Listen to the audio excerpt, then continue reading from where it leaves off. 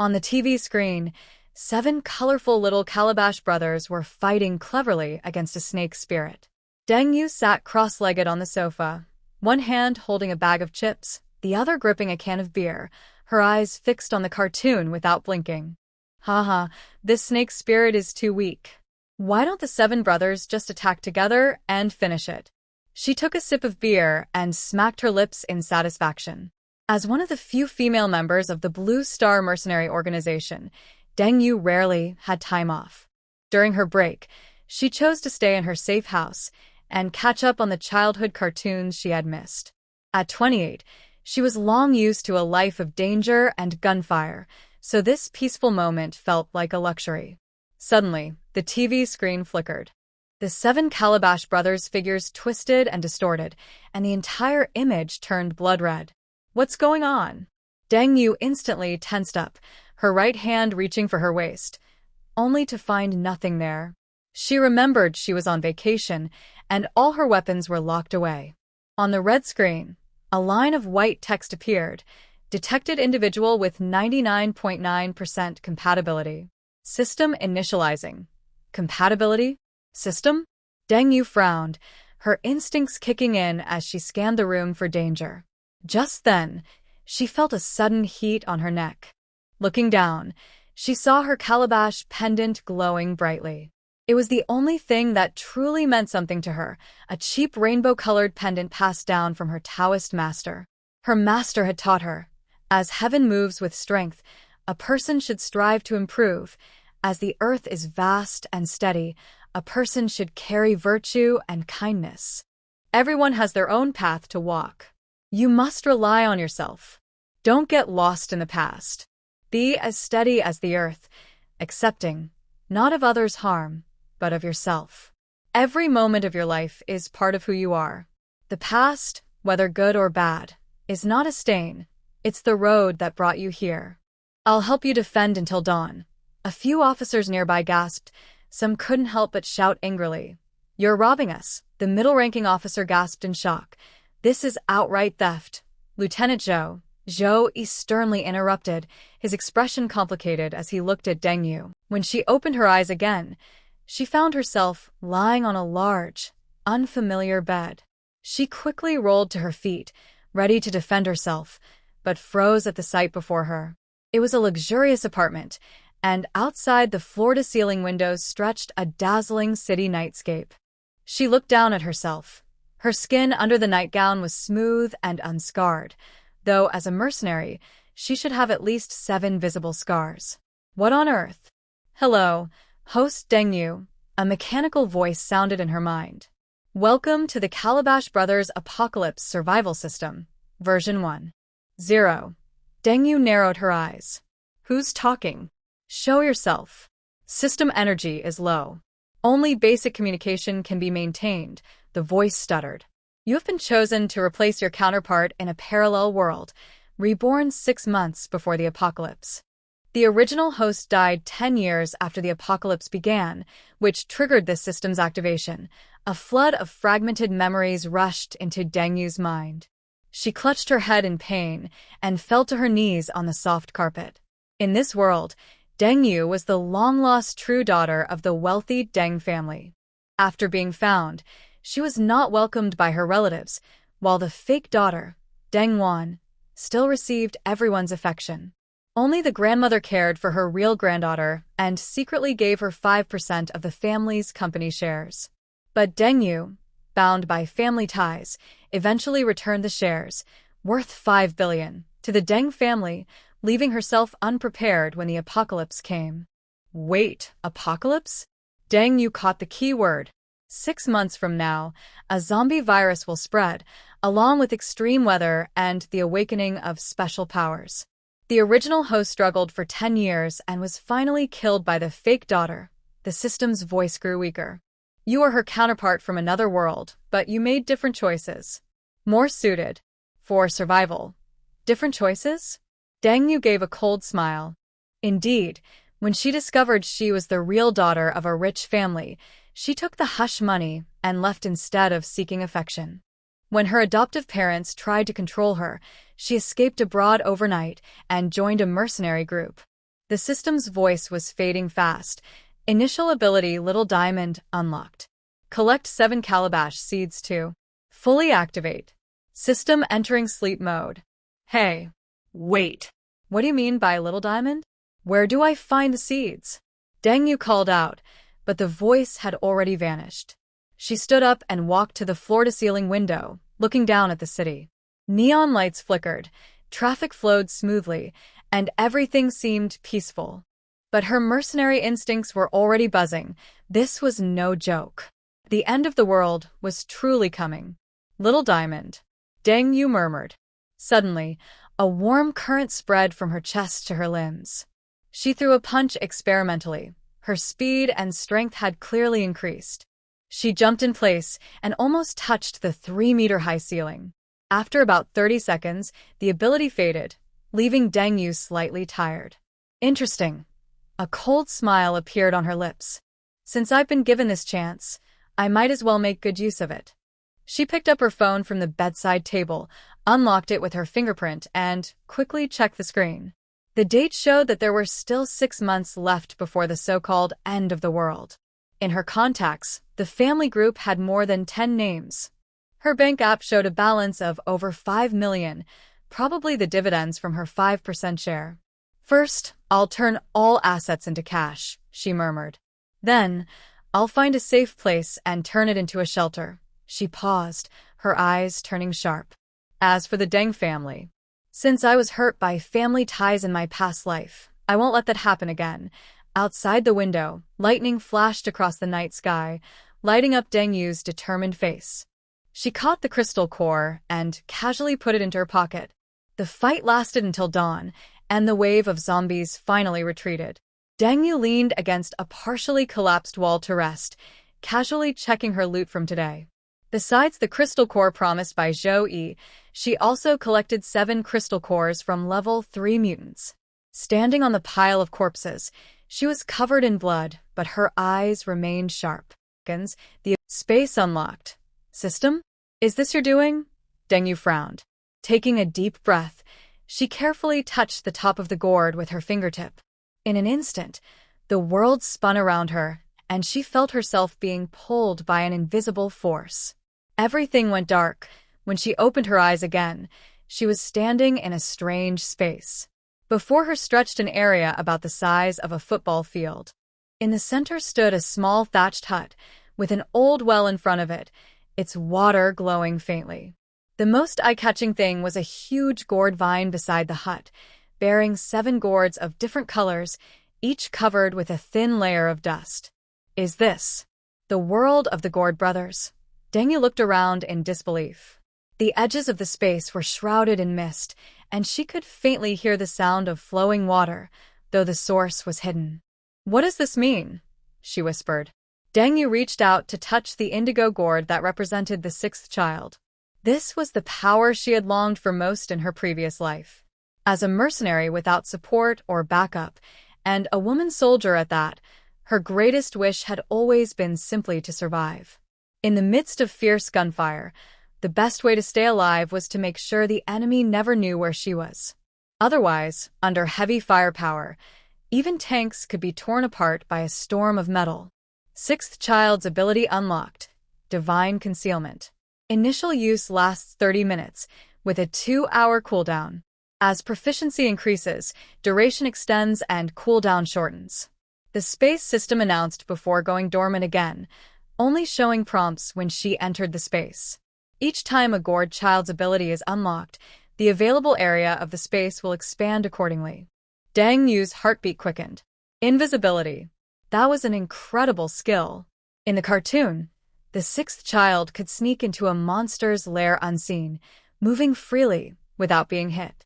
She wondered, was it because of his agility or the strength of his invisibility? She quickly walked outside to the old well. Peering in, she saw clear water at the bottom, giving off a faint, refreshing fragrance. This water. She felt an irresistible urge to drink and swallowed unconsciously. Spirit Spring. Drinking enhances physical strength and speeds up healing. Daily limit. 500 milliliters. Overconsumption may cause energy overload. The system's voice echoed again. Deng Yu cupped some water in her hands and took a sip. It was sweet and cool, turning into a warm current that spread through her body. The exhaustion from a sleepless night vanished instantly, and even her vision seemed sharper. She poured the remaining water over an old scar on the back of her left hand. The mark faded visibly and disappeared within seconds. Healing ability. Deng Yu's eyes lit up as she quickly noted the discovery. It was a pity she didn't have a container, otherwise, she would have taken some with her. Amazing, she murmured, walking toward the gourd vines. 7 gourds hung from the vine, each glowing faintly in a different color: red, orange, yellow, green, blue, indigo, and violet, but only the indigo one shone brightly. She continued exploring and found a small patch of farmland in front of the thatched hut, about 1 acre in size. The soil was dark and rich, clearly fertile. Spirit field. Accelerates plant growth. Harvested crops contain mild spiritual energy. The system prompted again. After exploring for a while, she remembered that in the novel, the space had a time-stopping area. She immediately thought, exit. Her vision went dark, and Deng Yu found herself back on her apartment bed, still holding the gourd pendant. She glanced at the clock. Only 5 minutes had passed. She quickly got up, filled 12 cups with warm water from the dispenser, and entered the space again. She placed 4 cups of water in different directions as far as she could walk, then set more cups around the house, front, back, inside, and outside. After testing, she discovered that only the water placed on a flat area near another mountain peak in front of the house remained still. The others did not. Just as Deng Yu was about to explore further, she suddenly felt dizzy. Warning: first entry into the space cannot exceed 30 minutes. Forced exit imminent. Her vision went dark again, and she returned to her apartment bed. Checking her phone, she saw that 30 minutes had passed. Deng Yu carefully noted this important information. Over the next 2 hours, she repeatedly tested the conditions and rules for entering and leaving the space. She found a blank notebook and a pen on the table, and on the first page she wrote, Space Usage Record 1. The total time allowed in the space each day is 2 hours, with a maximum of 30 minutes per entry. 2. Objects can be brought in from reality, but living creatures cannot. Tested using the original owner's small turtle. 3. The spiritual spring produces a fixed amount of water daily. It has healing properties, currently confirmed to work on external injuries. 4. The spiritual field has no seeds yet. Although there are decorative succulents on the balcony, she doesn't want to use them. She plans to test with potatoes, rice, or wheat. 5. Video tests show that entering the space involves the whole body, not just the mind. This means she can hide there for up to 30 minutes in danger, or 2 hours in total if she re-enters quickly. The invisibility ability also works in the real world. She will later test if it can be detected by thermal imaging. 6. The space is bound by a blood contract, as described in novels, meaning only family members can use it. Now, she can store the gourd inside and enter or exit with a thought. Suddenly, the ventilation duct burst open. Zhou Yi aimed his gun, but saw Deng Yu emerge from the smoke, a purple liquid still dripping from her tang sword. "You're quite a mess, Officer Zhou," she said, kicking aside Lei's body and crouching to check his wound. A penetrating wound, but no damage to the internal organs. "He won't die. Why? Come back." Zhou Yi's voice was hoarse and terrifying. "But supplies. Food. High calorie, long shelf life. Military rations preferred. Weapons. Focus on melee weapons. Avoid dependence on ammunition, medicine, antibiotics, painkillers, stitching tools. Seeds. High-yield crops with strong adaptability. 2. Base construction. Location. Hidden, defensible, with a water source, structure. Underground preferred, multiple escape routes, defense. Traps, early warning systems." "Yes, your father agreed," Old Lady Jiang replied, also looking at the closed door. "Mother, I'll take them to harvest some wheat first," Old Big Jiang said. He never thought about cutting ties with the second family. Although he was a bit lazy and liked to take advantage of the second family, he felt a little uncomfortable about ending the relationship. But then he remembered his son still hadn't married, and his concern disappeared. Suddenly, the ventilation duct burst open. Zhou, the face was much younger than before, but her eyes were sharp, calm, and full of determination. 6 months of preparation, she whispered. Enough to build a shelter. She took out the spiritual spring water and drank a small sip. Energy spread through her body, and she felt every cell come alive. Outside, the city lights still shone brightly. No one knew about the coming disaster. In this ordinary apartment, a former female mercenary was preparing for the end of the world, holding a secret from the world of the Calabash brothers. She put the notebook into her storage space and went to sleep. By noon, her phone rang. It was a message from her older brother, Deng. Family dinner tonight. Attendance required. Grandma's orders. Deng gave a cold smile and replied, I'll be there. It was a good chance to see if there were any other items in the Deng family that carried spiritual energy or spatial power. Events like this were rarely isolated. If there was a spring and a spatial ability, there could certainly be more. At 6 in the evening, Deng drove the original owner's Porsche Cayenne to the Deng family villa. She wore a sleek black sports outfit. At the entrance of the villa, the butler was clearly stunned when he saw Deng. Young miss, your outfit doesn't seem appropriate. What kind of title was that? So much for being a butler of a wealthy family. No manners at all. And what? Was she supposed to wear a gown, just to come home? If a butler thought something was wrong, he should report it to the master, not question the daughter of the house directly. It showed just how little the original Deng was respected. She had already lost authority, even among the servants. Easy to move in, Deng replied with a faint smile, not bothering to argue. She handed over the gift box in her hand. This is a health supplement for Grandma. Be careful with it. Then she strode through the Deng family's grand gates. Standing before the gilded doors of the villa, Deng took a deep breath. According to the original owner's memory, tonight was the Deng family's monthly dinner, where all core members had to attend. It was also the perfect time when Grandma had once arranged the transfer of company shares. As she stepped into the living room, the crystal chandelier cast a dazzling glow over the luxurious space. The Deng family members were already seated. The moment Deng entered, all conversation stopped, and dozens of eyes turned toward her. She quickly scanned the room, matching each familiar face to her memory. At the head of the long table sat the true matriarch of the Deng family, Grandma Deng. Her silver hair was neatly styled, and the jade ring on her finger was worth a fortune. To Grandma's right sat Father, Deng Zhengwo, current CEO of Deng Group, stern and rigid. Mother, Lin Meiji, from a scholarly family, distant and cold toward Deng. Uncle Deng Jianjun, in charge of real estate, with a noticeable belly. Aunt Xiaoli, her silver hair was neatly styled, and the jade ring on her finger was worth a fortune. To Grandma's right sat Father, Deng Zhengwo, current CEO of Deng Group, stern and rigid. Mother, Lin Meiji, from a scholarly family, distant and cold toward Deng. Uncle Deng Jianjun, in charge of real estate, with a noticeable belly. Aunt Xiao. Closest to Grandma sat Deng Wan, dressed in a white dress, the girl who had taken Deng place as the family's real daughter for 20 years. Deng lips curved slightly. How amusing, her so-called fiancé, He Jiahuan, was also there, attentively serving food to Deng Wan. Yaya is here, Grandma Deng said with a bright smile, patting the empty seat beside her. Come, sit next to Grandma.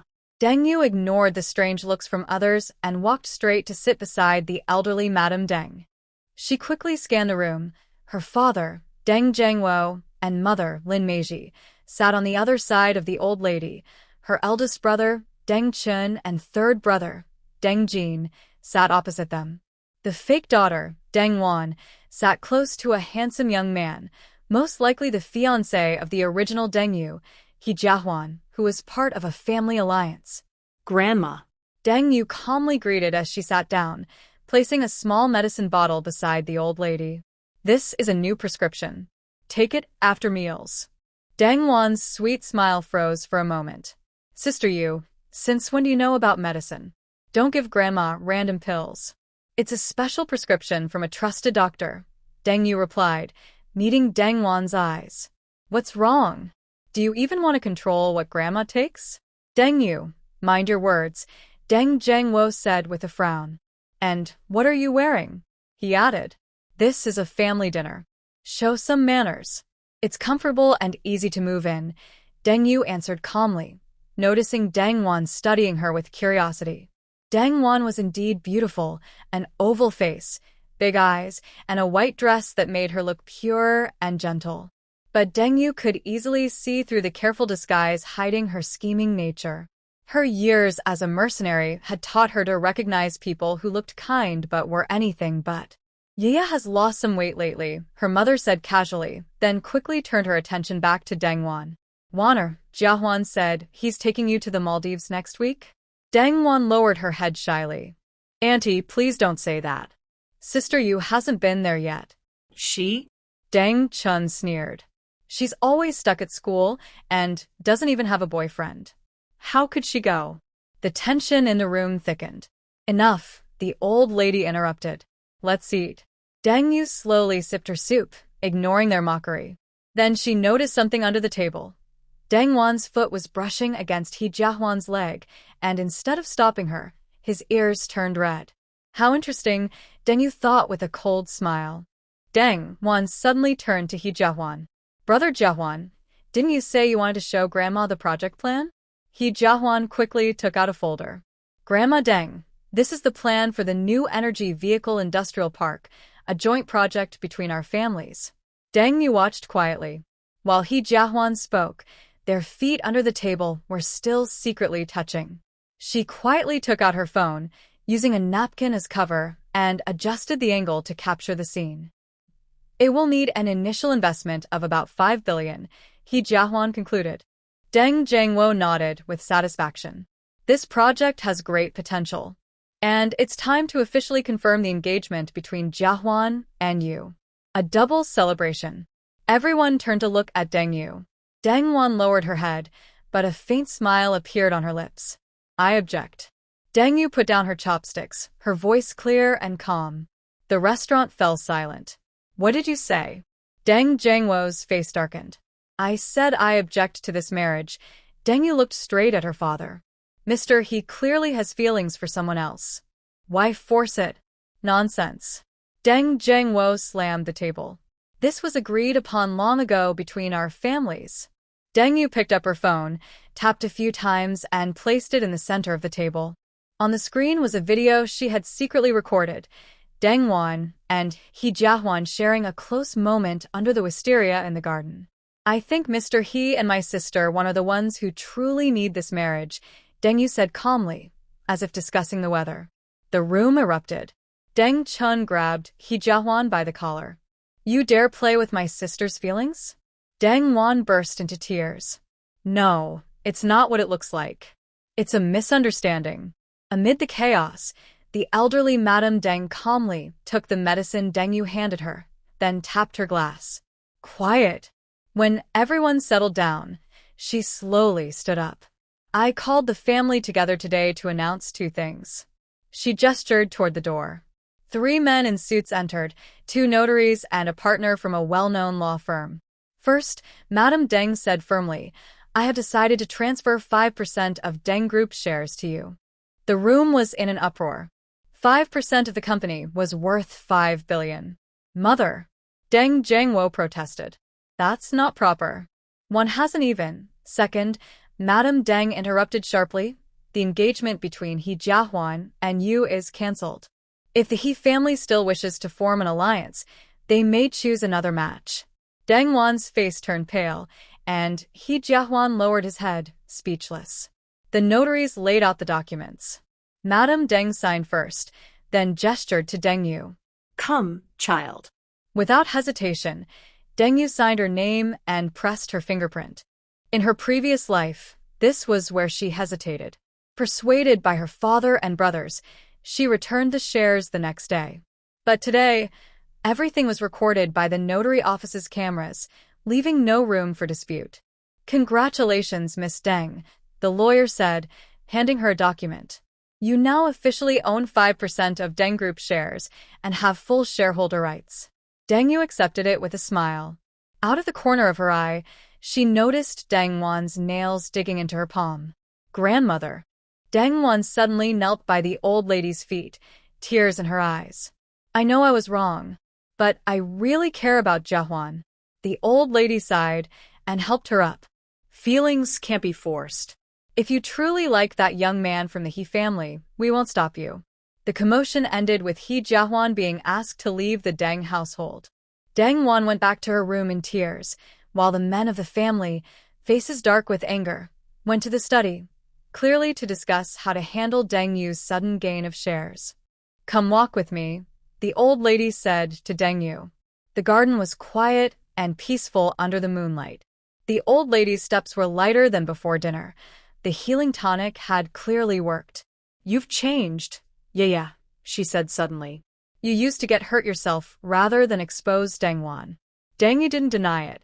People wake up, eventually. It's good that you did. The old lady patted her hand.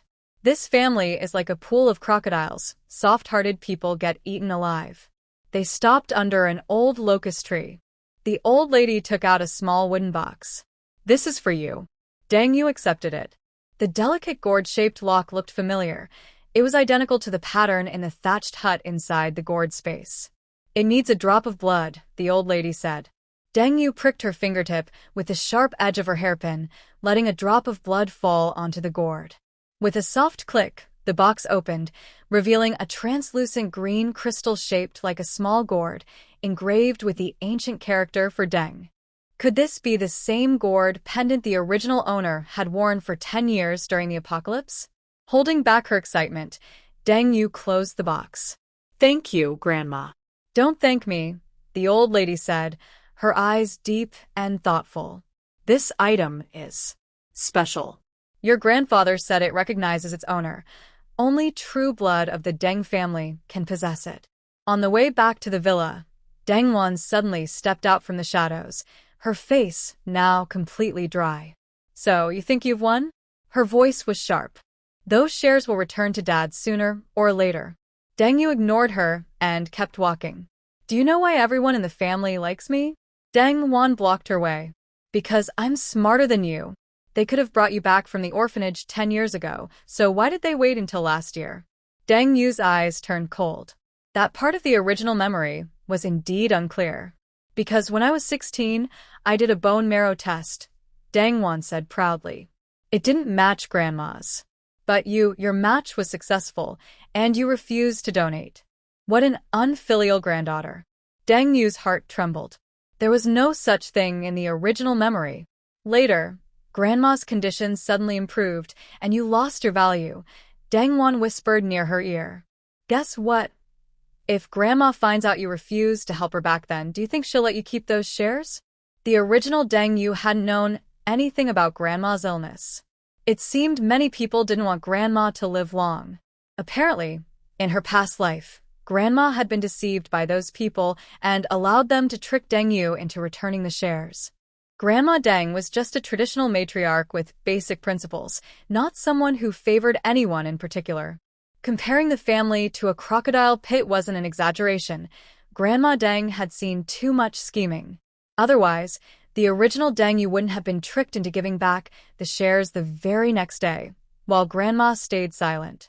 As the head of the family, she couldn't have been unaware of such a major change. It was like raising poisonous insects. No matter how bad things got, they still belonged to the same pot. Unfortunately, the original Deng Yu had been a fool who longed for affection. But I'm not. What's in my pocket will never be taken away. If anyone dares to take it, I'll take it back. At 6 in the morning, Deng Yu was already sitting in front of her computer. The screen showed the stock price chart of the Deng Group. She took small sips of black coffee mixed with spiritual spring water, her fingers moving quickly across the keyboard. 0.1%, exactly 102 million, she calculated. The amount had to be enough to serve as startup capital, but not so much that it would draw the Deng family's attention. She opened her securities account and entered the trading orders, dividing them among 5 brokerage platforms, each selling only a tiny portion to avoid triggering large transaction disclosures. The moment she pressed confirm, her phone vibrated. The caller ID read Big Brother Deng Chen. Deng Yu raised an eyebrow and answered. What is it? You sold some shares? Deng Chen's voice carried suppressed anger. You couldn't wait even 24 hours before cashing out? You're well informed, Deng Yu said with a light smile. It's only 0.1%. I'm just exercising my rights as a shareholder. Stop the transaction immediately. Father has already contacted the board. This counts as a malicious sale. According to Article 17 of the company charter, Deng Yu interrupted, shareholders with less than 5% of the shares can sell up to 0.5% without reporting. I only sold 0.1%. It's completely legal. There was silence on the other end for a few seconds. When did you start studying the company charter? Deng Chen's tone turned cautious. People learn new things, Deng Yu replied, glancing at the screen. All transactions were complete. Tell Father I'll keep the remaining 4.9% safe, unless he offers a price that truly interests me. After hanging up, a series of bank messages appeared, 5 transfers in total, adding up to 102 million yuan. A faint smile appeared on Deng Yu's lips as she opened her prepared purchase list and began to act. The first stop was a military supply store on the outskirts of the city. The owner, a retired soldier, raised an eyebrow when he saw her list. Miss, are you starting a security company? An emergency survival training camp, Deng Yu lied calmly. I'll take 20 sets of basic gear. 2 hours later, she had spent 3.6 million yuan and received military compressed rations, 5-year shelf life, x 100 boxes, water purification tablets x 50 boxes, multi-purpose tactical knives x 20, first aid kits x 50, night vision devices x 5, thermal imagers x 5. Would you like delivery service? The owner asked warmly. No need. I brought a truck, Deng Yu said, pointing to a rented van outside. After loading everything, she drove around a few times to make sure no one was following, then headed straight to a warehouse she had rented in the suburbs. Once the doors were closed, Deng Yu activated her invisibility ability. After confirming she was alone, she placed her hand on the cargo boxes and focused. Each box vanished instantly, stored inside her special space. It really works for bulk storage, she said with satisfaction. Within half an hour, all supplies were safely transferred. Tests showed that the time-stopping feature of the storage space perfectly preserved food and medicine. The next stop was the medical equipment wholesale market. Deng Yu contacted a familiar distributor and, under the pretext of supporting a medical project in a certain region, purchased a large quantity of antibiotics, surgical instruments, and portable testing devices. Notably, she paid double the price for 2 military-grade portable X-ray machines that the distributor had kept in reserve. These are hard to find even on the black market, the distributor said mysteriously. They came through special channels from Eastern Europe. After confirming that the equipment was in perfect condition, Deng Yu promptly paid 8 million. These medical supplies would be worth their weight in gold in the future. In the afternoon, she went to the hardware market to buy solar panels, batteries, and water purification components. While bargaining with the shop owner, she suddenly felt a sharp tingling at the back of her neck, a sign that someone was watching her. Pretending to fix her hair, she glanced at the reflection in the shop window and saw 2 men in black suits standing across the street, occasionally looking her way. One of them was speaking quietly into an earpiece. People sent by Deng Wan? Or by her father? Boss, is there a back door? Deng Yu asked in a low voice. 5 minutes later, she slipped out through the alley behind the hardware store and activated her invisibility ability. Silently, she moved behind the 2 men just in time to hear one of them say, We lost her. She might have noticed us. Deng Yu took clear photos of the 2 with her new phone, then calmly left. It wasn't the right time for a confrontation. She had more important things to do. By evening, she arrived at her final destination, a seed company.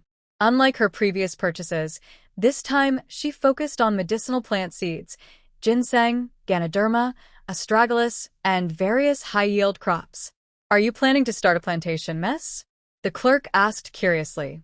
Research project, Deng Yu replied vaguely, her eyes drawn to a small bag of black seeds in the corner of the counter. What are those? Oh, that's blue snow vine, an ornamental plant, but… The clerk lowered his voice. It's also known as the natural antibiotic. Its crushed leaves can be used externally to treat infections, though it hasn't been officially approved. Deng Yu's eyes lit up. I'll take them all. It was already 9 o'clock when she returned to her apartment. She brought all the seeds into the gourd space, ready to plant them in the spiritual field. But as soon as she entered, she sensed something unusual. The gourd representing the sixth child was glowing much brighter than it had the day before. Host's use of invisibility ability increasing, sixth child's skill proficiency improved. A faint but clear voice echoed in the space. Good news. Deng Yu walked toward the spiritual field and was surprised to see that the potatoes she had just planted had already sprouted. Only 1 day had passed outside, but inside the space, it was equal to 10 days of growth. She carefully planted the seeds she bought today in different areas, paying special attention to placing the medicinal herbs near the spiritual spring. High-value medicinal plants detected. The system prompted again. Recommended. Irrigate with spiritual spring water to increase potency by 300%. Deng Yu immediately followed the suggestion, mixing the spring water with regular well water to water the herb area. As soon as the water touched the soil, the seedlings grew a few millimeters taller before her eyes. Amazing, she murmured, noting down the discovery. After finishing the planting, Deng Yu went to the still warehouse to check the day's harvest. All supplies were neatly arranged on the shelves, frozen in absolute time. She carefully inspected the medical equipment to ensure everything was ready for use. Back in the thatched hut, Deng Yu opened her notebook and updated her list. 1. Food. Military rations, 5-year shelf life, √2. Medical. Equipment, medicine, X-ray machines, √3.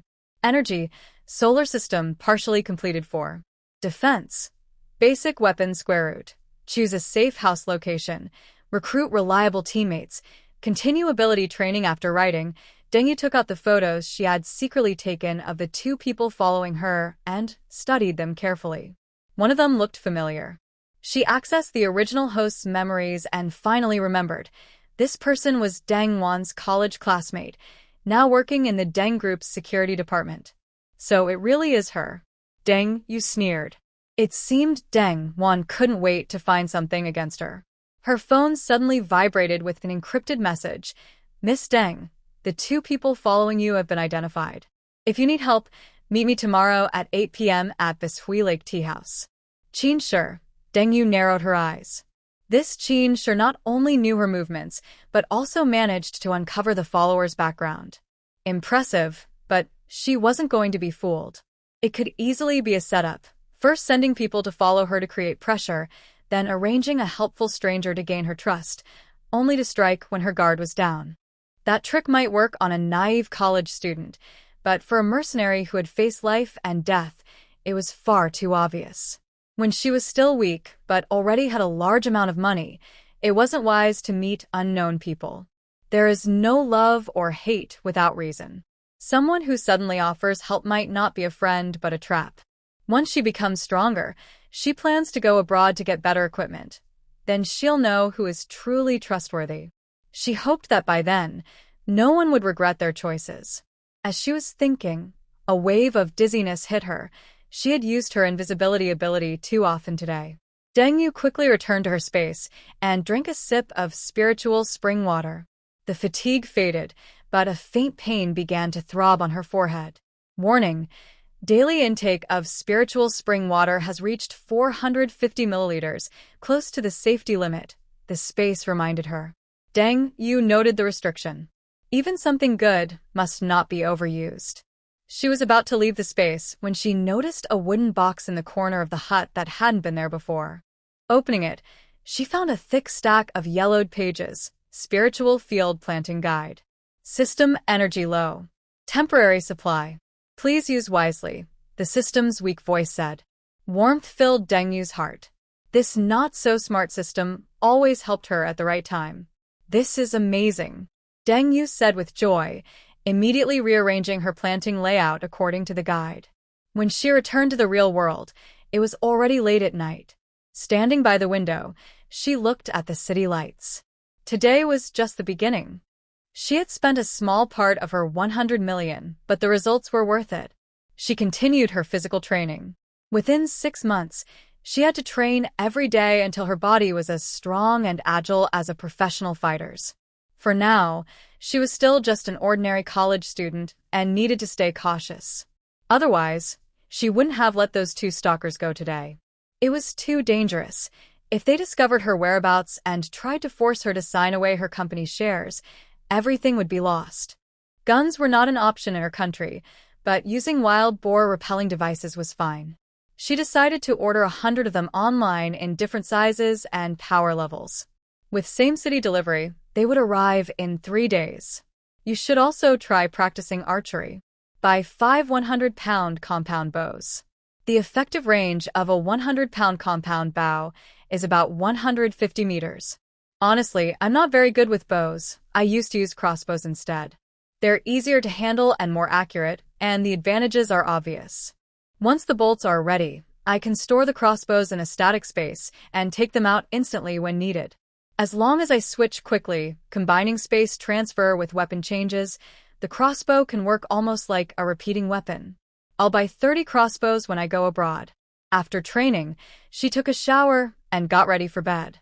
She drank some spring water, raising her cup and gently swirling it under the moonlight. The water shimmered with a faint blue glow, like the determination burning in her eyes. Doomsday countdown, 5 months and 27 days.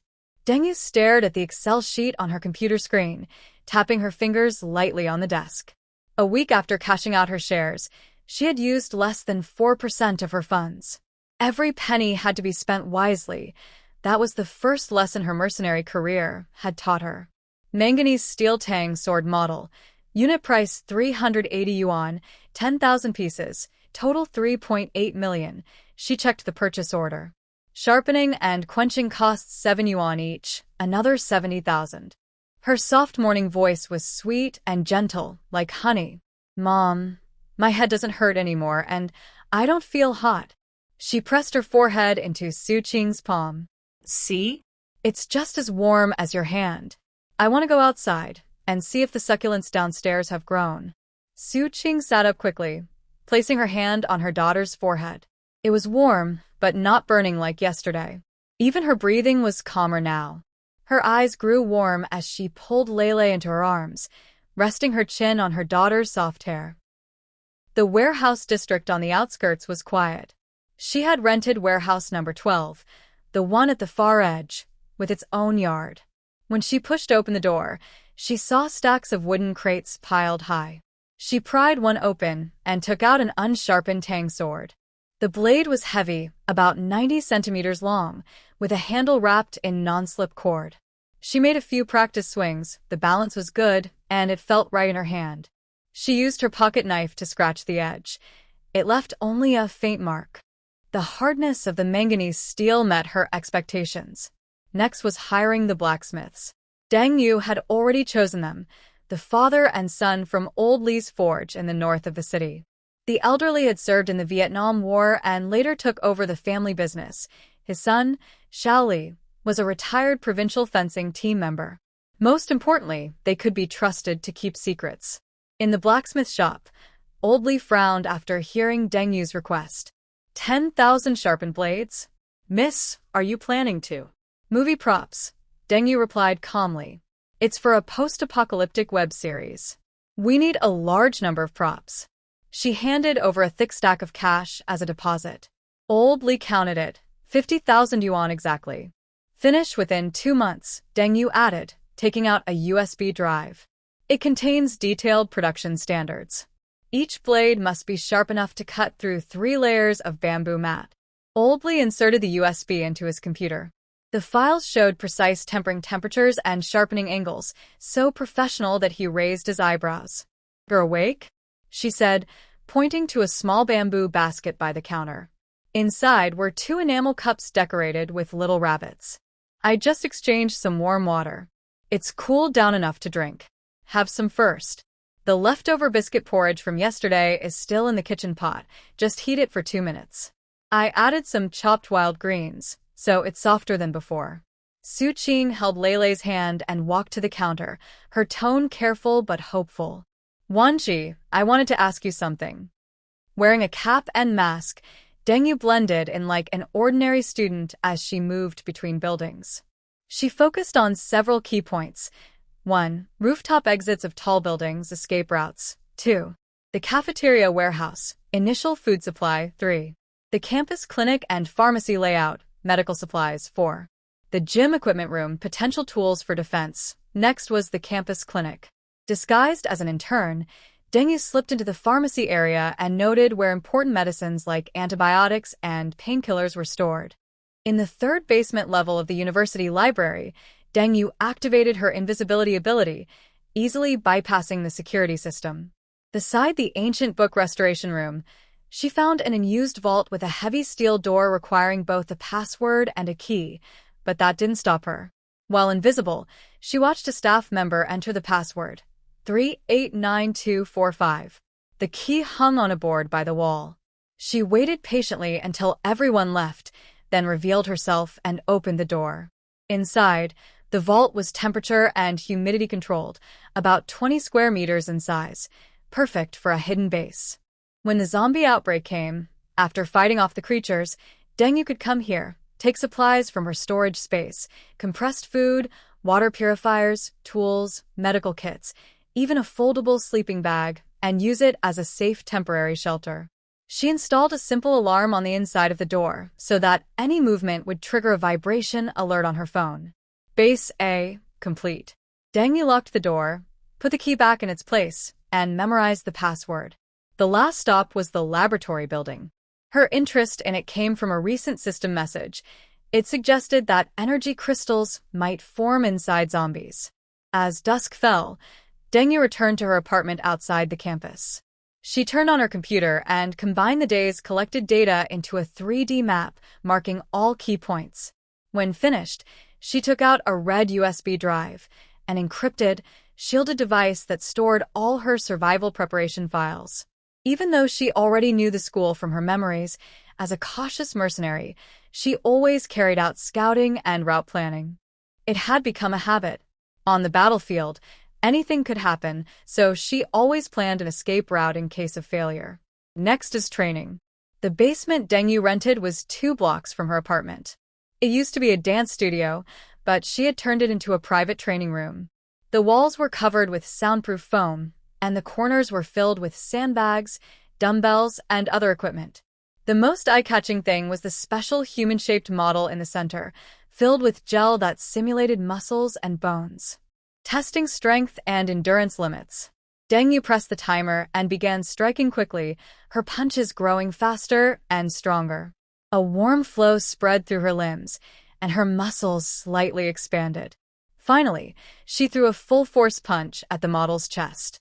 With a dull sound, her fist sank deep into the gel. Ribs broken, internal damage severe, she said, pulling her hand back and checking the result. Lethal impact. Within 3 minutes of enhanced ability time, she completed 20 full power strikes, 5 weighted squats, 150 kilograms, and 1 door-breaking test. Each session left her slightly exhausted, but her recovery was quick.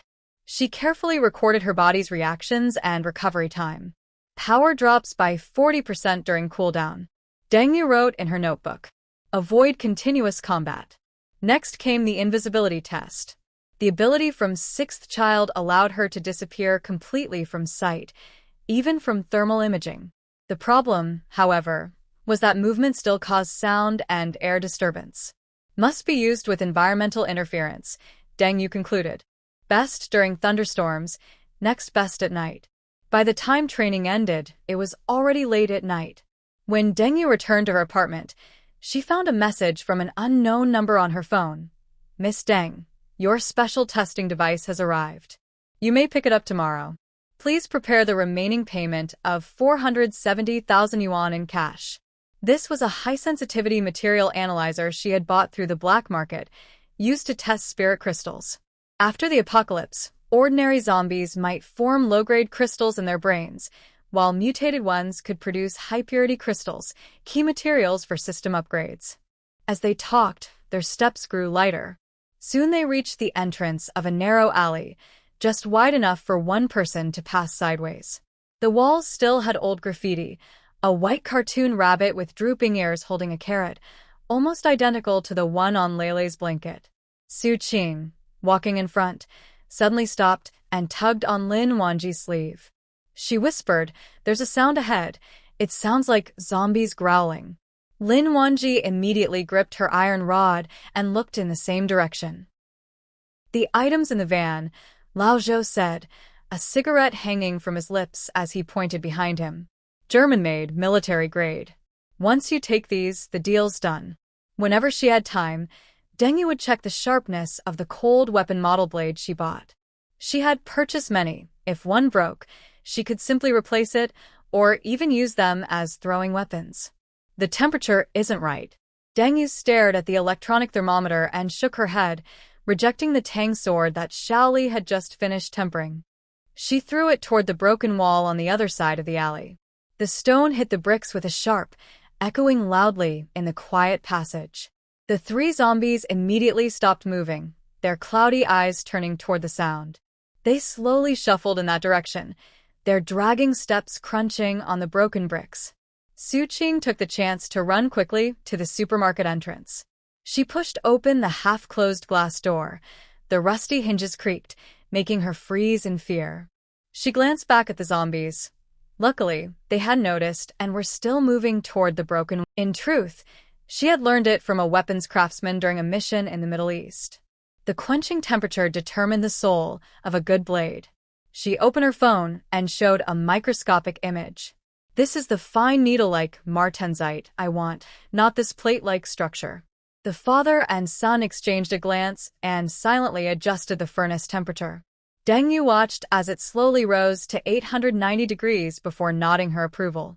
When the blade was plunged into the cooling liquid, steam hissed and rose into the air. This was the 387th of the 10,000 manganese steel Tang sword she had ordered. For the past 2 days, Deng Yu had come to the forge daily to supervise the process, ensuring each blade met her strict standards.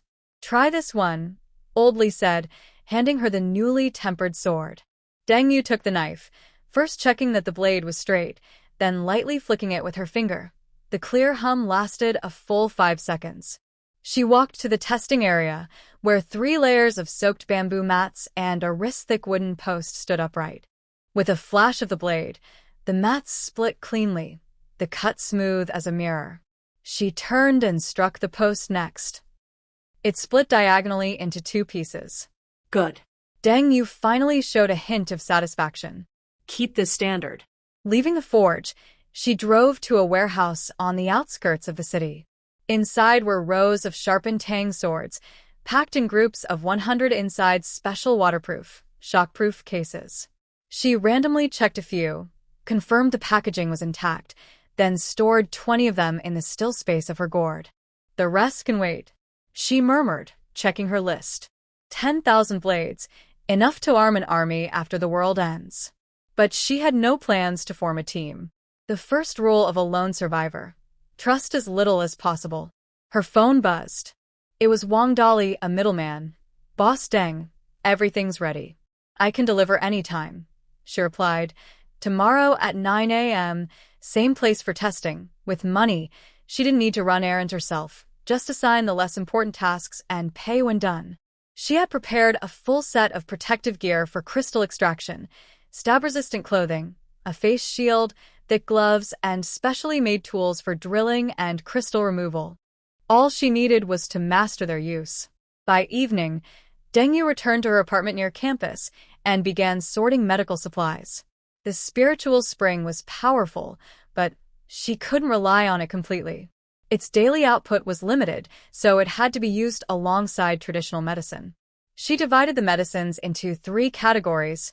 1. Emergency: hemostatic powder, sutures, adrenaline. 2. Anti-infection: broad-spectrum antibiotics, antiviral drugs. 3. Chronic illness: blood pressure medicine, insulin, heart medication for trade, Late at night, Deng Yu unpacked a newly arrived high-precision electronic microscope. She had bought it secondhand at a research equipment auction for 750,000 yuan, but it worked perfectly. Carefully, she placed a drop of spiritual spring water on a slide and adjusted the focus. Under the microscope, the spring water revealed a strange sight. Countless tiny blue lights moved within the liquid, sometimes clustering together, sometimes scattering like stars. When she raised the temperature to 37 degrees Celsius, their activity increased noticeably. Active substance? She murmured. She took photos and recorded her observations, noting something related to body temperature. Suddenly, the glowing dots seemed to sense her watching them, and all turned toward the camera at once. Deng Yu jumped back, almost knocking over the microscope. When she looked again, the lights had returned to their random movement.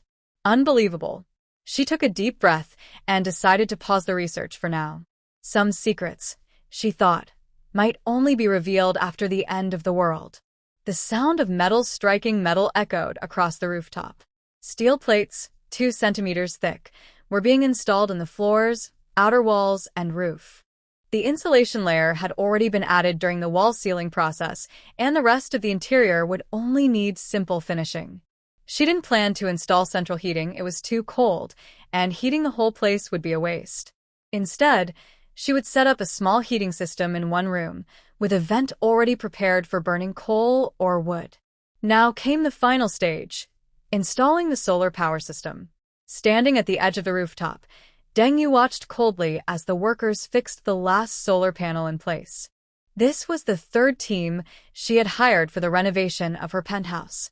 Like the previous two, they only knew part of the project. "Miss Deng, the photovoltaic system test is complete," said old Liu, the electrician, wiping sweat from his forehead. "On sunny days, it can generate up to 40 kilowatt-hours. With the storage system, it'll cover your basic power needs. Also, we've assembled the 5 portable solar power units and batteries you requested. You just need to turn them on when needed. The spare panels, batteries, parts, and repair tools are all stored in the apartment across the hall, as you asked." Deng Yu nodded slightly and handed him a thick envelope. "Final payment plus a confidentiality bonus." Old Liu weighed the envelope, and his eyes lit up. "Don't worry, we'll just say we installed an eco-friendly energy system for a rich client. Nothing more." After the workers left, Deng Yu began her real inspection. She first checked the camouflage layer on the solar panels. From below, they looked like ordinary rooftop decorations. Only from certain angles could their true purpose be seen. The rooftop renovation was just the beginning. Over the past 3 weeks, Deng Yu had spent nearly 20 million yuan transforming the 2 top-floor apartments, her own and the one across the hall, into an unbreakable survival fortress. She inserted the key into a custom magnetic lock. The door opened silently.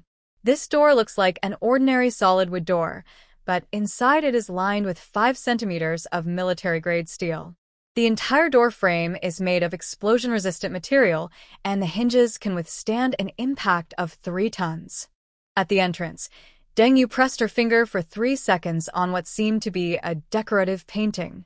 A hidden scanner completed fingerprint verification, and the display on the wall lit up, showing the security status of the entire floor. Perimeter defense, normal. Air filtration, standby. Power supply, city grid solar energy surveillance system. 12 cameras active, covering the entrance, hallway, rooftop. And building exits, the living room's floor-to-ceiling windows were made of triple-layer bulletproof glass filled with UV-blocking gel. Privacy film covered the glass, making it impossible to see inside. On the inner side, a steel shutter could be raised or lowered. Vibration sensors were embedded around the window frame, ready to trigger an alarm at any unusual touch. Deng Yu walked to the second bedroom, now converted into a strategic storage room. Shelves along the wall were neatly organized. Equipment section, 20 sharpened swords, 5 compound bows, and 3 crossbows, acquired through private channels due to strict regulations. Food section.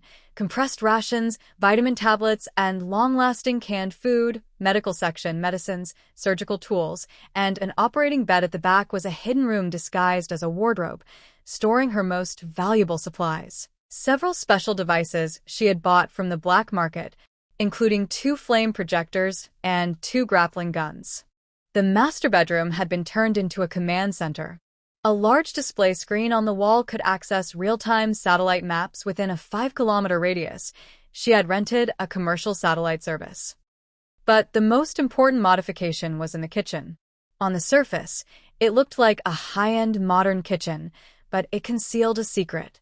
When Deng pressed a hidden button on the side of the refrigerator, the entire cabinet silently slid open, revealing a passage leading to the apartment across the hall. Su Qing, wearing a light gray apron, stood by the hot plate with a small stainless steel bowl in her hands, carefully cracking the eggs. She tapped one gently on the edge of the bowl, opened the shell, and let the golden egg liquid slide smoothly inside, without a single piece of shell. When I worked at the restaurant, I used to make dozens of bowls of steamed eggs a day. I could do it with my eyes closed, she said with a smile. She added 2 spoonfuls of warm water and stirred clockwise with chopsticks until the mixture was smooth and free of bubbles. Hidden within the ceiling layers, the electromagnetic shield could block most electronic interference. Just one last step, Deng murmured to herself. She took out 10 miniature cameras from her storage space and began placing them at the apartment entrance and key spots in the hallways. These devices used wireless transmission, had batteries that could last a year, and were disguised as ordinary building fixtures. As she was installing the last camera, a quarrel suddenly broke out downstairs. Deng immediately turned invisible and silently approached the source of the noise. I've told you many times, the 32nd floor is a private area. The property manager was blocking 2 men in suits. We're from the city construction committee. We received a report about illegal construction here, said the taller man, showing his ID. We must inspect it. Deng narrowed her eyes. The ID was fake. Real ones had a special reflective along the edge. She quietly took photos of the 2 men and sent them to a special contact. Check their background. The green onions on top had turned a lighter shade, and a gentle steam rose from it, filling the air with a rich, comforting scent. The aroma drifted around the front desk exchanger, slipped through the window of room 101, and even the wind outside seemed softer. Lin Wanji handed the enamel bowl to Lele and gave her a small spoon, a round-edged plastic one, safe and gentle to use. Lele carefully blew on the food, took a small bite, and her eyes curved like crescent moons. A bit of egg was still on the corner of her mouth. It's so delicious. Even better than what the teacher makes at kindergarten. Mom, can you make it again tomorrow? And the day after too? Su Qing smiled and nodded. She took another piece of scallion pancake from the heating plate and handed it to Lin Wanji. The pancake was made with freshly found flour, rolled thin, and fried until golden brown. The outside was crispy, and the inside was filled with chopped scallions and wild greens. One bite filled the mouth with a rich, savory aroma. Try this one. It's better than yesterday's. Yesterday's flour was from a trade, but today's is fresh high-gluten flour. It's chewier. Lin Wanji took a bite. The crispy crust broke apart in her mouth, releasing the light scent of scallion oil and wild greens. It tasted better than any cookie she had ever eaten. She looked at Su Qing's busy figure, then at Lele's happy smile, and suddenly felt that this small red brick building had truly become a home, a place with warm light, a kitchen full of delicious smells, people who cared for each other, and a rare sense of peace in a troubled world. Deng leaned against the corner wall, arms crossed, watching the panic among the high-ranking officials. Zhou Yi had invited her to this meeting yesterday for a fee of 5 second-level crystal cores, and now it seemed the money was well spent. We must activate the highest defense plan immediately. An elderly general with white hair slammed his hand on the table. Recall all patrol teams outside. Concentrate forces to defend the walls. I agree. A middle-aged woman with glasses nodded. At the same time, we should evacuate residents from the outer civilian areas to prevent large-scale casualties. if the walls are breached. She paid special attention to the condition of the fire exits, the situation of other residents, weak points in the building structure, possible positions back in her apartment. She marked all key points on a 3D model of the building and designed 3 emergency escape routes. She also placed several hidden cameras in the elevator shaft and stairwell. If needed, she could descend quickly by rope through the elevator shaft or run down the stairs. Using the balcony was another option, but it was riskier, too easy to be seen or targeted, especially in bad weather. The next morning, the titanium alloy panels arrived on time. Deng Yu personally supervised the installation, reinforcing her military off-road vehicle with the lightweight, high-strength material. She also prepared several sets of explosion-resistant tires. Meanwhile, the EMP protection expert was testing the electronic systems for interference resistance. "Miss Deng, your protection standards are higher than most military bases," the expert said in amazement. "May I ask what exactly you're preparing for?" "Solar storms," Deng Yu replied calmly. "NASA predicts strong solar flare activity next year." In her mind, she added, "Honestly, it's the end of the world coming. You just wouldn't believe it." The expert looked doubtful, but didn't ask further, especially after receiving generous payment. On the third day, once the final supplies were stored, Deng Yu began a full system test. Power outage simulation, solar systems switched seamlessly, water cut simulation, rainwater collection and purification worked perfectly, gas leak simulation, air filtration activated within 3 seconds, intrusion simulation. All defense systems responded as designed. After all tests passed, Deng Yu finally relaxed. Standing by the floor-to-ceiling window, she looked out over the city. This steel fortress would be her strongest shelter when the end came. The newest page in the notebook read, "Shelter completion confirmation 1. Defense. Protection against zombies, bullets, EMP, fire, and water 2. Survival. Water, food, air, and temperature control 3. Safety. Complete monitoring, alert, and escape systems 4. Concealment. All key functions well disguised." Deng Yu closed the notebook and looked at the calendar on the wall. It had been just over a month, and she was finally ready. Just as she was about to sleep, Deng Yu's phone rang. It was her older brother, Deng Chen. "Grandmother passed away tonight. Come to the old house tomorrow for the funeral." It was her last wish. The next day, heavy rain poured down, drumming against the windows of the black Mercedes. Deng Yu stared at the blurred scenery outside, absent-mindedly rubbing the pocket watch in her hand. It was a gift from her grandfather, with a photo of him and her grandmother inside, a keepsake full of meaning. On the car radio, the host's gentle voice reported several recent violent incidents, advising citizens to stay indoors. "Miss Deng, we've arrived," the driver, old Zhang, said softly. Deng Yu looked up. The iron gates of the Deng family estate slowly opened, revealing rows of luxury cars parked on both sides. Under the porch, a group of people dressed in black stood with umbrellas, like a flock of ravens waiting for their prey. It had been a month since the shelter's completion. Deng Yu had spent nearly all her time training and preparing supplies, paying no attention to family affairs. Only when she received that cold phone call did she realize why no one from the Deng family had bothered her lately. They had been busy fighting for a bigger share of the inheritance. "Young miss," the butler greeted her under an umbrella, genuine sorrow in his eyes. The madam passed peacefully. Deng Yu nodded slightly. Rain slid down the edge of her black umbrella, splashing softly on the ground.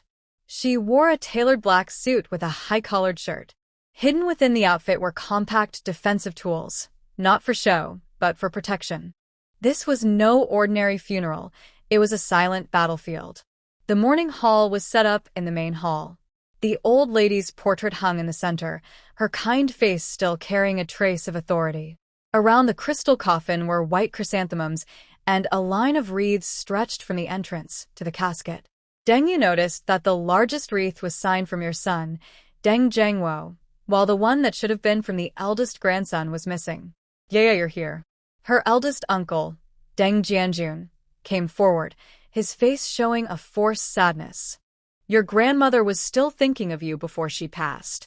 Deng Yu calmly avoided his outstretched hand and walked straight to the coffin. Inside, the old lady's face looked peaceful, her hands folded on her chest.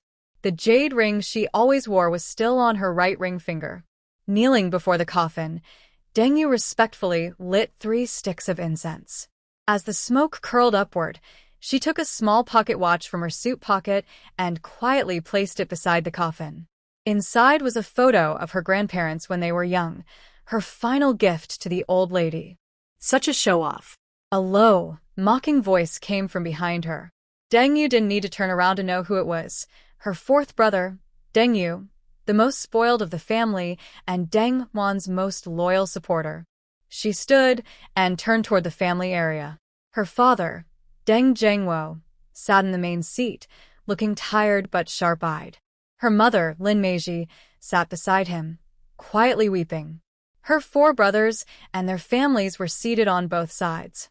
Deng Wan, dressed in plain white mourning clothes, knelt at the most visible spot beside the coffin, her eyes red and swollen, looking every bit the devoted granddaughter.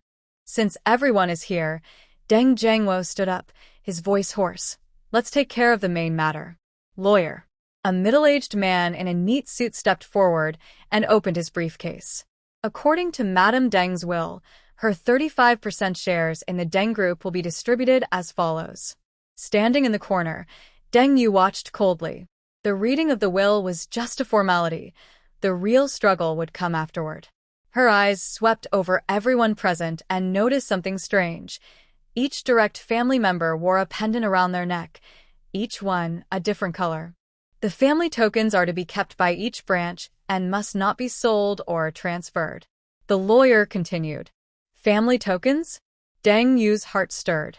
She remembered the crystal gourd her grandmother had given her, and the gourd seed mentioned by the system. Could it be? Now, let's discuss Yeya's 5% share, Deng Zhengwo suddenly said, turning the focus of the room toward her. So it begins. Deng Yu's lips curved slightly as she stepped to the center of the hall. Father, what do you want to say? Deng Zhengwo sighed and put on a pained expression.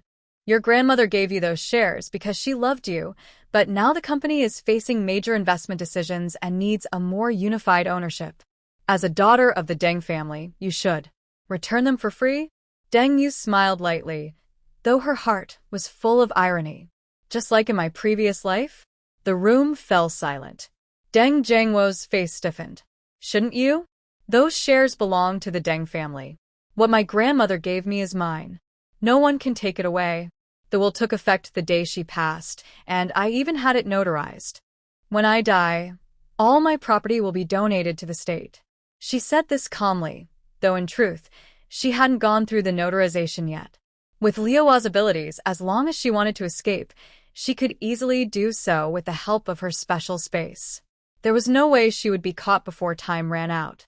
Deng Yu looked around the room with quiet authority. Let's be direct. If you want my shares, fine. 50 billion in cash, plus each of your family heirlooms. Ridiculous. Her eldest brother, Deng Chen, slammed the table. Those heirlooms have been passed down for generations. How could we give them to you? And 50 billion? That's extortion. Unbothered, Deng Yu took out the share certificate. A 4.9% stake is easily worth 50 billion. With the right moves, it could even fetch more at auction. I only want a fair price. As for the heirlooms, she paused deliberately. I'm just curious to see them. If not, forget it. Yeah. Deng Zhengwo softened his tone, pretending to be a kind father. You know the company is short on funds. Why not transfer the shares back first and then what? Wait until I'm broke. Deng Yu almost laughed. What nonsense are you talking about? Deng Zhengwo's eyes narrowed. I mean, we can talk about it later, Deng Yu said quickly, turning to Lin Meiji, who looked up in confusion. Enough. Deng Zhengwo lost his patience. Lawyer, prepare the transfer documents. Yeah, you must sign today. 2 men who looked like bodyguards entered from the side door and stood behind Deng Yu. The tension in the room grew instantly. Zhao looked at the biscuit for a moment, then took it, his voice softening. Thank you, little one. It doesn't hurt. You can have it. I have plenty. Lele shook her head, ran back to her room, grabbed another biscuit, and took a bite. See? I'm eating too. Lin Wanji sat behind the front desk, opened the supply exchanger, and placed Zhao Lei's medical items on the scanner. The screen quickly showed the value. Antibiotics, 3 boxes, 25 points each, total 75 points. Bandage, 1 roll, 15 points, total 90 points. Silently, she returned to the side door of the hall to eavesdrop on the argument inside. It must be settled today, came Deng Zhangwo's voice. That girl is getting harder to control. If she sells her shares to a competitor. Dad, what about those tokens? Deng Chen asked. Why is she suddenly interested in the gourd jade pendants? Gourd jade. Deng Yu's eyes lit up. So the Deng family really did have 7 of them. We can't give them to her, Deng Jianjun interrupted. Father said before he passed away that the 7 gourd jades are tied to the family's future. Enough, Deng Zhangwo snapped. We'll coax her into signing first. As for the pendants, give her replicas. Deng Yu quietly retreated to the hallway and turned off her invisibility. As expected, the Deng family's pendants were special, very likely the 7 colored seeds her system needed. She had to make a new plan. When she returned to the hall, Deng Yu stated her terms directly. For billion in cash, plus a 3-month appraisal period for the 7 gourd jade pendants. After 3 months, I'll return them in their original condition. Her offer left the Deng family stunned. After a brief discussion, Deng Zhangwo reluctantly nodded. Fine, but you must sign the transfer agreement now. I'll check the goods first, Deng Yu insisted. Helpless, Deng Zhangwo ordered each branch of the family to bring out their pendants. 6 gourd-shaped jade pendants of different colors, red, orange, yellow, green, blue, and purple, were placed on the table, matching the 6 remaining gourds on the vine. Deng Yu forced herself to stay calm as she examined each pendant. When her fingers touched the blue one, the mark on her palm grew warm. The system was reacting. Deal, Deng Yu said briskly, signing the agreement. The money will arrive within 3 days. I'll take the pendants now and return them in 3 months. Deng Zhangwo sighed in relief and signaled the lawyer to proceed. Only Deng Wan, standing in the corner, glared at Deng Yu with eyes full of resentment.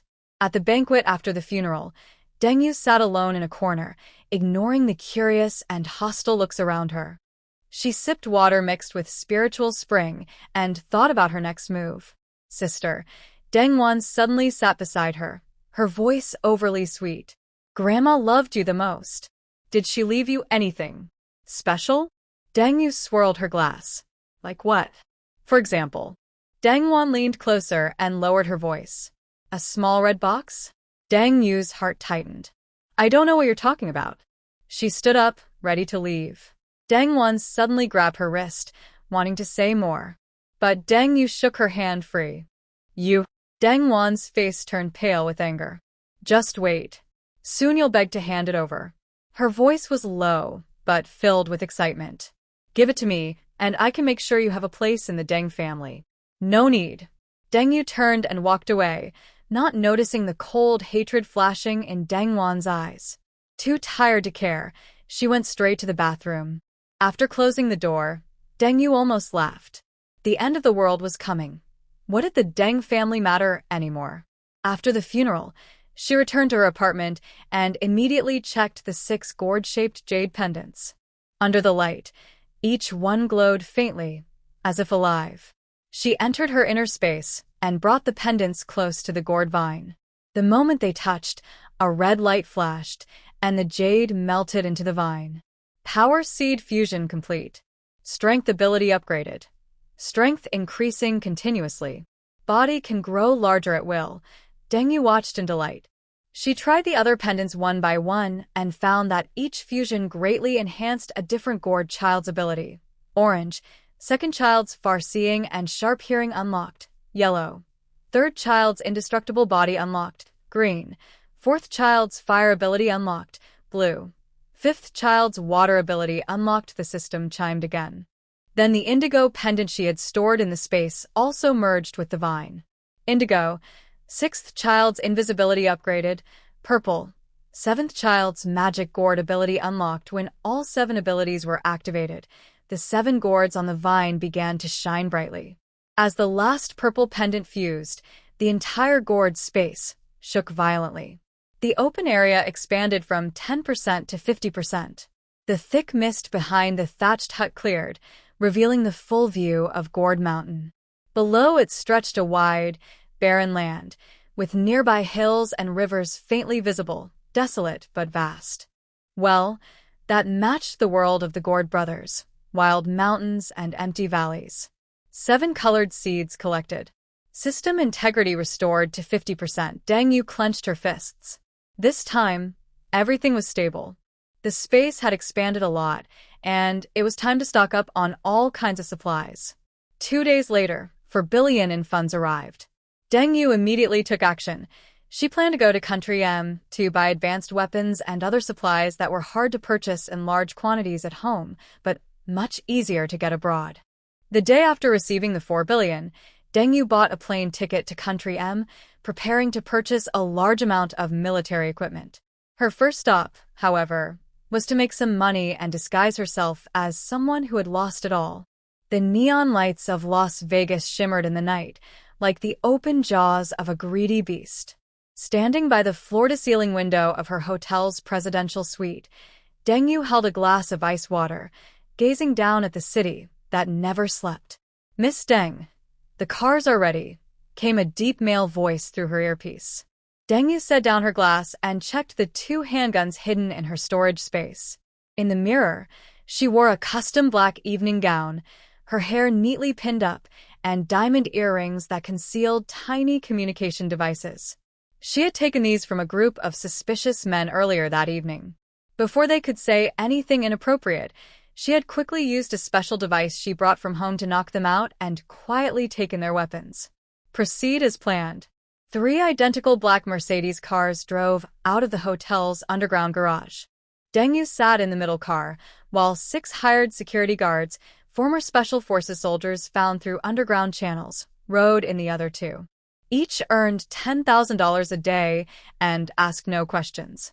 Confirming a tale, the driver said quietly.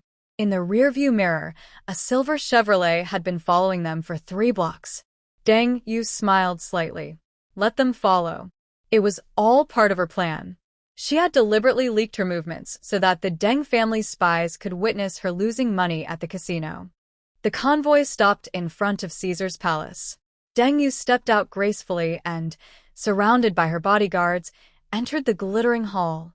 Under the crystal chandeliers, the casino buzzed with people, the clinking of chips and bursts of laughter blending into a symphony of luxury. "Welcome, Miss Deng," the casino manager greeted her personally. "Your VIP room is ready." Deng Yu nodded slightly and followed the manager through the main gaming area. She could feel countless eyes focused on her, a young Asian woman, accompanied by fully armed bodyguards, which was uncommon in Las Vegas. The moment the VIP room door closed, Deng Yu's expression changed immediately. The excitement of gambling faded, replaced by a calm, calculated demeanor like a hired mercenary. "Let's begin." The next 6 hours were a carefully planned performance. First hour. Deng Yu wins $2 million, showing beginner's luck. Third hour. She starts betting large amounts, losing $50 million. Fifth hour. Bets increased to tens of millions. Her emotions seem to lose control. Sixth hour. She loses all 4 billion chips and collapses as she leaves. Throughout the process, Deng Yu received real-time instructions through a tiny earpiece. The lucky gambler on the other side of the table was actually an undercover agent arranged by the black market, and every card was controlled. This was a covert way to handle payments, so no one knew it was an arms deal. On the surface, it looked like gambling, but in reality, a list of weapons had been ordered through encrypted dark web channels. Last round.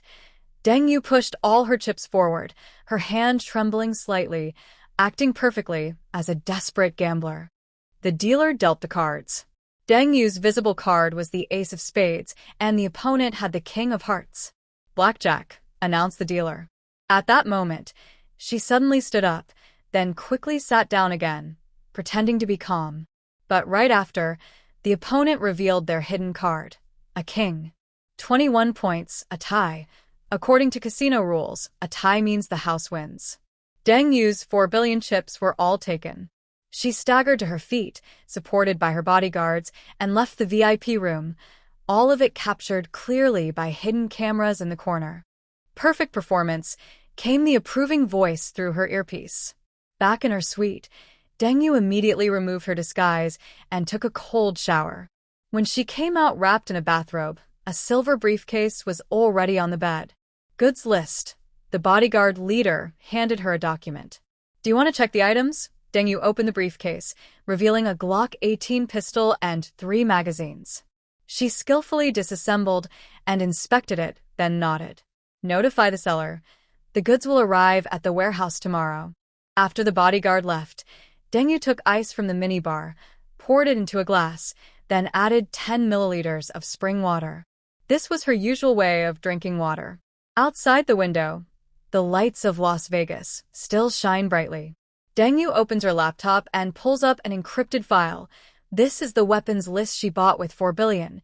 200 rifles with 500,000 rounds of ammo, 20 rifles with 50,000 special rounds, 500 handguns with 1 million rounds, 1,000 grenades, 10 anti-tank rocket launchers with 200 rounds, 50 sets of body armor. Several other tactical gear. These weapons have been shipped in batches through special channels to her rented warehouse, ready for pickup tomorrow. Good morning, Brother Zhao. Good morning, Sister Su Qing. She walked to the front desk, yawned. I smelled the egg custard from upstairs just now. It smells so good. Try some. Su Qing quickly served a bowl and handed it over. This time I added some sesame oil. It's softer than yesterday. By the way, Wanji, I want to tell you something. Yesterday, when Lele and I took a bath, the old, simple toilet leaked badly. The kid sneezed after using it. I saw that the exchange device has a toilet upgrade pack, but I don't know if we have enough points. The share transfer agreement is clear. The money is mine, and I can spend it freely.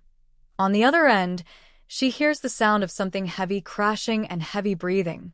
She can almost imagine her father's flushed face and bulging veins. Why you? You must come back immediately. Deng Zhengwo finally manages to say. Sorry, I don't think I can, Deng Yu says, looking out the window. I'm about to go to Monaco and try my luck again. The call is abruptly hung up. Deng Yu chuckles softly, opens her contacts, and blocks all her family members' numbers. The frustration of being trapped by family ties in her past life finally vents today. Just as she's about to rest, there's a knock on the door. Not the usual security guard's rhythm. Deng Yu instantly tenses up, reaching for her pistol under the pillow. A weapons dealer outside. A deep male voice says, Suggest you open the door. We have a business to discuss. Deng Yu dispels her invisibility, opens the door but keeps a safe distance. Tracking me? The weapons dealer smiles, but his eyes scan every corner of the room as if searching for something. I'm waiting for another client. I happened to see your show. Very impressive, but a waste of money. Deng Yu narrows her eyes. What do you mean, $600 million for those broken weapons? The arms dealer shook his head. I have better channels, cheaper ones, and he lowered his voice, including machine guns and armored vehicles. Deng Yu's heart raced, but she kept calm on the outside. Price. The arms dealer smiled slightly. $100 billion for heavy weapons, including rocket launchers, machine guns, rifles, mortars, and armored vehicles. She stuck the card on the door of room 101. Just as she stepped back to the front desk, a slight vibration came from the ground, like tiny unseen machines working underground. The exchange device says the construction is automatic and doesn't need supervision. We just wait, she explained. Then she swiped her finger on the screen again. By the way, Brother Zhao, you mentioned yesterday that the gate is a bit thin. Should we reinforce it today? The exchange device can check nearby material points, but you need points to exchange. No need to exchange. Zhao Lei immediately waved his hand. He took out a small metal detector from his camouflage pocket. The casing was a bit scratched, but the screen still glowed. I know there's an abandoned construction site 2 kilometers to the east. I saw it when I passed by before. There are quite a few unrusted rebar and iron plates inside. I'll go get them now. It'll take at most half an hour. I'll come back and reinforce it so you don't have to spend any points. That's really kind of you. No, I will have it tomorrow. Victor was a bit speechless at Deng Yu's wild talk, then suddenly remembered something. The gold at the Federal Reserve Bank branch in Las Vegas, he thought. That gold worth 8 billion. Deng Yu confirmed confidently. Yes, you're right. Victor checked with his men. Good news is, they do have a batch of special gold, the voice in the earpiece said. Bad news is it will be transferred tomorrow. Victor thought for a moment. If it's worth 8 billion, that's fine. Don't worry, I have an iron rod with me. I'm not afraid of zombies. If anything happens, just press the red call button at the front desk. It's loud, and I can hear it nearby. Watching Zhao Lei's figure disappear into the red fog, Lin Wanji realized she was still holding a bowl of egg custard. It had cooled a bit, but still smelled very good. Sister Su Qing, your egg custard is so delicious. Even better than my mom's, she sniffed. Once the squat toilet is installed, Lele won't be afraid of the cold when he goes to the bathroom. The morning breeze moved her hair, but her tactical mask blocked it, not affecting her view. Target convoy is 2 kilometers away, she silently calculated. 3 armored vehicles. The middle one is a transport truck. A slight smile appeared on her lips. The gold transport convoy of the Federal Reserve Bank was carrying unregistered gold bars worth $8 billion. These unrecorded golds were exactly what arms dealer Victor wanted as his ticket. Southeast wind, level 3, humidity 42%, perfect conditions. The first armored vehicle came into view. Deng Yu adjusted her breathing and lightly pressed the trigger. She chose this section of the overpass because of the natural barriers formed by tall buildings on both sides, making it hard for the convoy to escape quickly. 3.2.1 fire. The rocket soared out, accurately hitting the engine hood of the lead armored vehicle. With a loud explosion, the front of the vehicle burst into flames, stopping dead in the middle of the road. Almost simultaneously, Deng Yu loaded her second shot, aiming at the rear armored vehicle. The second rocket tore through the air, blowing the last armored vehicle into scrap metal. Both ends of the road were blocked, and the transport truck was trapped like a fish in a net. Enemy attack. Enemy attack. Surviving guards hurriedly got out of their vehicles, looking for cover. Deng Yu calmly loaded her third rocket. This time, she aimed at the hinge of the rear door of the transport truck. Boom! The specialized armor-piercing shell easily tore through military-grade armor, twisting the door like a giant had ripped open a can. Smoke grenade ready. Deng Yu put down her rocket launcher and grabbed the smoke grenade launcher at her feet. Bang, bang, bang, 12 muffled shots. Simultaneously, the smoke grenades placed along the road exploded. Thick white smoke instantly covered the entire highway, reducing visibility to 0. Deng Yu put on her thermal imaging goggles and activated her long-range vision mode, turning the world into varying shades of green. She quickly fixed her rappel and leapt from the roof. Her invisibility ability activated at the same time, making her semi-transparent midair. Lele crouched nearby, holding a cotton swab, eager to help. Uncle Zhao, don't move. I'll put iodine on it. It's gentle, and it won't hurt. He tiptoed, dipping the cotton swab in iodine and carefully touched Zhao Lei's wound, moving so gently it seemed afraid to break glass. Zhao Lei looked at the little boy's serious face and couldn't help but smile, his eyes a little moist. After the apocalypse broke out, he had seen many people only care about themselves, but this was the first time someone was so thoughtful in caring for his wound. Shining with gold. Inside, neatly stacked bars of standard gold, each weighing 1 kilogram, with 80 bars per box. 960 kilograms. Deng Yu whistled softly, touching the gold boxes with both hands. With a mental command, the entire box of gold instantly disappeared into her gourd space's storage. 1 box, 2 boxes. When she took the 6th box, a shout came from outside. Back door. Someone's at the back door. Bullets. Bang bang, hit the truck. Deng Yu sped up, and within seconds, the remaining 6 boxes of gold were also stored in her space. The whole robbery took less than 2 minutes. Deng Yu rushed out of the cargo hold and bumped into 3 armed guards. She instantly switched to partial invisibility. Only her right hand holding the gun became visible, floating in the air like a gun in midair. What the? Before the guard finished speaking, Deng Yu fired 3 shots, each hitting the guard's forehead precisely. Amid screams, she threw 3 high-explosive grenades into the cargo hold and then ran away.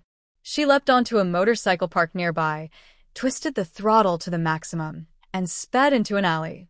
10 minutes later, Deng Yu changed 3 different vehicles, confirmed she was not being followed, and arrived at a private dock.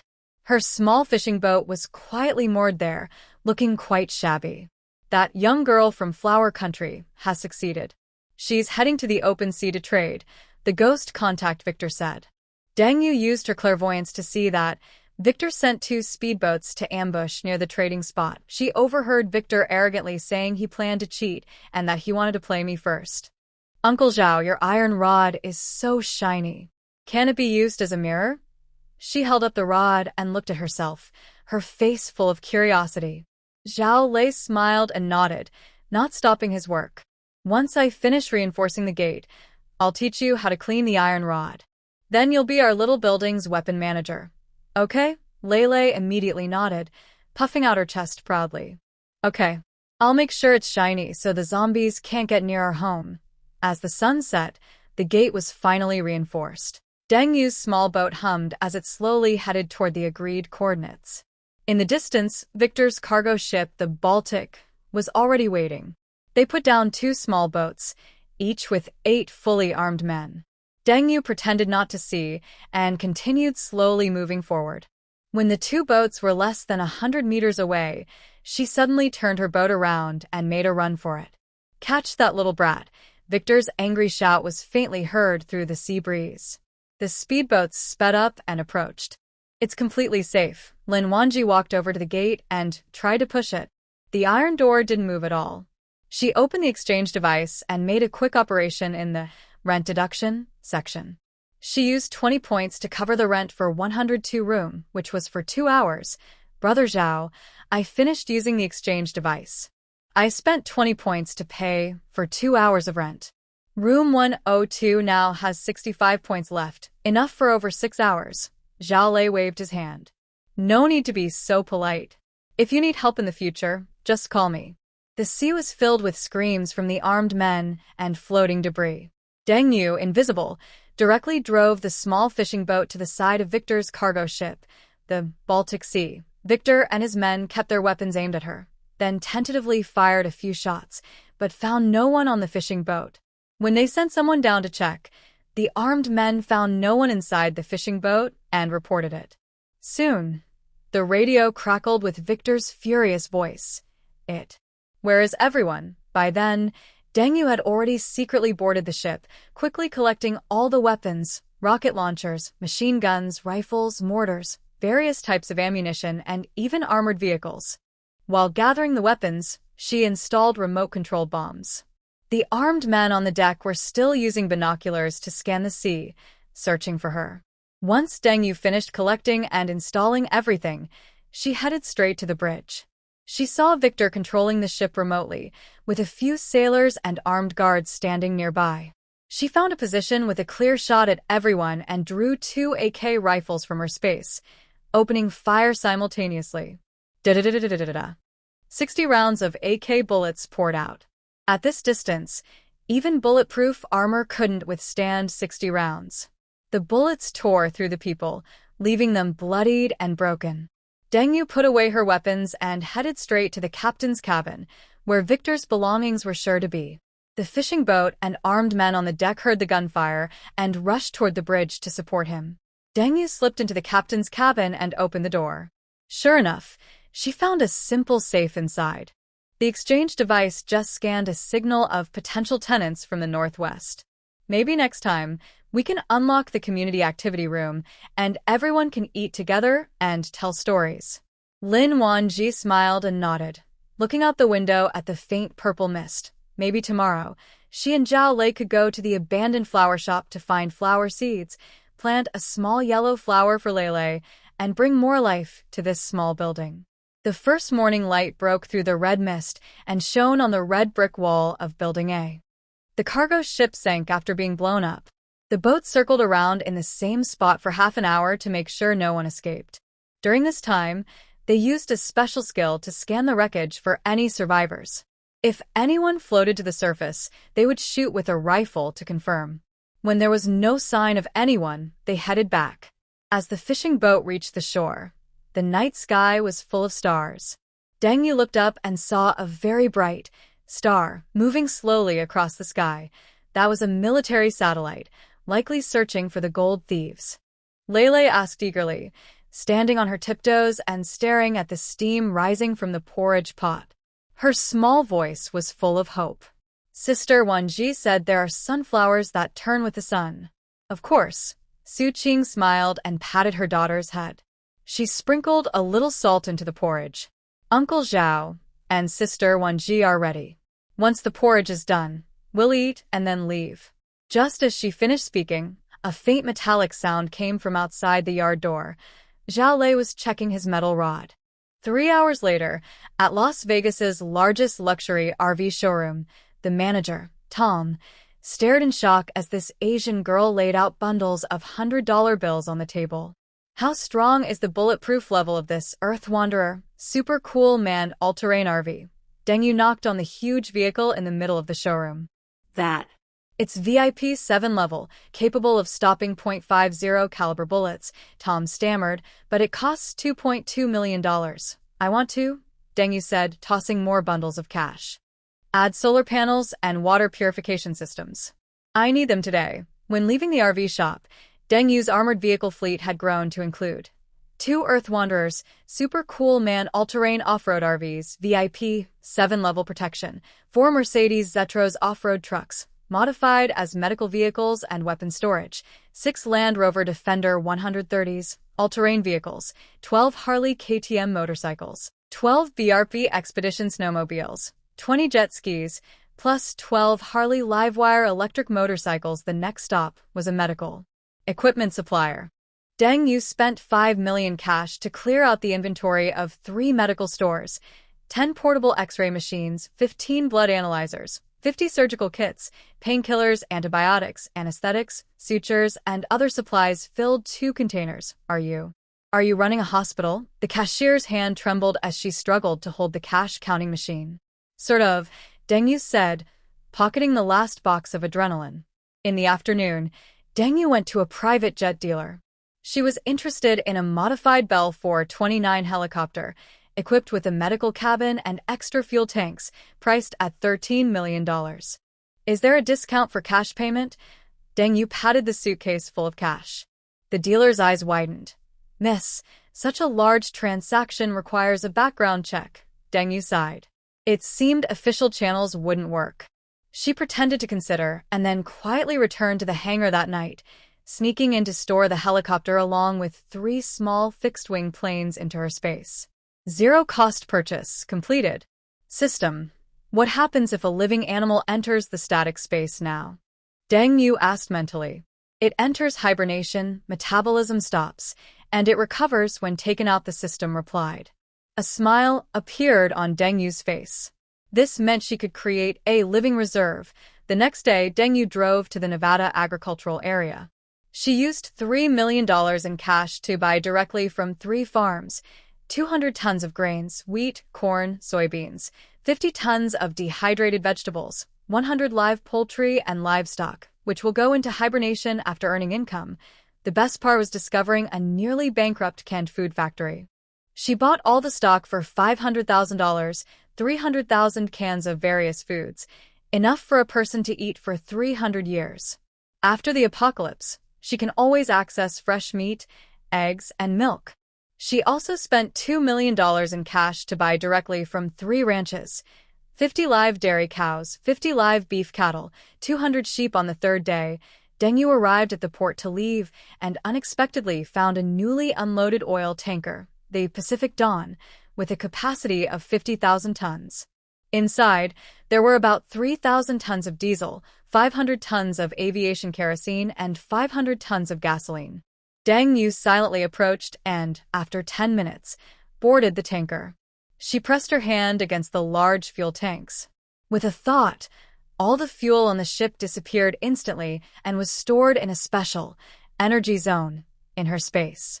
3,000 tons of diesel. Deng Yu quickly calculated, enough to run my generator for 200 years. Just as she was about to leave, she noticed a locked cabin on the deck. She forcefully broke the lock and found 20 barrels labeled U.S. Army Special, military-grade lubricants. She was pleasantly surprised and took all of them.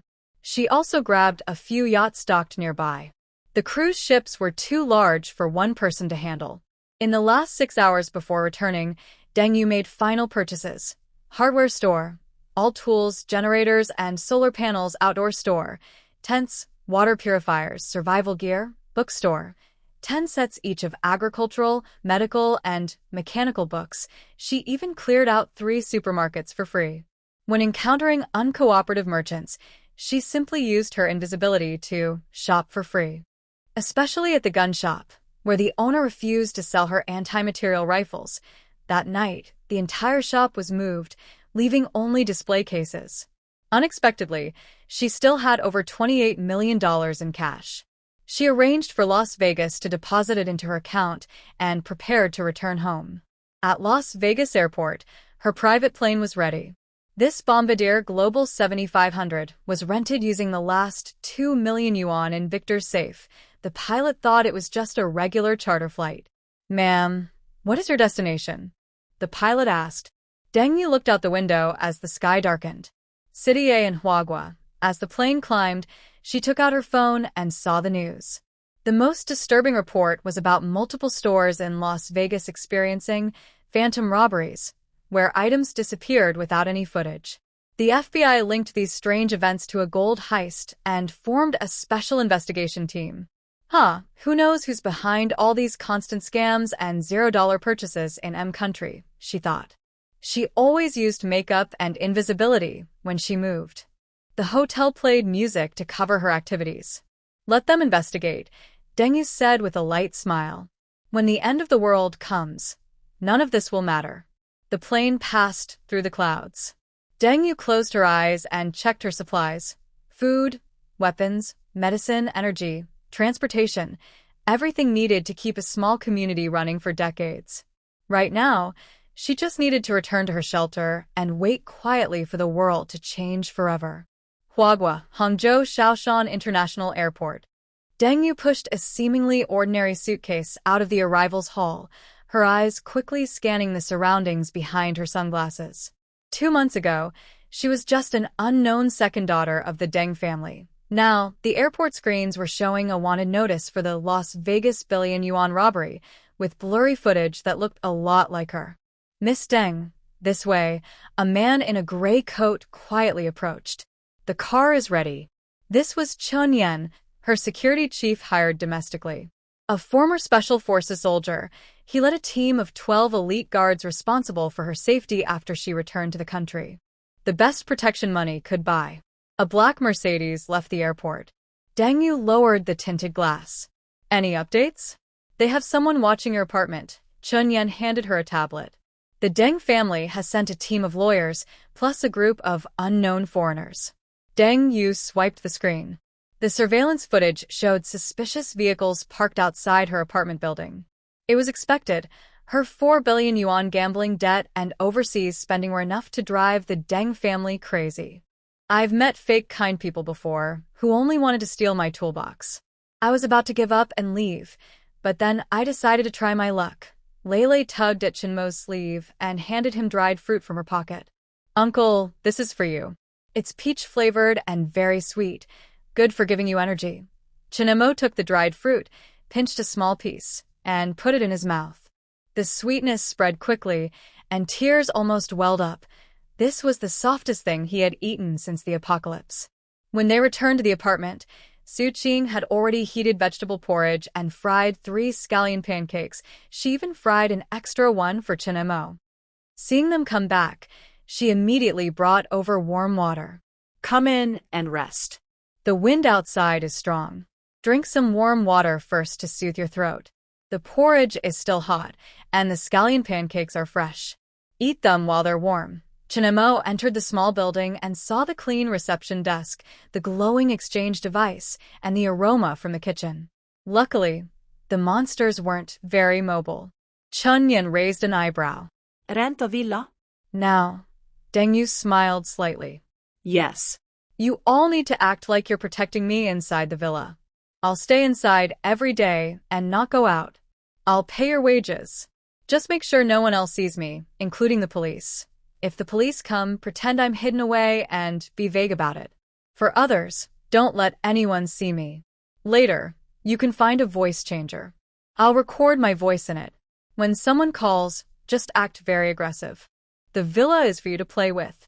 As long as you can keep it hidden, how long you can maintain this act is how long it will last. You must perform this fake city defense well, and I will play the part of escaping like a cicada shedding its shell. In the western suburbs, in front of a European-style villa, 6 black SUVs were parked. 12 fully armed bodyguards took turns patrolling in 3 shifts. 12 people aren't many, but they're enough to stop any intruders or detectives trying to break in. Cameras covered every corner like a spider web. Inside a room on the 3rd floor, with the curtains drawn, Chun Yin operated a voice changer, shouting into the phone as Deng Yu, I told you not to see any Deng family members. Stay away from those lawyers. Downstairs, the detectives watching the scene exchanged smiles and quickly sent a message. Target's emotions are out of control, still inside the villa. Phase 1 complete. Chun Yin's voice came through the head. Deng Yu nodded slightly to show she received the message. This plan, called Cicada Shedding its Shell, was carefully designed by her. 1. She rented a villa openly, placing a voice changer and phone inside. 2.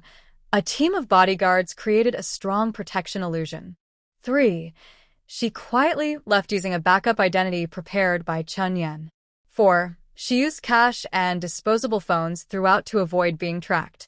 In the rear-view mirror, the villa area had already disappeared from sight. Deng Yu opened her phone map, which was marked with many red dots. This was her 1-month food tour route. Bai Wei can't help but laugh. Then she also picks a lamb slice and dips it into the red broth. They enjoy their hot pot together, laughing happily now and then.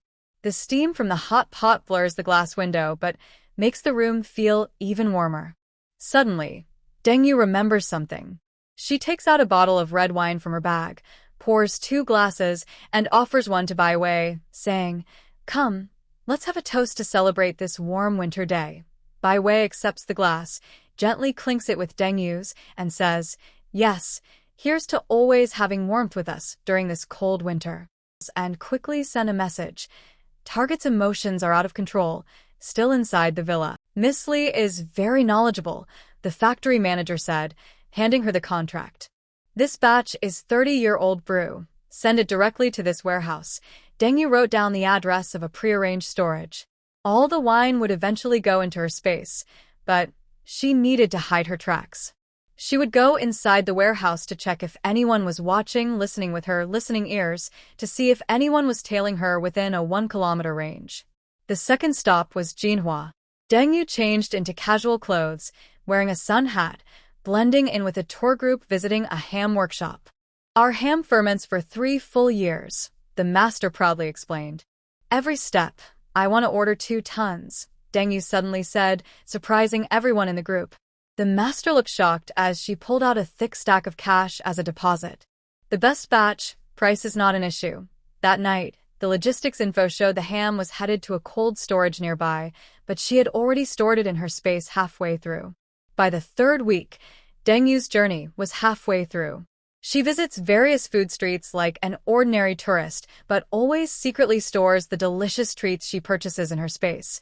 In Suzhou, she reserved half a year's production of traditional preserved fruits from an old brand. In Jingdezhen, she ordered a complete set of antique-style tableware. In Changsha, she bought out the original stock of stinky tofu from 3 old shops. In Chengdu, she accumulated over 100 types of spices and hot pot bases. At each place, Deng Yu changes her identity and appearance. Sometimes she is a business buyer, sometimes a food blogger, and even disguises herself as a bride preparing for her wedding, claiming she needs special souvenirs for guests. The wild mushrooms you asked for from Yunnan, old Yang from the mountain hands over a package. are the best matsutake and chicken of this year, vacuum-packed. Deng Yu checks the goods and suddenly notices a fresh scratch on old Yang's hand. What's that? The animals on the mountain have been acting strange lately. Old Yang shakes his head. Even rabbits are daring to bite. Deng Yu pays an extra 1,000 yuan. Prepare more food. The weather might turn bad soon. Old Yang doesn't understand, but Deng Yu has already turned to leave. She notices that the plants along the way are growing unusually lush, and some trees that should be bearing fruit in autumn are full of fruit in spring. In Guangxi, she clears out the entire stock of a snail noodle factory that has the most ingredients. Eating snail noodles once makes you crave it again later. It's so satisfying. She also bought all the other types of noodles she could find, though some are too fragmented and not suitable for her collection. In Guangdong, she directly places orders with various Cantonese restaurants, buying enough for 3 refrigerated storage trucks. She stores the food in her space, ready to be released whenever she wants to eat. Deng Yu arrives in Hainan. Posing as a seafood restaurant owner, she spends 6 million yuan to buy a high-quality seafood stock. All the vacuum-packed ones, I want them all, she tells the manager. Plus, 10 sets of quick freezing equipment. When the last box of tuna is stored, Deng Yu drives alone to a quiet beach. The sunset paints the sea with an unnatural red glow. She opened her phone and saw the alert sent by Chun Yen. Villa surveillance upgraded. Interpol involved. It's advised not to return for now during 2 months of secret shopping. Deng Yu had already stocked her space with special foods from various provinces and cities, over 100 types of long-lasting dried delicacies, a full set of traditional food processing tools and instructional videos. Enough food reserves to last herself 200 years, as for the gourds and jade items belonging to those few people. When she bought mushrooms in Yunnan, she had someone directly make copies. Now she could go back and play with those people. The reason she chose to remove the golden silkworm shell wasn't because she was afraid, but because she worried that the other side might act unethically and illegally, using private methods to force her to confess or retaliate against her. Judging by the naive understanding of Deng Yu from her previous life, that was simply a death wish. In her past life, she was naive and posed no real threat, so she mostly received some slaps and minor pushes. Now, Deng Yu had spent 4 billion yuan and collected important family heirlooms like the jade gourds and pendants. Their hatred and dislike for her were much stronger than in her previous life. What if someone wanted to kill her? What would she do then? Would she fight back? Would she fight back? Would she fight back? If she fought back with an electric shock device, that would be fine, but she was afraid they might use guns. She might have to kill her opponent. Staying low-key was the best choice. Back at the West Suburb Villa, she focused on developing all her abilities efficiently. This was the last act before the end of the world, and it was time to finish it. Deng Yu hurried back to the West Suburb Villa. After a good rest, the next day, she went directly to return the jade gourds and pendants. At the front of the Deng family villa, 6 black SUVs abruptly stopped. Deng Yu pushed the door open and got out. Her black coat fluttered in the wind, and behind her, 12 fully armed bodyguards quickly formed a tactical formation. Miss Deng, old Chen, the butler, hurriedly approached. Master said, he doesn't want to see you. Deng Yu simply walked past him, and the bodyguards instinctively blocked anyone trying to get close. Her only purpose today was to confirm her suspicion. In her previous life, Deng Wan was always glamorous and elegant. Was there something unusual about her belongings? In the living room, all members of the Deng family were gathered, as if holding a family meeting. When Deng Zhengwo saw Deng Yu, his face instantly turned dark. You still have the nerve to come back. Then 4 billion. Deng Yu's gaze fixed directly on Deng Wan's right hand, the jade ring that should have been buried with old Lady Deng. Instead, it was now on the ring finger of the fake daughter, glowing strangely green under the light. Grandma's ring, Deng Yu said coldly, like ice. Why is it on your hand? Deng Wan instinctively covered the ring, then raised her chin. Grandma gave it to me before she died. What's wrong with that? Really? Deng Yu took a step forward, and the bodyguards immediately followed. Several of Deng's brothers also nervously stood in front of Deng Wan. The atmosphere was tense and ready to explode. Deng Jiangwo slammed his hand on the table. Enough. You come back just for this? That ring was given to Wan Wan by the Deng family. It was never yours, Deng Yu sneered. In her previous life, she didn't even know about the ring's existence until she died. This life, she would never let Deng Wan succeed. But now wasn't the time to act. I'm just here to return the gourd jade, Deng Yu said, glancing at everyone. After Deng Jiangwo took the box and looked at it briefly without saying anything, did he also think the gourd jade pendant was just some worthless trinket? Not even bothering to check. How blind can they be? Then Deng Yu used the system to scan Deng Wan's jade ring. Ding. Space device detected. Ready for activation. Deng Yu's pupils shrank slightly. Sure enough, it was a space equipment. She immediately turned and left, planning to make a fake jade ring. Night fell, and Deng Yu stealthily returned to the Deng family villa. Under the moonlight, the entire building was brightly lit.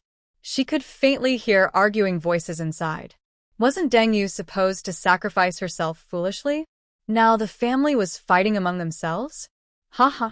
It really is a family, she muttered. After everyone left the study, Deng Yu sneaked in to check. She found nothing valuable in old lady Deng's study. She quietly approached Deng Wan's bedroom. Peering through the door, she saw Deng Wan. A murderous look suddenly appeared in Deng Yu's eyes. In her previous life, this woman had caused her so much suffering. This time, she would never let it happen again. She drew out a dagger and stealthily entered the room. Just as the blade was about to press against Deng Wan's throat, the system suddenly issued a sharp warning. Warning. Do not harm the female protagonist of this world. Deng Yu's hand froze midair. What? Deng Wan is the doomsday favorite sickly little princess storyline in this world. Deng Wan is the designated heroine and has a protagonist halo. If the host kills her forcibly, it will trigger a backlash from the world's will. Deng Yu almost laughed out loud. So, this is just a cliché novel? Do the talented brothers spoil a fake young lady? Basic setting. In the original story, Deng Yu is a sacrificial character who is mistreated at the beginning. Changing her fate is already unusual. Deng Wan seemed to sense something and looked at the open door in horror, then looked around. Who is there? Deng Yu quickly adjusted her plan. She couldn't kill, but she wasn't forbidden from stealing. She gently blew a breath, causing the hairs on Deng Wan's neck to stand up. Instinctively, she turned around. At that moment, Deng Yu had already taken the jade ring from Deng Wan's dressing table and replaced it with a similar-looking fake. Strange. Deng Wan touched her neck and found nothing unusual, then quickly drifted back into her own thoughts. Deng Yu silently left the room, secretly taking the diary from Deng Wan's bedside table before leaving. It detailed how this woman planned to control the Deng family in the future, even including a clearing list with Deng Yu's name at the top. Deng Yu stood by the window, looking at the lights of the Deng family villa in the distance. Let those people dream of being the favorite. They can have their fantasies. She had her own way to survive.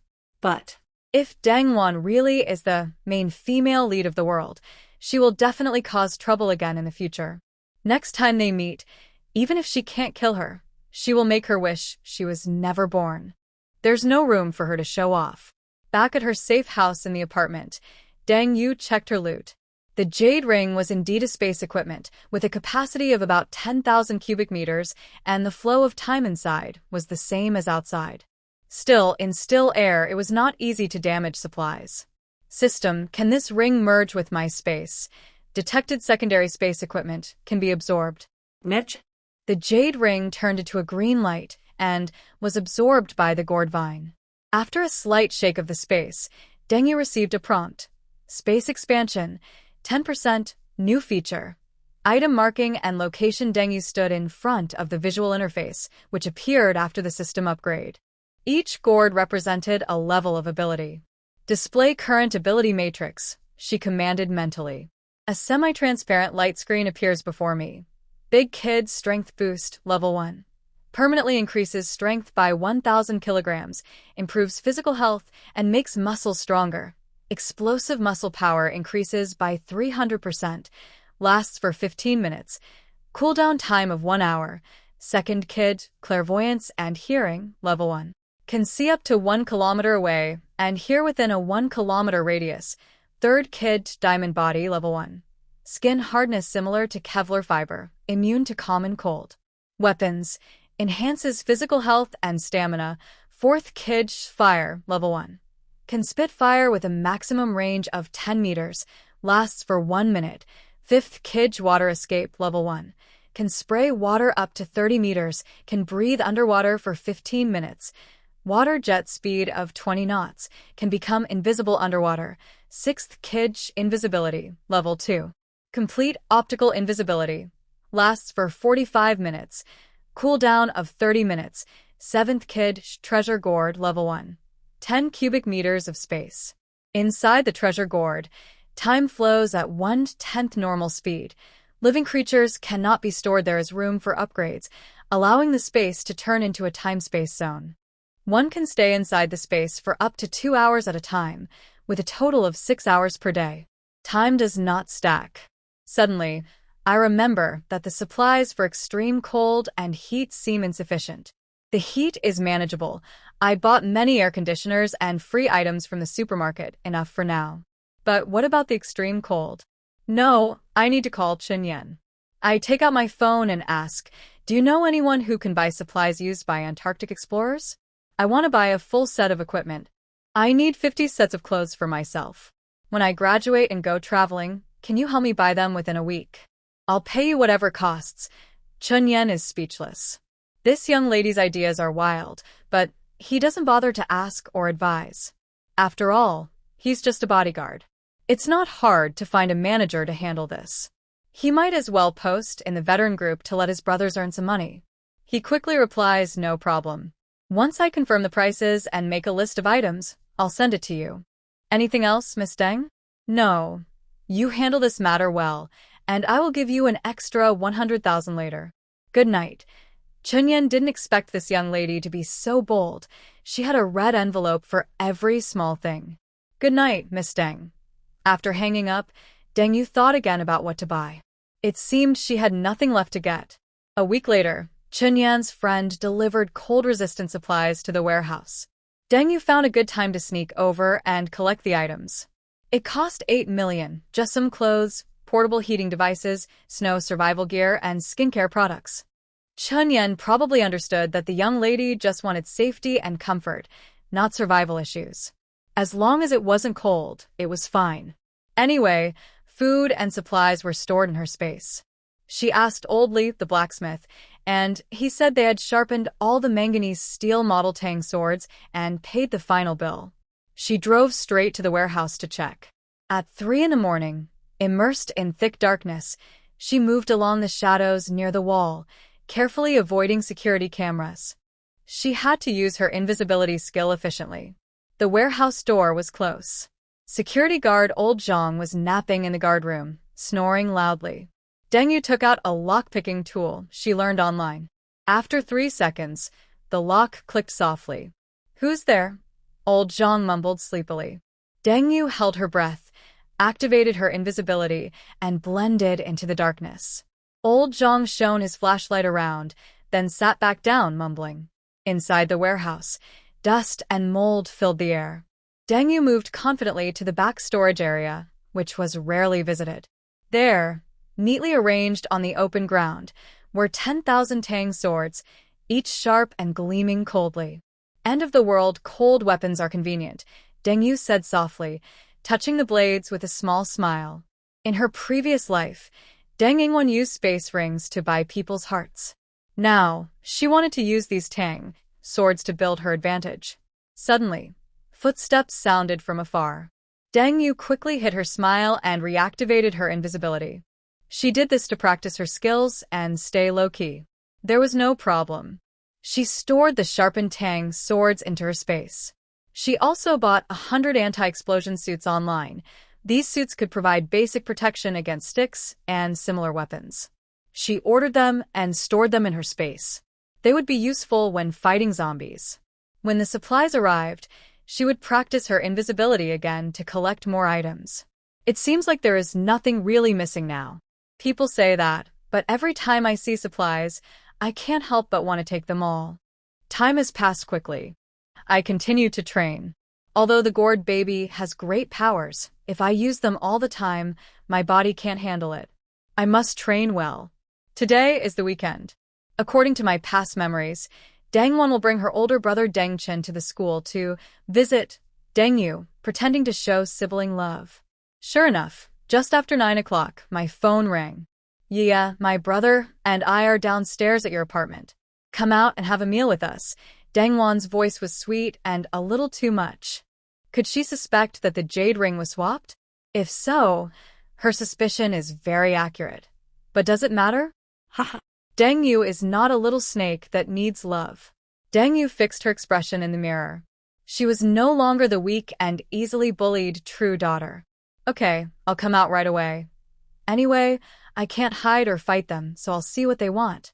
Downstairs, Deng leaned against a black Mercedes, dressed in a suit, looking like an elite. Deng wore a white dress, pure and innocent like a white lotus flower. In her past life, Deng was deceived by this false appearance until she saw the hideous face behind the mask before she died. Why so slow? Deng frowned, scanning Deng. Deng affectionately held Deng's arm. Big brother, don't be so harsh on Yaya. She suddenly lowered her voice. By the way, Yaya, have you seen my jade ring? The green one with patterns, the one Grandma gave me. Deng's heart skipped a beat. Was her guess so accurate? Does she have a system too? But she still looked confused. No, did you lose it? Should you report it? Why are you looking for me? I don't comfort people. It's nothing. Deng smile stiffened, a hint of hostility flashing in her eyes. In the restaurant, Deng and Deng flanked Deng on both sides. In her past life, it was the same. They pretended to care for Deng, but they were setting traps everywhere. Once, Deng accidentally spilled water on Deng dress, and Deng educated her with an electric stick for half an hour afterward. Yeah, your birthday is next month. Dad said he wants to hold a party. Deng cut her steak, pretending to ask casually. Is there any gift you want? Deng's hand holding the fork trembled slightly.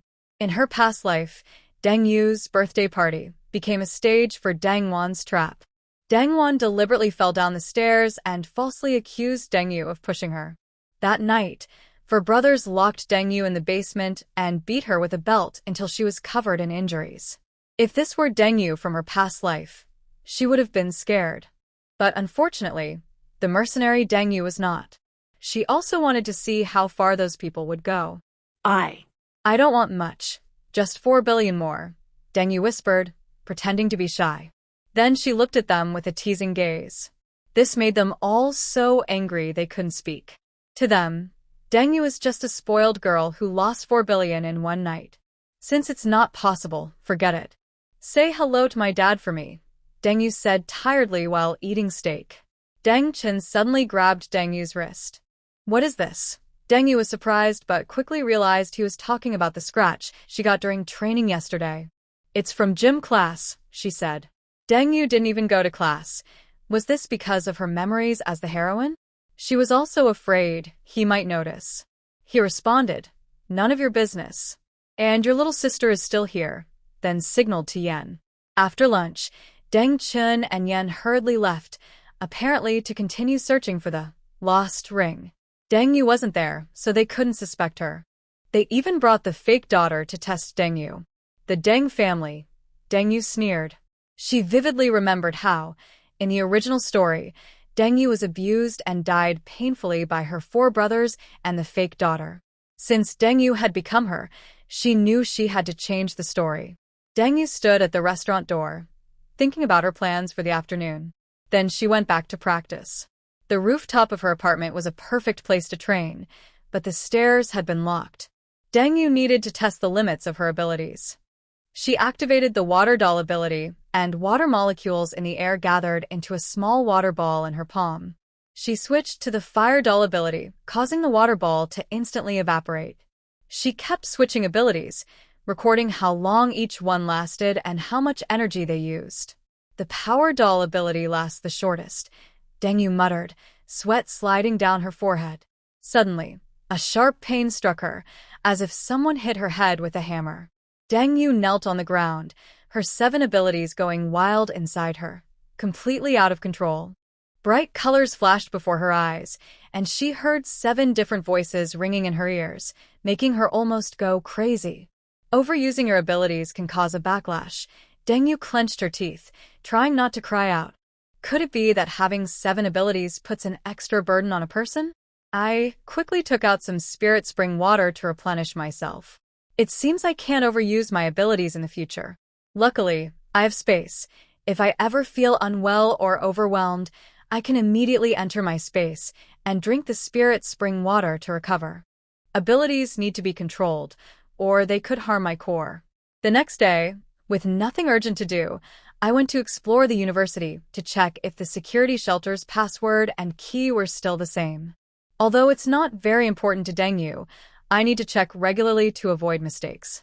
Deng Yu hurried toward the classroom building. On the way, a tall figure blocked her path. Student Deng Yu, you've missed the student union safety meeting for 2 weeks in a row. Cheng Ziqian pushed up his gold-rimmed glasses. His badge as student union president shined on his chest. As the safety officer, that's irresponsible. Deng Yu looked up at this student union president, who had died early in her previous life. In her memory, Cheng Ziqian was drowned by zombies on the first day of the apocalypse while trying to save some students trapped in the library. Now, seeing him, with sharp eyebrows and a calm demeanor, he truly has a commanding presence. I'm in my senior year now, and the student union automatically disbands, Deng Yu replied perfunctorily, trying to go around him. You're different, he suddenly said, his sharp gaze making Deng Yu's heart skip a beat. You used to be full of enthusiasm, but now you seem like a different person. What happened? Deng Yu was secretly surprised by his insight, but kept her composure. People grow, Chairman Chung. If there's nothing else, I'll go now. As she passed by, he softly said, if you encounter trouble, you can ask me for help. Deng Yu didn't look back but smirked coldly. Help? In the apocalypse, only oneself can be relied on. She would trust very few people, and with her space, she wouldn't let herself fall into danger. The professor of economics was explaining the theory of marginal utility, the chalk making a harsh screech on the blackboard. Deng Yu sat in the last row, unconsciously twirling her pen with her fingers. There was still a month before the apocalypse from her previous life, but she had been insomnia for 2 nights in a row, feeling that something was wrong. So, when consumption reaches a certain level, additional satisfaction begins to decrease. The professor pushed up his glasses and suddenly paused. Why is it so noisy downstairs? Deng Yu suddenly sat up straight, her keen hearing ability automatically activated. Screams, running sounds, and that familiar, chilling roar came from all directions, earlier than expected by a whole month. Impossible, Deng Yu muttered, pinching her palm. The pain told her this was not a dream. What had the heavens done? Why did the end of the world come so early? Suddenly, the classroom door was slammed open. A blood-covered boy staggered inside. Help! Help! There are monsters outside that eat people. In an instant, chaos broke out in the classroom. Girls screamed and huddled together, while some boys jumped up to block the door. The teacher tried to keep order, but his hands trembled so much he couldn't even hold his glasses steady. Deng Yu took a deep breath, stood up from her seat, and threw her backpack over her shoulder. Inside were 2 curved knives. Everyone be quiet. Deng Yu's voice was loud and forceful, making the windows hum. The classroom instantly fell silent. All eyes turned to her. Usually quiet and reserved, Deng Yu now stood straight with sharp eyes like a blade. Listen carefully, this is not a joke or a drill, she said, scanning each frightened face. A virus has broken out outside. Those infected will attack living people. Anyone bitten or scratched will turn within 20 minutes to an hour. How do you know that? Asked Lu Chong, the sports captain, stammering. Deng Yu didn't have time to explain. If you want to survive, follow me. We have weapons, but we must act immediately. She looked at the teacher. Professor Wang, you've taught emergency management. Now we need your expertise. The old professor hesitated for a moment, then straightened his back. You're right. Students, stay calm. Form a single line, no pushing. Deng Yu led the way, peeking through the door. The corridor was a mess, with several figures lying on the ground, gnawing on something. The furthest one, a person, wobbled to its feet, its neck twisted at an unnatural angle, with dull gray eyes fixed on their classroom. Stay close to me. Don't fall behind. Don't scream, Deng Yu quietly ordered, pulling a curved knife from her bag. The metallic sound as it was unsheathed made her classmates gasp. The zombie charged at them, moving incredibly fast, much quicker than the basic zombies from her previous life. Deng Yu clenched her grip on the knife, muscles tensing instantly without needing to use her special powers. With a flash of steel, the zombie's head flew off, black blood splattering on the wall. Gagging sounds came from behind. Hold it in. Deng Yu snapped without turning around. The next person to make a sound, I'll leave them behind with these monsters. Harsh threats are more effective than any comfort. The group moved quietly like ghosts, following Deng Yu toward the staircase. Deng Yu's sharp hearing caught the terrible scene in the building. At least 2/3 of the people were already affected. When they reached the 3rd floor, 3 zombies suddenly appeared around the corner. They looked like students based on their clothes. One was about to bite a girl, but Deng Yu shouted, "Get out of the way." He quickly swung his sword and knocked down one zombie, but the girl was immediately tackled by 2 others. "Idiot!" Deng Yu cursed, kicking 2 zombies away with his feet, then finished them off with a quick strike. The girl sat on the ground, her face pale as she looked at the cold steel sword Deng Yu held. Who? "Who are you?" "Your savior," Deng Yu said coldly, flicking his sword. "Either follow me or stay here and wait for death." When the group grew to 33 people, they finally reached the warehouse area. It was temporarily safe, but Deng Yu knew it wouldn't last long. "There are weapons here, one for each person," Deng Yu said, prying open a lock he had prepared earlier. Inside, 50 shiny swords gleamed. "Those who know swordsmanship or martial arts, stand on the left. Those with no training, stand on the right." The students looked at each other, hesitant and silent. "Now," Deng Yu shouted sharply, causing them to split into 2 groups immediately. A girl wearing glasses timidly raised her hand. "Why don't we call the police or wait for the army to help? Because help won't come soon," Deng Yu replied bluntly. "This is a nationwide disaster. The government will prioritize protecting important people and facilities. We have to survive the first 2 weeks on our own." "She's right," a calm male voice said from the door. Chung Ziqian entered with a dozen students. His white shirt was stained with blood, but he looked very calm. "Communication is completely cut off. Over 60% of the campus is infected. We must save ourselves." Deng Yu squinted at him, studying him carefully. Chung Ziqian's reaction was too quick, too fast for someone facing this kind of situation for the first time. Behind him, student council members held various weapons, fire axes, steel pipes, even a bone saw from the lab. "Does Chairman Qing know where the warehouse is?" Deng Yu asked cautiously. "The safety plan clearly states this." He pushed up his glasses and looked at the Tang sword in Deng Yu's hand. "Deng Yu, you prepared very well." "So, the Tang sword. Did you already know what would happen?"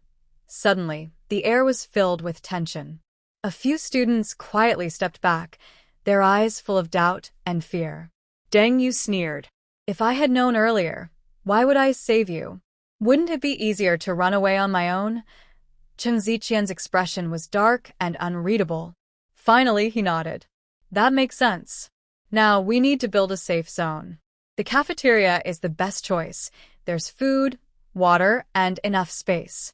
"Agreed." Deng Yu put away the Tang sword. "But first, we need to clear out the zombies inside."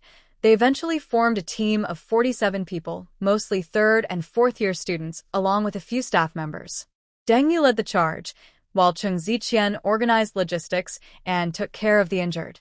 Strangely, they worked together very smoothly, as if they had done this many times before. The fight in the cafeteria was quick and bloody. Over 20 zombies, mostly cafeteria staff in blood-stained white uniforms, were quickly dealt with. Deng Yu led from the front, switching between gunfire and swordplay, clearing a bloody path. "Block all entrances." Reinforce the second-floor windows, Deng Yu commanded, while also noticing Cheng Ziqian organizing people to check supplies and medical items. A few physics students crouched in a corner, fiddling with a radio. No signal, one boy said sadly. All channels are just static. Try the shortwave band, Deng Yu said, walking over. Also, take apart some phone batteries to make simple amplifiers. The boy looked at Deng Yu in surprise. How do you know this? Survivors need information, Deng Yu replied briefly, without explaining that this experience was gained through bloodshed in a previous life. As night fell, they had established basic defenses. The first floor of the cafeteria was the living area, and the second floor was for rest. Cheng Ziqian made a shift schedule and safety rules, while Deng Yu trained the combat team. Why are you the one leading us? A boy from the sports department, Ma Yiming, questioned angrily. I heard you killed someone in economics class. Who knows if you're the mastermind behind all this? Deng Yu didn't even blink. First, I only kill things that are no longer human. Second, he swung his sword at his head, startling him into sitting on the ground. That's why. Everyone fell silent. Cheng Ziqian stepped forward at the right moment. Now is not the time for internal conflict. Deng Yu has the ability, and that is crucial for our survival. I suggest forming a joint command team. She will handle security and defense, while I manage logistics. Deng Yu raised an eyebrow at him. This guy is good at seizing opportunities to strengthen his position. But this plan is indeed reasonable. Deng Yu also needs someone like him to handle trivial matters. I agree, I nodded. But one thing must be clear. Anyone bitten must be immediately isolated. If they develop a fever or show dilated pupils. Deng Yu didn't finish, but her meaning was clear. A girl started crying. This is too cruel. What if there's a chance to save them? There's no chance, Deng Yu said coldly. This isn't a movie. Being bitten means death. Soft-heartedness will only lead to everyone dying. Cheng Ziqian looked at Deng Yu, seemingly assessing how certain her words were. Finally, he added, we will set up a quarantine zone with a 2-hour observation period. If no symptoms appear after 2 hours, they can return. Deng Yu wanted to object, but seeing his reassuring look, she closed her mouth. Fine. 2 hours isn't too risky, and it helps calm everyone. Late at night, Deng Yu stood on the cafeteria roof, keeping watch, gazing at the terrifying shadows flickering in the darkness. Behind her, footsteps approached. Cheng Ziqian carried 2 cans of hot coffee. Can't sleep, he offered her a can. Deng Yu didn't take the coffee or reply. The campus was eerily quiet at night, only distant screams reminding her of the cruel end of the world. You knew all along, Cheng Ziqian suddenly said, not as a question. Deng Yu turned her head to look at him. Under the moonlight, his outline was very clear. How you know? I heard they said you quickly took control of the classroom, led everyone out, and even brought a prepared sword. Isn't that obvious? Deng Yu didn't want to respond, feeling it was pointless. Saving this group of students and teachers this time was because she had struggled and survived with them in her previous life. This world was just her way of repaying the kindness from her past life. But that's not quite right. She had also contributed a lot to their survival back then. Still, she said, coincidence. I bought the sword for fun. You can think whatever you want. Because she had no intention of staying with them this time, nor forming a team. Saving them for a little while was just her way of repaying some kind of kindness. But she remembered that her past life story didn't unfold like this. A dark fog covered the world. Then people lost consciousness, and some turned into zombies. But this time, something seemed wrong. The black fog was not present, and humans had not gained supernatural powers yet. It was strange. Deng Yu stood on the cafeteria roof, looking at her watch. 6:23 a.m. The end of the world, which she remembered, was supposed to come a month earlier, but the black fog that awakens powers hadn't appeared. Outside, the sky was already turning a sinister dark red. Cheng Ziqian stood beside Deng Yu, noticing her strange expression. What's wrong? Deng Yu's voice was dry, and her mind was racing. All her plans were thrown off. The defenses were only half done. In the distance, a black darkness spread across the sky like ink, swallowing the horizon. It wasn't ordinary clouds, but a thick, sticky fog that seemed alive. Everyone, close all doors and windows immediately. Don't touch the fog, Deng Yu shouted as she ran downstairs. Repeat, this is not a drill. Hurrying footsteps and screams echoed down the hall. Deng Yu turned, grabbed her backpack, pulled out 2 knives, and threw one to Cheng Ziqian. Hold this. Follow me. Cheng Ziqian caught the knife, looking complicated. What do you know? No. Deng Yu gritted her teeth. But I know what's coming next. Within 30 minutes, the first infected will faint, and after 2 hours, they'll wake up as zombies. The corridor was in chaos. Students ran in panic, some shouting on their phones, others crying. They reached the first-floor hall when a scream came from outside. Deng Yu looked through the glass door and saw the students who first touched the black fog already on the ground, twitching. Their skin was turning pale, white visibly. Too fast. Deng Yu's heart pounded. The mutations from her past life weren't this quick. The poison in the fog seemed stronger. Deng Yu, Cheng Ziqian suddenly grabbed her. Your eyes. They're glowing. Deng Yu realized her vision had become unusually clear, even able to see the texture of leaves 100 meters away. Her Xianli Eye ability had activated automatically. At the same time, she heard screams and crying from all directions, even the faint scurrying of mice in the basement. Her wind ear was also turned on. Her powers were warning her of danger. There was no time to go to the tall buildings. Deng Yu first took control of the cafeteria, which was structurally strong, had a backup power supply, and enough food and water. Cheng Ziqian nodded and pointed to the right. The side door stairs are the narrowest and easiest to defend. A few students wanted to run away with them, but Deng Yu stopped them. Bai Wei's precognition sent a warning in her mind. Senior Deng. They're coming. They're coming. Very fast. Bai Wei's voice suddenly became tense. They are supernatural fighters.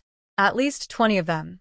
Deng Yu finished her spiritual spring water and immediately changed into her explosion-proof combat suit. The words, anti-violence, on her chest suited the situation perfectly. After changing, Deng Yu asked Bai Wei which direction they were coming from. Her clairvoyance pierced through the... Then he raised his voice. You, the girl in red, go find Professor Wang. Tell him to organize people to quarantine in groups. The girl in red nodded and ran off. The next half hour felt like a battlefield. They organized about 50 students to block the first and second floor stairs of the cafeteria with bookshelves and any heavy objects they could find. Cheng Ziqian led a team to clear a safe area, while Deng Yu took a few strong boys to patrol the defenses. Why should we listen to you? Asked a muscular sports student suddenly.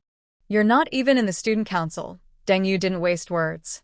She walked straight to a large mixer, at least 300 kilograms. To everyone's shock, she single-handedly lifted it and placed it firmly at the door as a barricade. Any more questions? Deng Yu asked calmly. The sports student's face turned pale, and he shook his head. Good. Deng Yu looked around at everyone. From now on, we are a survival team. Those who follow orders will be protected and fed. Those who cause trouble. She patted Tang Dao, will fend for themselves. At 9:15, the first group of unconscious people began to mutate. Screams came from all directions. Through the windows, Deng Yu saw the campus had turned into a hellish scene. Students and teachers inhaling black mist twitched on the ground, then suddenly stiffened, and after a strange pose, they got up and lunged at the nearest living person. But well-prepared classmates and teachers fought back, cutting down those affected. A girl covered her mouth, tears streaming down her face. Quiet, Deng Yu shouted sharply.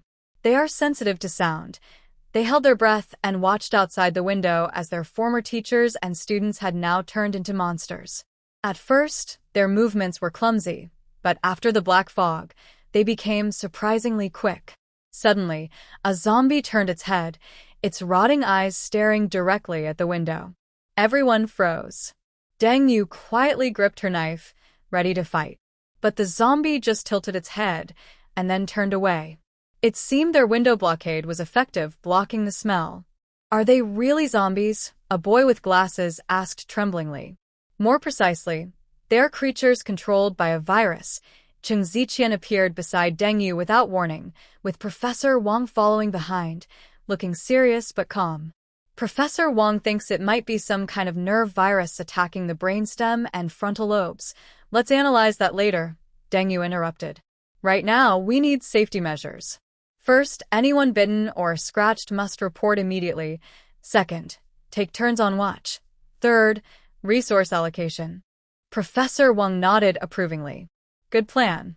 Deng Yu suggests setting up an isolation zone to prevent possible infection. In fact, the black fog arrived early, disrupting Deng Yu's plans. She knew nothing about the situation at the Deng family villa.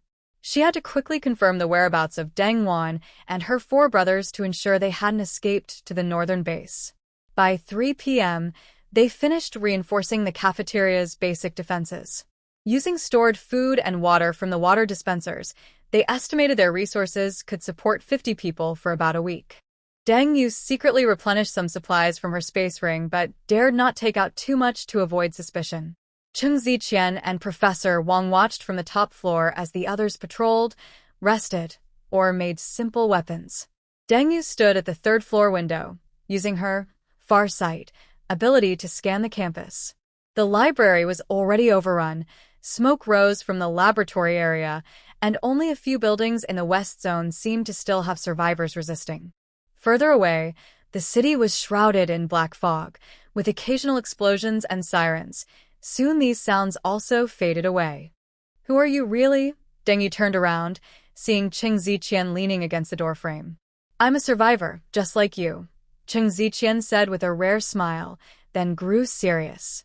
Professor Wang said he's never seen a virus spread this fast. In theory, airborne pathogens shouldn't be so highly infectious unless they are artificially designed. Deng Yu interrupted him. He looked at Deng Yu in surprise. You think so too?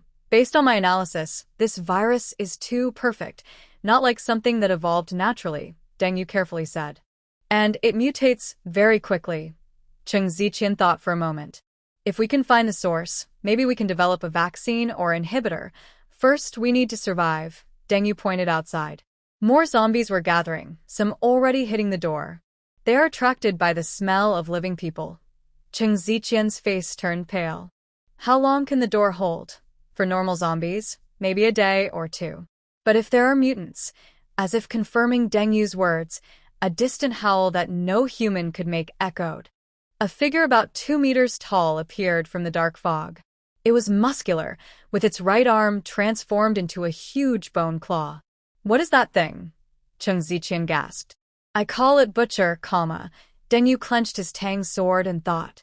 The first mutant to appear in my previous life. Before Deng Yu could answer, screams and banging sounds came from downstairs. The walkie-talkie crackled with the panicked voice of a sports student. The east side of the 1st floor has been broken through. Something smashed through the wall. We need help. Everyone, retreat to the 3rd floor. Deng Yu ordered, then turned to Cheng Ziqian. Find Professor Wang and organize the protection of students and teachers. Deng Yu moved his neck, feeling the flow of his 7 abilities inside. I'll deal with that mutant. As Cheng Ziqian ran toward the stairs, Deng Yu leapt out of the window. The height of 3 floors was nothing to the child of power. When he landed, he switched to his bronze head, iron arms, form, his skin shining with a metallic glow. The butcher had already torn through the east wall of the 1st floor, with 3 students lying in a pool of blood. It was grabbing a 4th, ready to tear him in half. These should be the people who weren't knocked out in the dark fog, mostly in the kitchen on the 1st floor. Hey, ugly monster, Deng Yu shouted, swinging his sword and hitting the butcher's back. The creature howled and turned around, dropping the person. Its cloudy eyes locked onto Deng Yu, and a terrifying grin spread across its face, revealing shark-like teeth.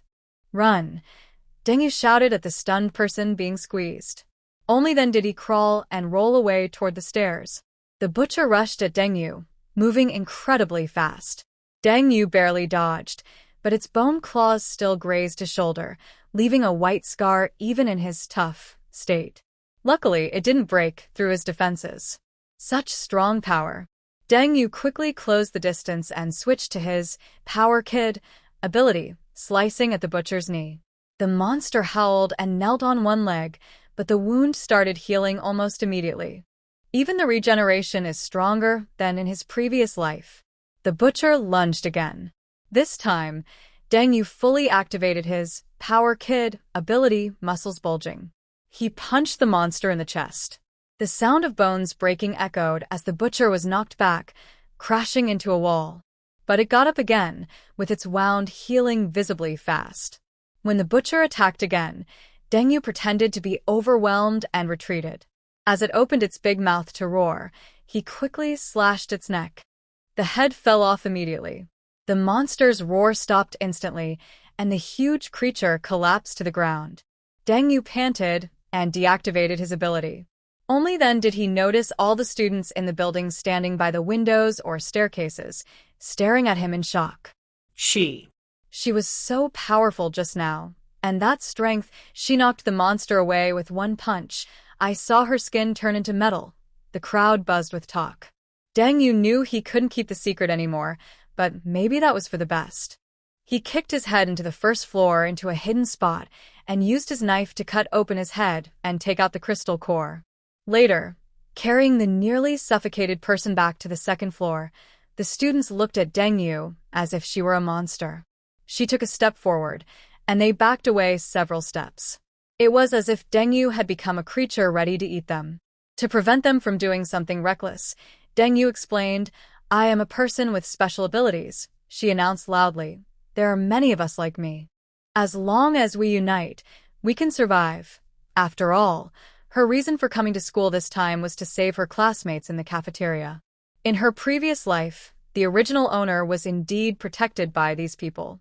She was shy and insecure back then, and her classmates were also strange. She really lacked compassion. The original owner just wanted love and family. Why was that considered strange? Maybe seeing her being cruelly treated by Deng's family and still licking them scared others. Chung Ziqian stepped out from the crowd and stood beside Deng Yu. She is right. Professor Wang has already made a preliminary analysis. The black fog has increased the speed and strength of the zombies, but it may also contain factors that activate human potential. Some of us might awaken different abilities, superpowers. This explanation was much more effective than Deng Yu's own. Now, Deng Yu raised her voice. Everyone return to your posts. Strengthen your defenses. The first floor of the cafeteria is no longer safe. As the crowd dispersed, Chung Ziqian quietly asked, "Are your shoulders okay?" Deng Yu shook her head. "I'm fine, just a little torn." "What about the person I just saved? Seriously injured but still alive." "Professor Wang is taking care of him." "Good. These people are starting to protect themselves, and seeing the mutated creatures, it's time to leave. Collect zombie crystal cores and become stronger." "Good." Deng Yu looked out the window. More zombies were approaching, and faint outlines of other mutants could be seen. Night fell, and the campus under the black fog was eerily silent. They were about to step into this land of death. Just after nightfall, after dinner, Deng Yu decided to leave the cafeteria because she had repaid her kindness. In this life, they would eventually take different paths. Farewell. No words. Silence is the final farewell in this zombie world. Blessings. Wishing them to meet again alive, because being alive is the greatest blessing. She activated her ability, jumped from the third-floor corridor, and ran toward the administrative building before the zombies could surround her. She disappeared into the darkness. On the main road of the administrative building, 17 zombies were feeding on a student council officer. Deng Yu carried a large backpack, with swords stuck behind her to avoid revealing her space ability too early. She brushed off the blood on her blood-stained swords, infused her legs with her power, and charged forward quickly. She slashed, knocking 3 decayed heads into the air. 14 left, Deng Yu thought, smelling the brains that flew to her mask, a strange, sweet smell mixed with the stench. Jiang Li's mung bean sprouts had also sprouted. She watered them every day. 3 days passed. At night, Jiang Li took out a big handful of mung bean sprouts. "Big sister, what kind of vegetable is this?" Jiang Baolan asked curiously, as she had never seen mung bean sprouts before. Green bean sprouts. They are very tasty. Later, I will cook stir-fried bean sprouts for you, Zhongli said, then took the sprouts to the kitchen. Jiang Baolan also went into the kitchen to help. Have you ever fought zombies? I am from the literature department. Now you are a survivor fighting zombies. Deng Yu kicked another approaching zombie in front of him. Stab it in the eye socket or use it as a midnight snack. The boy screamed and swung his sword wildly, surprisingly hitting the zombie's chin. Deng Yu went forward, smashing the zombie's head open and pulling out a white crystal core. Have you read the novel? This is a zombie crystal core. It's inside the zombie's head. When you kill one, remember to take it out and give it to me. 10 zombie crystal cores are worth 1 Chinese sword. Turning the corner of the administrative building, 6 well-dressed, middle-aged men blocked the way. The leader, with a beer belly nearly bursting his Armani shirt, had eyes behind gold-rimmed glasses that made Deng Yu think of a vulture in the Deng family ancestral hall. Student, I am Vice Principal Wang. He wiped his shiny forehead. Now, us to the safe zone. Once the government restores order, you'll get your master's degree. Deng Yu stifled a laugh, shoulders trembling so much that his sword shook. In his past life, this scoundrel was the one who traded female students as goods in the cafeteria safe zone.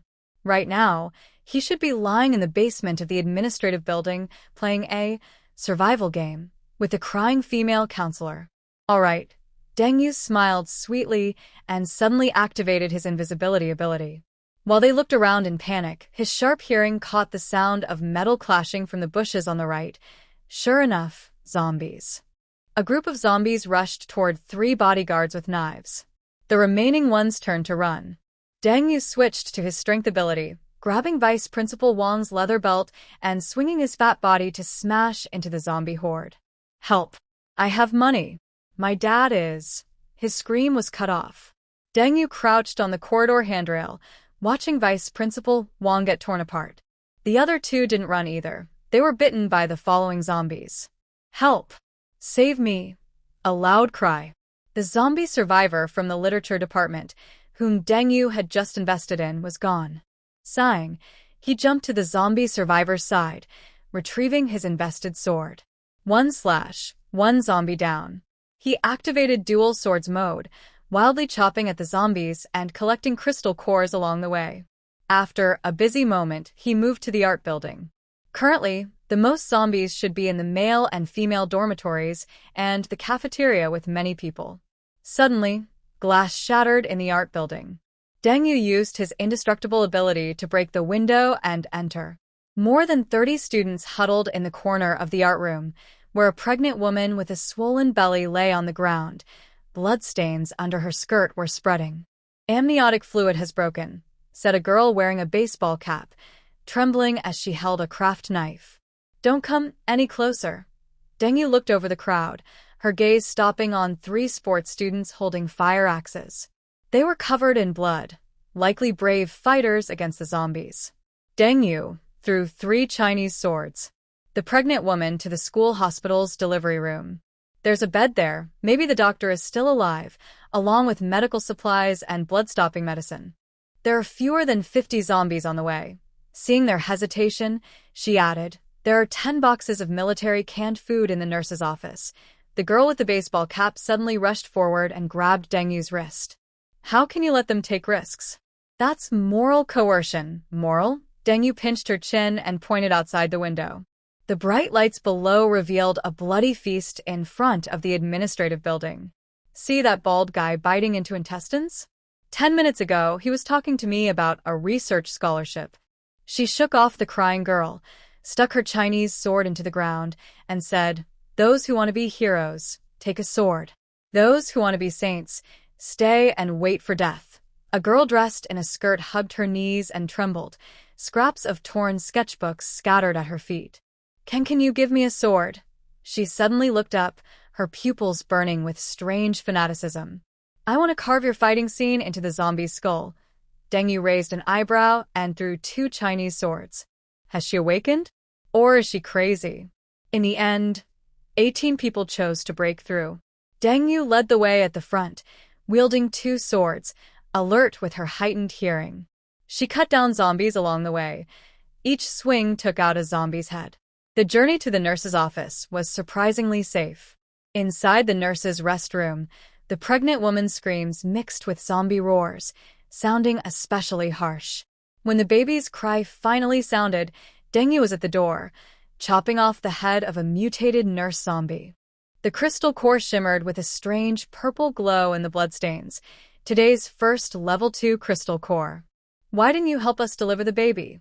The girl with the baseball cap, covered in blood, blocked the door. "You clearly have the ability." Deng wiped her sword and looked at the delivery bed. The mother had already died, and the baby's umbilical cord was still attached to the corpse's purple body. Deng couldn't split herself. She was fighting zombies and helping you at the same time. "Do you think I can split myself? You need to be responsible for yourselves." "I am only responsible for myself. I'm leaving." Some students wanted to stay and help, but others persuaded them to leave. After speaking, she directly closed the door and left, showing that they were still alert and brave. She still followed the story she told them earlier. There are 10 boxes of military canned food in the school nurse's office. They really found 10 boxes of military canned food. Who has 10 boxes of military canned food in their school nurse's office? Maybe the pregnant woman was their teacher, and they had feelings for her. When they were still mourning the death of their pregnant teacher, she secretly left supplies. Anyway, there was plenty of space. This world has never lacked brave people. Helping others might make them future allies in facing the end of the world. She turned back, cut open the zombie she had just knocked down, and continued to extract the zombie's crystal core. Then she headed to the laboratory building, where there weren't many people or zombies. The emergency lights on the 3rd floor corridor of the laboratory flickered. Deng pulled out a jade-green crystal core from the skull of a zombie professor. This was the 7th mutated creature she had hunted today. They were starting to show specific traits, like the zombie that sprayed corrosive liquid earlier, who was clearly a chemistry professor in life. Suddenly, she heard sounds from upstairs. "Help!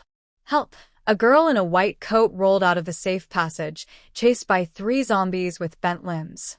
"I have money! Save me! Save me!" Deng leaned against the broken windowsill and sneered. Her telescopic eyes saw through a layer of floorboards.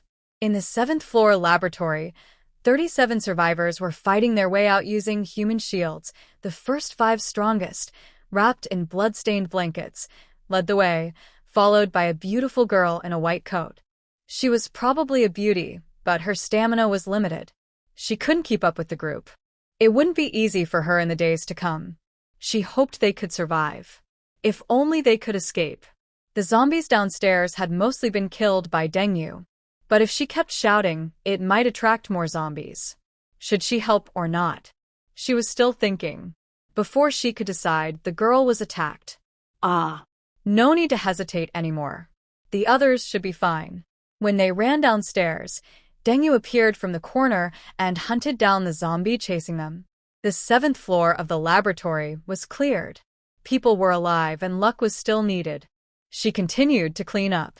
The steel framework of the gymnasium's dome shimmered in the morning light. Deng jumped onto the basketball hoop over broken glass, looking down at 300 restless zombies. Their rotting throats made strange sounds, and they climbed over each other, attracted by blood and flesh, forming a mountain of corpses. 3 kids, indestructible like a diamond, she said, her skin shining with a metallic luster. In an instant, as he leapt into the crowd of zombies, Tang Dao spun with arms outstretched, tearing apart 20 heads. Black blood exploded like fireworks in the morning light. A mutated creature burst through the changing room door, its swollen right arm transforming into a meat hammer. Deng dodged a powerful strike that shattered the floor, then used her water ability to whip the creature off balance, causing it to slip. Fire from her fire ability burned into its ear canal. Blackened brain matter sprayed from its 7 orifices, and the crystal core landed perfectly in her palm. "That's a physical mutation," Deng said, holding the blood-red crystal core.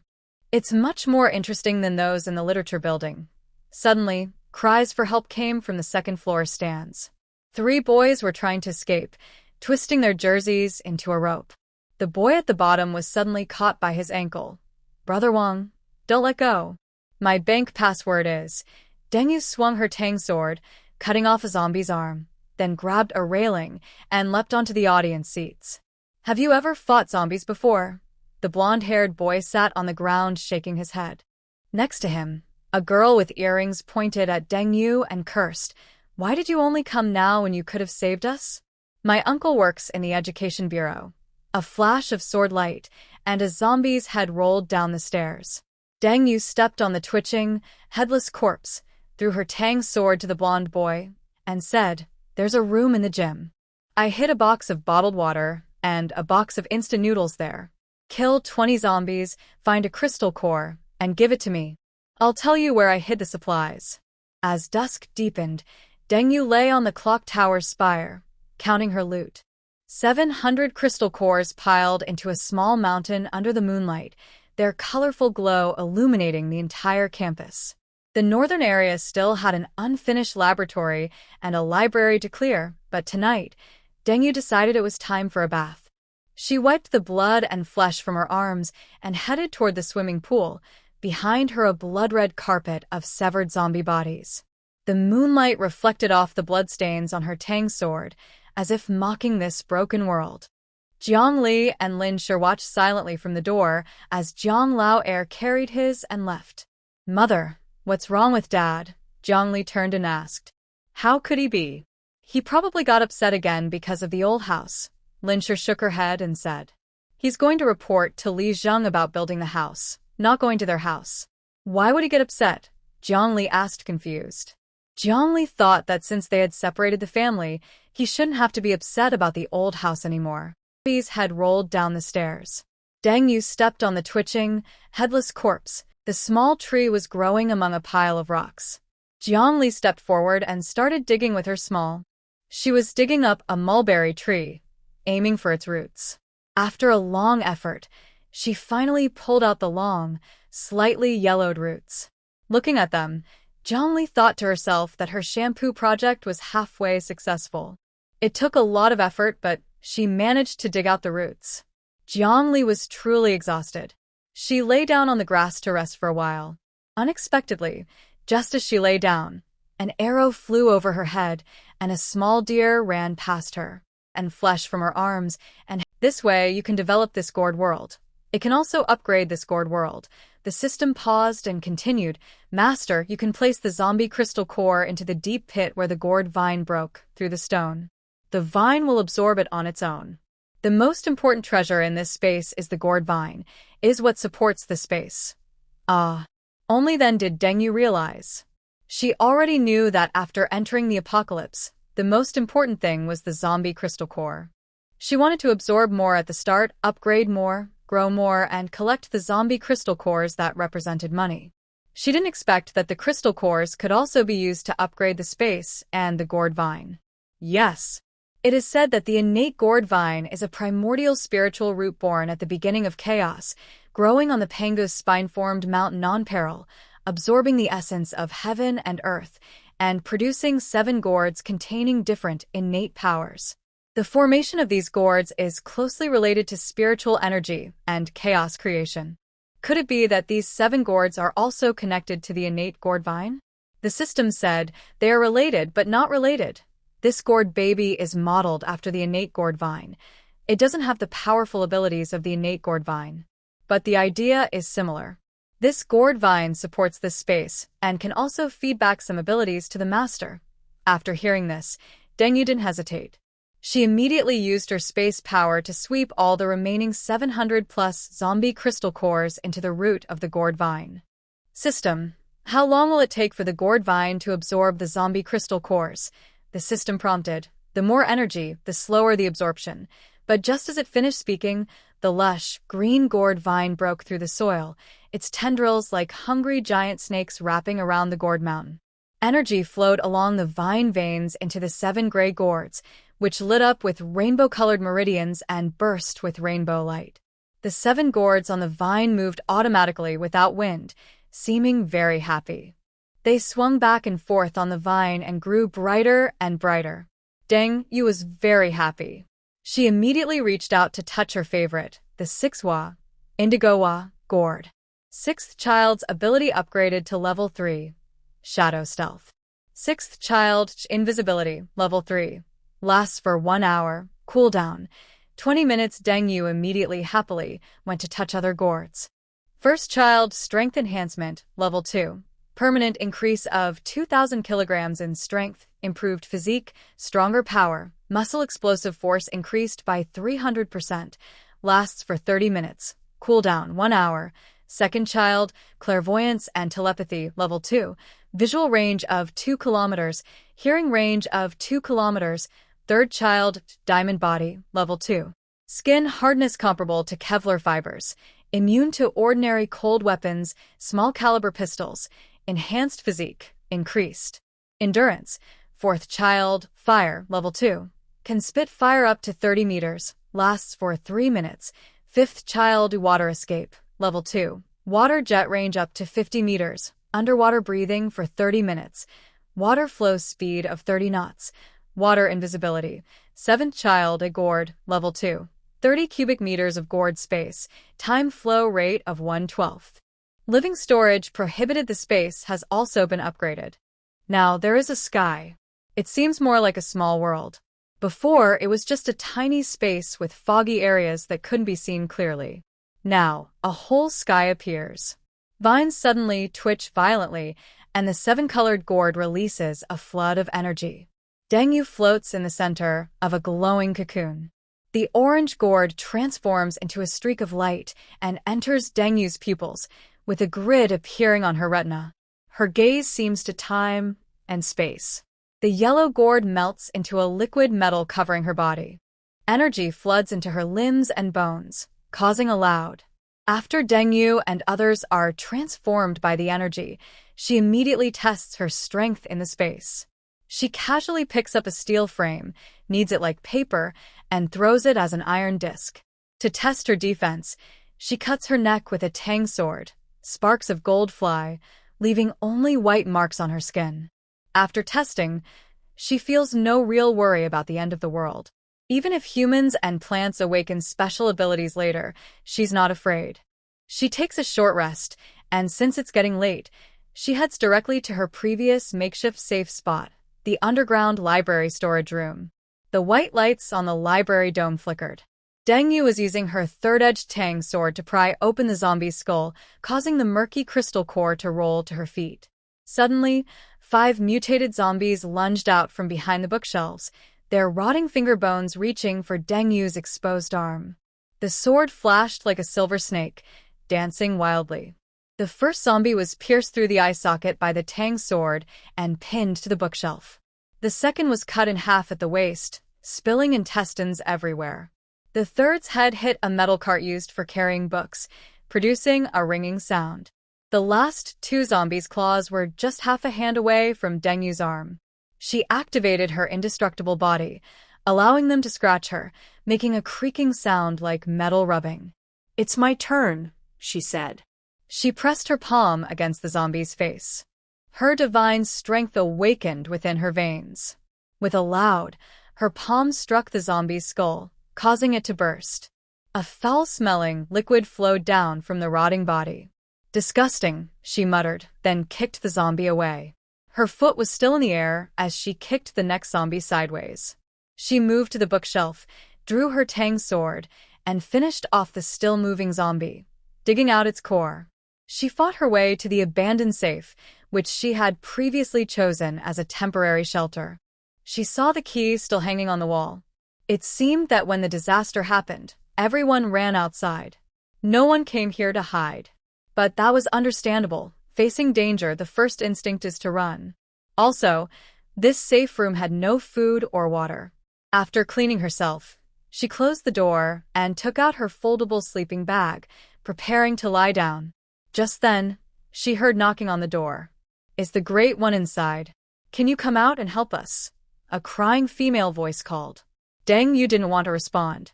After a few minutes, a male voice spoke. "We know you're inside." The male voice, also crying, pierced through the iron door. "So many people have died here. You're very powerful. Come out and save us." "Why are you only coming now if you have superpowers?" she replied. Hurry up and come out or I'll break down the door. Soon, she heard the sound of chopping. A blood-stained firefighter's axe was frantically hacking at the door. Deng Yu counted the strikes. On the 13th hit, she suddenly pulled out the door latch. She saw 3 or 5 students at the door, holding various weapons, firefighter axes, homemade spears, and a craft knife. When the student with the firefighter axe saw the door open, he stopped chopping and was about to speak. Deng Yu kicked him in the stomach. He was knocked back 3 or 5 meters and bumped into another student behind him. Fortunately, everyone's weapons were pointed away from people. Otherwise, she might have been suddenly hit by someone rushing in. A girl started crying. Please help us. We saw you fighting zombies upstairs. You're so brave. Please save us and help us get home. She knelt down, begging Deng Yu. A boy wearing a student council badge suddenly raised his phone. I've recorded everything. You're killing people, chopping heads. You even hit someone earlier. He's the leader's kid. The police will come after you. Deng Yu glanced at them. There were 3 boys and 2 girls, all armed, but their eyes looked scared and helpless. She quickly decided not to help them. Get out of here, or I'll kill you, Deng Yu shouted angrily. Smart move, Deng Yu said, grabbing the phone that was recording her and crushing it. So, did you get everything on camera? Get out now. They still didn't realize the danger and kept begging. Deng Yu stepped out from behind the door, actually pulling a tang sword from her space. She swung the sword, knocking the sign-in sheet hanging on the wall into pieces. Sparks flew as she cut into the wall. They finally understood that Deng Yu wouldn't help them. Hastily, she pulled the boy who was on the ground, grabbed his fire axe, and they all ran away quickly. But they couldn't run too far because noise might attract zombies. Idiot. If they had just been brave enough to look around, they'd see I've already killed many zombies, Deng Yu muttered with a look of frustration. Indeed, tonight, she had swung her twin blades, killing over 700 zombies, at least a third of the school's zombies. They didn't run, so she couldn't bring them along. Forget it, she thought. Time to sleep. She wished they would have a better tomorrow. After sleeping, she woke up to find the underground library empty. She didn't know if the people from last night were dead or had escaped. She enjoyed a good breakfast, then prepared her gear to continue hunting zombies. When she reached the North District Laboratory building, she saw broken bodies scattered on the ground. The circular corridor of the North District Laboratory building looked like a hellish scene. Deng Yu quickly stabbed her tang sword into a zombie's eye socket as it lunged at her. Rotten brain matter spilled out along the blood trail. She kicked the corpse away, and her blade scraped sparks on the railing. The glass on the rooftop shattered loudly, an indication that a mutant had broken through the blockade. Ordinary zombies could never break a floor-to-ceiling window with just one hit. Outside the tempered glass wall, a security guard covered in bone spikes was tearing at the protective net with his mutated claws. Sticky yellow fluid dripped from his fingertips, corroding the tiles and releasing faint wisps of smoke. Suddenly, Deng Yu's far-sight ability activated on its own.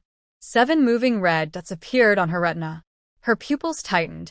This was the first time since her arrival that she had sensed so many mutants at once. Sweat made her grip on the knife slippery, and her tactical vest was soaked in blood. She couldn't tell if it was hers or the zombies.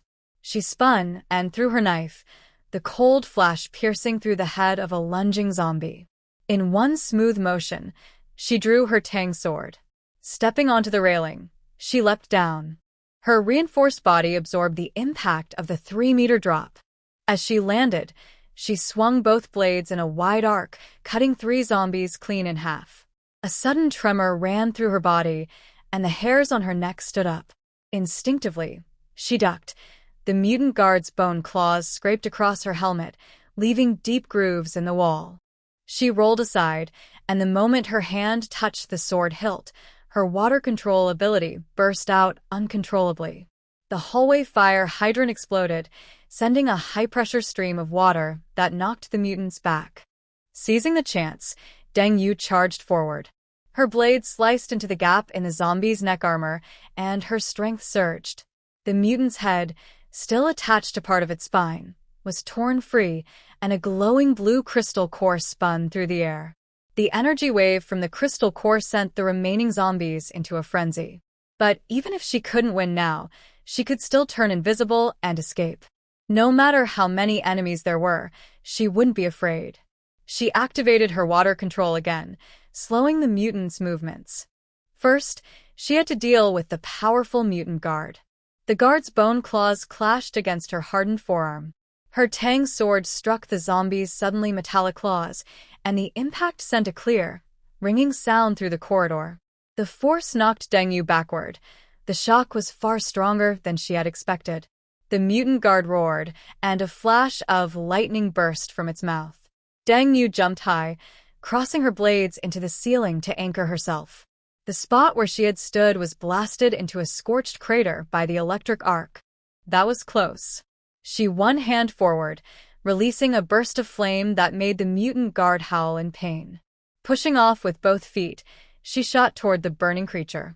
As they passed each other, her Tang sword sliced through the foul air, its sharp whistle echoing down the corridor. Deng Yuexian swiftly slashed with her sword.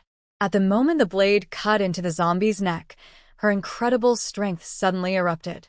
The sharp edge cut through the spine and tendons without resistance. The long, corpse-spotted head spun and flew away, black blood splattering in a fan shape on the wall.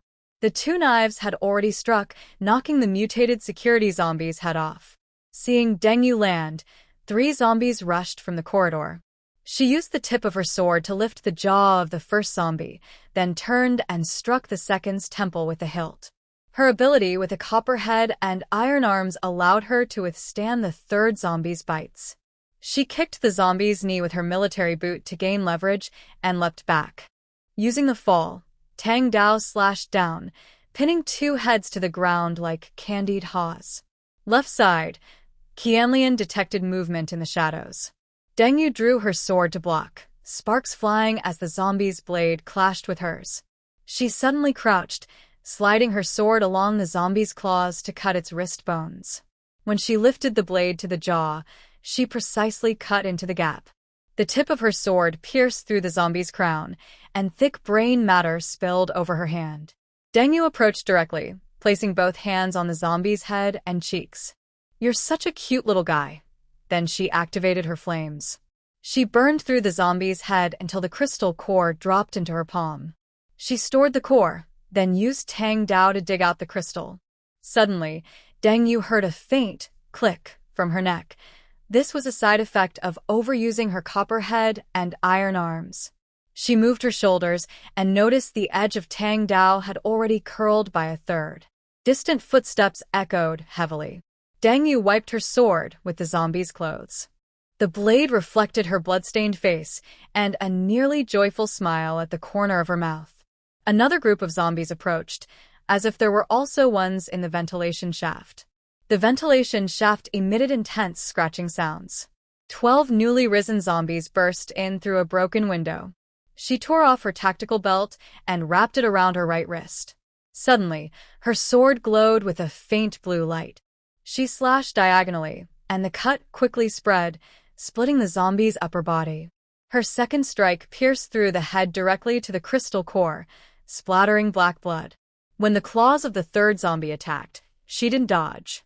Her copper head and iron arms sparked as her arm clashed with the claws, and Tang Dao stabbed through the zombie's eye socket, twisting inside.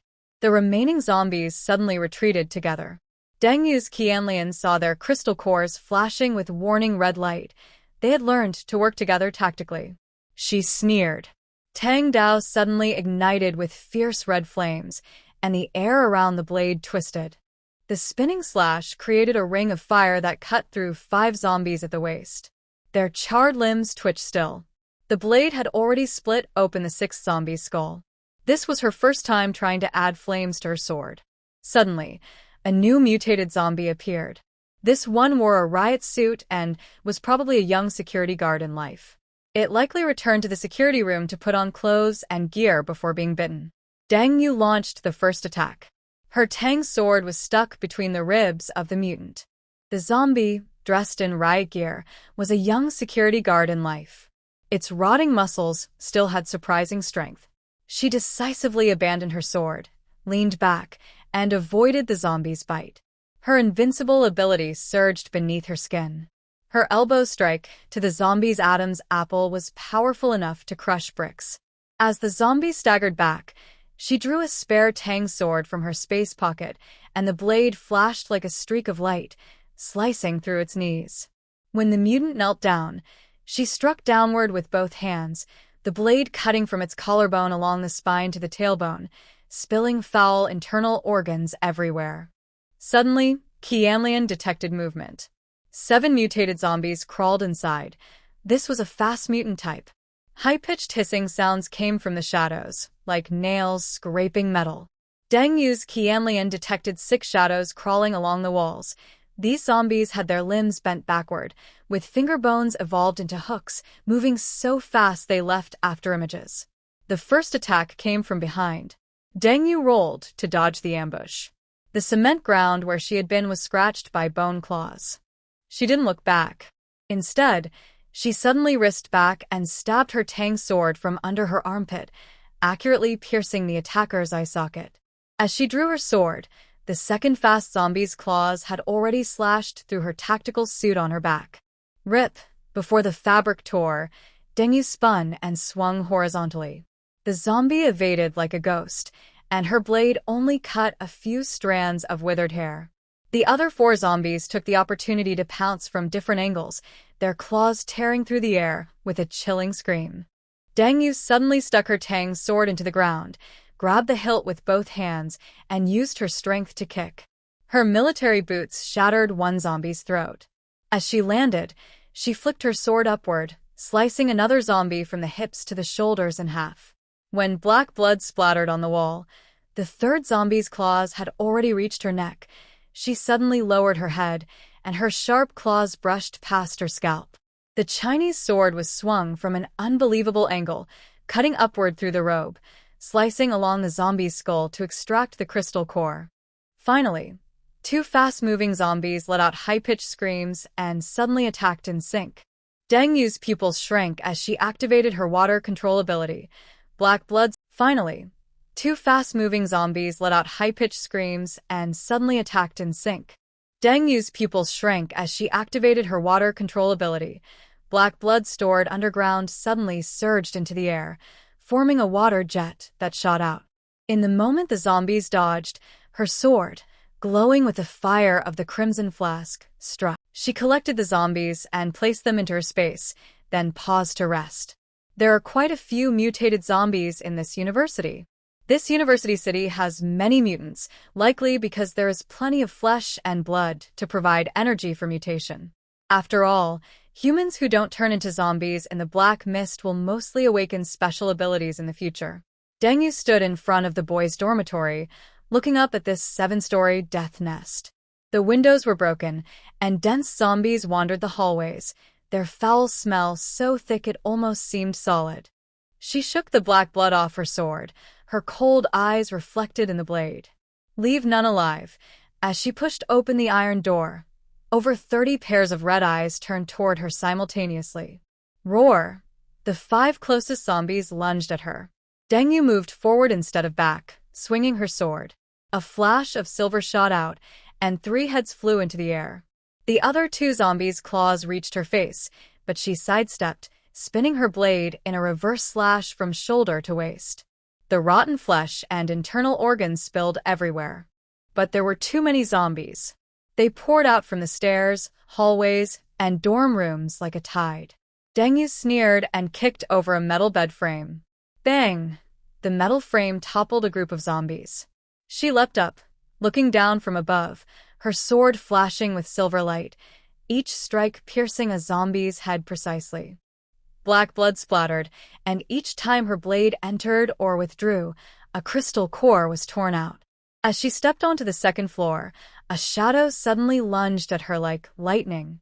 A fast zombie. Deng Yu's pupils shrank. She held her sword horizontally to block. Clang! The zombie's claws scraped the blade, sparks flying. Missing her attack, it immediately retreated, moving swiftly on all fours like a beast around her. Want to play? Deng Yu sneered coldly, suddenly reversing her sword so the tip pointed downward. The zombies lunged again. She quickly sidestepped, stabbing precisely into one's eye socket. Blood and brain matter splattered out. But it wasn't over.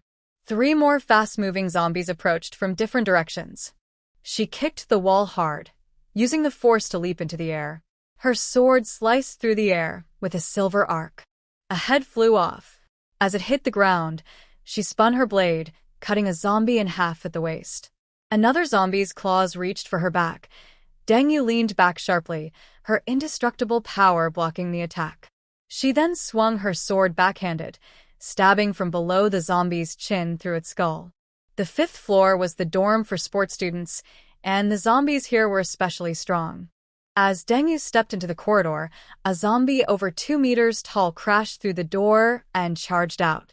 Its arms were thicker than a person's thighs. It swung a fist at her head. She blocked with her sword, sliding back several meters on the floor, sparks flying from her shoes. Strength type. Interesting, she thought. She suddenly lowered her stance, slanting her sword to cut into the zombie's knee joint. The bones snapped with a loud. The zombie knelt down, but its huge hand was already reaching for her throat. Deng Yu punched it hard, breaking its nose. Then she tilted her sword up from below the chin, stabbing through its head. The blade's crystal core pierced out from the top of its skull. Standing on the rooftop, Deng Yu looked down at the entire boys' dormitory. Piles of zombie bodies were stacked high, black blood flowing down the stairs. The building was completely cleared. She shook the blood off her sword, which still gleamed coldly.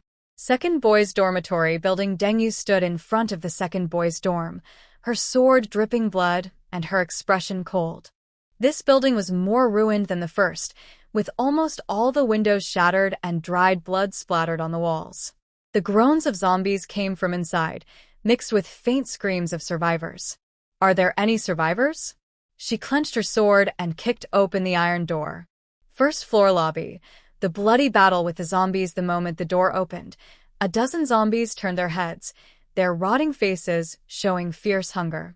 Deng Yu didn't hesitate. Her sword flashed with silver light. With a swift slash, 3 heads rolled to the ground. The zombie horde surged forward. She moved like a ghost, stabbing her sword into their eyes, throats, and hearts. Black blood splattered, and bodies fell one after another. Suddenly, she heard shouts from the second floor. Help! Don't come any closer. Run away!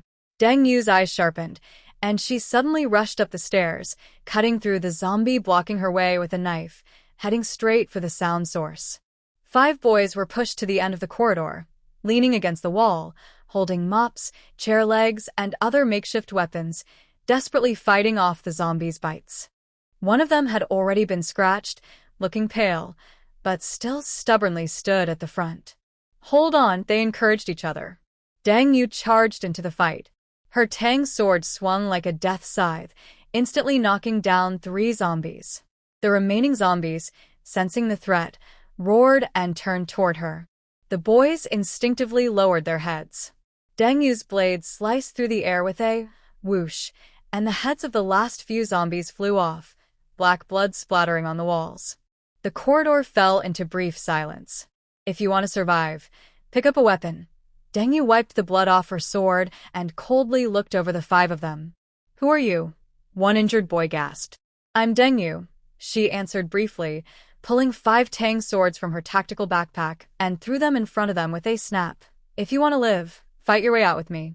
If you want to die, stay here and hide. The boys exchanged glances. Finally, the injured one gritted his teeth, grabbed a sword, and looked fierce. I'm with you. The other 4 hesitated for a moment, but also picked up weapons one after another. Deng Yu didn't have time to waste. She led them back to the relatively safe first-floor hall. Listen, zombies have only 3 weak points, head, spine, and the crystal core inside the head. She raised her sword. Cutting the neck is fastest, stabbing the eye socket is most accurate, and digging out the crystal core is the most rewarding, she demonstrated by precisely stabbing into a zombie's eye socket, twisting her wrist, and pulling out the core. Now you try. The boys swallowed hard, their desire to survive outweighing their fear. Soon, they learned the basic techniques. Though clumsy, they could at least defend themselves. Good. Now, let's clear this building, Deng Yu said coldly. Remember, all the crystal cores belong to me. Anyone who tries to hide one. She cut open a nearby metal cabinet, the metal surface smooth as a mirror. This is what happens. With help, the cleanup went much faster. Deng Yu led the way, her Tang sword flashing like silver lightning, each strike precise and deadly. The survivors followed behind, responsible for finishing off zombies and extracting crystal cores. Though their movements were awkward, they could at least share the burden. Left. Cut the neck, Deng Yu shouted. A young man clenched his teeth and charged forward, swinging his sword diagonally. The zombies had tilted and fell off. Good job. Gradually, their teamwork became more skilled. From initial fear and trembling, they could now kill ordinary zombies alone. Just as they were about to finish clearing the top floor, a giant zombie suddenly burst out from the shadow at the end of the corridor. It was nearly 2 meters tall, with bulging muscles, and its skin was an abnormal dark greenish blue. Every step it took caused the ground to shake. A mutated strength type. Deng Yu's eyes turned cold. Everyone back off. She stepped forward alone to face it. Her sword clashed with the zombie's massive fist, sparks flying. Roar! The zombie roared, swinging its arms like hammers. Deng Yu dodged sideways, then sliced into its elbow joint with her blade. The bone snapped with a cracking sound, but the zombie, ignoring the pain, grabbed her shoulder with its other hand. Sister Deng, the survivors shouted in alarm. At a critical moment, Deng Yu's indestructible power erupted. She endured the grab with her special ability, while her sword stabbed upward from below. The blade pierced through the zombie's chin and emerged from the top of its skull. Boom. The giant corpse collapsed, causing the entire floor to tremble. The fight was over. The survivors sank to the ground, covered in blood, but their eyes no longer showed fear. Deng Yu wiped the black blood off her sword and coldly said, "All the crystal cores, hand them over." They obediently handed over the collected crystal cores, not daring to hide any. "Good," Deng Yu said, putting away the cores. She looked at the 5 people. "You now have 2 choices. 1, take your swords and keep fighting with me. 2, find a place to hide and wait for your fate." The injured young man was the first to stand up, grinning with blood-stained teeth. "I choose the first." The other 4 looked at each other and finally nodded. Deng Yu's lips curled into a faint smile. "Then don't hold me back." Deng Yu stood in front of the 3rd dormitory building, followed by 5 survivors wielding swords. The building was quieter than the first 2, but the air was thick with a burnt smell, and some windows had scorch marks. Did someone set fire? She squinted and used her keen eyesight to scan the entire building. Soon, she focused on the 5th floor, where a red-haired boy was cornered by 3 zombies. He was trying to ignite tiny flames in his palm but was too exhausted to keep them burning. Deng Yu sneered. "Interesting." Deng Yu kicked open the iron door. The cold flash of a Tang sword shimmered, and the head of the nearest zombie flew off. Behind him, 5 survivors followed closely, swinging their blades. Though their movements were clumsy, they managed to hold their ground. Suddenly, a loud explosion sounded from the end of the corridor. Flames swept through, turning 3 zombies into charred corpses instantly. Amid the smoke, a red-haired boy staggered out, pale and with black smoke still rising from his palm. He looked up and saw Deng Yu and his group. He froze for a moment, then showed a fierce smile. "Ha! More fools coming to die." He suddenly raised his hand, and flames gathered in his palm. In the next second, Deng Yu's sword tip was pressed against his throat. "Move again, and I'll show you what your own blood feels like." The red-haired boy's flames instantly went out. Cold sweat dripped down his forehead. Deng Yu stared coldly at him, the blade unmoving. Who are you?" the boy stammered. "I give you 2 choices," Deng Yu said coldly. 1, take your sword and help me fight the zombies. The crystal cores belong to me, and you can take whatever supplies you want. 2, I'll cut off your head now, so we don't waste any more food. The red-haired boy swallowed hard, glancing at the blood-covered but determined survivors behind Deng Yu.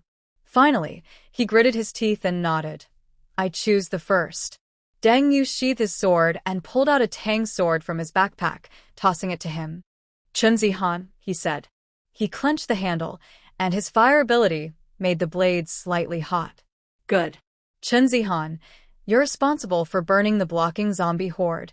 Deng Yu turned toward the stairs. "Everyone else, keep clearing and gathering supplies." With the fire ability user joining, the fight became much more efficient. Deng Yu led the charge, his Tang sword like a silver hurricane, each strike precise and deadly. Chen Zihan stayed on the side, flames erupting from his palm, forcing the zombies into a narrow corridor where other survivors finished them off. "Left," Deng Yu shouted. Chen Zihan swung his hand, a wave of fire engulfing 3 zombies, which instantly burned. Deng Yu seized the moment, rushing forward and stabbing his sword through their eye sockets to extract the crystal cores. "This teamwork feels great." Chen Zihan grinned, his earlier arrogance gone, replaced by awe for Deng Yu. The other survivors focused on looting food, medicine, and water from the dorms, quickly filling their backpacks. As they reached the 4th floor, a flame-resistant zombie suddenly burst out from the shadows at the end of the corridor. It was completely blackened, with cracked skin and glowing cracks like molten lava. Chen Zihan's fireball hit it, but was absorbed instantly. "What kind of thing is this?" Chen Zihan's face changed dramatically. Deng Yu's eyes turned cold. "Back off." She charged forward quickly, her Tang sword clashing with the zombie's claws. Sparks flew. The zombie roared and swung a claw at her. Deng Yu held her ground, angling her sword upward. It pierced the zombie's chin, but the blade was slightly red from the high-temperature blood. She shouted, pulling her sword out and kicking the zombie over. She shouted loudly, "Chen Zihan, use your strongest attack." Chen Zihan clenched her teeth, clasped her hands together, and poured all her energy into her powers. Boom. A blazing white fire burst from her palms, instantly engulfing the zombie. Deng Yu seized the chance to rush forward, her Tang sword shining coldly as she cut off the zombie's head with a swift slash. The fight was over. Chen Zihan sank to the ground, exhausted and nearly out of energy. Deng Yu shook her heated Tang sword and said coldly, "Not bad. You didn't hold us back." Chen Zihan panted heavily but smiled. "Following you is better than waiting to die alone." The other survivors had finished gathering supplies, their backpacks filled with canned food, bottled water, and first aid kits. Deng Yu collected all the crystal cores and looked around at everyone. "Take a 10-minute break, then next building." Deng Yu stood in front of the girls' dormitory, behind her 6 survivors, including Zhou Meng, the boy who had just awakened his powers and was previously injured by a zombie. His skin faintly showed rocky patterns, his muscles bulged slightly, breathing heavy, but his eyes shone brightly. "How do you feel?" Deng Yu asked coldly. Zhou Meng clenched his fists, his knuckles cracking, and grinned. "I can crush a zombie's head with one punch." Deng Yu nodded.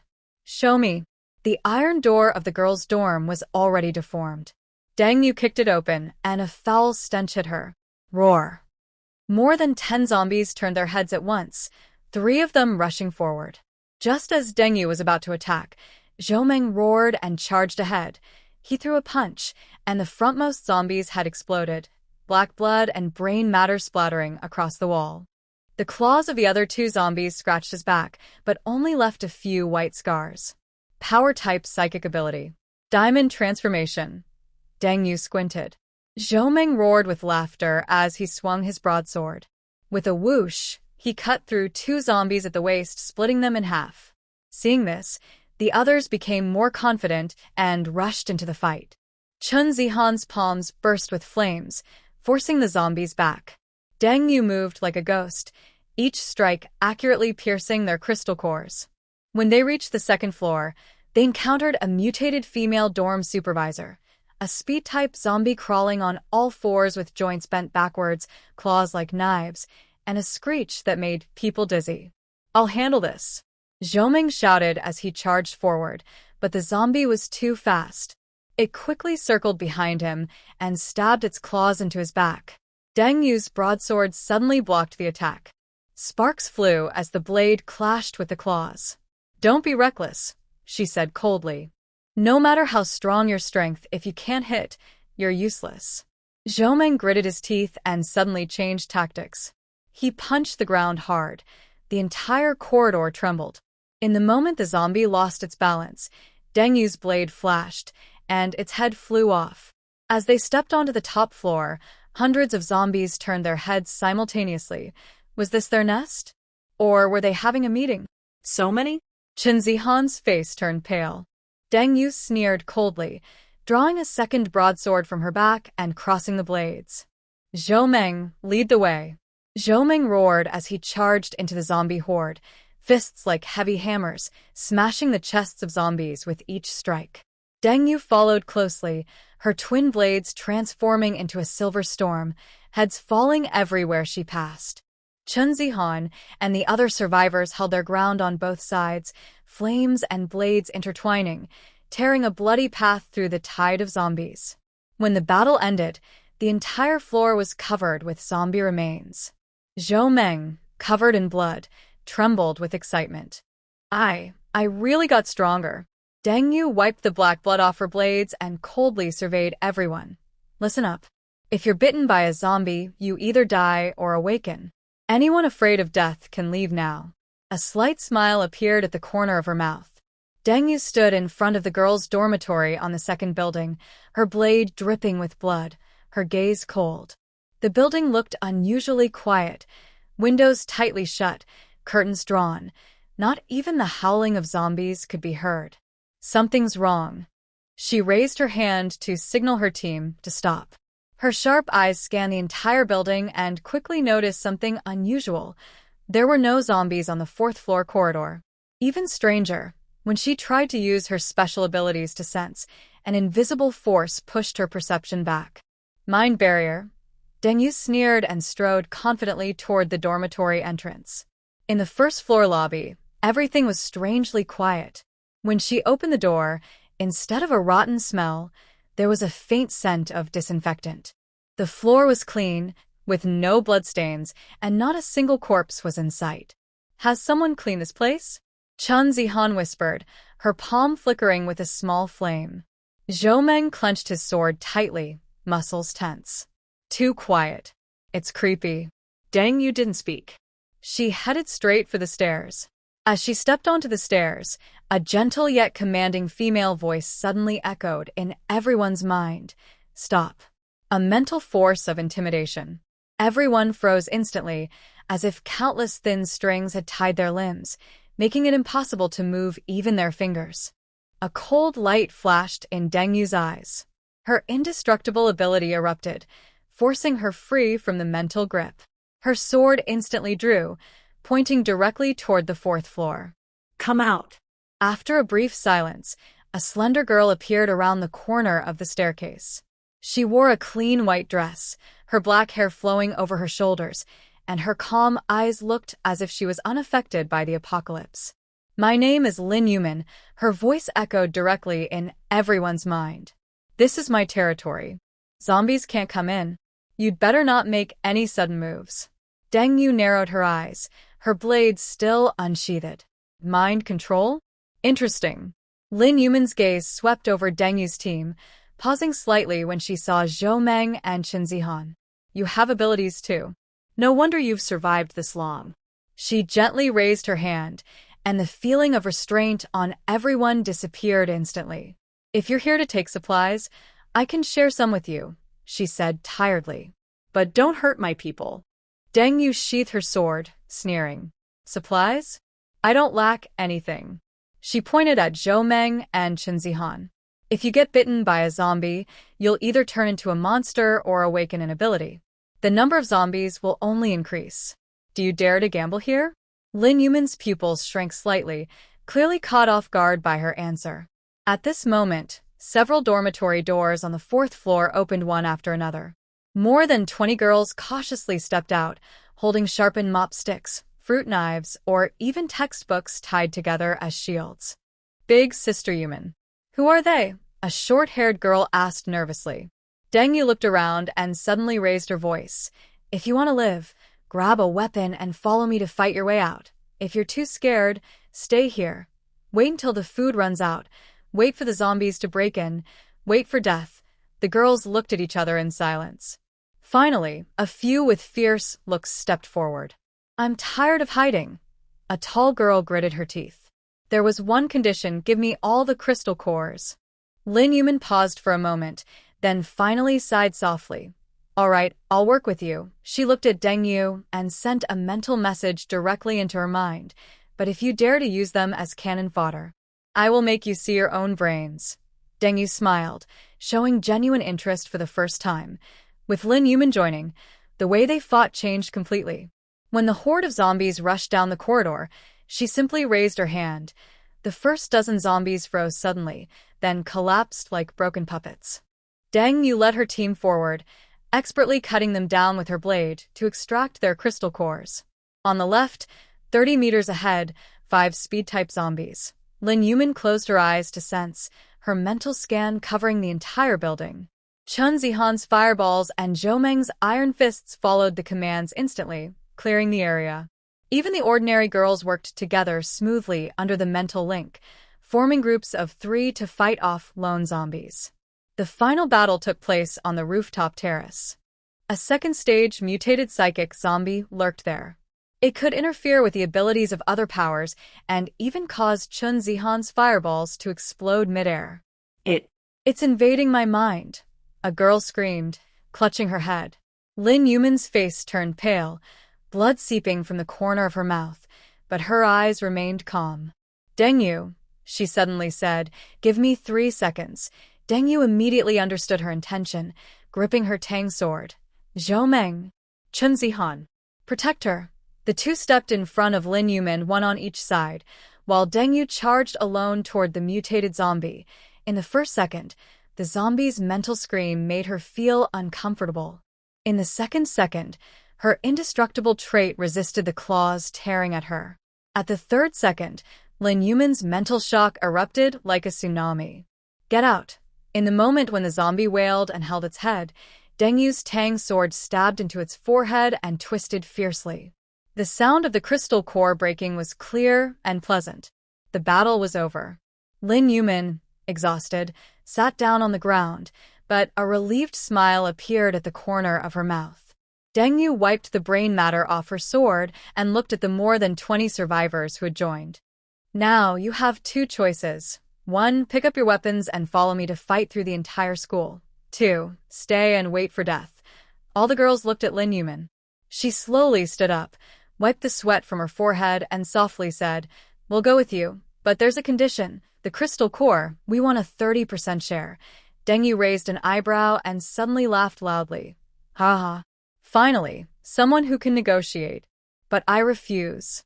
You are all people I saved. What right do you have to bargain with me? You haven't even paid back your dues. Without me, you'll just have to wait miserably in the dorms, then get bitten and killed by stronger zombies.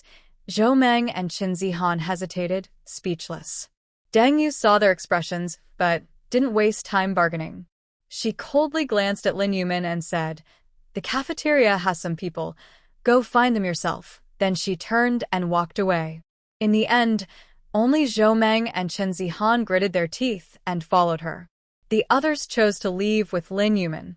Senior Deng, where are we going now? Zhou Meng asked, flexing his granite-like muscles. Deng Yu's tang sword pointed toward the nearby teacher's dormitory, which was covered in an abnormal layer of white frost, and even the surrounding air seemed cold. As they pushed open the door, a biting chill hit them. Ice crystals covered the corridor walls, and thick ice formed on the floor. Several zombies frozen into ice sculptures kept the pose they had in their last attack. Chun Zihan's flames just ignited in his palm, but suddenly, with a hiss, they went out. This place can't even light a fire. Deng Yu's breath condensed into white mist in the air. Her 1,000-mile eye pierced through the cold fog, and she suddenly shouted, Retreat. A frozen sculpture suddenly shattered. A pale blue zombie broke free from the ice, claws aiming straight at Chun Zihan's chest. Deng Yu's Tang sword blocked precisely, and the blade clashed with the ice claw, sparking metal sparks. The zombie spat out a cold stream, and Deng Yu's side instantly frosted over. She endured the freezing cold, swinging her sword to cut, but the zombie retreated like a ghost, freezing the ground as it passed. An ice ability zombie. This is trouble. The zombie stood at the end of the corridor, its rotting face covered with ice crystals, making strange cracking sounds. Suddenly, countless ice spikes shot up along the corridor. Get out of the way. Deng Yu kicked Zhou Meng away and leapt into the air, smashing her Tang sword to break the ice spear heading for her face. Chun Zihan tried to melt the ice with flames, but the small flames were immediately suppressed by the cold. I'm completely countered.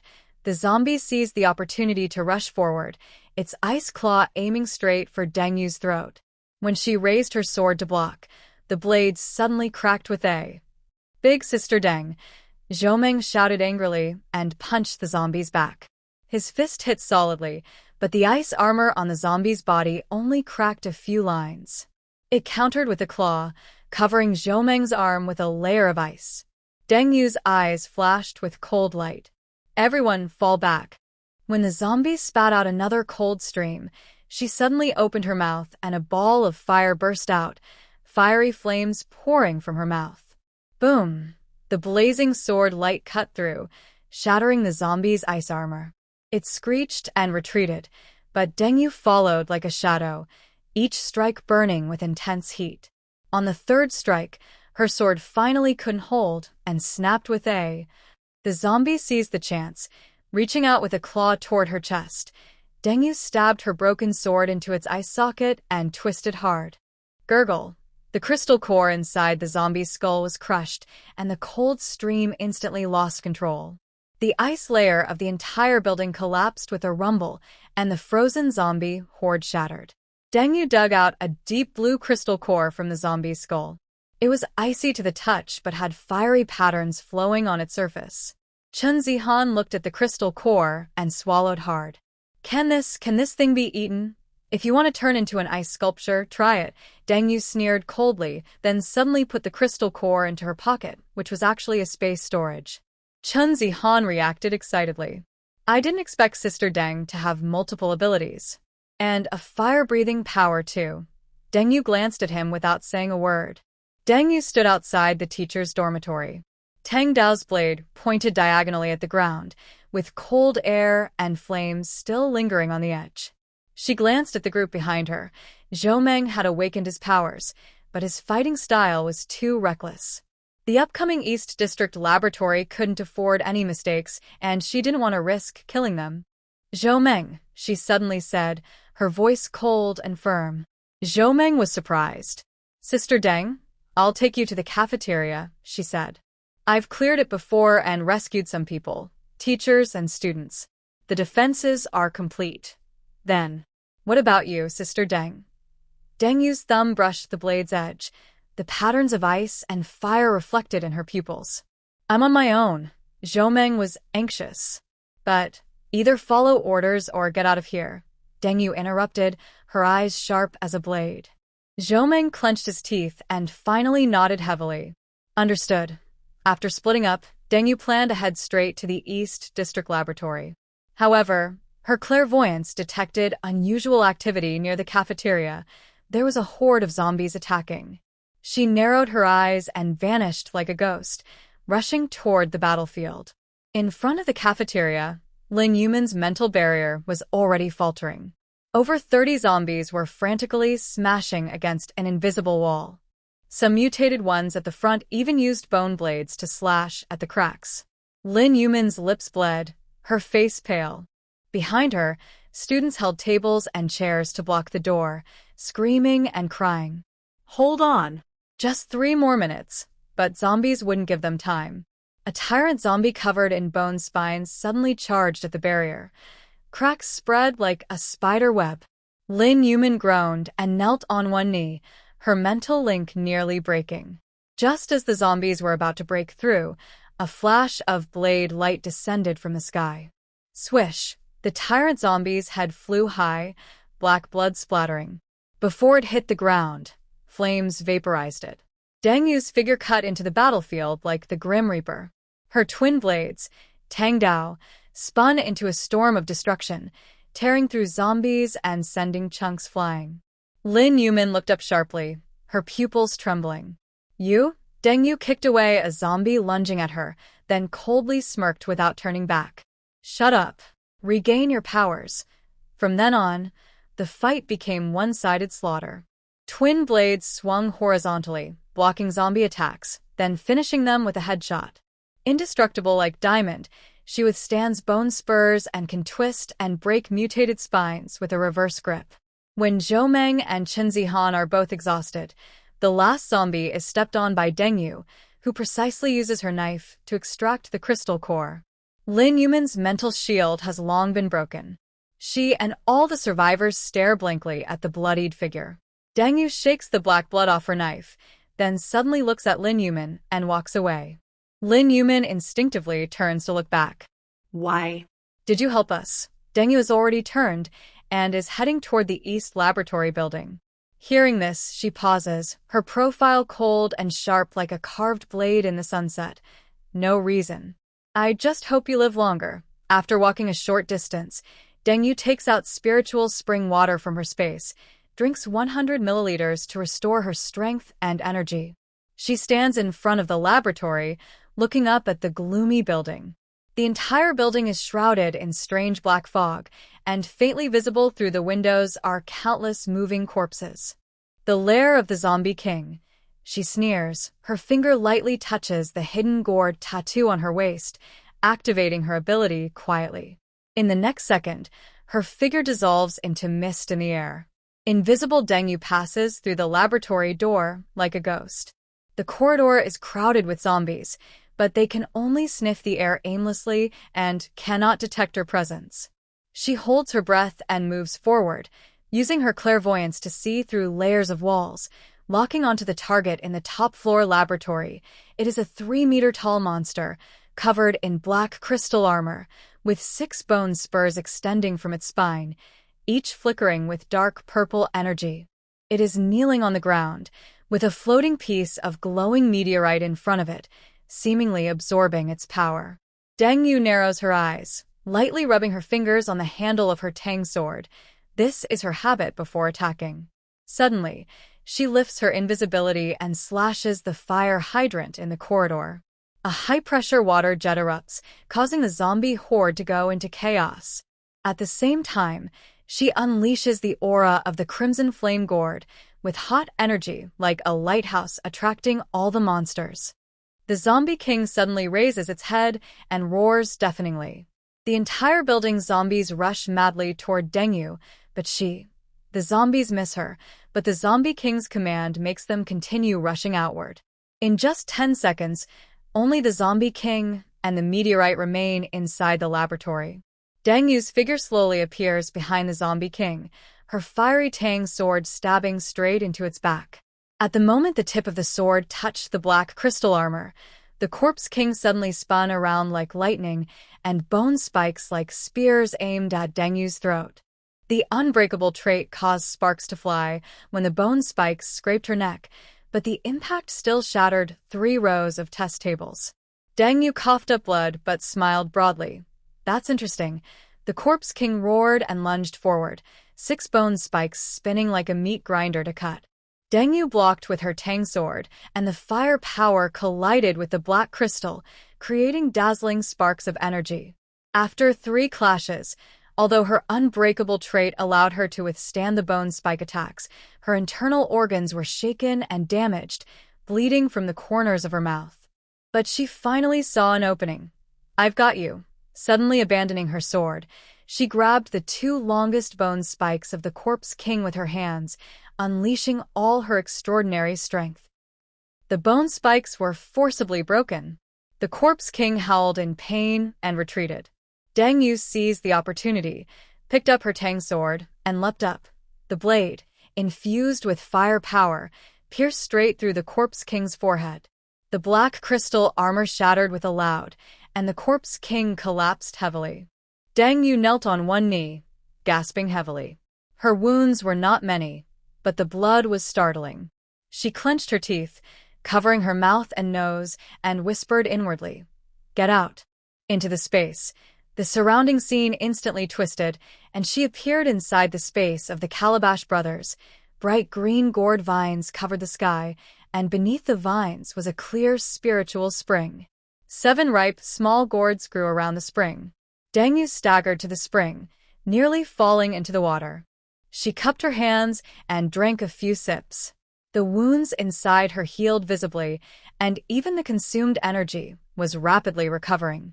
After 10 minutes, she suddenly opened her eyes, and her pupils shot with sharp light. It's time to clear the area. Back in the real world, Deng picked up the black meteorite that the Corpse King had worshipped. The moment she touched it, her whole body trembled. This was not an ordinary meteorite, but a top-quality spiritual stone. The energy inside made her gourd vines tremble with excitement. No wonder the school's zombie mutation rate is so high. She sneered and directly stored the spiritual stone into her space. Suddenly, the entire laboratory building's zombies froze stiff, then went berserk, rushing wildly upstairs. Deng blocked the staircase, frantically cutting down the attacking zombies. She kept chopping until the sun set, her arms numb from exhaustion. She took out some of the spiritual spring to drink, and slowly poured the rest over her arms. Soon she recovered. Deng shook her arms, which were back to normal, and she sheathed her tang sword. Sunlight streamed through broken windows, shining on her proud, blood-stained back. The sunset turned the ruins of the campus red. Deng stood on the top floor of the laboratory building, coldly watching the distant rumbling military trucks. The army was quick. They set up defenses around the cafeteria, mounted machine guns, and medics carried stretchers into the building to evacuate survivors. A calm voice came from a loudspeaker. "All survivors, please stay calm and follow the troops to evacuate." "Repeat, this is not a drill. Evacuate immediately." Deng sharp eyes clearly saw what was happening inside the cafeteria. Lin Yuman was using her mental powers to calm frightened students and help the soldiers keep order. Zhou Meng carried several injured girls out the door and handed them to medics.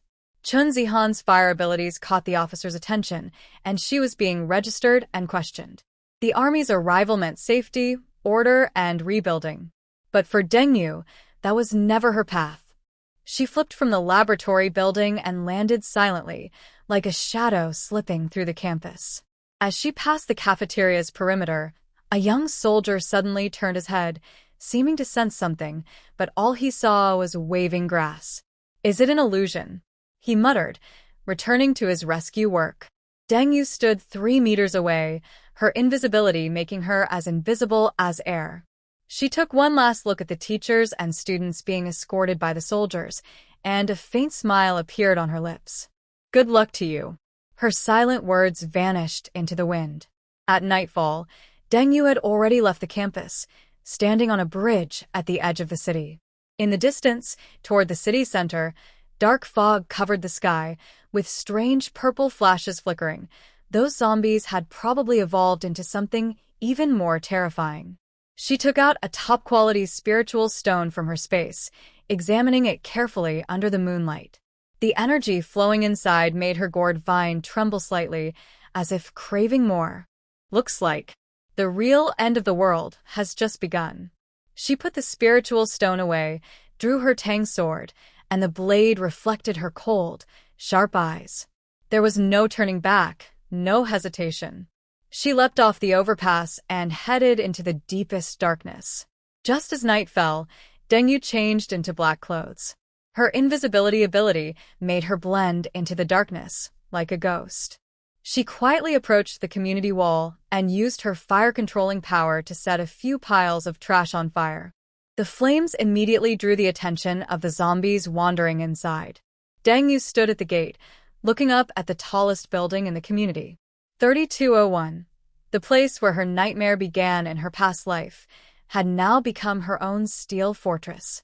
The outer walls were reinforced with bulletproof steel plates. The windows were replaced with triple-layer laminated explosion-proof glass. The door locks were military-grade hydraulic bolts. Solar panels were installed on the roof, and signal jammers disguised as air conditioner units hung outside the balconies. Finally, I'm back. She looked at the silenced pistol inside her space and glanced at the stockpile of weapons. A cold smile appeared on her face. This time, it's your turn to scream. She activated her clairvoyance and keen hearing to scout the area. It was only the third day since the zombie virus outbreak, and the community hadn't fallen into chaos yet. The supermarket manager's office was crowded with residents fighting for supplies. Several strong men were smashing and looting at the convenience store. Upstairs, occasional screams of women and angry shouts of men could be heard. Deng lowered her hat and hurried toward the apartment door.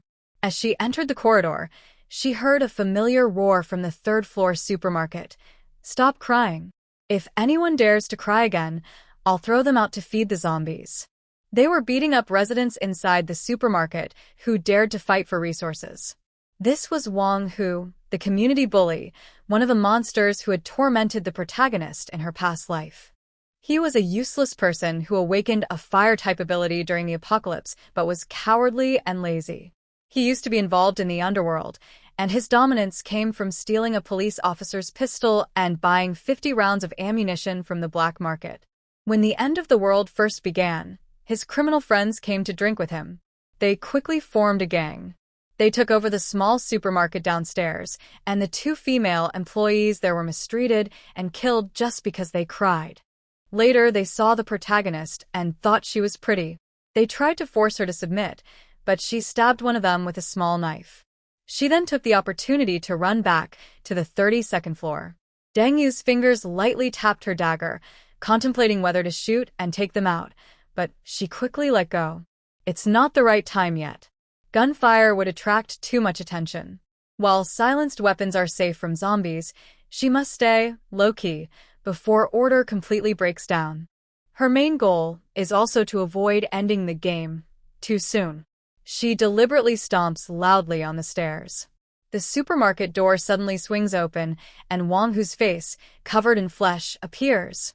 Who the heck? He doesn't finish his sentence, as his eyes fixate on Deng Yu's tactical backpack. Hey, little sister, are you cosplaying? Wang Hu grins, showing yellow teeth. This world is chaotic. Do you want me to protect you? Deng Yu pretends to be scared and takes a half step back. I am staying in 3201. 3201. Wang Hu's eyes light up.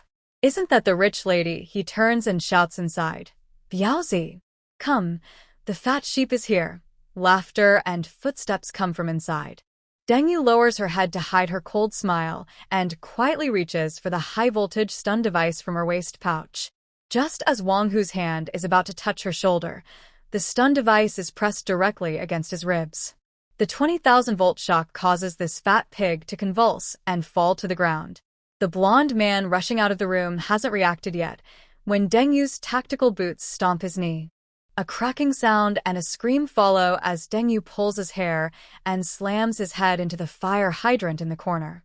She crouches down and whispers in a voice only 3 people can hear. Try to hit on me again. I will cut off your fingers one by one and stuff them into your own rear ends. After saying this, she stands up and, in front of several curious neighbors, slowly pulls out a tang sword and cuts off the blonde man's finger. The entire floor falls silent. Only the blonde man on the ground is rolling around wildly, too afraid of zombies to do anything but gasp and breathe heavily. They are stunned for a moment until Deng Yu leaves. Only then do they hurriedly drag Wang Hu and Biaozi away. Back on the 32nd floor, Deng Yu relaxes and takes a shower. Lying lazily on the sofa, she uses her remote viewing and listening skills to watch the activity downstairs. Wang Hu is furious at his subordinates. That little brat is definitely suspicious. Call more people tomorrow. Before he finishes, the entire building suddenly loses power. In the darkness, Deng Yu wears night vision goggles and quietly steps out with a military dagger. 5 minutes later, a scream like a pig being slaughtered comes from the supermarket where Wang Hu is. Who? Ah. My ears. The next morning, residents found that Wang Hu was missing half of his left ear. Deng Yu sat by the window sipping coffee, her eyes shining brightly, clearly enjoying the lively scene downstairs with her distant vision. Have fun, little troublemakers. she thought, giving them a small warning. Inside her space, she had collected over 1,500 zombie crystal cores, more than 10 mutated zombie cores, and a top-quality spirit stone. Deng Yu waited until her condition was fully restored before acting, worried that poor health might affect her level up. She used her space power to feed all the crystal cores and the spirit stone into the gourd vine's roots. Soon, she heard a system notification. Maximum of 3 hours per entry into the space world, total 8 hours per day. Time does not stack. Big Baby's ability upgraded. 7 Baby's ability upgraded. A series of alert sounds followed. Deng Yu immediately checked her ability panel. Big Baby, Strength Enhancement Level 3. Permanently increases strength by 3,000 kilograms, improves physique, and boosts power. Muscle explosive force increased by 400%. Lasts for 1 hour. Cooldown of 45 minutes. Second Baby, Clairvoyance and Hearing Level 3. Visual range of 3 kilometers. Hearing range of 3 kilometers. Third Baby, Diamond Body Level 3. Skin hardness comparable to alloy. Immune to ordinary cold weapons and small caliber rifles. Improves physique and endurance. Fourth Baby, Flames Level 3. Can spit fire up to 50 meters. Lasts for 5 minutes. Fifth Baby, Water Escape Level 3. Can spray water up to 70 meters. Breathes underwater for 60 minutes. Water jet propulsion at 40 knots. Invisibility underwater. Sixth Baby, Invisibility Level 4. Lasts for 5 hours. Cooldown of 15 minutes. Seventh Baby, Treasure Gourd Level 3. 50 cubic meters of space inside the gourd. Time flow rate of 1/12. Can contain a living creature without resistance. She continued practicing in her room, familiarizing herself with her newly upgraded abilities. Wang Hu, who had been warned, finally behaved a bit more. On the 5th day, water and electricity were cut off, and the neighborhood descended into chaos. Recently, Wang Hu, who had just recovered from an injury, gathered more than 20 people to surround the 32nd floor. They used axes to strike, sparks flying from the first fire door. Come out, you nasty brat. We know you have supplies. Inside, Deng Yu was loading arrows into 3 crossbows. She turned to look at the surveillance screen. Down the corridor, 3 sneaky figures were dragging gasoline cans. Looks like they want to burn the building. Suddenly, she opened the door wide.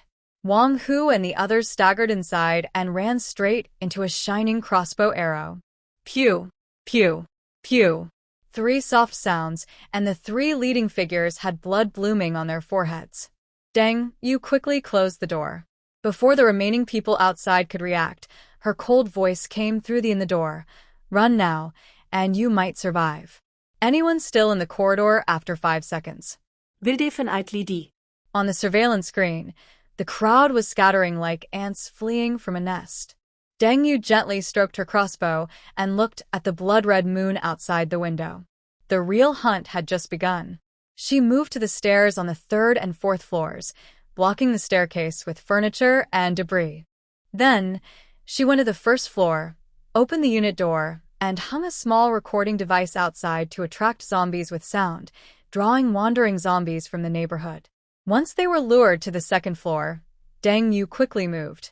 She arrived outside Wang Hu's gang's supermarket, hanging the recording device on the door to play sounds. A cute girl's voice called out, "Help me. Open the door. Please, open the door. I'm begging you." Then, she turned invisible. At this moment, Wang Hu and his group were attracted by the noise at the door and saw the zombies. Wang Hu shouted from inside, "I told you not to open the door. Anyone who opens it, I'll throw out to feed the zombies." Roar. The zombies' snarls grew closer. Deng Yu flipped onto the handrail of the staircase, coldly watching dozens of zombies rush toward the supermarket. The zombies couldn't break in immediately, so Deng Yu kindly took out a crossbow from her space. With a whoosh, she shot and shattered the glass door of the supermarket. Zombies flooded inside wildly. Soon, screams and banging sounds came from inside, though the back door had been locked with chains in advance. "Help! I know it's you. Open the door. You." She watched coldly as chaos erupted among the people inside. The curses suddenly stopped, replaced by the sounds of flesh tearing and gnawing. Deng Yu turned away, without showing any emotion. 7 days passed, and the neighborhood had completely turned into a jungle where the strong prey on the weak. The property manager led a group of young men to block the fire escape, smashing the fire door with hydraulic tools, making loud banging sounds. This group was also animal-like. In their past lives, they had tricked the original owner into opening the door and then stole all the edible items in the kitchen. Luckily, the original owner liked neat and tidy renovations. There was a storage room that looked like it had no door. Otherwise, rice, flour, oil, and snacks would have been stolen too. Many people had similar experiences. Fortunately, the original owner drove them away with a knife. Otherwise, they might have harmed her. Miss Deng. According to Article 5 of the Emergency Response Law, residents in high-rise buildings must accept evacuees. A faint mechanical sound came from inside the door, and suddenly it opened, throwing out a glass bottle, an oil firebomb. Whoosh! The flames instantly engulfed the staircase. Amid screams, Deng Yu's cold voice came through the security system. Now, my bullets are the law. Downstairs, Aunt Lou from the residence committee was using a loudspeaker to morally pressure everyone. Look at this. 3201 is hoarding a lot of supplies. In the next second, a bloody, torn-up thing exploded at her feet, an infected zombie's head with a note stuck inside. Keep shouting. Next time I'll throw your grandson. As the crowd scattered in panic, a flash of reflection appeared on the 32nd floor. Deng Yu, through the surveillance, was locking onto Aunt Lou's trembling head. Too bad, I didn't bring a child. At noon on the 8th day, all the residents saw a shocking display on the facade of the 32nd floor. Deng Yu used a compound bow to shoot the property manager in the thigh, then hung him from the 25th floor. When the zombie horde was attracted downstairs by the blood smell, she released the rope. The human bomb exploded among the zombies, and at that moment, a 10-meter-long banner was lowered from the 32nd floor window. Who's next? After a show of intimidation, those cute neighbors who used to bully the weak no longer dared to bother Deng Yu. They even said she was the most fierce person. Although they hadn't seen Deng Yu kill anyone, they all believed she was the one who did it.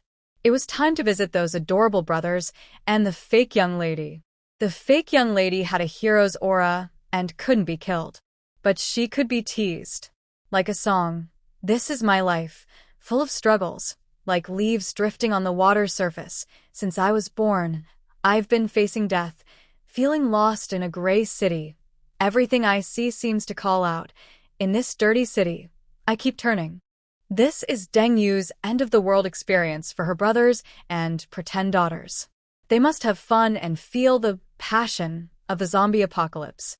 I broke the last zombie's neck, and a pinkish crystal core rolled out from its shattered head, falling onto the asphalt with black blood. As I bent down to pick it up, I heard the clicking of my joints. This was the 23rd zombie I had hunted today. Huff, I tossed the crystal core into my space. The zombie outbreak has been over a week. Lately, hunting zombies and collecting crystal cores is to upgrade my strength and avenge my original master. The watch on my wrist shows 2 p.m. I wiped the dried blood from my face and headed toward the Deng family's house. It's time to collect some interest for my original master. I also want to give them a little more of the end-of-the-world experience, see what's going on inside their house. Using my clairvoyance and eavesdropping, I observed that there are still many people at Deng's house, maintaining order. Suddenly, my clairvoyance spots a bright spot in an upstairs room, flickering like breathing.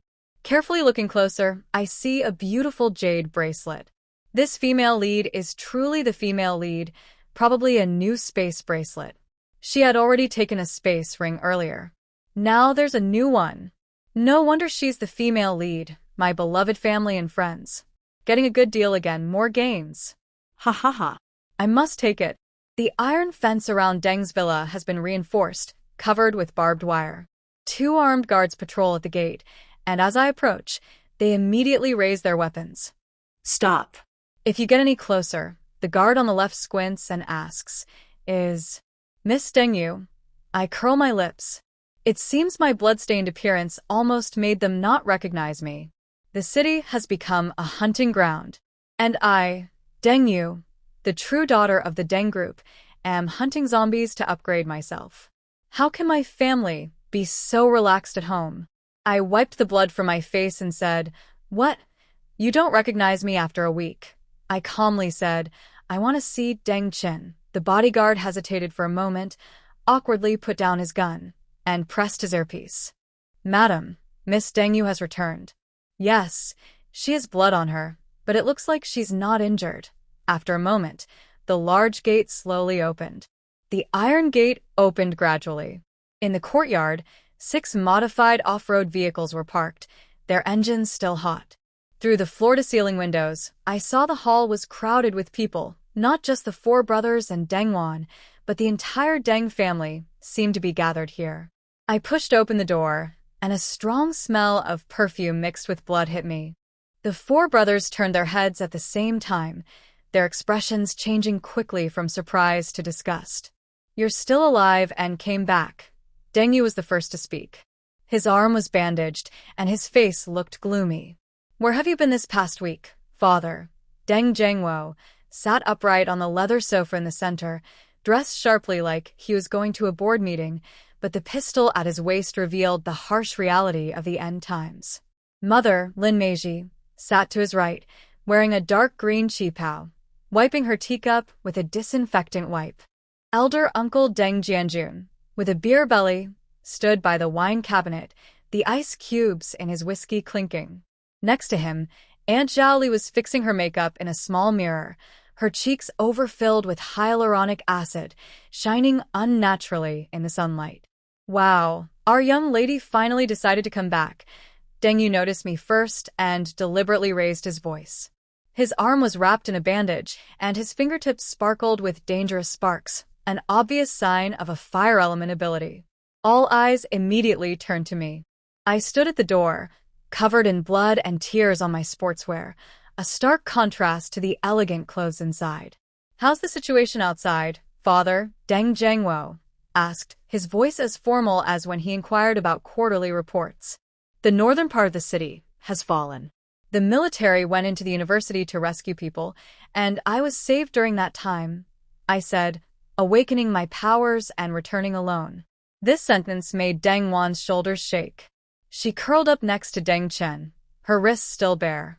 Among the siblings, she was the only one who hadn't awakened her abilities. "Not proper."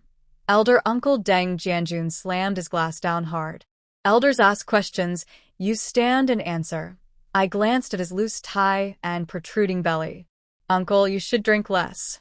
A beer belly will slow you down when running away." "You." Deng Jianjun's face turned red, but he was stopped by our father's hand.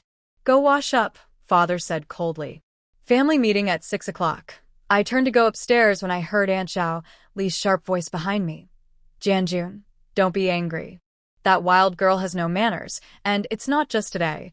My room is at the end of the corridor, a little smaller than Deng Wan's." I closed the door. The mirror in the bathroom reflected a strange face, slightly tanned, with faint dark circles under the eyes, but the gaze was sharp as a knife. The past week of hunting had transformed the once spoiled young lady. As I rinsed off the blood and dirt with hot water, I was planning my next move. My invisibility ability now lasts 1.5 hours, enough for me to sneak into Deng Wan's room. But there are too many people downstairs, so I need to wait for the right moment. After changing into a clean t-shirt, I heard the engine start downstairs. I drew back the curtain and saw the 4 brothers and 2 bodyguards getting into the car. They were probably out searching for supplies. I took a deep breath and activated my invisibility. A ripple-like glow appeared on my skin, and my reflection in the mirror gradually became transparent. Gently, I pushed open the door. The corridor was silent. Deng Wan's bedroom is on the east side of the 2nd floor, originally the master bedroom. The door was unlocked, so I silently slipped inside. A strong scent of perfume hit me. The room looked like a princess's chamber. Pink bed curtains, luxurious decor, and a dressing table filled with limited edition cosmetics. And my target, the jade bracelet, was in a sandalwood box on the bedside table. Just as I stored in my space, I suddenly heard footsteps outside the door. I quickly moved to the wardrobe and saw Deng Wan push the door open, followed by her mother, Lin Meiji. "Mom, I really am fine." Deng Wan's voice was soft. "Your face looks so pale, and you say you're fine," her mother said gently, helping her sit on the bed as if handling something fragile. "Take the medicine your uncle brought back from Switzerland." I clenched my teeth. In my previous life, when I had a 40-degree fever, this biological mother only sent 2 painkillers through the butler. Deng Wan swallowed the pill and suddenly covered her chest. "Mom, I suddenly feel so bad. What's wrong?" her mother asked nervously, supporting her. "My heart feels empty. Like I've lost something." Deng Wan's hand unconsciously reached toward the back of her neck, where a faint red birthmark, shaped like half a leaf, was visible. Her mother was about to check when suddenly, downstairs, Deng Jianjun's shout rang out. "Meiji! Zhangwo, come down. Coming now," her mother replied, worry flickering in her eyes as she looked at Deng Wan. "You rest first. I'll ask Aunt Wang to stay with you." After the door closed, Deng Wan curled up on the bed, cold sweat beading on her forehead. Now. The gourd vine in the space begins to absorb. The jade bracelet inside the sandalwood box glows with a strange green light under natural light, with fine symbols flowing on its surface, as if resisting absorption. Suddenly, Deng Wan screams loudly and falls off the bed. She frantically scratches her neck tattoo, which is oozing tiny drops of blood. "It hurts so much. Brother." "Mom. "Help me." I step back a few paces and use my mind to see that the bracelet in the space is being slowly dragged into a pit by the gourd vine. At the same time, Deng Wan's tattoo darkens, and symbols similar to those on the bracelet appear at its edges. I hear hurried footsteps downstairs. I quickly leave the room and hide in the study next door. "Warner," my mother's voice is unusually panicked. "Jianjun, call the doctor right away." The whole villa suddenly becomes chaotic. Through the door, I see Aunt Zhaoli, the eldest aunt, wearing high heels and rushing upstairs with a loud thud, thud, thud, her face stiff from fillers, asking, "What's going on? Is she possessed?" "Shut up, my father." Deng Zhangwo rushes into the master bedroom carrying the unconscious Deng Wan, followed by the family doctor, sweating profusely. Chaos is the best cover. I slip downstairs and head straight to the basement storage. It holds the most valuable items of the Deng family, hard currency for the end times. In front of the warehouse door, my second aunt, Zhou Min, is directing the servants to move supplies. Her 3-carat diamond ring sparkles under the light, out of place in the end-of-the-world atmosphere. "Hurry up. Move everything onto my car," she commands sharply. Jianjun, that shameless guy, already took 3 boxes of mitai. I stay close to the wall and slip into the warehouse when the servants turn around. The scene before me makes me raise an eyebrow. This place is like a big supermarket. On the left, there are imported foods, pasta, French wine, Kobe beef cans.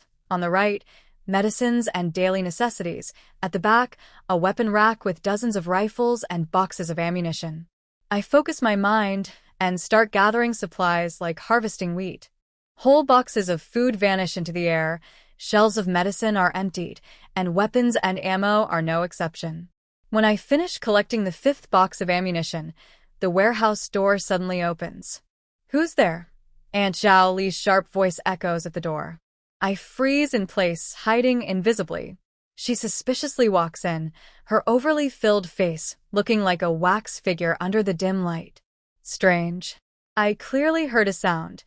She muttered, her hand with bright red nail polish reaching for the last box of wine. I held my breath and quietly moved to the other side of the shelf. Her high heels were less than half a meter in front of me, and the scent of perfume made my nose itch. Just at this critical moment, a loud shout from upstairs interrupted. "Zhaoli, Come up quickly." Garrison is dividing weapons. Coming. She hurriedly left, almost knocking over the shelf. I let out a sigh of relief and quickly finished collecting the remaining supplies. Finally, I stopped in front of a safe in the corner, my father's treasured family heirloom, said to be an ancient jade pendant. The password was Deng Wan's birthday. I tried 3 times before it opened. Inside the safe, besides the jade pendant, was a document.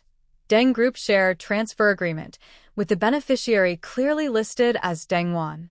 Just as I thought, I sneered. In the hall, all members of the Deng family were gathered. Father Deng Zhengwo stood by the fireplace, looking serious as he announced, "According to the latest news, the military requires all survivors to report to the northern base. We will leave early tomorrow morning." Uncle Deng Jianjun swayed his whiskey glass and asked, "Zhengwo, has the resource distribution plan been decided?" "I have 12 people to support, distributed based on family contribution," Father replied coldly, glancing at him. "And I haven't forgotten that some people secretly hoarded 3 boxes of Mao Tai last week, and Zhoumin's diamond earrings sparkled under the chandelier. Brother, what you said, don't forget, the medicines brought back from our overseas branch also count as contribution." I smirked coldly. As I suspected, on the 10th day after the zombie outbreak, the Deng family finally decided to head north. And tonight's weapon division meeting was the perfect opportunity one had been waiting for. Taking a deep breath, I activated my invisibility ability. Water ripple patterns appeared on my skin, and my body gradually became transparent. The meeting lasted 15 minutes, enough for me to complete the first phase of my plan. When I climbed in through the kitchen window, Chef Lao Wang was slicing ham. I tiptoed behind him and quietly took the entire refrigerator, leaving not even the half-empty bottle of yogurt inside. Next target was the storage room. Boxes of imported mineral water, canned food, vacuum-packed supplies, all disappeared into my space in an instant. I even left the shelves untouched. There was plenty of space left anyway. Strange, I clearly took 3 boxes of luncheon meat. Old Wang muttered as he pushed the door open, glaring at the empty storage room, and the kitchen knife in his hand clattered to the floor. I took the opportunity to slip out. In the first-floor bathroom, Aunt Zhaoli was fixing her makeup in front of the mirror. Quietly, I took all her toiletries, including the Chanel lipstick she had just placed on the sink. "Where's my lipstick?" she shouted sharply, her face distorted into a funny expression from too much hyaluronic acid filler. "Zhou Min, did you steal my lipstick?" As the argument from the bathroom continued, I sneaked into the study. My father's treasured cigars, cash in the desk drawer, famous paintings on the wall, all were taken, along with a stack of documents. Zhongli couldn't understand why they acted like that. "Mom," Zhongli called out to Lin Shi, who was chopping bamboo. "Li Hua, why are you here?" Lin Shi put down her bamboo and asked. "Mom, Brother Chen Dong and Uncle Chen came to visit. We came to see if you needed help," Zhongli said, taking the axe from Lin Shi's hand. "Brother Chen Bin is here." Lin Shi looked surprised. "Yes, Aunt Lin. My dad also came down the mountain," Chen Dong said behind Zhongli. "Oh, come quickly, come quickly. Lanner, Xianer, go back home." Lin Shi hurriedly called everyone to return home when footsteps hurried upstairs. I quickly slipped into the master bedroom, my parents' room. My mother, Lin Meiji's jewelry box was wide open. Without hesitation, I took the box. Suddenly, a photo on the bedside table caught my attention. Me as a child at an amusement park with my mother, her face showing a rare smile. My fingers clenched around the edge of the photo. Who is this fake warmth for now? Mom. My things are all gone. Deng Wan's crying voice approached from the corridor. I continued hiding. I quickly threw the photo into the space and slipped into the walk-in closet. Just as I closed the door, the bedroom door was pushed open. "Calm down, Wana," my mother's voice said. "Take your time." "What's missing?" "Everything. My clothes, makeup, snacks. And the bracelet you gave me." Deng Wan cried like a broken flower. "It must be Deng Yu. She stole once, she'll steal again. Nonsense," Father shouted angrily. "Deng Yu has been in her room the whole time. How could it be her?" "But..." "Enough." Father cut her off. "All the family supplies are disappearing, but it can't be Deng Yu. I suspect the housekeeper, Old Chen." I gritted my teeth, climbed out of the closet window, and slid down the drain pipe into the backyard. Phase 2 of the plan began. While everyone was gathered upstairs, I headed straight for the basement. Generator, fuel barrels, backup batteries. Taken. Father's treasured 1982 wine. Taken. Gym equipment. Taken. Even the broom and mop in the corner didn't escape. Finally, the weapons room. The iron door was locked, but for someone as strong as me, it was nothing. With a light pull, the lock bent out of shape. On the shelves were more than 20 guns and boxes of ammunition. In the center was a custom-made pistol, Father's favorite.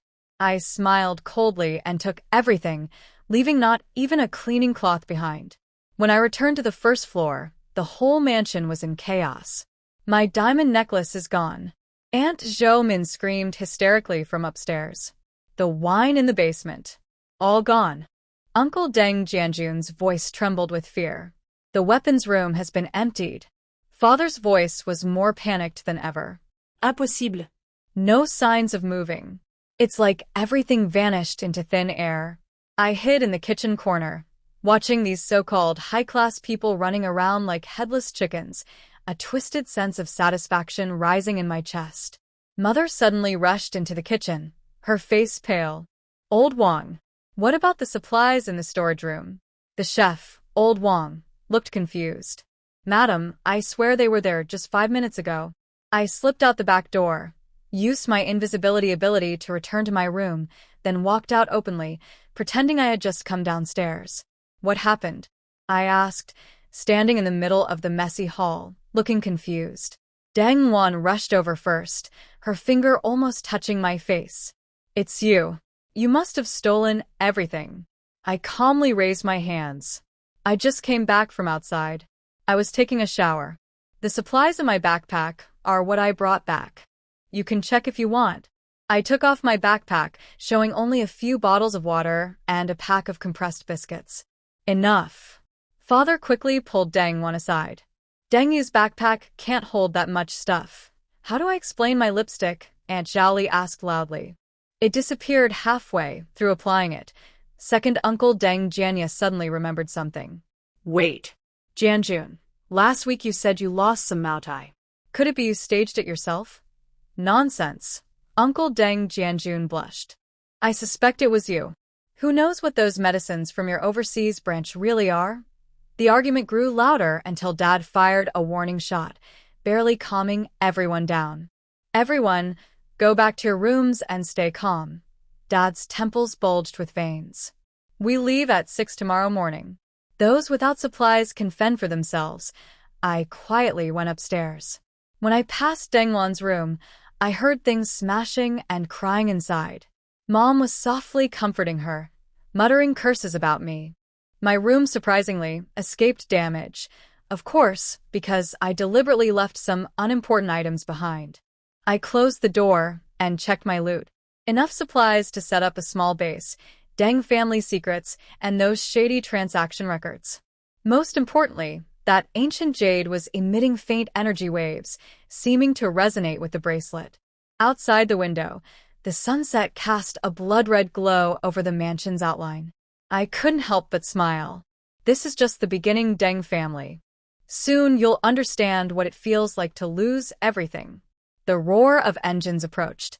I stood at the window of the villa, watching 4 off-road vehicles loaded with supplies roll over the gravel road and stop in the courtyard. The Deng brothers had returned, half a day earlier than expected. The car doors slammed open one after another. Eldest brother Deng Chun was the first to jump out, heavy military boots crushing the ground and kicking up dust. His right arm was wrapped in fresh bandages, and his face looked as stormy as the sky before a storm. Second brother Deng Rue got out of the second car, holding a safe with his enhanced right hand, a fresh scar on his left cheek. Third brother Deng Jin's ice abilities had frozen the car roof, forming a thin layer of frost. Fourth brother Deng Yu, his flickering flames on his fingertips showed he was in a very bad mood. Everyone, gather up. Deng Chen's shout made the glass vibrate. I slowly went downstairs, just in time for this trial. The entire Deng family was gathered in the hall. Father Deng Zhengwo sat on the only intact sofa. All other furniture had been taken away by me. Eldest uncle and second uncle's families stood on the left, while Mother Lin Meiji held crying Deng, one on the right. In the center of the hall, The four brothers looked like fierce warriors, radiating a strong sense of danger and tension. Deng Chen's gaze was sharp like a knife. Explain yourself. I tilted my head. Explain what? Don't pretend to be innocent. Deng Yu punched the wall, causing a blackened hole in the wallpaper with flames flickering around it. Where are the supplies? The weapons? When you came back, everything was gone. Did they grow legs and walk away? I looked around. Eldest Uncle Deng Jianjun, with his beer belly, had greedy eyes. Second Aunt Zhou Min's diamond earrings were missing. She must have learned her lesson. Deng Wan was curled up in her mother's arms, her eyes swollen like peaches, but a mischievous smile played on her lips. When I returned, the items were already gone, I said, spreading my hands.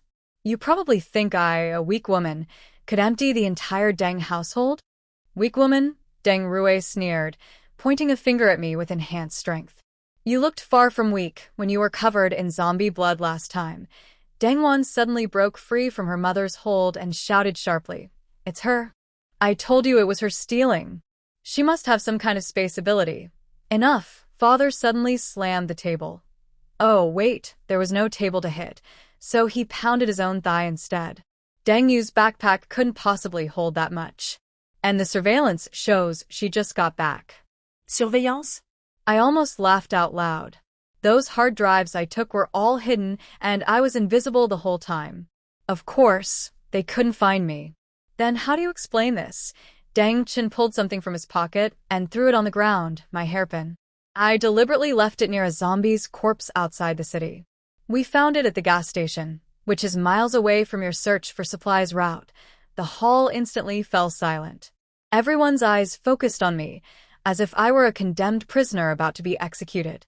I bent down to pick up the hairpin, gently blew off the dust, and said, So?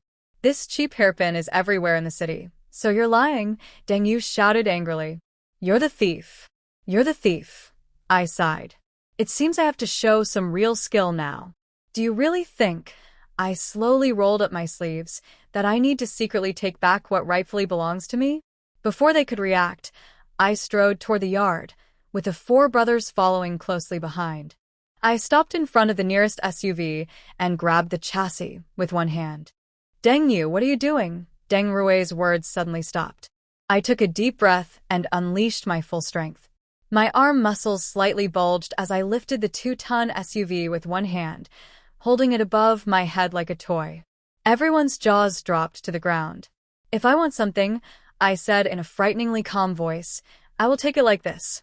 I swung my arm, and the SUV shot through the air like a cannonball, crashing into the swimming pool 50 meters away and splashing water 3 meters high. A deadly silence fell. Deng Yu's fire went out, Deng Jin's ice melted, and Deng Rue's enhanced strength returned to normal. Deng Chun was the only one still calm, but the bulging veins on his temples betrayed his tension. Now, I dusted off my hands. Does anyone want to accuse me? Father was the first to recover. And no, of course not. We were just a misunderstanding. All a misunderstanding. Uncle Deng Jianjun suddenly smiled widely. Yeah, I've always said you're the most promising child. I couldn't be bothered with this chameleon crowd and turned back to the house. Behind me, Deng Wan's frantic screams echoed. It's her. Why don't you believe me? Followed by a loud slap and my mother scolding. As night fell, the villa grew quiet. The Deng family, short on supplies, reluctantly divided the remaining rooms. The four brothers took turns guarding the house, watching over the few trucks of supplies they had brought back, parked in the yard, with Deng Rue's enhanced strength acting as the first line of defense. Such naive protection. At 2 a.m., I stood by the window, watching the shimmering rooftops under the moonlight. Deng Rue was dozing on the top of the central vehicle, and anyone trying to steal the cars would wake him instantly. But unfortunately, I didn't need to steal. I activated my invisibility, and my body gradually became transparent. The countdown began. I quietly slipped out the window and landed softly on the grass. My clairvoyance allowed me to see clearly what each vehicle was carrying: food, medicine, weapons, fuel. Even a few generators. It seemed the four brothers had gathered quite a haul today. Deng Rui's head was slowly drooping, clearly exhausted. I quietly moved closer to the outermost vehicle, gently placing my hand on its body. With a thought, the entire car instantly disappeared into space. No alarms, no sounds, like magic. 1, 2, 3 cars. By the fifth, Deng Rui suddenly moved. I immediately froze, even slowing my breathing. He scratched his head and then sank back into sleep. 6th, 7th. After finishing with the 8th car, I sensed Deng Rui was about to wake. I quickly retreated to the villa, hiding in the shadows, waiting for him to fall asleep again. 10 minutes later, the second round of action began. This time, I decided to do something big. I sneaked to the edge of the camp and used my fire control ability to ignite a distant tree. The fire spread quickly, and thick smoke rose. "Fire!" shouted the guard on duty. Deng Chen and Deng Yu rushed out of the villa. Deng Yu immediately used his fire ability to try to control the flames. Amid the chaos, I slipped back to the parked vehicles and started collecting supplies on a large scale. 12th, 13th cars. Deng Rui finally woke up, jumped out of his car, and checked the situation. Taking advantage of his absence, I took away the car he had just been sitting in. "What's going on? Is the fire under control?" Deng Rui shouted. "Someone set it on fire," Deng Yu responded. "Check the supplies." When Deng Rui turned around, all he saw was an empty courtyard. 15 cars, along with all the supplies on them, had vanished without a trace. "Where are the cars?" His scream woke up the entire villa. Lights flickered on one after another, and the Deng family rushed out like frightened ants. Deng Chen looked as pale as if he'd seen a ghost. Deng Yu frantically lit fireballs to illuminate the area, and Deng Jin used her ice ability to create an ice mirror reflecting the moonlight, but it was all useless. "This can't be. This is impossible." Deng Rui knelt on the ground, pounding the floor with his strengthened right hand. I was definitely on the car. No signs of moving them. Deng Wan ran out, disheveled, pointing at the window of my room. "It's her. It has to be her. Search her room." I had already returned to my bed, pretending to be awakened by the noise. When Deng Chen and his people broke in, they only saw me looking sleepy and an empty room, just the simple bed I had in my room. "Are you satisfied?" I asked coldly. A flicker of emotion passed through Deng Chen's eyes, one I couldn't understand. "Sorry for the disturbance." In the early morning, the villa was filled with a sense of despair. There were no cars or supplies, and the Deng family's plan to head north had completely fallen apart. Worse still, family members started blaming each other. "There must be a traitor." Uncle Deng Jianjun pointed at Uncle Deng's family. "You've been asking about the supplies list all day yesterday." "Nonsense," Aunt Zhoumin shouted. "I even suspected it was you. You sneaked out last night." Father tried to keep order, but no one listened. Deng Wan was crying nearby, and her 4 brothers stood silently in the corner with blank eyes. I quietly ate some chocolate I took from the space, watching this chaos. Suddenly, I noticed something strange in the corner of the space. Last night, when the cars were being loaded, one of the trunks had a lead box. When I opened it, I found a blue crystal stone emitting strange energy waves. This isn't a zombie core. In my past life during the apocalypse, I've never seen anything like this. Next to the crystal stone was a document marked Tomorrow Pharmaceutical Research Institute, top secret. Just as I was about to read it, Deng Chen announced, "Everyone listen. I and the second brother are going to find a new vehicle. The third and fourth brothers will stay behind. We must leave here before dark." I quickly put away the crystal and the document. Tomorrow Pharmaceutical Research Institute. Isn't that the place where Deng Wan gained her healing powers in the original story? It looks like I have another goal now. Morning light shone through the broken windows, illuminating Deng family's last moments of chaos. I leaned on the railing on the second floor, playing with a dagger in my hand, watching the chaos below with a cold eye. Overnight, the once powerful Deng family was falling apart. "Captain Wang, what do you mean by this?" Father Deng Zhengwo's voice was hoarse and sharp. Captain Wang Zhen, with 15 men, stood in the middle of the hall. Each carried a bulky bag on their shoulders. Their guns were lowered, but their fingers were close to the triggers. Mr. Deng, I'm sorry. Wang Zhen rubbed the scar on his nose. My men have families to support. Now we have no cars or supplies, and heading north isn't possible. We plan to try our luck at the military shelter in the south of the city. You sign a contract.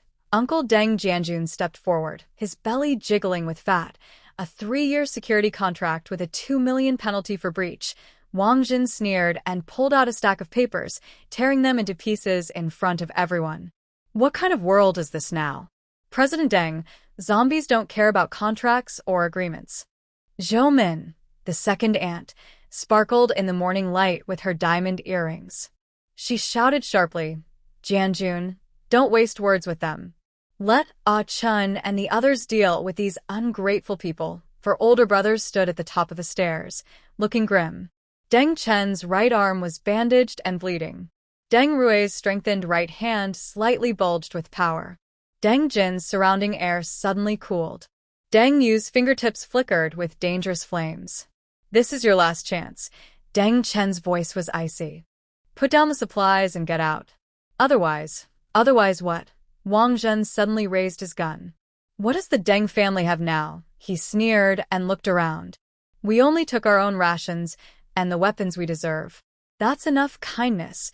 I squinted, noticing several bodyguards with guns tucked at their waists, originally from the Deng family's armory.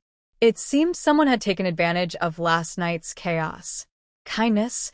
Deng Yu suddenly exploded with rage.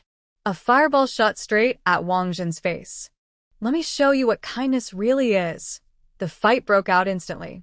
Wang Zhen dodged sideways, avoiding the fireball, and pulled the trigger. The bullet whistled past Deng Yu's shoulder, hitting the wall and creating a hole. Other bodyguards also opened fire, and the hall was filled with flying bullets. Get down. Deng Chun grabbed his parents, pulling them down as the metal coffee table was splattered with sparks from the bullets. Deng Rui charged into the crowd, his enhanced right fist knocking a bodyguard flying. Deng Jin waved his hands, and ice spikes suddenly shot out from the ground. 3 bodyguards screamed as their ankles were pierced and they collapsed. But the bodyguards outnumbered them and seemed well prepared. 2 of them suddenly pulled smoke bombs from their backpacks and threw them forcefully onto the floor. Cough, cough. Cowards. Deng Yu's fire abilities became a burden in the thick smoke. His blindly fired fireballs set the curtains ablaze, making the chaos worse. I quietly watched from the second floor, observing this chaotic fight. The smoke didn't affect me. My clairvoyance allowed me to see every detail clearly. Wang Zhen was clearly well-trained. Using the cover of smoke, he rolled closer to Deng Chen and pressed his pistol against Deng's back. Don't move, or I'll kill him. The scene froze instantly. Let go of my brother. Deng Yu shouted angrily, but he dared not throw another fireball. Deng Rui's arm made a cracking sound, but he dared not move recklessly. Wang Zhen sneered. We just want to leave safely. Mr. Deng, you see. If someone hadn't told me earlier that you planned to sell Pear Blossom to the Li family as a concubine, I wouldn't believe you could do such a thing. I want to make it clear, stop thinking about selling Pear Blossom as a concubine. If you dare to do that, it will ruin our village's reputation and affect our community's honor. No girl will want to marry into our village. Can you take responsibility for that? If you dare to sell Pear Blossom, I will drive your family out of Baijia village, the village chief warned sternly, and seemed well prepared. 2 of them suddenly pulled smoke bombs. The smoke gradually cleared, revealing a battered hall and the injured Deng family members. Deng Jin knelt on the ground, using ice powers to stop the bleeding of a servant shot in the abdomen. That surprised me. I didn't expect my third brother to have a bit of humanity. But how could he be so ruthless to his own sister, who longs for family affection? Deng Yu's fire ability was perfect for lighting the fireplace, at least to give everyone some warmth. Deng Rui's arm was bleeding from a gunshot wound.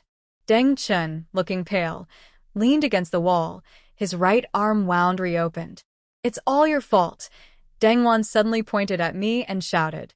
If you hadn't stolen all the supplies and vehicles, none of this would have happened. I slowly went downstairs, flipping a dagger between my fingers.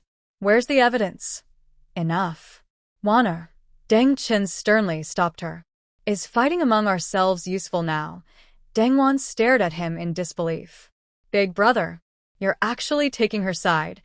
I'm not helping anyone, Deng Chen said tiredly, rubbing his temples.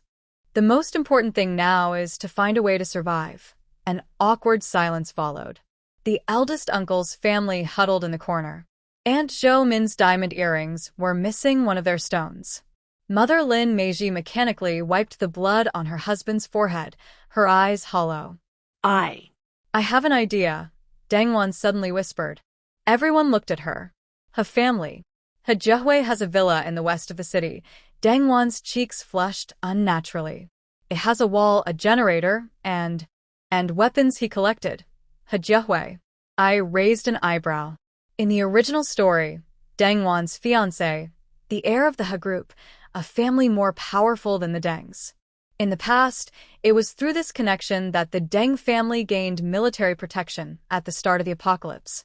Will her family take us in? Father frowned and said, now is not the time. Deng bit her lip and said, I have a marriage agreement with Jiahuan. Also, uncle, he has always wanted to make friends with someone with special abilities. If our 4 brothers, she didn't finish, but her meaning was clear. The 4 brothers with special abilities are Deng family's only hope now. Father and the eldest and second uncles exchanged glances and slowly nodded.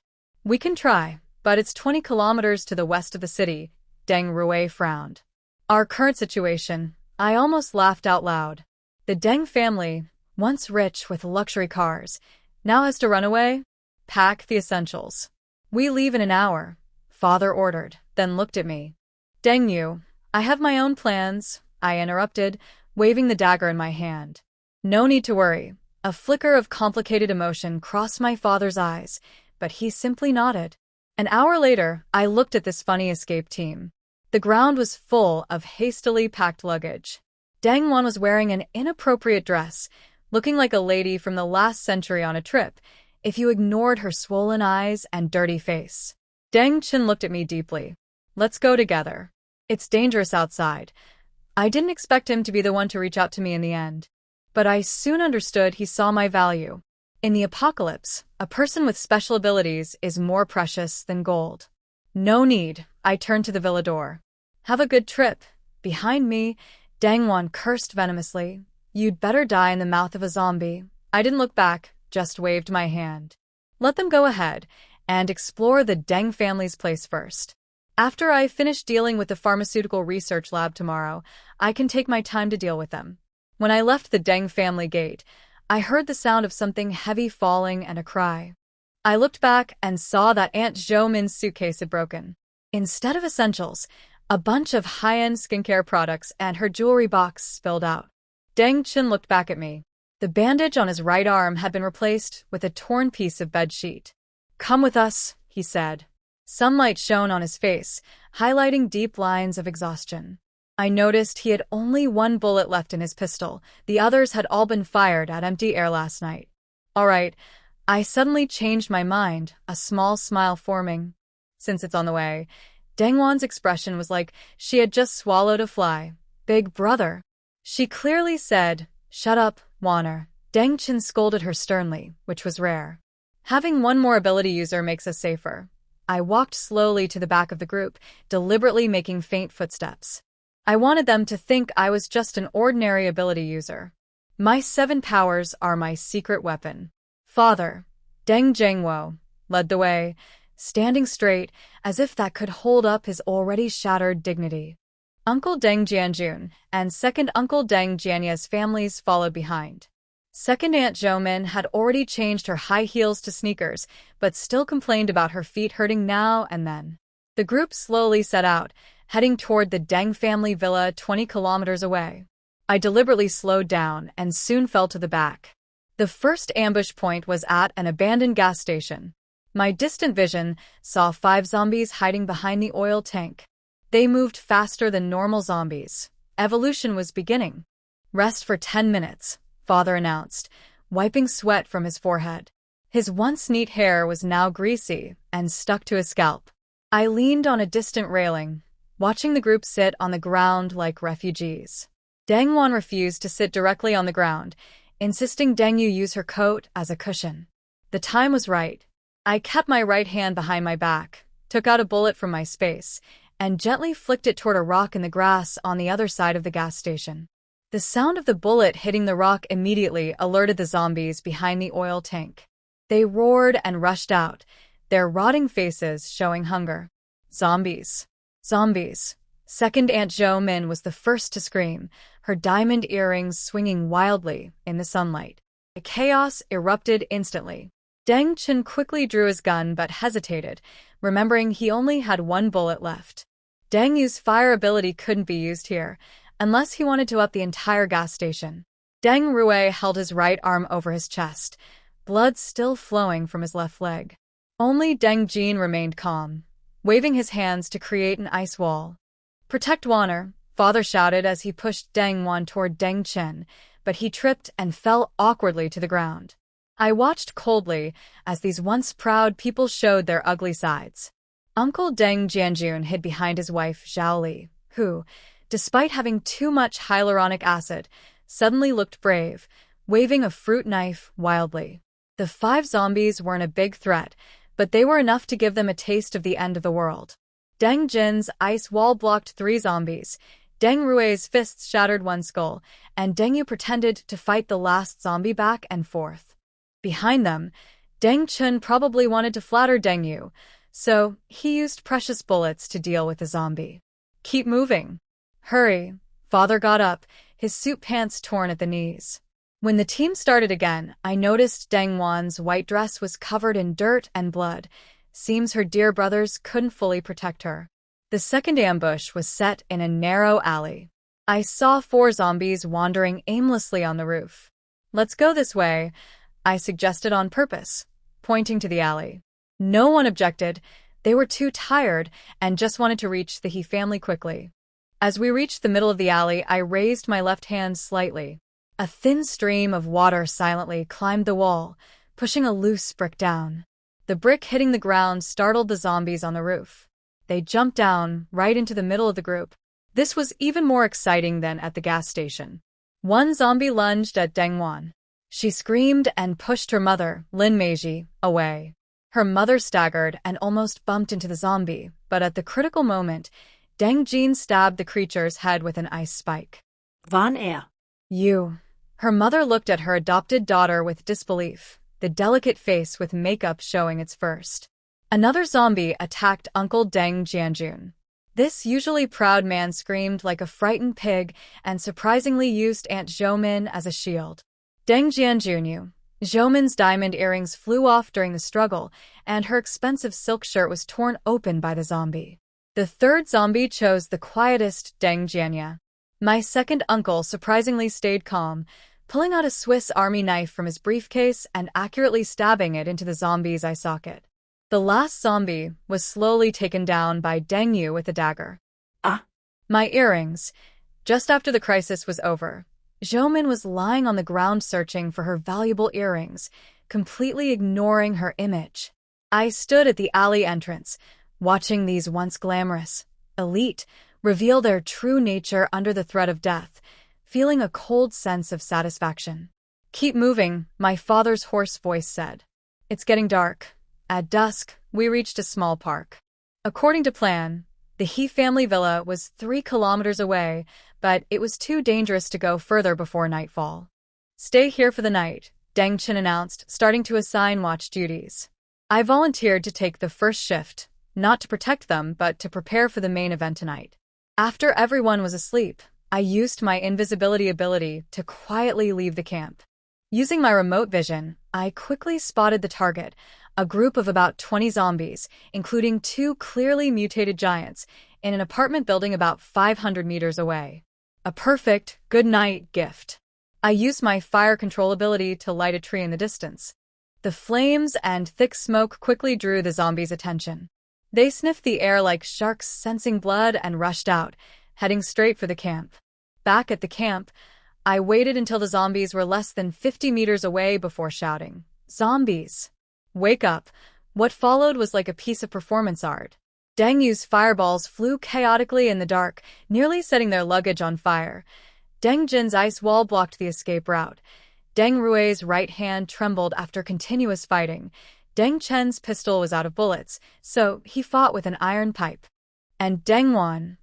Oh, she was hiding under a picnic table, crying so hard her makeup was ruined, her white dress now a muddy gray. Father and the uncles huddled together, losing their usual bravado.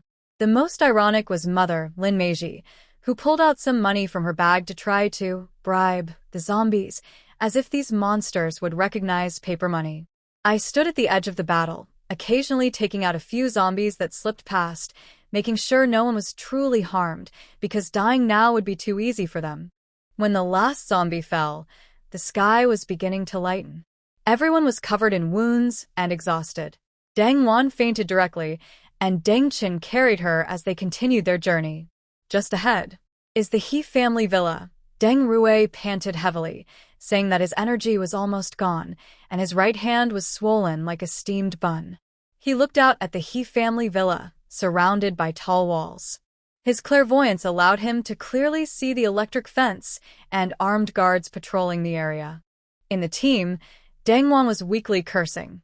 I could imagine how they looked, ragged clothes covered in wounds, like a pack of stray dogs. It seemed that the He family was much better prepared than the Deng family. The logo of the Tomorrow Pharmaceutical Research Institute was faintly visible at the bottom of the crystal stone, and that address was just 2 kilometers behind the villa. Enjoy the hospitality of the He family.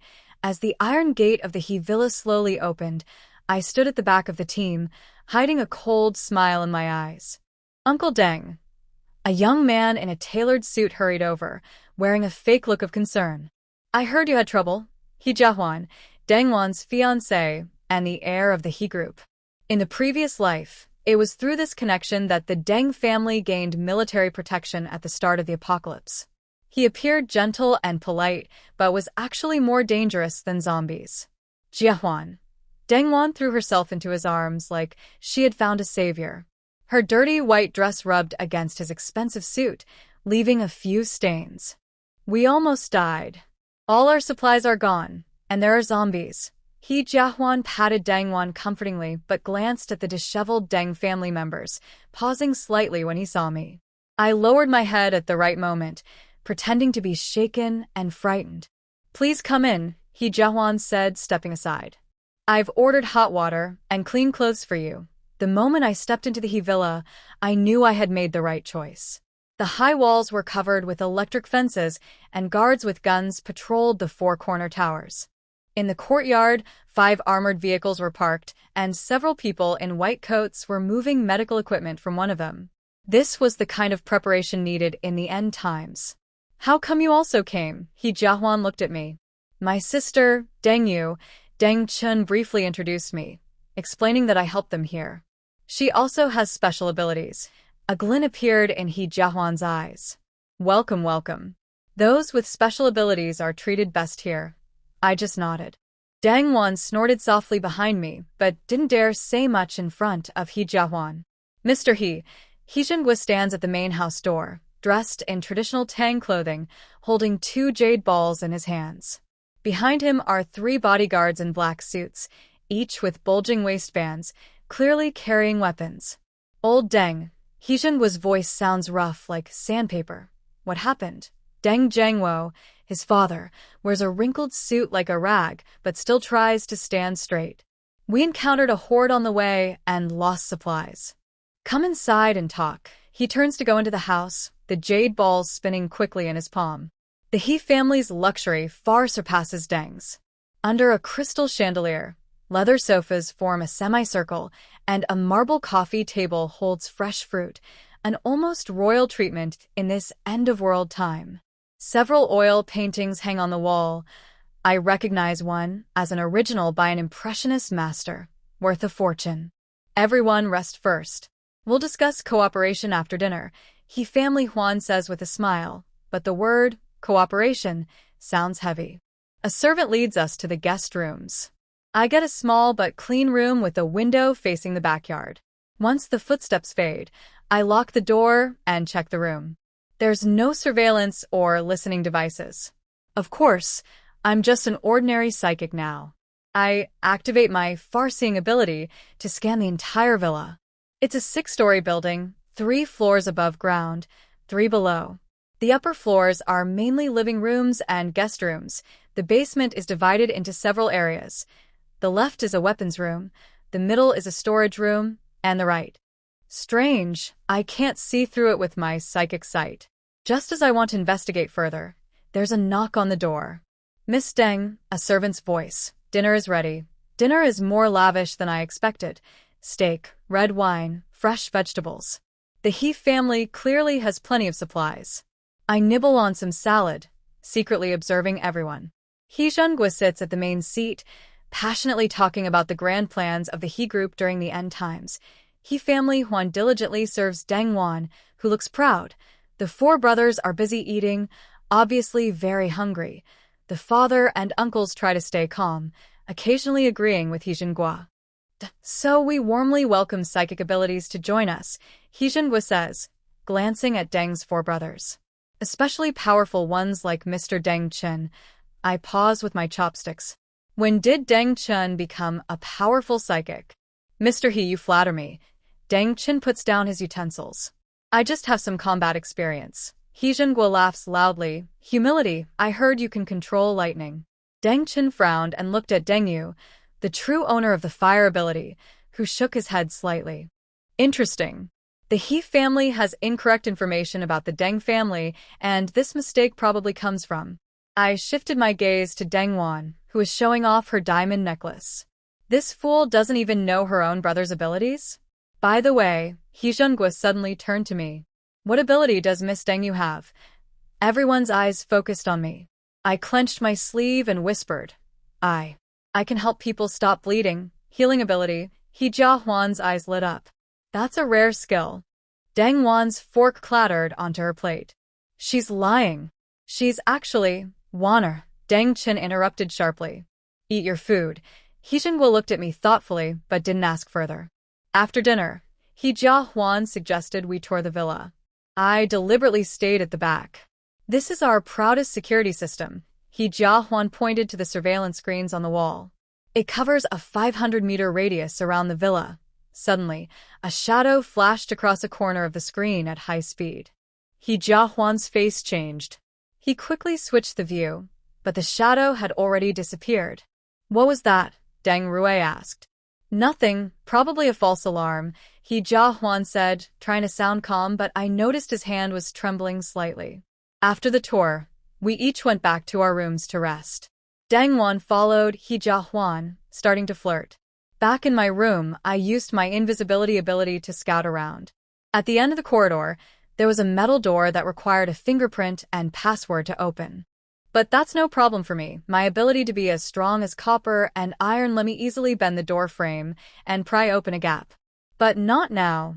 I'll wait until the plan begins. Behind the door was a laboratory. The walls were covered with zombie photos and human anatomy diagrams. Various instruments were scattered on the workbench.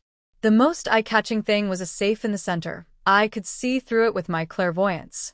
Inside, more than 30 blue crystals were neatly arranged, each labeled with a number from X1 to X35, with a few missing in the middle.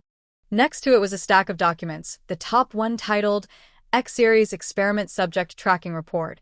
Just as I was about to pry open the safe, I suddenly heard footsteps outside. I quickly moved behind the door and saw a man in a white coat walk in. He directly opened the safe and took out Crystal X7. Mr. He, the activity of X7 has increased again, the man in the white coat said into the earpiece. I suspect there is a resonance source nearby. The voice on the other end, Mr. He Zhengua, was unclear. Understood. I will strengthen the scan right away, the man in the white coat said, putting down the crystal and walking toward another machine. I took the opportunity to slip out the door, feeling overwhelmed inside. What are these blue crystals? Series X, resonance sources, test subjects. And what is their connection to the one I hold? By late at night, I was back in my room. I pretended to sleep but was actually watching Mr. He and his son through a remote viewing device. At 2 a.m., they met in the underground lab. Did you tell Deng Wan that she is a test subject? No, father, I definitely didn't. He Jiahuan replied. This has been planned for years. I know Dangwan is beautiful, but you shouldn't really like her. She is the only successful test subject from our lab. Yes, for years ago, she accidentally came into contact with the experiment and became a test subject. I knew I couldn't like her. Just keep that in mind. I'm just warning you. Now go rest. Deng Yu overheard this and roughly guessed what had happened. About 4 years ago, Deng Wan accidentally encountered a test subject in the He family and became one herself. Then He Jiahuan started approaching Deng Wan just to observe the test subject. Later, they planned to arrange a plane crash after marrying her, so she wouldn't even have a body. Sadly, their calculations are human, but fate is beyond us. When the apocalypse breaks out, spiritual energy surges, and various natural disasters occur, Deng Wan will be the heroine. According to this story, the blue crystal seems to be related to her destiny. Everything. At 2:13 a.m., my remote viewing showed that everyone in the He family villa was asleep, except for the patrolling guards. I stood by the guest room window, lightly tapping the windowsill with my fingers, calculating the guard shift change times.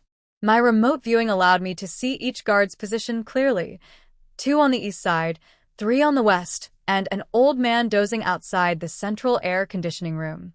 Perfect conditions. When I took out the silver gas canister labeled fluorine from my space, I couldn't help but smile. I had brought it from a hospital a week ago, and now it was finally coming in handy.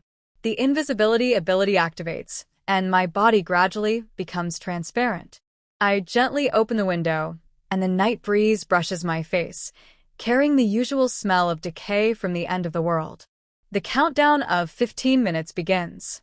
I land softly like a falling leaf, avoiding the patrol lights. The central air conditioning room is on the west side of the villa, requiring me to pass through a small garden. The moon is hidden behind clouds, and darkness provides the best cover. At the door of the room, the old guard's head nods slowly, and his walkie-talkie slips to the ground.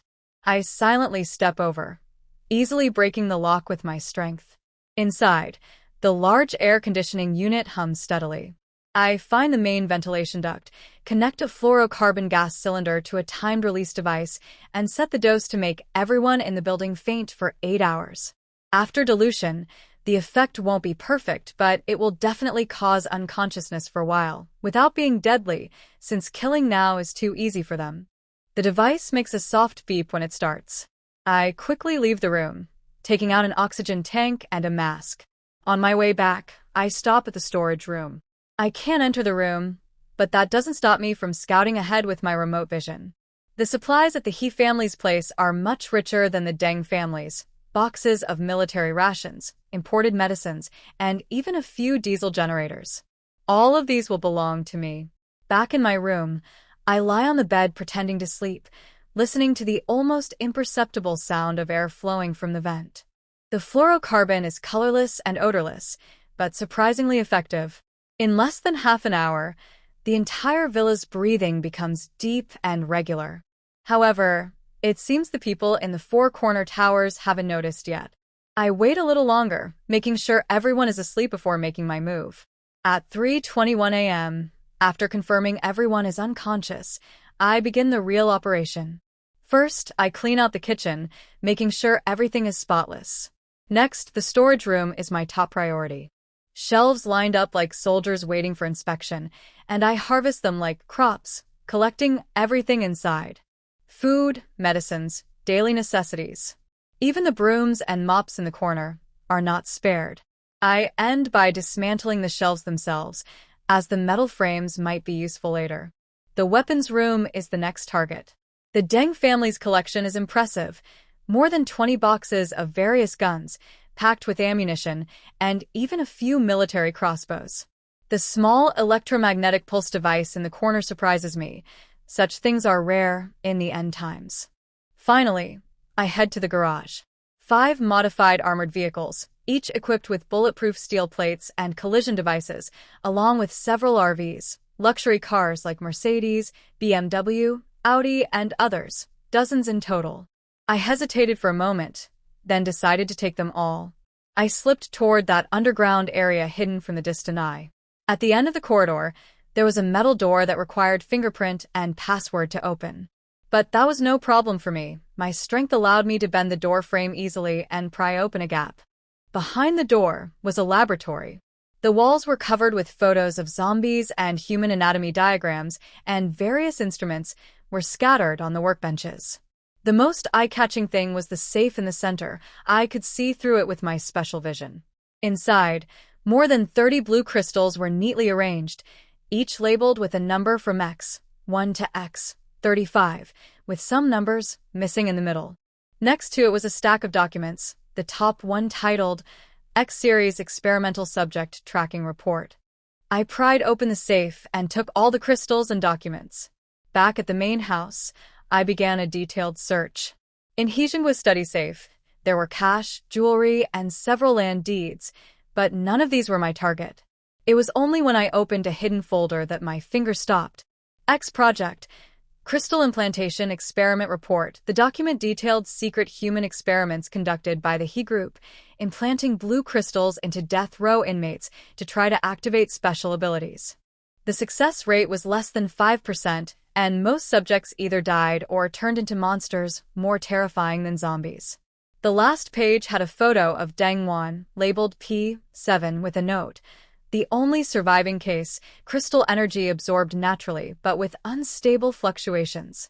Continued observation recommended. A tightness gripped my chest. Was Deng an experiment subject? And what about the mark on her neck? Suddenly, my special vision caught a movement. Someone in the underground lab had woken up. I quickly put away the documents and hid behind the curtains. Footsteps approached, stopping outside the study door. The sound of the doorknob turning was especially clear in the silence. Strange. Why do I feel like I've blacked out? He Jiahuan's brother, muttered as he pushed the door open. His face was pale, and his steps were unsteady, clearly having inhaled only a small amount of anesthetic gas. I held my breath, watching him stumble toward the desk and press a hidden button. The painting on the wall slid open, revealing a safe. Where are the files? He searched around, then suddenly froze and slowly turned around. I am still invisible, but his gaze strangely fixed on my location. Who's there? He asked in a hoarse voice, quietly reaching for his waist. Impossible. How could he? He suddenly pulled out a gun and fired without hesitation. The bullet brushed past my cheek, creating a hole in the wall. I instinctively rolled away to dodge. Before he could fire again, I swung my hand, and a water blade precisely knocked his gun away. With my other hand, I formed a fireball. Don't move, or I'll burn your face. He froze in place, cold sweat on his forehead. How do you have multiple abilities? More than you think, I sneered. Now, tell me about Project X. You're crazy. That's top secret of the group. The fireball neared his face, scorching a few strands of his hair. What is P7? Does Deng know she's an experiment? His pupils shrank sharply. How do you know about P? Suddenly, a loud bang came from downstairs, followed by the sound of glass breaking. Someone woke up early. I quickly decided, slapping a hand knife against He Jiahui's neck. He collapsed like a sack of potatoes. Then I threw a fireball, burning him. It's the safest way, and I didn't use my usual moves. Who knows what might happen? I put away a few blue crystals from the safe and hurriedly left the study, staying invisible the whole time. Back in my room, I pretended to have just woken up, rubbing my eyes as I walked out. The corridor was in chaos, bodyguards waking up one after another, discovering the armory and storage room had been looted. Where are the supplies? Where are my guns? One guard kicked over a chair, shouting angrily. All the surveillance is down. There must be a traitor. Heejingua's face was pale as he stood in the center of the hall, while the Deng family members gathered on the other side, looking confused. Deng clutched Deng Chen's arm, trembling. Big brother, I'm so scared. Everyone stay calm, Heejingua raised his voice. This is clearly the work of outside forces. We should. Nonsense. The team leader interrupted him. The door was locked last night, and surveillance shows no one entered or left. If not a traitor, then what? Deng suddenly stepped forward, slapping the team leader across the face before anyone could react. How dare you talk to my future father-in-law like that? Time seemed to freeze. The bodyguard captain's face quickly showed a bright red handprint, and his eyes changed from shock to fierce anger. Stupid girl. He grabbed Deng Wan's neck. I've tolerated you for a long time. Stop. Deng Chun and He Jiahui both rushed forward. Someone fired the first shot, and the crystal chandelier on the ceiling shattered instantly. Then, gunfire rang out like popcorn popping. I quickly moved to the corner of the wall, calmly watching this chaotic fight. Deng Chin used his lightning powers to attack, but the bullets were too dense, and he was soon hit in the left shoulder. Deng Yu's fireball set the carpet on fire, and thick smoke began to fill the room. Deng Jin tried to build an ice wall, but the leftover anesthetic made it hard for him to focus. He Jiahui was in an even worse situation. He Zhengguo was hit in the stomach by a stray bullet and curled up on the ground, groaning. He Jiahui, weak from waking up, tried to grab a gun but was shot in the thigh, blood splattering onto the expensive carpet. The funniest part was Deng Wan. She screamed and ran around wildly, almost getting hit by bullets several times. Finally, she hid behind me. Sister, save me. I turned sideways to avoid her. Why don't you call your good brothers? In the chaos, Uncle Deng Jianjun suddenly pushed his beer belly toward the door. I'm not staying for this. A bullet hit him precisely in the back of his head. He staggered a few steps and then fell to the ground, still staring toward the door. Jianjun. Aunt Zhao Li's scream pierced the air. She rushed to her husband's body, but was grazed on the temple by a stray bullet and fainted immediately. The gunfight lasted about 10 minutes until everyone ran out of ammunition. The final result was He Jiahui disabled in his right leg, 10 bodyguards dead. Uncle Deng was shot dead on the spot, 4 brothers seriously injured, Aunt Deng fainted, and the others were wounded to some extent. The only ones unharmed were me and Deng Wan, if you ignore her soaked skirt from being scared. It's Deng Yu. Deng Wan suddenly pointed at me and shouted. She wasn't in her room last night. I saw her. Everyone looked at me. My eyes instantly filled with tears, and my voice trembled. Why are you accusing me? I was clearly sleeping in my room the whole time. She's lying. Deng Wan screamed hysterically, pulling at her hair. She has special powers. She can steal things. Deng Chen, holding his bleeding shoulder, weak but firm, said, Water enough. Last night, Deng Yu saved me and Deng Yu. She brought us water. I lowered my head to hide a small smile. Yes, I did. Kindly bring water to a few brothers, making them wake up early as witnesses to my plan. He Zhengguo was supported by someone, his cold eyes shifting between me and Water. Lock them all up. Wait for the military to handle this. Father, He Jiahuan protested through his leg pain. Water is innocent. Shut up, He Zhengguo roared. Who knows if she's an accomplice? I was taken to a storage room in the basement by 2 bodyguards. The door clicked shut. Once the footsteps faded, I immediately checked the makeshift cell. Concrete walls, iron door, no windows, but a ventilation opening just big enough for a person to crawl through. I took out the blue crystal and documents I had smuggled from the laboratory and began to examine them carefully. The truth about Project X was gradually becoming clear. The He family group secretly developed a special ability activation technology with blue crystals as the key medium. Warner was an accidental successful test subject, and the X7 crystal in my hand. The last page of the documents was torn off, but from the torn corner, I could see it was a baby's photo. Before dawn, the He family villa was shrouded in an eerie silence. I leaned against the window of the cell, gently touching the stolen X17 blue crystal from the laboratory. Distant gunshots rang out, followed by the roar of car engines. Seems like the remnants of the bodyguard team were starting to move. The blue crystal suddenly vibrated slightly, emitting a barely perceptible hum. I held it up to my eyes and saw tiny blue lights flowing inside the crystal, like some creature breathing. Interesting, I whispered to myself, storing the crystal in my space. Outside the window, the sky was brightening. When the first rays of sunlight entered the room, more than 20 fully armed bodyguards had gathered in the villa's front yard. Leading them was a burly man with a face full of scars, his left arm wrapped in black cloth, the younger brother of the bodyguard captain, a vengeful man who had just returned from patrol outside the city and learned of his brother's death. Hijengua. Come out. The burly man's roar made the glass tremble. Killing people, pay with your life. The villa's front door was tightly shut, but my distant vision could see the father and son in the second-floor monitoring room, dispatching personnel. Hijengwa's face was pale, and he roared into the walkie-talkie. All units, beware, kill on sight. Gunfire suddenly erupted, more intense than New Year fireworks. Bullets flew everywhere, and blood splattered. The bodyguards seemed well prepared.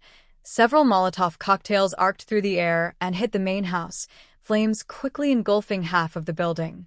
The gunfire at the He family villa was dense, like popping popcorn. I leaned against the wall of my cell, lightly tapping the blue crystal I stole from his laboratory, listening to the chaos outside grow worse. I instinctively took a few steps back to avoid stray bullets.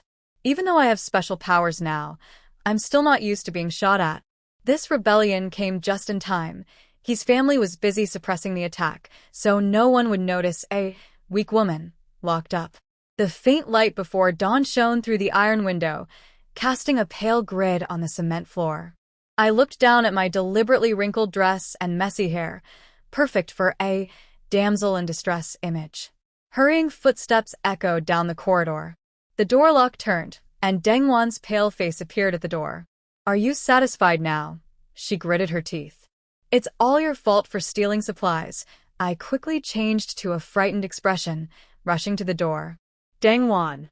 Please, let me out. It's too dangerous here. I didn't steal the supplies. It must be someone with space powers. Deng Wan took a step back, glaring at my hand gripping the iron bars. Don't touch me. You deserve to be locked up here to die. Please, I begged, voice trembling with tears. For the sake of our sisterhood. Sisterhood, Deng Wan sneered. Do you even deserve it? She turned to leave. I intensified my act, voice trembling more. At least, tell Big Brother I'm here. Deng Wan didn't look back. Big Brother? He's in no shape to help now. Her high heels clicked away down the corridor.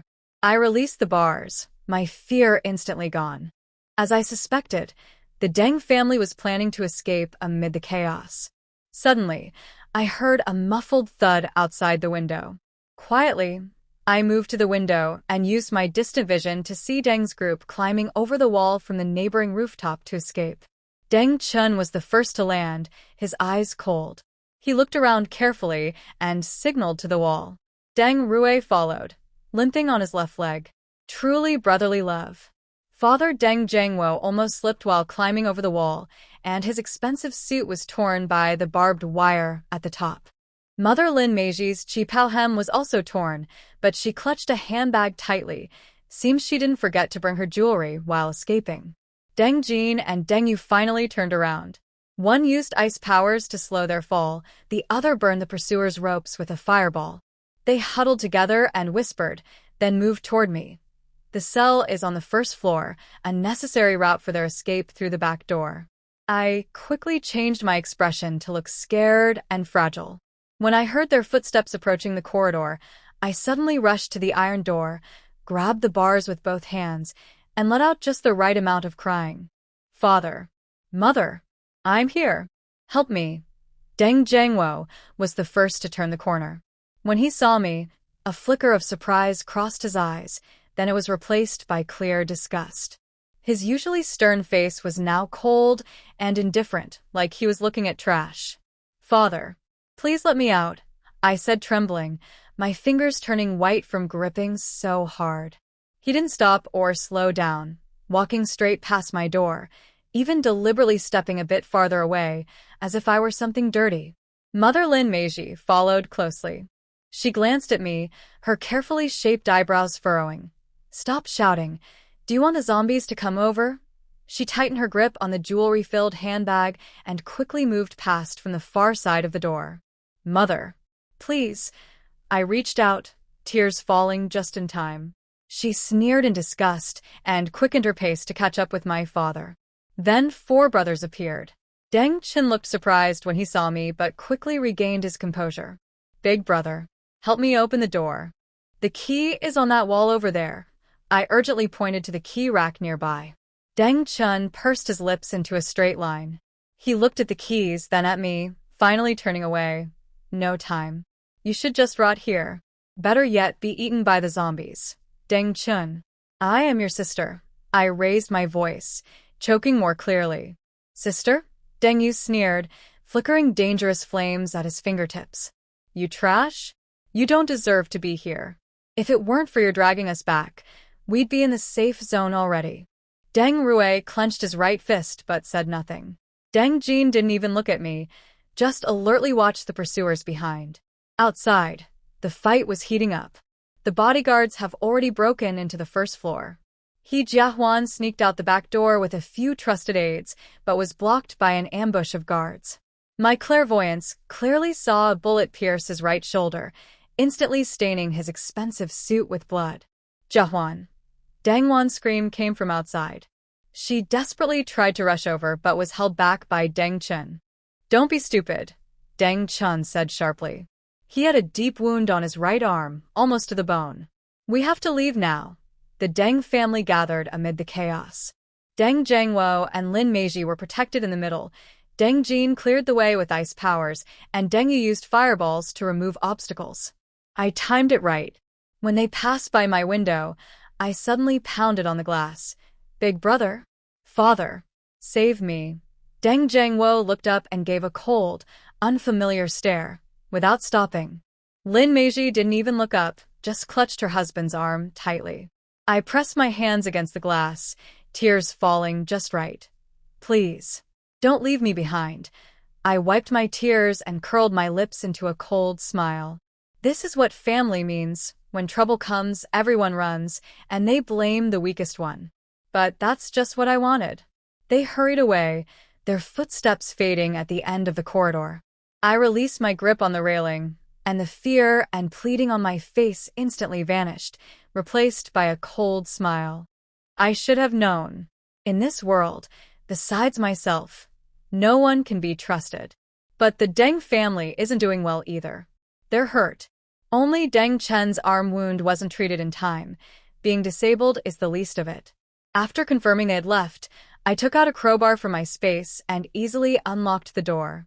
The corridor was littered with bodies, guards and members of the He family alike. I stepped over them and headed straight for the basement. The laboratory door was wide open, a mess inside. He Zhengguo lay in a pool of blood, a scalpel stuck in his chest. Seems even as scientists have rebelled. The hidden compartment under the workbench was still there. I pried it open and took out a stack of P-Series experiment subject records. After a quick scan, I found a key page. Experiment P7H, 23 years genetic source. Clone X7 special marker. Quantum entanglement mark on the back of the neck node. Has quantum entanglement effect with X7. When close, it activates the final fusion program. Suddenly, a sharp ringing noise filled my ears, and the document in my hand became hot. I quickly closed the folder and stored it in my space. Now is not the time for detailed reading. The He family villa could collapse at any moment. As I slipped out of the back kitchen, the sun had fully risen. There were still sporadic gunshots in the distance, but most of the bodyguards had already left. They realized the supply warehouse was truly empty and saw no point in staying. I stood at a fork in the road. To the left was the highway leading outside the city, where the Deng family was fleeing. To the right was a small path to the Mingri Pharmaceutical Research Institute. The blue crystal in my pocket suddenly vibrated intensely, as if sensing something. Mingri Pharmaceutical. There must be more answers there. I turned right, walking firmly. After a few steps, I suddenly sensed a strange movement in space. The blue crystals stolen from the Deng family were floating and arranged in a strange pattern, like a navigation marker. The pattern pointed directly toward the Mingri Pharmaceutical Research Institute. It looks like we're thinking the same thing, I whispered, quickening my pace. Behind me, the last corner of the He family villa collapsed in flames, thick smoke rising into the sky, like a tombstone for the old Deng Yu. and the reborn Deng Yu was moving forward boldly toward the truth and revenge. But I still felt uneasy. Thinking about how the Deng family had just disgusted me brought back painful memories from my past, being hurt by the Deng family, which was pounding at my mind. Looking at the neatly arranged rifles in the space, I remembered they were bought at a gun shop in the US for $0. Thinking about how my brothers had abandoned me again made me angrier. My desire to go to Mingri Pharmaceutical Research Institute faded. No, I need to make things harder for my brothers. After all, in my past life, I was targeted by the fake daughter from the moment I was adopted, and my brothers, who were supposed to be good, often beat me. I just can't understand why people would be so malicious toward a weak, helpless girl. The clairvoyant used their power to see through space toward the Deng family fleeing. They saw Deng Chen and others gathering supplies inside a small shop. In her past life, Deng Chen was so fierce when electrocuting her because she was falsely accused by a fake daughter. Deng Chen used a stun baton to educate her for half an hour. "Big brother, are you really going to leave that wild kid to feed the zombies?" Deng Rui's deep voice came from the second floor. Deng Yu just happened to overhear this. "Wild kid, huh?" I apologized to my past self, Deng Yu, for forgetting. The one truly hurt was my past self. I can't believe I was thinking about dealing with them later. I really am terrible. Deng Yu turned invisible and started running. She quickly climbed a tree opposite the shop, pulled out a scoped rifle from space, and attached a silencer to the AR-15 barrel. The stability granted by her powerful abilities kept the crosshairs steady. She pulled the trigger. Bang! A muffled shot sounded. Deng Chen suddenly staggered. The lightning ability user looked down at his blood-sprayed right foot, with a bullet hole in his military boot still bleeding. Ambush. Enemy attack. Outside the shop, chaos erupted inside. Deng Chen wanted to see where the was. The second shot immediately hit near his head, making him crouch in fear. Deng Rui broke through the reinforced glass and jumped outside, bulging muscles and veins visible. "Come out now!" His heavy fists smashed into a flower bed, shattering it with a shockwave. He tried to scare the enemy, but instead, it woke the wandering zombies nearby. Deng Yu, in her hidden state, held her breath. Her clairvoyance locked onto Deng Rui's ankle tendon, which was angry and swollen. The third bullet spun and tore through the tendon, and she saw the broken rib that this man had kicked in her past life at age 23 flicker in her memory. Seeing Deng Rui's ankle wound, Deng Chen immediately shouted, "It's armor-piercing rounds. They might have a rifle. We can't stay here." Deng Jin raised an ice shield to protect Deng Wan. The moonlight reflected off the ice, creating pale cracks on his face. "Fourth brother, burn the bushes in front of the shop. Create smoke to cover us." Deng Yu's fire dragon just took off when the fourth bullet shot through the flames. The young man screamed and knelt, his burning pants covering shattered kneecaps. His fire ability lost control and extinguished. "Help! Help me!" Deng Yu rolled on the lawn. Deng Yu licked her lips while changing the magazine. The fifth bullet shattered Deng Jin's ice shield and pierced his right knee. At that moment, the ice ability user froze his own wound. Blue ice crystals covered the bloody flesh, looking like broken glass under the moonlight. A dozen corpses were attracted by the noise. As they crashed through the iron door, Deng Yu watched Deng Rui single-handedly lift the store's front desk to block the door, bloodstains trailing behind him. Deng Chen used lightning to clear a path through the zombie horde, each step leaving bloody footprints on the ground. "Go to Rose Garden Community." Deng Wan wiped her tears and directed her family. Deng Jiangwo started the vehicle park nearby. "There's someone I care about there." Her neck still hurt from the scratch marks, a reminder of her pleas this morning when Deng Chen left them. Deng Yu's keen hearing caught the engine's roar, and her far-seeing eyes pierced through space.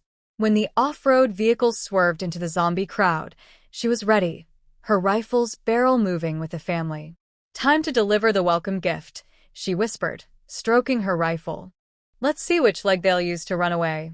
The zombies' moans grew louder, but Deng Yu heard a sweeter sound, Deng Yu crying inside the car for painkillers, while Deng Chen roasted his rotting wound with lightning. When the car hit a speed bump, it jolted, and a chorus of screams erupted inside. "Welcome to Deng Yu whispered into the air. She took a spiritual spring from her gourd space and drank a sip. The cool water refreshed her, calming her dark mood influenced by past memories. Indeed, emotions can't be suppressed. They must be released. Run away on one leg, she murmured softly to the panicked figure fleeing. Her far-seeing eyes locked onto the crooked off-road vehicle rushing toward Rose Garden, where a hidden was waiting. Deng Yu stood in the shadows, her eyes piercing through the night, coldly watching Deng Wan stumble into Building 7. Inside, Zhao Yi clenched a twisted steel bar, his eyes shining with a twisted obsession. In her past life, he was Deng Wan's most loyal evil dog. Thinking of this, Deng Yu gently touched the trigger of her rifle. Downstairs, Deng Wan staggered into Building 7. Her high heels were long lost, and her skirt was stained with mud and her four brothers, wounded and limping, pushed open the iron door, blood leaving long streaks on the floor. Is anyone there? Help us. When Deng was knocking on the apartment door in the corridor, her voice trembling with tears. The door to the building opened. Zhao Yi stood in the shadows, holding a rusty wrench, his expression uncertain. When Deng suddenly turned around. Seeing that familiar face, tears burst out of her eyes. Zahaye. It's me. Please help us. Zhao Yi looked at her disheveled state, then at her four injured brothers and their family behind her. His lips twitched slightly, showing a hint of sympathy. He didn't have many supplies, but he was still soft-hearted. Come in, he said quietly, stepping aside to make room. Then he followed her upstairs to his home. Inside the dim room, there were a few boxes of canned food and bottled water stacked up. In the corner, a dirty blanket was spread out. Zhao Ye's metal-based powers barely kept the door protected. A few bent steel bars sealed the windows, but it wouldn't last long. Deng Chun sat slumped against the wall, his lightning powers unstable from blood loss, sparks flickering at his fingertips. He looked at Zhao Yi with a hoarse voice. Do you have any medicine? Zhao Yi sneered. Do I look like a doctor? When Deng quickly grabbed his arm, her eyes red. Zhao Yi, I know you care about me. Please help us. Zhao Yi slowly stood up straight. Zhao Yi? What's wrong? When Deng asked nervously. He looked down at her, then suddenly smiled. You know? I really don't have many supplies left. The Deng family members tensed immediately. Zhao Yi looked at her clutching his sleeve, feeling his heart race from her touch. But he still reached under the mattress, pulled out a roll of bandages, and handed it to Deng Rui. Wrap yourself. Deng Yu came over next, using her clairvoyance to see everything inside the room clearly. She watched when Deng pretended to be weak, leaning on Zhao Ye's shoulder, and saw the intoxicated look on Zhao Ye's face. A cold smile curled on her lips. Interesting. She thought Zhao Yi might take the chance to ask for something or even turn hostile, but it turned out he was just a loyal follower. So, she decided to add fuel to the fire. She raised her hand, activating her fire-controlling ability quietly, setting fire to the abandoned vehicles downstairs. The explosion shattered the windows, and the flames lit up half the sky. Everyone suddenly looked up. The zombies are coming. Deng Jin's face turned pale. Zhao Yi pushed Deng Wan aside and ran to the window to check. His face suddenly changed. This isn't right. The fire is man-made, Zhao Yi thought. Do you think you're saving anyone? In the end, it'll be dogs fighting dogs. Seeing the zombies gradually increase and surround Building 7, Deng's family members all had injured legs. They were definitely trapped here for now. Then, he turned invisible and left to go to the Tomorrow Pharmaceutical Research Institute. The outline of the Tomorrow Pharmaceutical Research Institute looked like a sleeping giant under the sunset. I crouched in the ruins of a nearby building, using my long-range vision to scan the entire structure. The main building was 13 stories tall, painted gray and white, surrounded by a 5-meter-high electric fence. Guards with guns patrolled the 4 corner towers. It was more heavily guarded than I expected. Suddenly, the blue crystal in my pocket vibrated violently. I quickly took it out. The X7 crystal floated in my palm, with blue lights swirling inside wildly, pointing to a spot underground in the research institute. Even stranger, The other crystals in my space bracelet started resonating, emitting a barely audible, high-frequency hum. It looks like I found the right place, I thought. I retracted the crystal into my space and began planning my infiltration. Breaking in from the front was too risky. Although my 7 abilities were strong, I wasn't arrogant enough to think I could do everything. I decided to use invisibility to explore the entire research institute. First, I needed to find an entrance. My eyes scanned the west side of the institute, where there was a row of ventilation ducts. The ducts were welded with wire mesh, but that was nothing to me with my strength. The problem was how to get through. The guards patrolled in a regular pattern, crossing every 5 minutes. I calculated the timing and planned to activate my invisibility and rush toward the wall during the moment when 2 groups of guards crossed. 5 minutes was enough for me to break through the outer defenses. My indestructible body allowed me to ignore the glass shards and wire mesh on the wall, easily climbing over. I landed with a silent roll and stopped right beneath the ventilation duct. The metal cover was fixed with 4 screws. I twisted my fingers, and the screws flattened like rubber clay. The duct was narrow and damp, but I could crawl through. My long-range vision remained clear in the darkness. I followed the direction where the blue crystal resonated most strongly, quickly reaching a fork in the duct. The left duct extended downward, while the right ran horizontally toward the main building. I hesitated but chose the left because the vibration of the blue crystal was so intense it felt like my phone was vibrating. The metal ducts of the ventilation system emit faint groans beneath my knees. I drift like water vapor melting into the air, flowing toward the laboratory. My distant vision pierces through 3 layers of concrete floors. At the end of the pipe is a layer of filter mesh. I gently push it aside, revealing a large laboratory below. Dozens of cylindrical incubation chambers are arranged in a grid, each floating with a humanoid creature inside. My breath catches. These are not ordinary experiments. They all have similar faces, like Deng face. More precisely, they are a blend of Deng and her sister's features. Each chamber has a label: X7-1 to X7-12, P7-1 to P7-12. 37 cylindrical incubation chambers stand like pale tombstones before me. Inside each, a human body floats, connected to tubes. They have electrodes on their temples, and the barcodes on their necks glow with a bluish-gray hue, like corpse spots under blue light. Human experiments. I silently slide down the pipe, hiding in the shadows of the corner of the lab. In the center of the chamber grid is a control panel, with data scrolling across the screen. I quietly approach and quickly scan the information. X/P Series Experiment Log Project Leader, Dr. Lin Sen-gol, to achieve ability transfer and fusion through quantum entanglement crystals, blue crystals.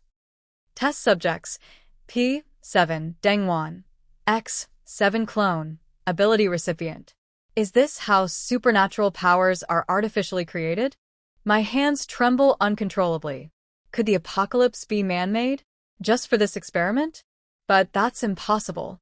The disaster affects the whole world, along with the synchronized black fog. Humanity couldn't have polluted the entire planet all at once. Next to the control panel is a leather notebook. I flip to the last page, where a messy handwritten note reads, X7 and P7 must be within a certain distance to complete the final fusion.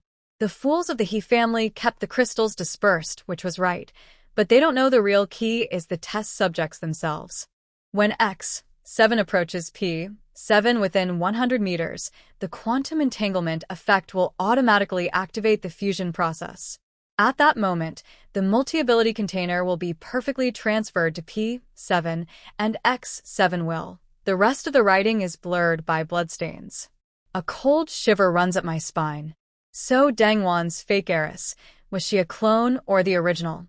The console suddenly beeped, and the guard said into the headset, X7 should also be nearby. Expand the search area. The console sounded another alarm, this time from the Institute's internal surveillance. A man in a white coat was quickly moving with a team of armed personnel, heading straight for this laboratory. I squinted and zoomed in on the screen. When the man called Dr. Lin's son turned his face, I gasped. He looked very similar to Deng, but his eyes were colder. Time was running out. I quickly flipped through the files on the console and found the most important page. Footsteps echoed down the corridor. I swiftly stored the key files in my space, ready to hide and leave.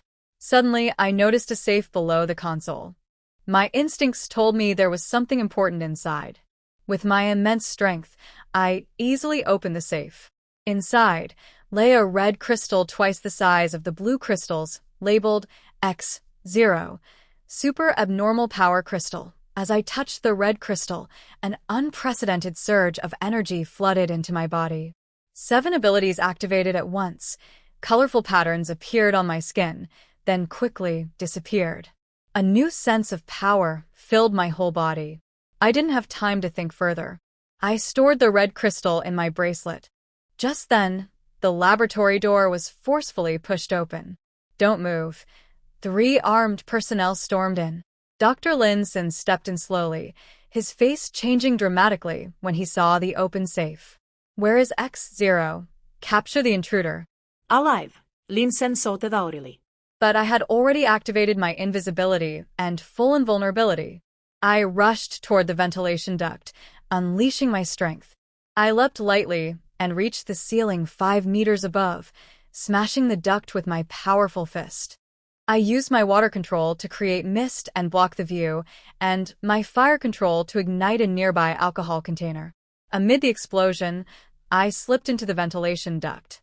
Lin Sen's angry shout came from below. "She can't run far." "Lock down the institute." Inside the duct, I crawled quickly. After 10 minutes of crawling, I emerged through an access hatch and found myself in an abandoned warehouse on the east side of the institute.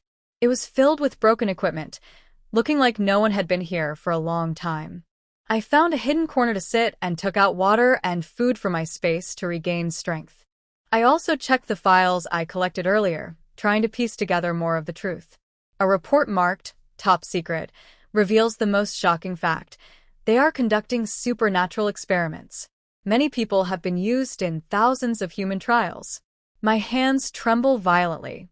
So, a single experiment that costs thousands of lives is just part of a larger project? Sure enough, these experimenters are heartless and do not care about laws or morality. From afar, I hear flute music and barking dogs. The pursuers are getting closer. I must leave now. The back door of the warehouse leads to a forest. The sunlight is blocked by trees, giving me a chance to escape. Soon, I hear the barking of military dogs behind me. "This way." Footprints found. A guard shouts. It seems the warehouse is just outside. I hide in a small space to stay safe. I quickly slip into the hiding spot. After waiting a while, I think no one is outside anymore. Deng Yu quietly becomes invisible and leaves the space. She moves back to the ventilation opening. Suddenly, the smell of blood in the ventilation duct becomes thick and sticky. Deng Yu presses her body against the metal wall of the duct. 3 meters away, a fan slowly turns in the dark, cutting through purple mist drifting from the laboratory. Her X-ray vision sees through 3 layers of concrete walls. She spots 12 heavily armed guards gathering in the B2 armory. Her indestructible body can withstand armor-piercing rounds, but Deng Yu still pulls out a tang sword from her space. The guard's armor bears a blood-colored wolf head symbol, Blackwater Company's elite Blood Howl team, each having participated in at least 7 Middle Eastern covert operations. Dr. Lin's son really spared no expense. She silently sneers, flames of ghostly blue flickering in her palm. The flames turn transparent just before touching the ventilation duct, a new technique combining fire control and invisibility. Metal clattering sounds come from below the duct. 5 researchers push a cold storage container filled with blue crystals. The crystals, about the size of fists, glow with strange light in the darkness. Deng Yu's keen hearing detects the beep of an electromagnetic lock. C-Zone Laboratories' titanium alloy door is closing. She quickly opens the ventilation opening, flips down smoothly, and then swiftly closes it again. Alarm. Air pressure abnormal in C-12 corridor. A mechanical eye above her suddenly turns. Deng Yu curls into a ball and rolls in a split second. 3 tiny tracking darts fired by automatic guards past her, sparking on the wall. She activates her water control magic. The corridor's fire sprinkler system suddenly burst, and a water curtain poured down, forming a water blade at Deng Yu's fingertips. The first guard to turn around barely made a sound before being pinned to the wall by the water blade that pierced through his skull. Enemy attack. 3 o'clock direction. The captain of the Blood Fong squad roared, causing the alarm to beep loudly. 12 pulse rifles fired simultaneously, filling the corridor with a sea of red bullets. Deng Yu pushed off the ground with her toes and leapt 3 meters high. Her powerful legs kicked a spiderweb into the ceiling. As she fell, she grabbed the ventilation duct, swinging like a pendulum toward the anti-explosion door of the armory. Trying to run, the captain sneered and pressed his watch. Suddenly, 20 automatic turrets popped up on both sides of the corridor. As the tiny missile flames lit up Deng Yu's pupils, she suddenly opened her arms toward the air. The space of the gourd expanded. The rushing stream of bullets seemed to hit an invisible black hole, swallowing all sound. When Deng Yu landed, she already held a vibranium knife she had just found in the warehouse. 7 turrets simultaneously shattered, with molten metal dripping from the cuts. A guard tried to launch a shoulder-fired rocket launcher. The knife hummed in Deng Yu's palm. Just as the anti-explosion door slammed shut behind her, 12 incubation pods burst open like blooming steel lotuses, with viscous liquid and a stench splashing against the bulletproof glass. "Welcome to the God-making workshop," Lin Sen's voice echoed from 40 speakers on the ceiling. Deng Yu's keen hearing caught a high-frequency oscillation, neural interference waves. She immediately sealed her ear capillaries. Her passive defense, like indestructible armor, made her skin gleam with a bronze sheen. The first monster to break out of its pod had crocodile-like scales. Its alloy tailbone extended into a chain blade that swept across the weapon rack, tearing apart steel firearms as if they were paper. 81% similar to a Komodo dragon genetically modified organism, Deng Yu flipped backward in midair to dodge the chain blade. Her piercing eyes saw through the monster's skin, revealing 3 blue crystals embedded in its heart. "Looks like you're using crystals as batteries." The chain blade monster's chest suddenly swelled. Deng Yu instinctively swung her sword to block. The corrosive, dark green venom sprayed out in a fan shape, sizzling and smoking on her vibranium blade. 2 humanoid-modified beings took the opportunity to flank her, their high-frequency particle blades crossing into a deadly cross. Fire control technique. Flame burst. Deng Yu's pupils turned bright red. 3 blue fireballs precisely hit the head of the modified creature. However, the expected explosion never came. The bioarmor was actually absorbing the fire's energy, and glowing lava-like patterns appeared between its scales. Surprised? Lin Sen's laughter crackled with static. These are Devourer types, made specifically to counter fire-based powers. Deng Yu suddenly stopped using her abilities and charged forward with sheer physical strength. Her blade sliced through the air with a dragon's roar. The crocodile-like cyborg raised its arm to block, but the blade had already cut through its crystal energy conduit. The blue glow on its scales faded, turning them brittle, and her follow-up kick sent the 5-ton body crashing into the wall. The gourd space opened. Taking advantage of the brief gap as 2 devourers lunged, Deng Yu pressed her right hand toward the center of the armory. The entire weapon wall and 12 crates of antimatter ammunition vanished into thin air. The devourer's claws were already at her face. At the critical moment, Deng Yu bit her tongue to activate a secret blood ritual. The treasure gourd flipped in midair, releasing 30 tracking missiles it had absorbed earlier. A chain explosion erupted in the enclosed space, tearing apart the devourer's bioarmor. She steadied herself by driving her blade into the floor. Lin Sen's projection flickered in the flames. "Activate the awakening program for the tyrant type in Sector C." Deng Yu suddenly smiled. She reached into the gourd space and pulled out a liquid nitrogen grenade. A wave of freezing mist spread through the armory, and the superconducting coils of the gravity device groaned under the cold. When the first devourer broke through the ice, It met the Tang blade charged with water energy. The strike cleaved the creature and the 3-meter-thick isolation wall behind it in half. Amid flying shards of ice, Deng Yu rushed into the adjacent energy core zone. Her farsight scanned the maze of cooling pipes and locked onto a silver tank marked with a skull, the Institute's liquid helium reserve. Stop. Lin Sun finally lost his composure. You have no idea what you're doing. Her answer was a thrown vibranium blade. A blue beam pierced 7 layers of reinforced steel.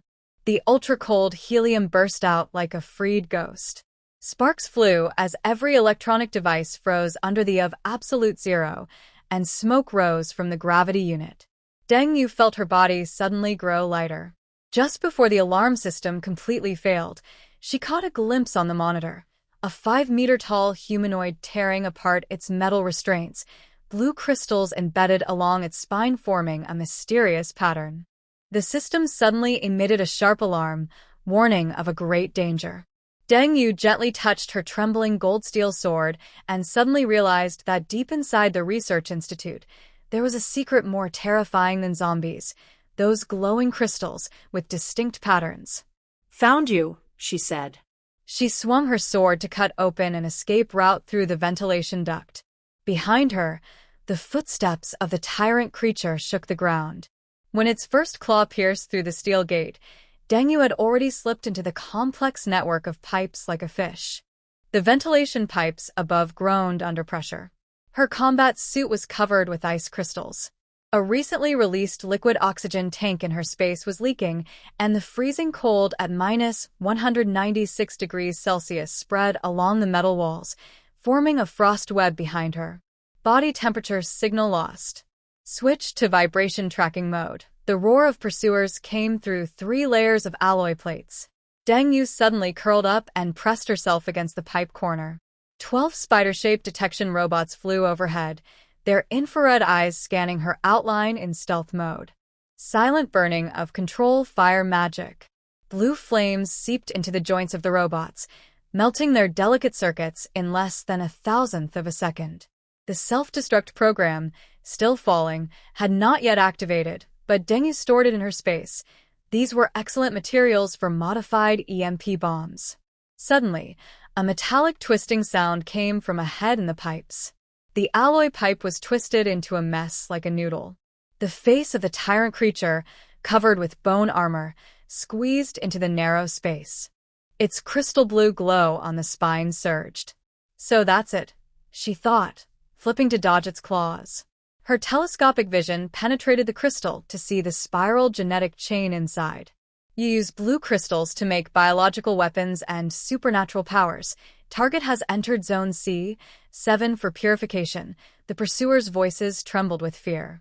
Activate self-destruct protocol. Suddenly, the entire sewage treatment pool flipped over, and tons of strong acid spilled out. Deng Yu stepped on the icy stairs and soared upward. She shattered the explosion-proof glass on the ceiling with her gold-steel sword, and the debris behind her formed a deadly metal storm. She kicked off the ground and leapt 20 meters, causing the concrete support columns beneath her to. The bone wings of the tyrant creature pierced the ceiling and swooped down. Gamma rays shot out, burning a strand of her hair. In the space of her space pouch, directed release. The remnants of the 12 spider robots she had absorbed earlier shot out like shotgun pellets, each piece wrapped in blue flames. The tyrant's left wing was instantly shredded, but instead of blood, boiling liquid metal poured from its wound. Cognitive error. The monster emitted a synthetic electronic voice. Metal liquid reformed into a laser cannon barrel. Destruction mode activated. Deng Yu suddenly smiled. She swung her vibranium tang sword to pin the tyrant's right wing and pressed both hands against the moss-covered exterior of the cooling tower. She fully activated her water control magic, causing the residual liquid in the entire sewage treatment system to roar and form a high-pressure water vortex. Do you think your tyrant can resist acid liquid? Suddenly, debris appeared inside the water vortex. The tyrant let out a deafening cry. Deng Yu stepped on the falling monster's body and leapt toward the ventilation shaft. Tell Lin Sun. She raised a crystal stone toward the surveillance camera, her lips glowing with a faint blue light. The stolen fire will eventually burn out the thief. Deng Yu's figure disappeared into the steam of the backup power station. Deep inside the research institute, 20 unsealed incubation chambers began to shake violently. The roar of the diesel generator echoed down the corridor. Deng Yu wiped the bloodstains from her face. Military boots crushed broken tiles, and distant sounds of mercenaries pulling their triggers clanged. The recently stored supplies in the gourd-shaped space trembled slightly. It was the compressed biscuits and medical kits she stole from the warehouse 10 minutes ago. 3 o'clock, 7-person tactical team. She held her breath against the cold storage door. Her clairvoyance penetrated through 3 layers of shelves, seeing mercenaries setting up tripwire traps. These burly men with wolf head armbands used primitive steel wire traps, which were harder to detect than electronic devices. Her indestructible body slightly warmed. She knew this was muscle memory warning her. She quickly drew her vibranium tang sword, the blade shimmering with frost under the green emergency light, the only reliable cold weapon in the entire research institute. Fire control magic, spark. She flicked 3 sparks from her fingertips, precisely landing on a distant gasoline barrel. The explosion's shockwave knocked over 2 mercenaries, while the remaining 5 immediately spread out in a fan shape. Deng Yu seized the opportunity to smash the cold storage glass and rolled behind the frosted shelves. Target in the freezing zone, the team leader shouted, signaling with tactical gestures. The bullets from his rifle shattered the frozen meat on the shelves. Deng Yu suddenly kicked off the ground, her powerful legs kicking a 1-ton refrigerated cabinet into the air, which crashed into 3 enemies like a bowling ball. Suddenly, her sharp hearing caught a faint sound of breaking air. She instinctively tilted her head. A poisoned crossbow arrow whistled past her ear and embedded into the wall. The night vision device on the 2nd floor flashed briefly. Deng Yu quickly grabbed a frozen lamb leg from the ground and threw it into the ventilation duct. The metal pipe was dented with a loud bang, and she climbed up the fire escape onto the beams. Up there, bullets chased her shadow as she dodged between the steel beams like a monkey. When her 5th magazine was empty, she lunged like a leopard toward the S position. The sound of the bullet piercing the bulletproof glass and the cracking of a throat bone echoed together, and warm blood splattered on the surveillance screen. Deng Yu suddenly looked back and saw 4 mercenaries holding flamethrowers blocking the exit. The bald leader sneered and pulled the trigger. Bright orange flames instantly engulfed the corridor. Dr. Lin said you can control fire. Came the taunt from the flames. Try 3,000 degrees of gelled gasoline. Deng Yu waved and tore off the fire hose above her head. In the moment the hot steam filled the air, she used the fog to cover her rush into the group of 4. The sound of her sword cutting through the fuel pipe was sharp, and the uncontrolled flames turned the attackers into burning bundles of screams. Only 11 left. She stepped out of the fire scene on her blackened tactical vest, suddenly smelling a faint bitter almond scent, cyanide gas. With immense strength, she launched her attack. Deng Yu crashed through the load-bearing wall into the power room, the muffled explosion of a gas canister behind her. The dim room was filled with web-like wires, and 6 mercenaries wielding machetes were cutting the power. Capture alive. Scar-faced man licked his blade. The doctor wants fresh superpower user blood. The sword and machete clashed sparks. Deng Yu deliberately pretended to weaken and retreated. When the 6 forced her to the transformer, her fire control ability ignited the aging insulation. The jumping arcs instantly knocked down all the enemies. Amid the smell of burnt flesh, she lightly stepped over the twitching bodies. In front of the last iron door leading to the core area, Deng Yu finally stopped. Her 1,000-mile eye saw a 2-meter-tall giant man standing behind the door. He carried no weapons, but the blue crystal patterns on his arms made her pupils shrink. I heard you also like to play with fire. The giant tore off his shirt, revealing 7 blue crystals arranged like the Big Dipper on his chest. He spat out flames, and the temperature was even higher than Deng Yu's fire control. Water control technique. Twin dragons twisting.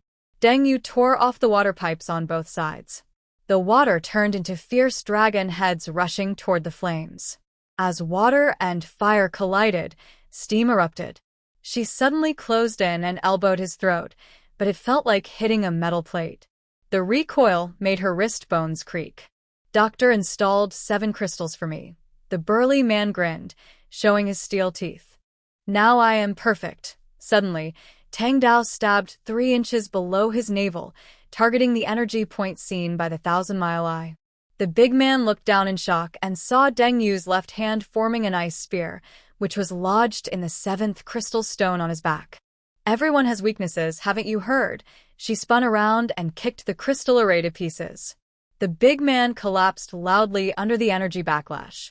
The gourd-shaped space automatically collected the fallen crystals, and the blue fragments in the air formed a broken gourd pattern. The iron door in the core area slowly opened. Many crystals were displayed on various stands.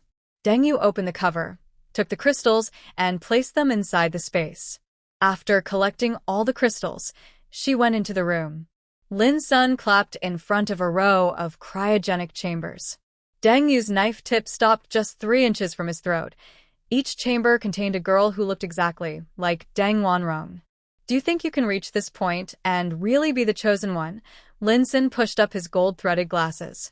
"My biological daughter, Deng Wan, is the real one. Once this research is finished, Deng Wan can gain various superpowers painlessly."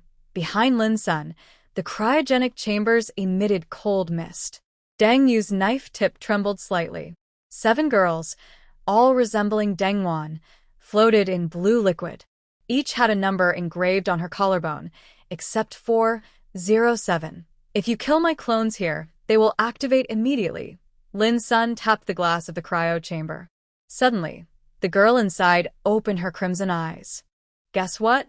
If you kill me, can you run away?" Tang Dao suddenly turned sideways, his blade drawing a bloodline across Lin Sun's throat. Deng Yu grabbed his wrist, and her sharp ears caught the sound of gears turning 3 meters below the floor.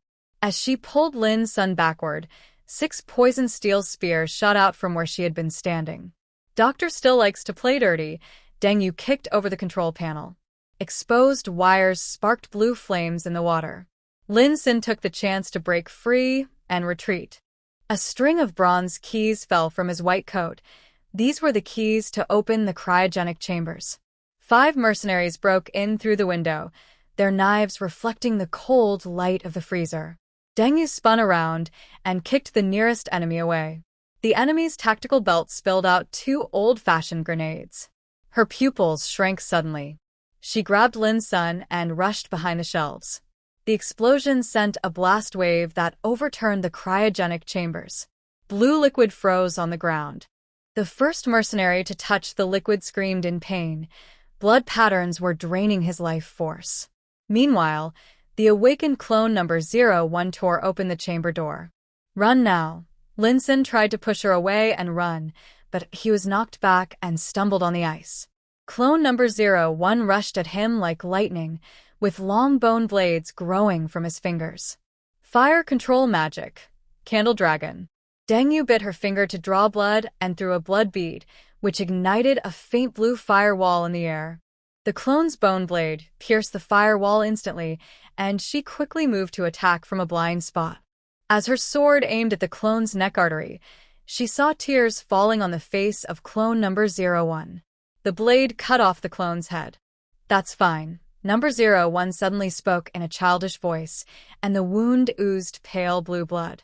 In this moment of hesitation, the other 3 cryogenic pods burst one after another. "Great strength. Shake the mountain." Deng Yu kicked the ground, breaking the tiles and jumping up to escape into the ventilation duct. Below, she heard the gnawing sounds of the awakened clones eating the bodies of mercenaries. Lin Sun's wild laughter mixed with the tearing of flesh, echoing through the cold storage like a hellish symphony. Deng Yu gasped heavily inside the duct, and the crystals in her space suddenly heated up. The broken fragments formed a pattern of a hanging gourd vine, pointing toward the emergency exit in the northwest corner. She punched open the vent grill, only to see clone number 02 squatting at the exit, biting into a half-human arm. "Water control magic. Ice spike rain." The broken fire hose exploded, and countless ice shards rained down like a storm. The clone screamed and climbed onto the ceiling, crawling with limbs bent backward like a spider. Deng Yu seized the moment to smash through the glass wall. As the night wind rushed in, clone number 02's bone blade stabbed toward her back. She braced herself against the attack, then grabbed the clone's ankle and swung it against the concrete wall.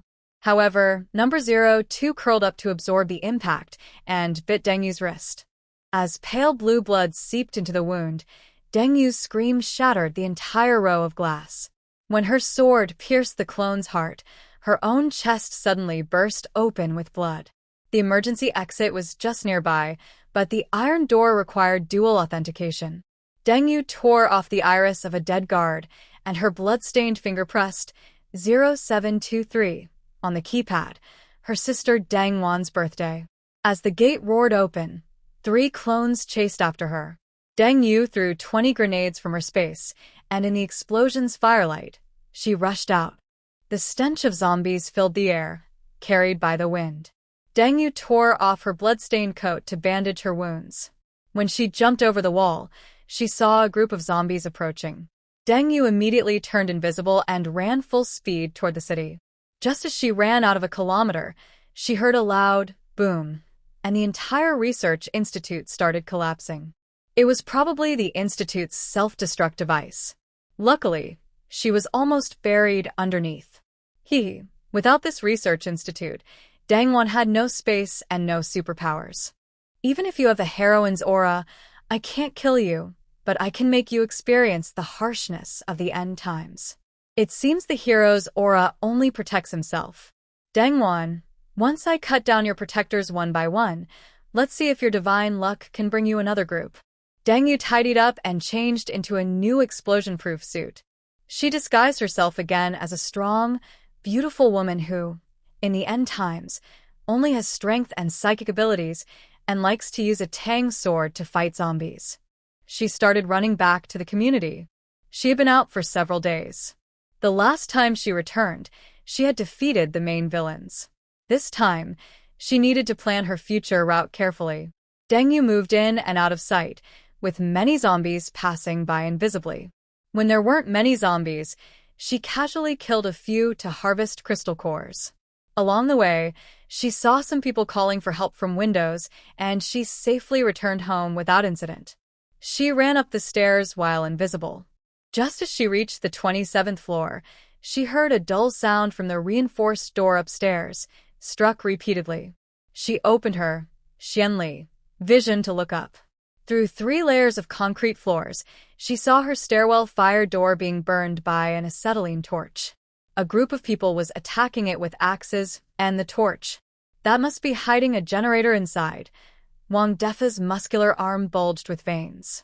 Behind him, 5 men took turns smashing the fire door reinforced with explosion-proof panels. Director Wang said she bought a lot of supplies last month. She must know something. She definitely has supplies. Is the director Wang the property manager she hanged herself? But this memory of being besieged really made her uncomfortable. Deng Yu clenched her nails into her palms. Memories from her past life flooded her. On that stormy night, they tricked her into opening the door under the pretense of uniform distribution, then stole her 3 boxes of compressed biscuits she had saved with great effort.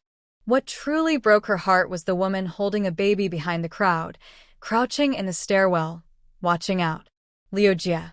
Deng Yu suddenly appeared behind the woman, startling her so much she knocked over a milk powder can. Has your daughter's fever gone down? She remembered the scene where the mother knelt and begged everyone to leave half a jar of medicine. The blood-stained swaddle eventually became a rag used by Wang Defa to wipe his knife. Suddenly, a young woman pulled out a fruit knife and stabbed. The tip broke 3 inches from Deng Yu's throat. They promised to give me 2 boxes of instant noodles. Her trembling excuse was interrupted by the sound of a sword piercing her chest. Deng Yu gently lowered her trembling body and said, "This knife should have been kept for Wang Defa." A loud explosion came from above, and the fire door on the 32nd floor crashed down. Wang Defa was about to rush in but was suddenly locked by a row of automatic crossbows in the corridor. As long as there was power, the defense system would activate automatically. He remembered what old Zhou, the construction worker, had said when installing these devices. "Miss, are you preparing for war?" When the arrow rain covered the corridor, reinforced ability user raised a bomb-proof shield. Deng Yu leapt from the 31st floor, shooting out steel bars she found downstairs. The yellow-haired man, reloading steel balls, was pierced through the thigh by the steel bars. This scene perfectly matched the one from her past life, where he murdered a convenience store owner. Don't kill me." The yellow-haired man dragged himself back, bloodstains trailing behind. "It's all Wang Defa's fault." Before he finished, a Tang sword was stabbed into his throat. Deng Yu stepped on his twitching leg. "Last month, when you that girl in the garage, why didn't you say this?" This was still the Deng Yu from her previous life, listening to the yellow-haired man boast late at night after going downstairs for supplies. A sudden fireball ignited the yellow-haired man. Deng Yu rolled away and hid downstairs.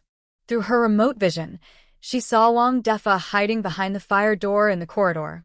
This bald man was always as cautious as a hyena.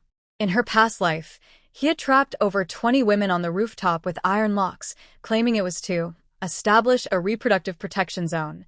Deng Yu turned invisible and slowly climbed upstairs, seeing a few people cornered by traps on the stairs. Hidden, Deng Yu drew 2 swords simultaneously. The group, still confused, was immediately silenced. Wang Defa tried to shout but was pierced through the abdomen by 2 Tang swords. His screams echoed down the hallway, and Deng Yu decided enough was enough. She appeared directly and cut his throat with 1 sword. Suddenly, a mechanical noise came from above. A drone flew up from downstairs, and Deng Yu dodged the spinning blades. "Found you." The modified drone, carrying gasoline bombs, swooped down. It broadcasted through a speaker. "Little girl, surrender peacefully." On the other side, a display screen showed Secretary Wu's twisted face. Deng Yu sneered and threw out her water whip, controlling water ability to lash out. The drone camera suddenly overexposed, and a gasoline bomb swayed and accidentally shot into the 14th floor corridor. Amid the blazing fire, she saw the security captain who had locked her in the electrical room in her past life fleeing. "Surrender? Haha." Tang Dao swung his blade through the air, and Deng Yu quickly descended the stairs like a black panther. "Then you lock me up with chains and enjoy me." When she reached the 28th floor, she encountered a group coming to support. The security captain turned around, raising an explosion-proof shield with a shiny surface reflecting earth element powers. Deng Yu suddenly sheathed her sword, and her indestructible hand pierced through the strong iron shield, crushing his wrist. In a sharp scream, Deng Yu tore off his hand. With another strike to his throat, Tang Dao sparked against the wall. Below, she heard people running upstairs. "Give up." Secretary Wu's drone hovered in the corridor. "Hand over the password for the 32nd floor, and I'll leave you with your life." Deng Yu suddenly pulled out a modified EMP bomb, causing all electronic devices to spark simultaneously. "Now it's fair." She stepped on the smoking wreckage of the drone, and Tang Dao spun a silver moon-shaped light wheel in her palm. Continuing downstairs, suddenly at a corner with backlight, a shadow lunged at her. The burly man who reached Deng Yu first waved a finger gun, but Deng Yu charged forward against his punch wind. When the copper-headed, iron-armed man's finger gun collided with her, her blade struck from below, piercing his heart. "Your heart is really dirty," she said, wiping blood off her blade. "Better to use Tang Dao." The second wave of attack followed quickly. A wind element power user raised a blade of air, slicing through the tiles.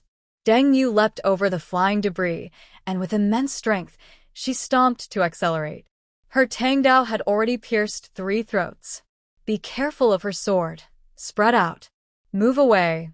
In the chaos, Deng Yu suddenly smelled a familiar medicinal scent. Her clairvoyance swept to the east corridor, where Aunt Zhang was hiding behind a fire door, clutching a bag of rice. In her past life, an elder used her body to block bullets. She was in the same pose. In that moment of distraction, reinforced steel cables suddenly wrapped around her ankles. Security Captain Wang ran upstairs, eyes glowing red. "Got you, little wild one." Deng Yu allowed the steel cables to drag her to the ground. Just before collision, she suddenly unleashed her immense strength. The recoil flung Captain Wang toward a load-bearing pillar. She seized the opportunity to swing her blade at him. It was this Captain Wang in her past life who forced her into a desperate situation. "Stop," Secretary Wu screamed, smashing a fire hydrant. Rusty water shot out like ice spikes. Fire control ability instantly vaporizes water flows, and high-temperature steam covers the entire battlefield. Deng Yu's figure flickers in the fog, appearing and disappearing, each time accompanied by a sharp sound of a throat being cut or a head being severed. When the fog clears, 12 bodies remain in attack positions, bloodlines opening at their throats. "Only you are left," Tang Dao points at Secretary Wu's chest. Deng Yu suddenly notices Secretary Wu trembling violently. "Are you a monster?" Secretary Wu screams in fear and steps back. "Don't kill me! Don't kill me! Don't kill me!" A flash of blade light, and blood spurts from broken blood vessels. Deng Yu presses her foot on his chest, stabbing her Tang Dao into his head and smashing his brain. This is for Uncle Zhang. Unexpectedly, the disgusting creature that she didn't finish off last time keeps appearing. It seems she must eliminate the property management team this time. Night is gradually falling. This is exactly the moment she's been waiting for. She silently sneaks into the office building where the property team is gathered. She appears suddenly around a corner, then draws her sword and stands in front of everyone. In the moment of their surprise, she flicks her finger at the end of the sword handle, causing the finely forged Tang Dao to spin and leap like a living creature. The blade flashes like a wheel, precisely cutting the tendons of a burly man on the right. "Who are you?" Wang Degui screams, his voice caught in his throat. He clearly sees the slender figure catch the falling Tang Dao with one hand, then reverse the blade to strike the third attacker's forehead. Deng Yu feels a warm flow running through her meridians. The blood energy of these weaklings is nourishing this avenger, awakening the killing god within her. "Catch her! Alive!" The bespectacled man suddenly jumps out from behind the fire hydrant, holding a burning bottle with a hissing fuse. Even such a simple flame weapon can take down a tank. Burning is no joke. Deng Yu narrows her eyes, her sword tipped slightly lowered, revealing a flaw. As the Molotov cocktail arcs toward her, she calculates the best angle and sidesteps to avoid it. The glass bottle explodes 2 meters behind her, but the spilled gasoline strangely bypasses her hair and instead drenches the pursuers' heads and faces. 3 firemen roll in the corridor, their screams mixed with the smell of burnt flesh, shocking everyone's nerves. Deng Yu takes the opportunity to retreat to the edge of the window. Don't be fooled by her. Wang Degui suddenly tears open his shirt, revealing a bundle of detonators around his waist. "I count to 3, either surrender or die together." He never gets to finish his sentence. Deng Yu's figure suddenly blurs, and everyone only sees 3 silver arcs remaining on their retinas. With a sharp clang, the steel detonator lock broke neatly, and a Tang sword was already pressed against Wang Degui's Adam's apple. "Do you know why cutting wounds are more deadly than stabbing ones?" Deng Yu whispered softly in his ear, pressing the blade gently downward. "Because when an artery ruptures, you can clearly feel life slipping away with each heartbeat. Blood shot out like arrows onto the fireproof door, drawing strange symbols." The 5 surviving thugs froze in place, unable to see how this girl had crossed 7 meters so quickly. "Monster." The blonde suddenly turned and ran wildly, but he collided with a transparent water wall at the staircase corner. The water film created by Deng Yu's water control magic looked like rainwater seeping through a ceiling leak. As the panicked thugs huddled together, she finally revealed her true intent to kill. She switched her Tang sword to a reverse grip, a move she had practiced in her previous life among zombie hordes. "Now it's my turn." Suddenly, the emergency lights in the fire escape exploded, and shards of glass rained down like a storm. Deng Yu smirked in the darkness. This was even more perfect than she had imagined. Her night vision, like 1,000 eyes, cast a faint green grid over her retina. "She can't see. Go now." The bespectacled man shouted excitedly, voice cracking, as 5 shadows rushed from different directions. The frontmost fat man swung a kitchen knife, its blade still sticky with someone's scalp. Deng Yu deliberately made a screeching metal sound as she blocked with her tang sword. When the knife struck her face for the third time, she suddenly leaned back, letting the blade cut through a few strands of hair. The fat man stumbled forward, his throat hitting the tip of her prejudged knife.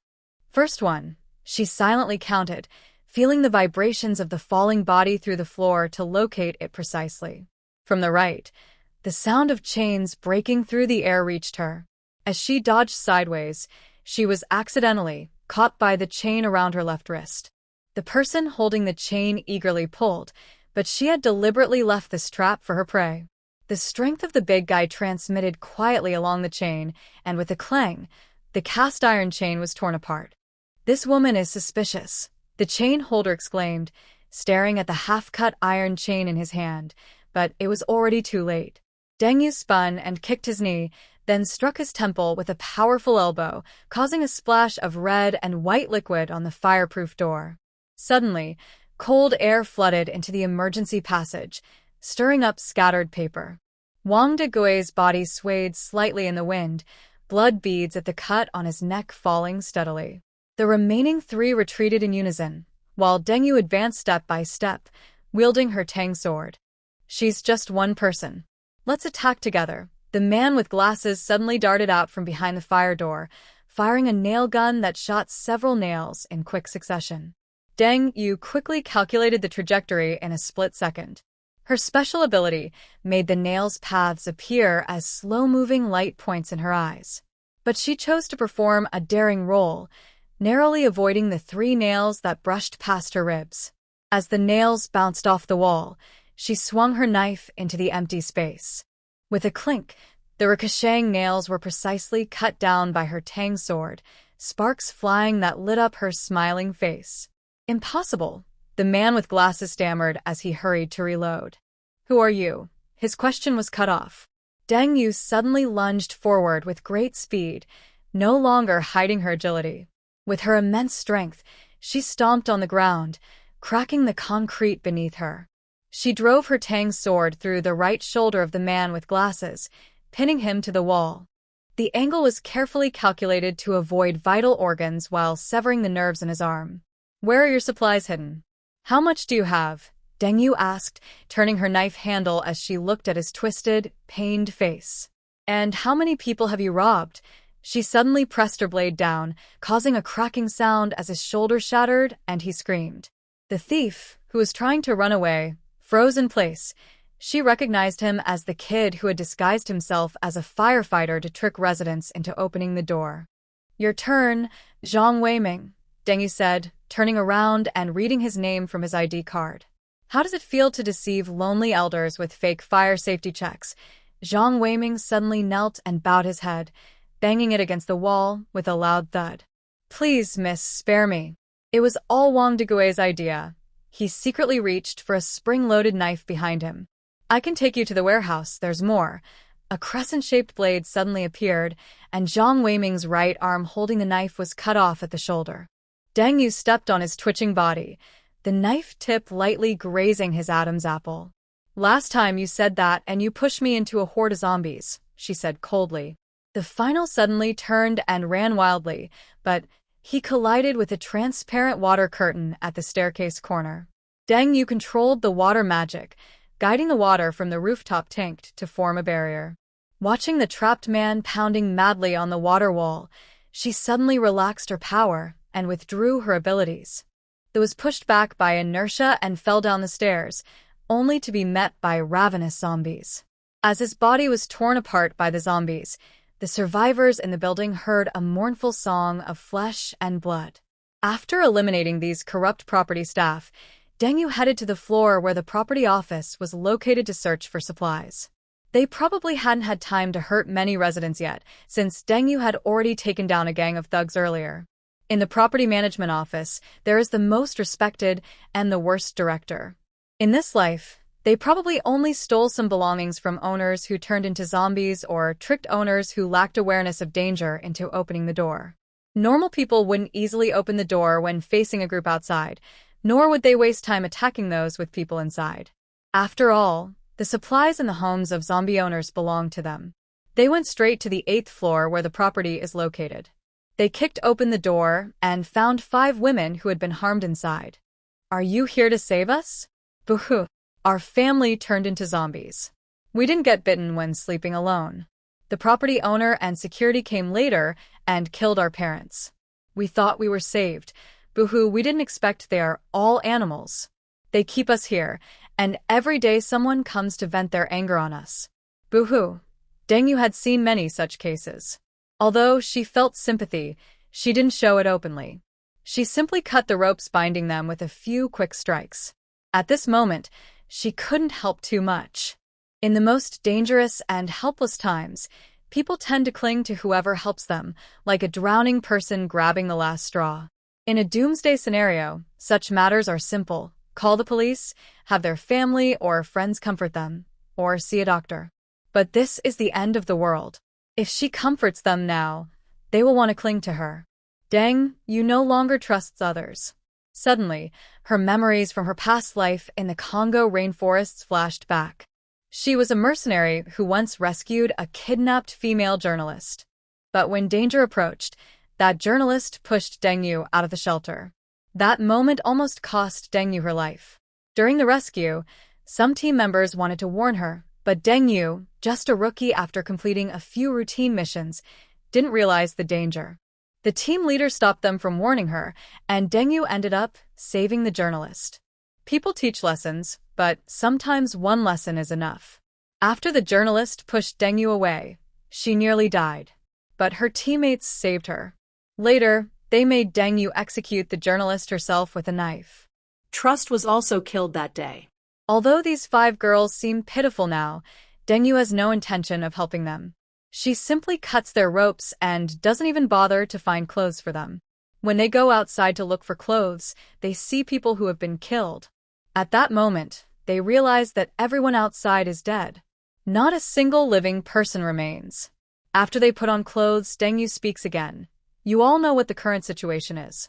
The zombie outbreak has caused many deaths. Things will get even more chaotic. You need to become stronger or similar things will happen again. One cute girl keeps crying, wah wah wah. But the other girls realize what's happening. They see how strong Deng is and want to follow her. You're the one who saved us. Can you lead us to form a team? We'll listen to you. Such words can fool naive people, but why form a team? And why bring them along? Is she really leading them? She's just protecting them. In these times, even if they form a group, they wouldn't want these girls because, under normal circumstances, women wouldn't be a match for men. Their experiences have already given Deng the answer. Deng sneers. What a trick, using women's kindness to create moral pressure. But she doesn't fall for it. She sees no value in them. If they were men, they could warm her bed, or do other things. But Deng has hundreds of billions worth of weapons, enough food for hundreds of years, and a variety of delicacies from all over the country, over 100 million worth of food, fruits, and vegetables. She even bought supplies from several supermarkets for free. She no longer needs anything material. What could she gain by teaming up with them? Nothing. She'd still have to protect them as the team leader. Just thinking about it makes her laugh. Deng outright refuses. She doesn't even ask what they could contribute because she already knows the answer. After she refuses, they still want to follow her, but Deng walks away, kicking open a door. Inside, it's filled with rice, flour, grains, and various supplies. It looks like these were moved up from the supermarket on the 3rd floor. Last time, Deng dealt with a gang in the supermarket, but didn't loot supplies because she wasn't interested. After the zombies took over the 3rd floor, the property management dealt with them and emptied the supplies again. The 5 girls have been tortured for days. Although there is food, they don't eat much. Now, seeing the supplies, they can't help but want to go and take some. But she looked at Deng with fear, because Deng had saved all of them. All these bad people were killed by Deng. All the supplies belonged to Deng. After experiencing a tragic event, she no longer believed in the innocence of the end of the world, nor thought that the supplies were from the supermarket or belonged to everyone. If anyone dared to say that, Deng would be angry and scold them. Deng Yu saw that they finally understood their situation and said directly, "Each person takes 5 bags of rice, 5 boxes of instant noodles, 2 boxes of water, and a bucket of oil. The rest is mine. Hurry up and move." "Where to?" a girl asked foolishly. "To your old home, or you can stay together." Hurry up and move. After some discussion, the girls decided to move to a girl's house on the 10th floor. Her door was a strong explosion-proof door, and normally, nothing would happen if it stayed closed. She was foolish enough to be tricked into opening the door, and she was living alone. No other relatives, so there was no smell of zombies. Some persistent girls came to ask Deng Yu to let them join her team. "Officer Zhao is a good person." Enough, Deng Jin interrupted coldly. "Dealing with a tiger is like playing with fire. It's a dead end." However, Deng Zhengwo snatched the radio. Trying is better than waiting to die. Deng Wan lowered her head, hiding a look of satisfaction in her eyes. She didn't tell anyone that this radio didn't need to be operated manually. It had been on the whole time. On the other end, Officer Zhao had already heard all the conversations. On the 32nd floor, "Wish you all good luck." Deng Yu's formal ceremony of giving knives was very touching. The 5 girls were moved to tears. Just as they wanted to say something grateful, they realized they hadn't even asked her name. That was one reason Deng Yu didn't accept them. They showed no gratitude. A benefactor saved them from danger, but they didn't even ask her name. Later, they only asked, which showed they didn't think her identity or needs mattered. She couldn't accept such people. That's why she only gave supplies and knives, hoping that among them, someone would awaken, whether it be special powers or new ideas. Any kind of awakening would bring more strength to humanity in this end of the world. One lively girl asked, "Benefactor, what is your name? Where do you live?" Deng Yu saw that they finally started asking for her name. As expected, she was difficult to deal with. But Deng Yu didn't mind. She no longer planned to team up with them. Knowing her name didn't matter. "My name is Deng Yu. I'm a college student living on the 32nd floor here. You're on the 32nd floor?" One of the girls immediately spoke up. She was the front desk staff from the property management. "Your floor is under renovation, and the safety measures are so strict." "Did you already know something?" Deng Yu had already prepared her response. She simply said, "No, I just have money. I'm the daughter of a wealthy family. But I was kicked out and don't feel safe, so I bought a better apartment on 1 floor." You don't know how dangerous the fight over property can be in wealthy families. When they learned Deng Yu's house was safe, the group tried to get closer. Just as one of them opened her mouth, Deng Yu quickly spoke again. "I won't join teams, and I won't let anyone stay in my place. I don't accept help from others. Also, I will go out now and then to hunt zombie cores." The 5 girls wanted to say more, but Deng Yu started to chase them away. After they left, she began collecting the remaining supplies. Anything useful was stored directly into her space. When she left, she locked the door with a big lock. Heavy rain poured down, and the night was dark as ink. Deng Yu stood in front of the broken floor-to-ceiling window on the 32nd floor. Rain and cold wind poured in, soaking her combat suit. Her keen eyes pierced through the rain, focusing on the scene below on the 8th floor, 7 bandits dragging a shopping cart full of supplies. The leader, a burly man, held a modified fire axe, with dried blood still on the blade.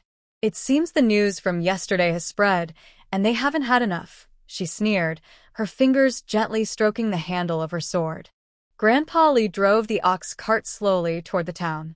On the way, they met villagers who used to ride with them. "Uncle Li, why haven't you been driving the ox cart to town lately?" asked an uncle as he saw Grandpa Li passing by. "I sold the ox cart to Jiang Lauer's family. Now I help him drive it," Grandpa Li said with a smile. "Oh, "Jiang Lauer, you're quite something. Building a new house and buying an ox cart. You're getting rich?" the uncle asked. "Not really. Pear Blossom, stay alert. Boss, are you afraid of her?" the tall, thin man sneered. "She's just a woman. How strong can she be against us 7? The burly man didn't answer. He just clenched his fire axe tighter. He had seen Deng Yu kill people. Clean, sharp, and without hesitation, just like cutting down zombies. Deng Yu silently stood 3 meters behind them. Rainwater slid down her transparent outline, but not a single drop hit the ground. The far sight ability tracked everyone's movements, while keen hearing caught their breathing patterns. Tall, thin man has an old injury on his right shoulder, unsteady stance. The man wearing a hat has a slight limp in his left leg, reacts a bit slowly. The leading strong man, muscular but not very quick to turn around. She slowly drew her sword, the blade shining coldly in the rain. First, she aimed at the loudest one. The tall, thin man was still chewing on a cookie when he suddenly felt a cold sensation at the back of his neck. He instinctively reached to touch it, but instead felt warm liquid, blood. Before he could think further, his world spun. When his head rolled onto the ground, the last thing he saw was a headless body slowly falling. Was that himself? Enemy attack. The strong man roared, but it was too late. An invisible reaper moved silently among them. With each swing of her sword, fresh blood splattered. Where is she? Where is she? A wildly swung a steel pipe, but only hit air. Back to back. Don't let her. Before he finished, her blade sliced through his throat. 5 seconds. 7 people, all dead. She shook the blood off her sword, deactivated her invisibility, bent down to check the bodies, and sliced open a head. No crystal core inside. As expected, ordinary people don't have crystal cores, she whispered, casually storing usable weapons into her gourd space. At that moment, keen hearing caught faint footsteps. Someone else was coming upstairs. She looked up and turned around. Far sight pierced through the door, locking onto a shadow behind it. The person wore a hood, holding a composite bow, arrow aimed directly at the door. If Deng opened the door and shot at the same time, she could catch anyone off guard. Ha, a bowman, Deng sneered. Far sight confirmed he was the only one outside. Sometimes she needed to practice her other skills. She gathered fire magic in her palm. The arrow shot through the air, piercing the wooden door. She sidestepped, the arrow tip brushing her shoulder, but at the moment of contact, it was deflected by her indestructible armor. Looking for death, she suddenly raised her hand.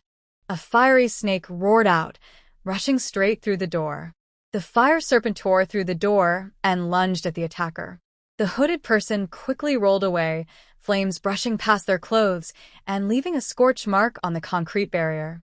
Deng squinted, using her all-seeing eye, to lock onto the target. It's a woman, agile and with movements showing clear military training. Not an ordinary. She stomped the ground with one foot, unleashing her immense strength, and charged forward like a cannonball. The woman had already drawn her bow again, the arrow tip glowing with a strange blue light. Deng sneered, her body covered in a diamond body armor, skin shining like metal. The arrow shot through the air but suddenly stopped just 3 inches from her throat, as if hitting an invisible barrier.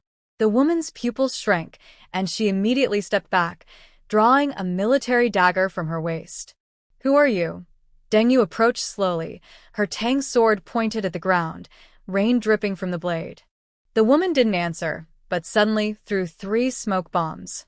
White smoke instantly filled the space, blocking everything. Tactical-grade equipment? Deng activated her eavesdropper skill, catching the sound of the woman's rapid footsteps. She suddenly turned sideways, the dagger grazing her neck and sparking on her diamond body skin. She swung her tang sword horizontally. The woman barely managed to block, but was shaken back several steps by the force. Power. Isn't right. The woman gritted her teeth, her voice low and hoarse. Deng didn't give her a chance to breathe. Her sword flashed like a silver dragon, forcing the woman to retreat step by step. One last chance, Deng said coldly. Who are you? The woman suddenly smiled. You'll find out soon enough. She threw a shock smoke bomb that exploded, sending a shockwave and smoke sweeping over everything. Deng instantly activated her fire control technique. Blue flames formed a shield, hardening against the blast. When the smoke cleared, the woman was gone. How about 3 tails per box? Zhou gestured. What? 3 tails for a box. Zhongli was actually quite nervous and was surprised when she heard 3 tails. The things left by our ancestors are truly powerful. 1 box of rouge can sell for 3 taels. How much is 3 taels of silver worth in modern money? 1 tael equals about 1,000 yuan today. So, a box of rouge costing 3 taels is quite expensive makeup here. Indeed, no matter the era, women's money is the easiest to earn. If 1 box sells for 3 taels, 6 corpses rose in strange poses, their skin quickly turning gray, and their pupils expanded into cloudy white circles. Zombie transformation? But something was wrong. Normal zombie transformation takes at least half an hour, but these bodies only took 10 seconds. Roar! The leading strong zombie suddenly lunged forward, moving more than 3 times faster than a normal zombie. Deng Yu swung her tang sword horizontally, aiming for the neck, but there was a loud clang of metal. Bone hardening? Her eyes sharpened. She unleashed her immense strength, forcing the blade into the bone and cutting off the head. The crystal core fell out, but it was not the usual light blue. It was dark red. A mutated type? She didn't have time to think further.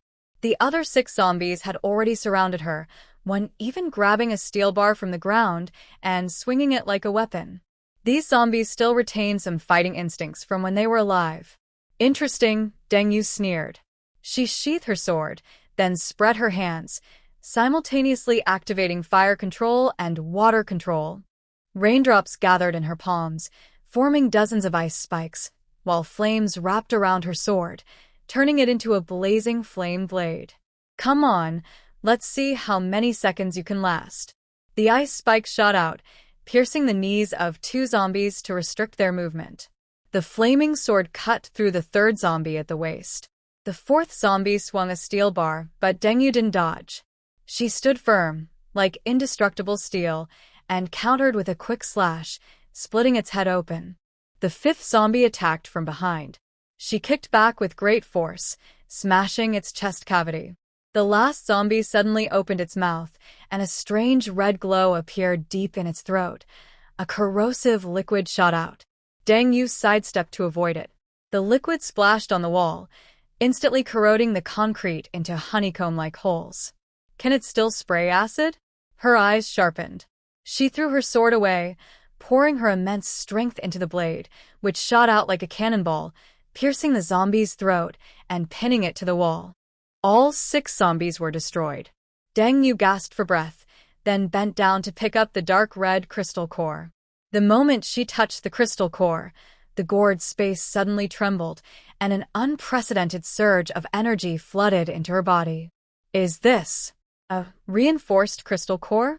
She didn't have time to think carefully when suddenly there was a scream downstairs. Help! Save us! Deng Yu frowned and used her special vision to look toward the source of the sound. It was a mother and daughter. They were surrounded by a group of survivors in the hallway, and that group was shouting in Deng Yu's direction. It's her. She has food. Weapons. But she would rather watch us starve than share anything. You're so strong. Why don't you protect us? The moral extortionists finally appeared. Deng Yu stood in the heavy rain, her sword dripping blood, her eyes cold.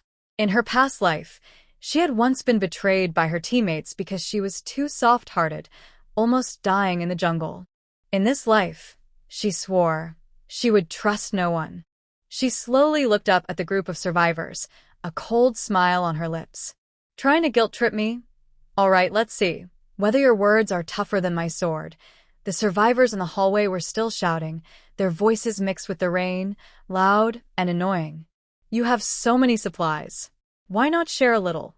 We're all human. How can you just stand by and do nothing? Selfish. Cold-blooded. Monster. Deng Yu stood at the corner of the stairs, rainwater dripping from her combat uniform. Her sword pointed diagonally at the ground, blood on the blade washed by the rain, forming faint red streams on the floor. She said nothing, only slowly raised her head, her gaze as sharp as a blade sweeping over the crowd. 17 people. 6 men, 5 women for elders, 2 children. Holding kitchen knives, iron rods, even broken chair legs. No srets. But utterly disgusting. Are you finished? She asked, her voice as cold as ice. The middle-aged man leading the group swallowed hard and stepped forward bravely. Miss Deng, we just want some food. Deng Yu smiled. Her smile was without warmth. Want some? She slowly raised her sword, pointing the tip at the man. Then exchange your life for it. The air froze for a second. Then the crowd exploded. Crazy. She's a lunatic. Everyone attack. No matter how strong she is, she's only one person. 5 people rushed forward at the same time, waving simple weapons. Until the man in front raised a metal rod to strike her head. The man's movement froze. His rod clattered to the ground, and then his right hand also fell off. Blood gushed from the severed wrist. Ah! A scream tore through the hallway. Deng Yu wiped the blood off her knife and looked at the remaining people. Is there anyone else? Does anyone have objections? She wiped her bloody sword, her gaze sweeping over the survivors covered in blood. The mother holding a child suddenly knelt down, and others followed, until only a lawyer in a suit was still standing. This is illegal. The lawyer waved the civil code. We should. A flash of cold light, and the code was pinned to the wall with her sword. Deng Yu whispered close to his ear. Do you want to go down and teach the zombies the law? When the lawyer's pants started to dampen with, fear finally overtook greed. The crowd began to retreat, some even kneeling down immediately. Sorry. We were wrong. We're leaving now. Deng Yu watched coldly as they scrambled away until the last figure disappeared at the staircase.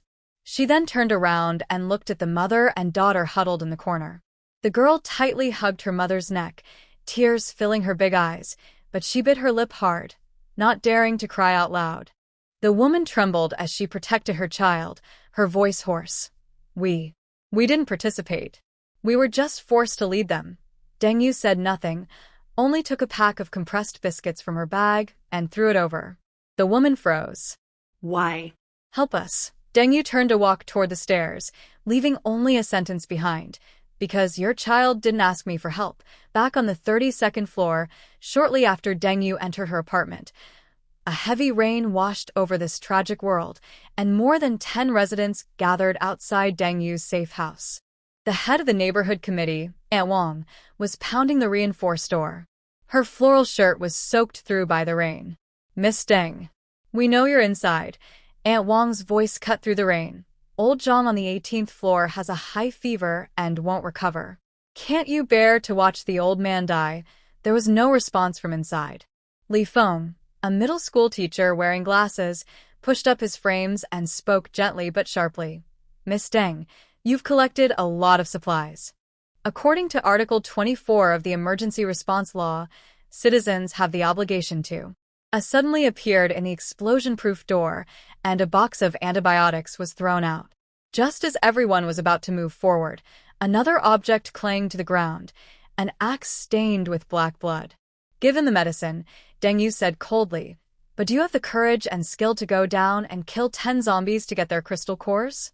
10 cores are the price for this medicine. You know the consequences if you don't. Li Feng's face changed suddenly. This detail revealed his cowardice. They thought they had done well, but just moments ago, they had cut off a person's hand. Deng Yu had only just gone up a few floors, and they started holding a meeting. The distant eyes and sharp ears saw. The activity center was crowded with survivors. Li Feng, chosen as the host, was banging on an iron basin. We must solve the supply problem today. She emptied the supermarket. I saw dozens of cans in her warehouse. The crowd kept shouting. Actually, no one saw exactly, but they knew Deng Yu had cleared out the property. This was said to boost confidence. Now, the problem was handed to Li Feng, a middle school teacher. If he wanted to be the leader, he had to see if he had the courage and ability. Before Li Feng could answer, old Zheng's grandson from the 18th floor immediately grabbed some medicine and ran downstairs. A group of them also wanted to go down. Deng Yu immediately appeared and closed the door. Tang Dao pressed his blade against Li Feng's throat. Deng Yu's cold voice came. Are my things so easy to take? If you don't give me 10 zombie crystal cores, you die. The place fell into deadly silence. Li Feng wanted to speak, but Deng Yu didn't give him a chance. Right now, go get a fire axe and kill some zombies. If you do, I'll consider you responsible. I don't care what you say. If you don't give me 10 cores today, even one less, I will kill you. Li Feng knew there was no point arguing. With a look of despair, he picked up the fire axe and slowly went out to kill zombies. Suddenly, a strong aroma of hot pot wafts in. SHT. Deng Rue suddenly stands up, sniffing hard. It's spicy hot pot. And beef. Everyone's stomachs tighten painfully. It's been 3 days. Besides instant noodles, they haven't eaten much. Deng Yu presses against the vent, greedily breathing in. It's from the 32nd floor. Deng Yu, that BT6, did this on purpose. Lin Meiji clutches her stomach, her vision blackening. She remembers how, creates sounds to lure him. Then he almost kills someone and runs away. They cooperate like this. He kills 10 people and slowly cuts off their heads, extracting crystals. Deng Yu comes out and sees zombie crystals stored in boxes. She accepts them and pats his shoulder. Good job, I'll give you this axe. Deng Yu just finished training and is lying on the sofa. Using her daily remote vision to scan, she catches a quick shadow passing over the building roof opposite. Who made those dark red crystal cores? Or are there more mutated zombies outside? Normal zombie viruses can't cause bodies to mutate in 10 seconds, nor can they keep zombies with fighting instincts. Someone deliberately enhanced the virus. Or maybe it's just fate, increasing the variety of zombie mutations. She walks to the window and looks down at the whole neighborhood. The buildings in the rain look like tombstones, and the dead are not only humans. It seems this end of the world will get harder. She tightens her grip on her knife, her eyes full of killing intent. Let's see if zombies are stronger or I am. Late at night, the rain stops. Deng Yu runs to an abandoned building to experiment with her powers. Because in the future, zombies or enemies might become stronger. She stands on the rooftop, holding a dark red crystal core in her palm. The space inside her gourd absorbs it more slowly than normal crystals, but the energy it provides is more intense. She can feel her fire control technique evolving. The color of the flames is changing from blue to deep red. Let's try it. She raises her hand, gathering energy with her fire control technique, aiming at a distant abandoned apartment building. Boom! A bright red flame roars out, instantly burning through the entire building. Bricks collapse, steel bars melt, and the whole building turns into a blazing fire in seconds. The heat wave rolls over, lighting up her stern face. That night, all survivors hiding in the dark saw the flames burning through the night. They also saw a woman standing before the fire, like a fierce warrior. She suddenly looks up, her pupils shrinking to pinpoints. The rain hits her face, but cannot extinguish the burning heat inside her. Just as the fiery energy erupts, a cold wave suddenly bursts from her dantian. Her water control ability has also upgraded. Raindrops suddenly stop falling, floating in the air as millions of sparkling water droplets. Deng Yu gasped as she raised her hand, and the water droplets she touched instantly froze into ice crystals. Now I understand. She stared at the swirling frost vortex in her palm. The dark red crystal core is a catalyst. Suddenly, she upgraded 2 abilities at once. Deng Yu thought she should go home and check carefully, especially since she suddenly remembered the blue and red crystals she had obtained from the research lab. She immediately turned invisible and returned home. On a rainy night, it was like a hidden wind blowing away the rain. Under the cover of the rain, no one saw her. When Deng Yu reached the 32nd floor, everything was normal again, except the fire door was still standing alone on the side. Sigh. She had been too busy lately to fix that fire door. She entered the password and used her fingerprint to open 2 explosion-proof doors. Once home, she took a quick shower. Afterward, she lazily changed into smooth pajamas and lay on the sofa.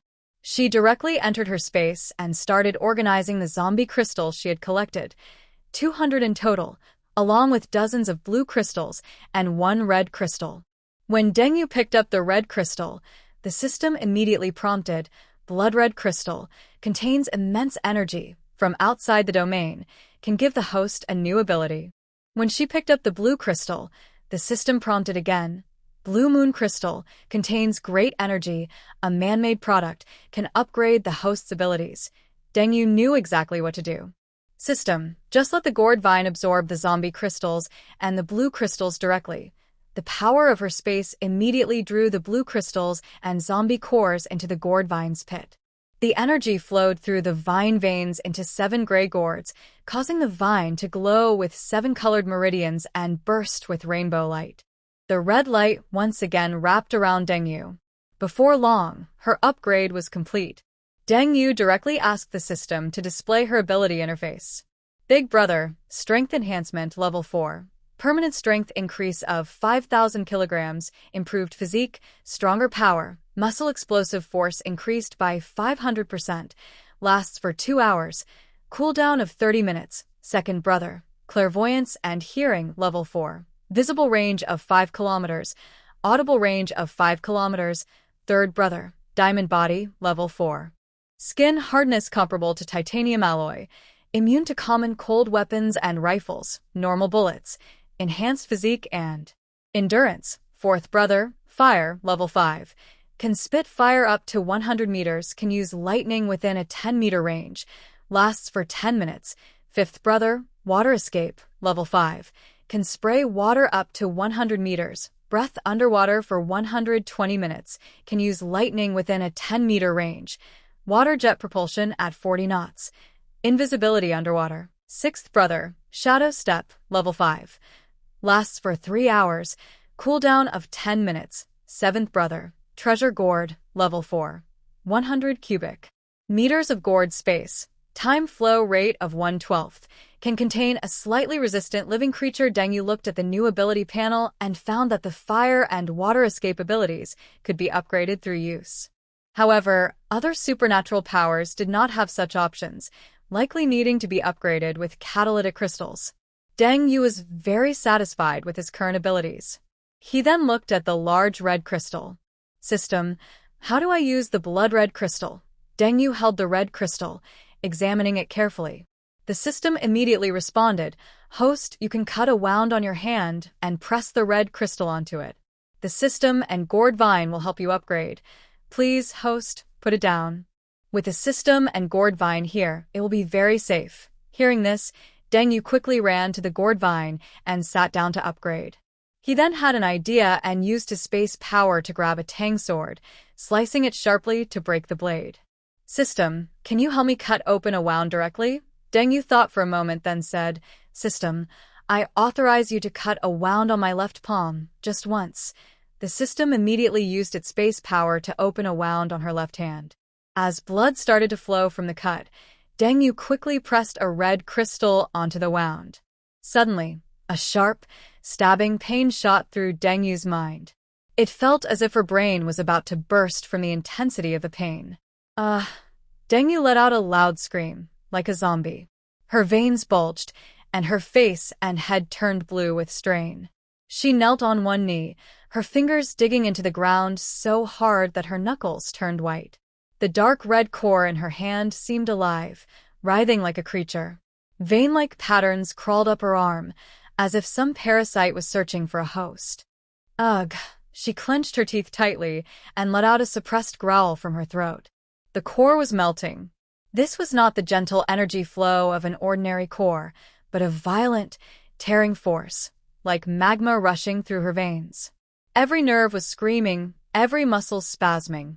Her vision turned red, and a sharp buzzing filled her ears, as if thousands of needles were stabbing inside her skull. She was alone, just like before. The dark red energy looked like countless tiny insects crawling through her blood vessels toward her heart. Deng Yu could feel them biting, transforming, and forcibly tearing apart her genetic chain, then violently reassembling it. The veins under her skin bulged, glowing with a sinister dark red, as if they might burst at any moment. Her left eye's pupil suddenly shrank, the sclera filled with blood vessels, and half her field of vision turned crimson. Fragments of memories flashed back. In the Congo rainforest, a traitor's bullet pierced a teammate's forehead, blood splattering on her face, still warm. On the Myanmar border, she personally snapped the target's neck, the other's eyes wide with accusation until death.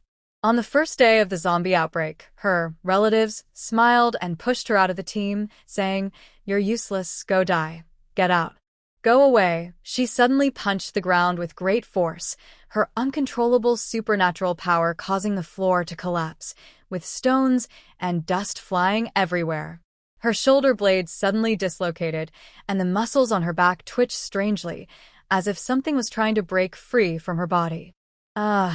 She could no longer hold back her screams and curled up on the ground, trembling. Dark red energy was transforming her body. Her bones were crushed and reformed, muscles fibers tore and healed, and her internal organs felt like they were being repeatedly ground in a meat grinder. Her fire controllability went out of control. Bright red flames burst from her body, only to be suppressed immediately by her water control power. Fire and ice fought inside her, causing her skin to sometimes frost over and sometimes burn with scorch marks. Bang! Bang! Bang! Her heartbeat sounded like drums pounding loudly, each beat bringing new pain. She was about to collapse. Just as her consciousness was about to fade away, the gourd space suddenly trembled. Ancient patterns on the gourd vine lit up with a glow. A more primitive, gentler energy surged back, clashing head-on with the dark red crystal core's power. Boom! Deng suddenly tilted her head back and let out a roar that didn't sound human. Her pupils turned bright red, her hair floated without wind, and she was surrounded by a swirling flow of dark red and blue energy. This continued for half an hour, constantly transforming, destroying, and restoring. She was covered in blood and sweat. When the blood and sweat dried and coagulated, she looked dark and shadowy. Deng, you kept lying there like that, waiting for her breath to return. Suddenly, she exploded in anger. System, you never said it would hurt this much. System. Sorry.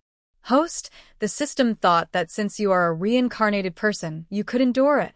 That's why there was no warning. Deng was speechless and told the system directly, next time if there's pain involved, give me a warning. System, do I have any new abilities? System. Master, you now have a mental energy ability. This is a very powerful power. Let me list the abilities for you. No need to list everything. Just tell me the new one. System. Mental energy abilities are a rare mutation in the zombie apocalypse, with an awakening chance of less than 0.3%. These abilities don't rely on physical strength, but directly affect consciousness, perception, and energy levels, making them highly strategic and discrete. Core abilities: mind control, illusion weaving, mental pulse, consciousness link. Raindrops the size of beans pounded on the rusty metal roof, making a noisy, irritating sound. Deng stands on top of an abandoned water tower. Rainwater flows down her black combat suit but, strangely, does not soak her clothes inside. It looks as if the rain passes through her illusionary body and hits the ground, which is a convenience granted by her water ability. She squints her eyes, her pupils slightly narrowing, activating her distant vision power. The residential building 3 kilometers away, surrounded by zombies, appears clearly in her sight, as if it were nearby. Found you, dear brothers, Deng says with a cold smile. It's no use, they are still in this neighborhood. Through the broken glass window, she sees her eldest brother Deng Chen using his lightning power to fend off a neighbor trying to steal food. Once a powerful figure in the business world, Deng Chen now looks ragged, with his left leg bent unnaturally. That's her handiwork from last week. Deng gently touches her nearby rifle.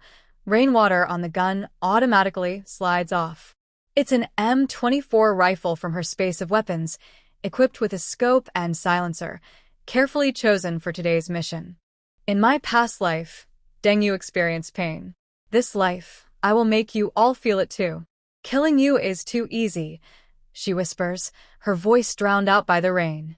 I want you to taste every bit of suffering I've endured. She steadies her breath, readying her rifle. Her keen hearing allows her to catch the arguing voices inside the building. Deng Wan. It's all your fault. If you hadn't provoked Zhao Yi, we wouldn't be in this mess. Third brother Deng Jin's voice is full of anger. Third brother, how can you blame me? It's obviously that Deng Yu. Deng Wan's tearful voice makes Deng Yu feel sick. Memories flash back to her past life, where Deng Yu was falsely accused by Deng Wan of stealing the family heirloom. Her 4 brothers, without asking questions, locked her in the basement for 3 days and nights. Only the family grandmother's intervention kept her from being tortured to death. Gunfire rings out. The muffled sound of the silenced is drowned by thunder. Ah! 4th brother Deng Yu's scream pierces through the rain. Deng Yu sees through her scope that his right knee is bloodied, and he collapses to the ground. Suddenly, chaos erupts inside the building. Take cover. It must be that crazy person. My leg. My leg. Deng Yu calmly pulls the trigger. The shell ejects, tracing a graceful arc through the rain. Her movements flowed smoothly, like a piece of art, as if she was performing rather than executing a cruel revenge. The second shot. Brother Deng Rui's powerful special ability made his muscles instantly harden, and the bullet was actually deflected. Oh? That's interesting. Deng Yu raised an eyebrow. She took out an armor-piercing bullet from her gourd space. The third shot. The enhanced bullet pierced through Deng Rui's ability defense and hit his kneecap precisely. Amidst his scream, Deng Yu put away her rifle. Her figure gradually became transparent, her invisibility ability activated. She leapt silently from the water tower, like a ghost, moving through the rain. She quickly switched positions and ran to the rooftop of the opposite building behind them. She continued to aim her gun. The all-seeing eye locked onto Deng Chen. The 4th shot. The bullet went through the curtain and window glass, hitting Deng Chen's other good leg, accurately striking his lower leg bone. At this moment, Deng Jin, who hadn't been hit yet today, was about to run over to stop Deng Chen's bleeding. The 5th shot was fired, piercing through the aluminum window frame and hitting Deng Jin's left knee. Now, all 4 of Deng's adorable brothers had injuries to their legs.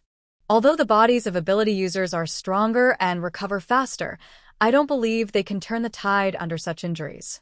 Deng Yu occasionally comes here to strengthen them further. In her previous life, Deng Yu was framed by Deng Wan. Deng Wan pretended to push Deng Yu into the swimming pool, and on that rainy night, she was pressed into muddy water in the backyard by her 4 brothers. Deng Wan stood nearby, elegantly holding an umbrella, watching them land punches and kicks on her. Breaking your legs is just the beginning, Deng Yu whispered as rainwater seeped through her semi-transparent body. When approaching the residential building, the stench of zombies hit her nose. These zombies, controlled by Zhao Ye's metal ability, were blocked outside by iron fences, but they kept pounding, and the fences were deformed. Deng Yu easily jumped over the zombie horde. In her invisible state, no creature could detect her. Her copper-headed, iron-armed ability made her worry-free about accidental scratches. Inside the building, Deng's family was in chaos. We have to leave. That is a lunatic. He won't stop. Big brother Deng Chen, dragging his injured leg, looked pale. Leave? Outside are all zombies. And our legs. Deng Jin gritted his teeth and pounded the ground. Frost formed around his fists. Once I recover, I'll catch that and freeze that scoundrel into an ice sculpture. Zhao Yi suddenly pushed open the door, which was about to collapse, and metal fragments flickered between his fingers. He had a few bruises on his face, left from a fight with the Deng brothers 3 days ago. Miss Deng Wan needs food, he said coldly, glancing at the 4 injured Deng young masters. Hand over the food you're hiding. Deng Rui leaned against the wall and stood up, his muscles bulging and tearing his sleeve. Zhao Yi, you're asking for death. Didn't you learn your lesson last time? His strength-based ability made him dangerous even with injured legs. Second brother, stop. Deng Wan rushed out of the inner room, her white dress flowing like an angel in the apocalypse. She grabbed Deng Rui's arm but secretly gave a signal to the Deng family members from a hidden corner, out of Zhao Ye's sight.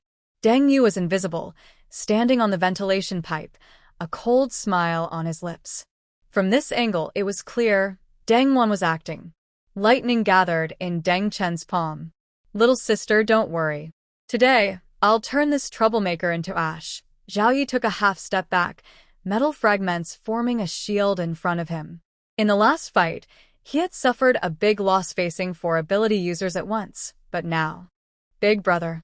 Zhao Yi is just worried about me. Deng quickly stepped between the two, her skirt fluttering as she turned. From a hidden angle, she made a silent, stop, gesture to Deng Chen and mouthed, "He's still useful." Deng Yu, with his keen hearing, caught the sound and clenched his nails into his palm. In his past life, Deng manipulated everyone like this, pretending to be innocent on the surface, but secretly stirring trouble. Zhao Ye's metal shield slowly lowered, a trace of humiliation flashing in his eyes. He knew he wasn't a match for the 4 Deng brothers, even if they were now crippled. Wan, his voice softened. "I'm just worried about your low blood sugar." Deng turned, tiptoed, and kissed Zhao Ye's cheek. "I know," she said softly, her fingers gently stroking his neck to soothe him. "But the brothers are hurt and need more nutrients, right?" Zhao Ye's body stiffened for a moment, his atoms apple moving. Deng Yu saw him clench and then relax his left hand at his side, blood seeping from a cut on his palm where the metal fragments had cut him. This loyal dog was holding back his anger. "Fine," Zhao Yi finally said, lowering his head. His voice sounded strained, like it was squeezed from between his teeth. "But tomorrow I need half of the medicine for my people." Deng smiled sweetly. "Of course." After Zhao Yi stormed out and slammed the door, Deng expression instantly turned cold. "Fool." She kicked away the empty can at her feet. "If it weren't for needing his metal ability to strengthen the wall." Deng Jin sneered. "Little sister, your acting is getting better." "Of course." Deng brushed her long hair aside, then suddenly screamed and jumped back. A mouse had just run past her foot. In the corner, Deng Yu gave a silent, cold smile. How familiar the scene was. In her past life, Deng had been the same, graceful and noble in public, but mean and cruel in private. And Zhao Yi. That poor man who would rather be humiliated than stop pleasing Deng, his heart must already be full of resentment. She quietly jumped down from the air vent, landing as softly as a falling leaf. Her strong, metal-like body made no sound. It was time to leave and let these snakes tear each other apart. Just then, her far sight caught Zhao Yi still hiding at the stair corner. Metal fragments were slowly forming a sharp little knife in his hand, and his eyes glinted with cold light. Deng Yu raised an eyebrow. So his patience was finally running out? Interesting. She decided to come back tomorrow to watch this drama unfold. For now, the gathering horde of zombies in the distance was more important. Her tang blades seemed to sense her focus, giving off a faint hum. Through the blood-red glass, the sky looked as if it were raining crimson. Raindrops hit the ground, and the air carried a metallic, rusty smell. She muttered, glancing around. It was a ruined commercial street, full of wreckage. Broken shop windows leaned with half-destroyed mannequins. Several cars had crashed together, one still smoking. Debris was scattered everywhere, along with a few decayed bodies. Most striking were the wandering figures, gray-skinned, cloudy-eyed, stiff yet unnaturally fast human-like creatures. As a former mercenary, she was no stranger to apocalyptic scenes. But this was so real it made her chest tighten. The smell of blood filled the air, and distant, inhuman cries made her ears ring. A sound of shattering glass came from afar. Deng Yu turned. 3 zombies had spotted her and were rushing forward at a strange speed. Black-red fluid dripped from their mouths, and their nails had turned into sharp claws. Instead of retreating, Deng Yu pushed off the ground with such force that 2 shallow pits appeared beneath her feet. She shot forward like a cannonball, her tang blades slicing through the air in a silver arc. The head of the first zombie flew off, and black blood splattered everywhere. Deng Yu spun around, quickly slicing the second zombie's neck with her blade. At the same time, she formed a ball of fire in her left hand and pressed it directly onto the face of the third zombie. A foul burning smell filled the air, and the 3 bodies collapsed almost at the same time. Deng Yu shook off the blood on her knife, without even frowning. "Too weak," she muttered quietly. Suddenly, her ears twitched, her sharp hearing caught a distant sound. "There's movement over there. Maybe survivors." Be careful, I saw some flames earlier. Xiaoge, do we really want to go over? What if those are monsters? The voices came from about 2 blocks away, with 5 or 6 people moving toward them. Deng Yu squinted, using her far-seeing ability to see through the rain and buildings. She identified the group, 5 teenagers, likely high school students, holding various homemade weapons. Some of them were injured, but their eyes were sharp. Survivor team, Deng Yu thought. She decided to wait for them. 10 minutes later, the group cautiously appeared around the corner. The leader was a tall boy holding a water pipe wrapped with wire. Behind him was a thin boy with glasses, holding a modified nail gun. Further back were 3 girls, one with twin ponytails holding a bow and arrow, another with long black hair wielding a fire axe, and the last with short hair, holding a kitchen knife? Zhang Xiaochao asked softly nearby. Oh. Little Chow, sorry to make you laugh. We've already cleaned these up. Thank you so much for staying to help. Mrs. Lin hurriedly stood up when she heard Zhang Xiaocao's voice. After the feast, the borrowed tables, chairs, bowls, chopsticks, and utensils need to be returned. It's okay, sister-in-law. You rest first. We'll get started, Zhang Xiaochao said with a smile. Seeing Grandma Zhang's rude behavior, everyone nearby felt sympathetic toward Mrs. Lin. A group of women, 75 meters tall, dressed in black tactical pants and protective gear with anti-violence written on her clothes. Her well-defined arms and abs were visible, and her face carried a half-smile. Rainwater dripped from her short hair, and she radiated a dangerous charm. Are you a survivor? The girl with twin ponytails asked nervously. Deng Yu didn't answer immediately. Instead, she looked them over. Which school are you from? Yutsai High School. The glasses-wearing man pushed up his glasses and said, We are the Thorn Rose team, here to gather supplies. Who are you? Deng Yu, Lone Ranger, she replied briefly. Noticing faint energy fluctuations from the 5 people, she asked, Are you all mutants? The team members looked at each other. The tall guy, clearly the leader, nodded and said, I have strength enhancement, Xiao Jun. This is Zhou Ming, the strategist with improved vision, Lin Xiaoyu, the sharpshooter, Li Jing, close combat, and our doctor, Su Xiaoxiao, who can speed up healing. Deng Yu raised an eyebrow. Impressive.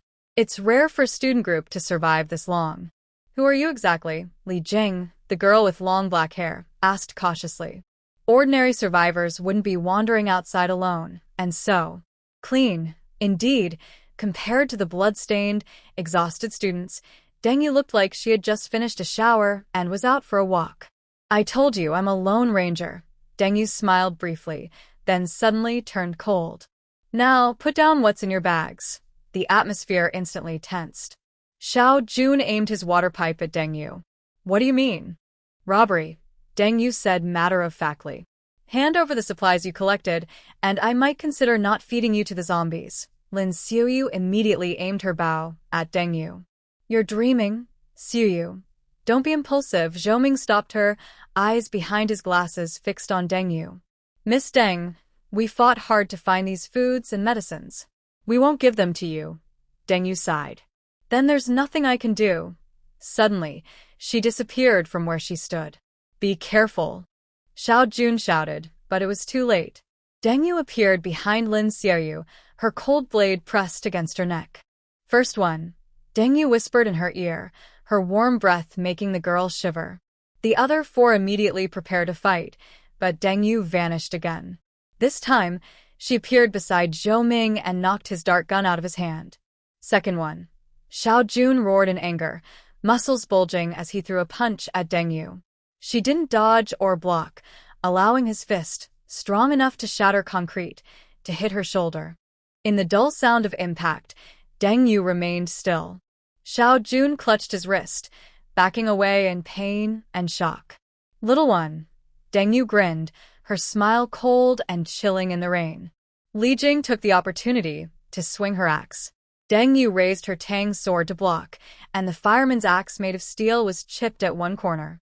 Su Xiaoxiao tried to attack from the side, but Deng Yu waved her left hand, and a water jet shot her away. Stop. We give up, Zhou Ming shouted, glasses askew. We'll give you supplies, just don't hurt them. Deng Yu put away her tang sword, satisfied as she looked at the 5 students who were covered in dirt and dust. Wouldn't have been better if you had done this earlier. Xiao Jun was unwilling and threw down his backpack, and the others did the same. Deng Yu kicked open the backpack, revealing some canned food, biscuits, and a few boxes of antibiotics. Is that all? She asked, a little disappointed. This is what we've collected in 3 days. Lin Xiaoyu said angrily, her eyes red. Deng Yu suddenly had an idea. Do you need more supplies? The 5 of them looked at each other, confused about what she meant. I can provide food, medicine, weapons. Anything you need, Deng Yu said with a sly smile. As long as you trade for zombie crystal cores. Crystal cores, Zhou Ming quickly understood. Do you know what they are used for? Deng Yu's mind moved. Seems like these people hadn't realized the value of zombie crystal cores. Of course, otherwise why would I want them? The 5 exchanged glances. Xiao Jun asked in a serious tone. Do you really have supplies? How do we trade? Now we can start revealing some abilities, or it will be inconvenient, Deng Yu thought to herself. She casually waved her hand, and a bag of 10 kilograms of rice appeared on the ground, followed by some canned meat and a bottle of mineral water. Samples free of charge. The students' eyes widened. In the apocalypse, these were like gold. We need to go back to school to discuss, Zhou Ming said cautiously. Can you tell us your location? Deng Yu thought for a moment. I'll go with you. What? Li Jing immediately objected. No. Who knows if you are? Jingjia, Su Xiaoxiao suddenly grabbed her, whispering, she can conjure supplies out of thin air. Maybe she's a space-type ability user. Our school needs someone like that. During the argument, Deng Yu's keen hearing suddenly caught unusual sounds.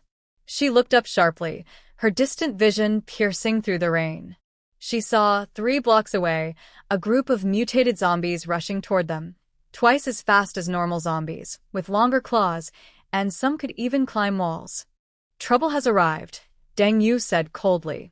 In 30 seconds, about 20 mutants will be here. What? How do you know? Zhou Ming's words were interrupted by distant howling. The sound was clearly different from ordinary zombies, more like a beast's roar. Run or fight? Deng Yu asked, already gripping her sword. Xiao Jun gritted his teeth. We can't run. They're too fast. Prepare to fight. The students quickly formed a defensive circle back-to-back. Though scared, no one backed down. Deng Yu nodded secretly. These kids had good courage. When the first mutant zombie broke through the rain and charged, Deng Yu moved. She didn't use any special powers, just her strength. She leaped up and swung her sword in a perfect arc. The zombie's head flew off, still rushing forward. Black blood sprang over 2 meters high. So fast, Lin Xiaoyu exclaimed, shooting an arrow that hit another zombie's eye, but didn't kill it. Xiao Jun faced a mutant zombie and slammed a water pipe onto its head, but only made it wobble. The zombie retaliated with a claw, leaving 3 bloody cuts on Xiao Jun's chest. Brother Xiao, Su Xiaoxiao wanted to run over and help, but 2 zombies blocked her. At that critical moment, a flash of fire appeared. The 2 zombies instantly turned into balls of fire. Deng Yu controlled the fire with her left hand and held her sword in her right, moving like a ghost among the zombies. Every strike cut off a head precisely, and each flame destroyed a monster. What was most shocking was her fighting style, completely different from other powers users who usually attack from afar. She integrated her powers perfectly into close combat. Flames wrapped around her sword, creating a blazing blade. Steam gathered under her feet, helping her slide and dodge. Sometimes, when she took a hard hit, her body shimmered with a metallic glow. In just 2 minutes, over 20 mutants were all defeated. Deng Yu stood in the middle of the pile of bodies. The flames on her sword gradually died out, and she didn't even have a drop of black blood on her. The 5 students stared in shock, forgetting even their pain. Collect the crystal cores, Deng Yu said, flicking her sword. These should be more valuable than regular ones. Zhou Ming was the first to recover. He quickly pulled Su Xiaoxiao to help Xiao Jun treat his wounds. The others began skillfully digging out the faint red crystal cores from the zombies' heads with small knives. Who? Are you really? Li Jing asked again, this time with a hint of awe in her voice. Deng Yu picked up a crystal core and looked at it under the light. Its quality was indeed better than that of ordinary zombies. I told you, Deng Yu. Now, take me to your school so we can talk about the deal. This time, no one objected. Here, the main character Deng Yu only helps these kids because he sees them bravely trying to survive. Living in a dangerous world is harder than dealing with zombies and the fast-evolving plants and animals. Yutsai High School's wall was raised to 4 meters, topped with barbed wire. The main gate was reinforced with sandbags and abandoned vehicles, and a few students holding homemade spears kept watch.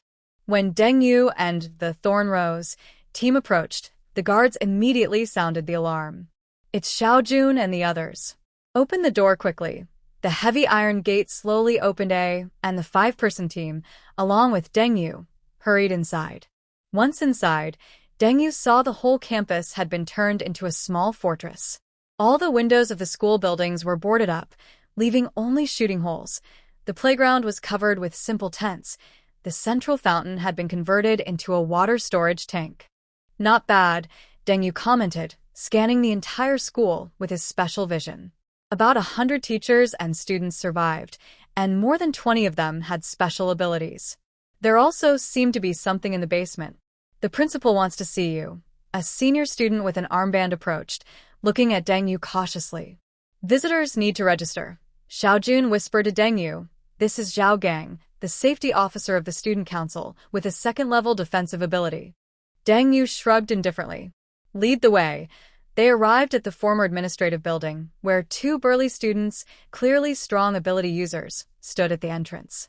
The principal's office had been turned into a command center, with hand-drawn maps and duty rosters on the walls. Sitting behind the desk was an elderly man in his 60s, with white hair but sharp eyes. I am Principal Zheng Guodong of Yutsai High School, he said, standing up and sizing up Deng Yu. Xiaojun said you want to trade with us? Deng Yu casually sat down on a nearby sofa, a move that made the students in the room frown. Yes, I want exchange supplies for crystal cores. Fair prices, no cheating. Where did you get the supplies? Principal Zheng asked directly. All the supermarkets in Donghai City have been emptied.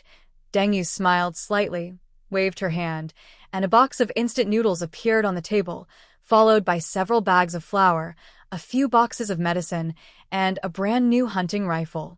Space-based abilities, plus a bit of personal stock. The room's atmosphere grew noticeably tense. A female teacher couldn't help but reach out to touch the box of instant noodles, as if trying to confirm it wasn't a dream. Principal Zheng took a deep breath. How many crystal cores do you want? 10 white crystal cores from ordinary zombies in exchange for 1 kilogram of rice.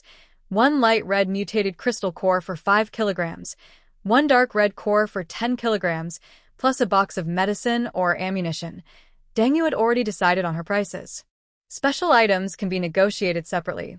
These prices were clearly lower than black market rates, and whispers filled the room. Why is it so cheap? Principal Zheng became more cautious. What is your purpose? Deng Yu smiled. First, I don't lack supplies. Second, I like efficient things. Third, she looked around. You kids remind me of my sister. The last sentence was made up on the spot.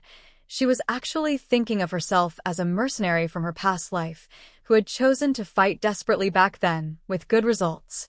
The expressions of the few girls softened immediately. We need to discuss this, Principal Zheng finally said. Xiaojun, take Miss Deng to rest. Prepare a private room for her. Deng Yu was taken to an old teacher's dormitory, simple but clean. Once the guide left, she immediately activated her clairvoyance and keen hearing to monitor the principal's office. Too dangerous, it could be a trap set by raiders. But the supplies are real. Our warehouse is almost empty. Her strength is impressive. Xiaojun said she took down more than 20 mutated creatures alone. The debate continued for half an hour. In the end, Principal Zheng decided to try the deal. Deng Yu retracted her abilities and lay down contentedly to rest. She needed these students to help her gather crystal cores, which were key to enhancing her mental abilities. In the evening, Xiaojun knocked on the door. Miss Deng, we decided to trade a batch first. The school currently has 127 ordinary crystal cores and 19 mutated ones. Deng Yu followed him to the playground, where many students had already gathered. Several desks were set up in the center, with torches around, creating a scene that resembled a rural market. Zhou Ming maintained order, with a wooden box containing crystal cores in front of him.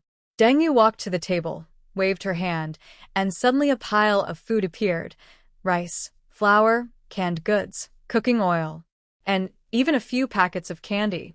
The students gasped in surprise, and a few children couldn't help but reach out to touch. First, check the goods.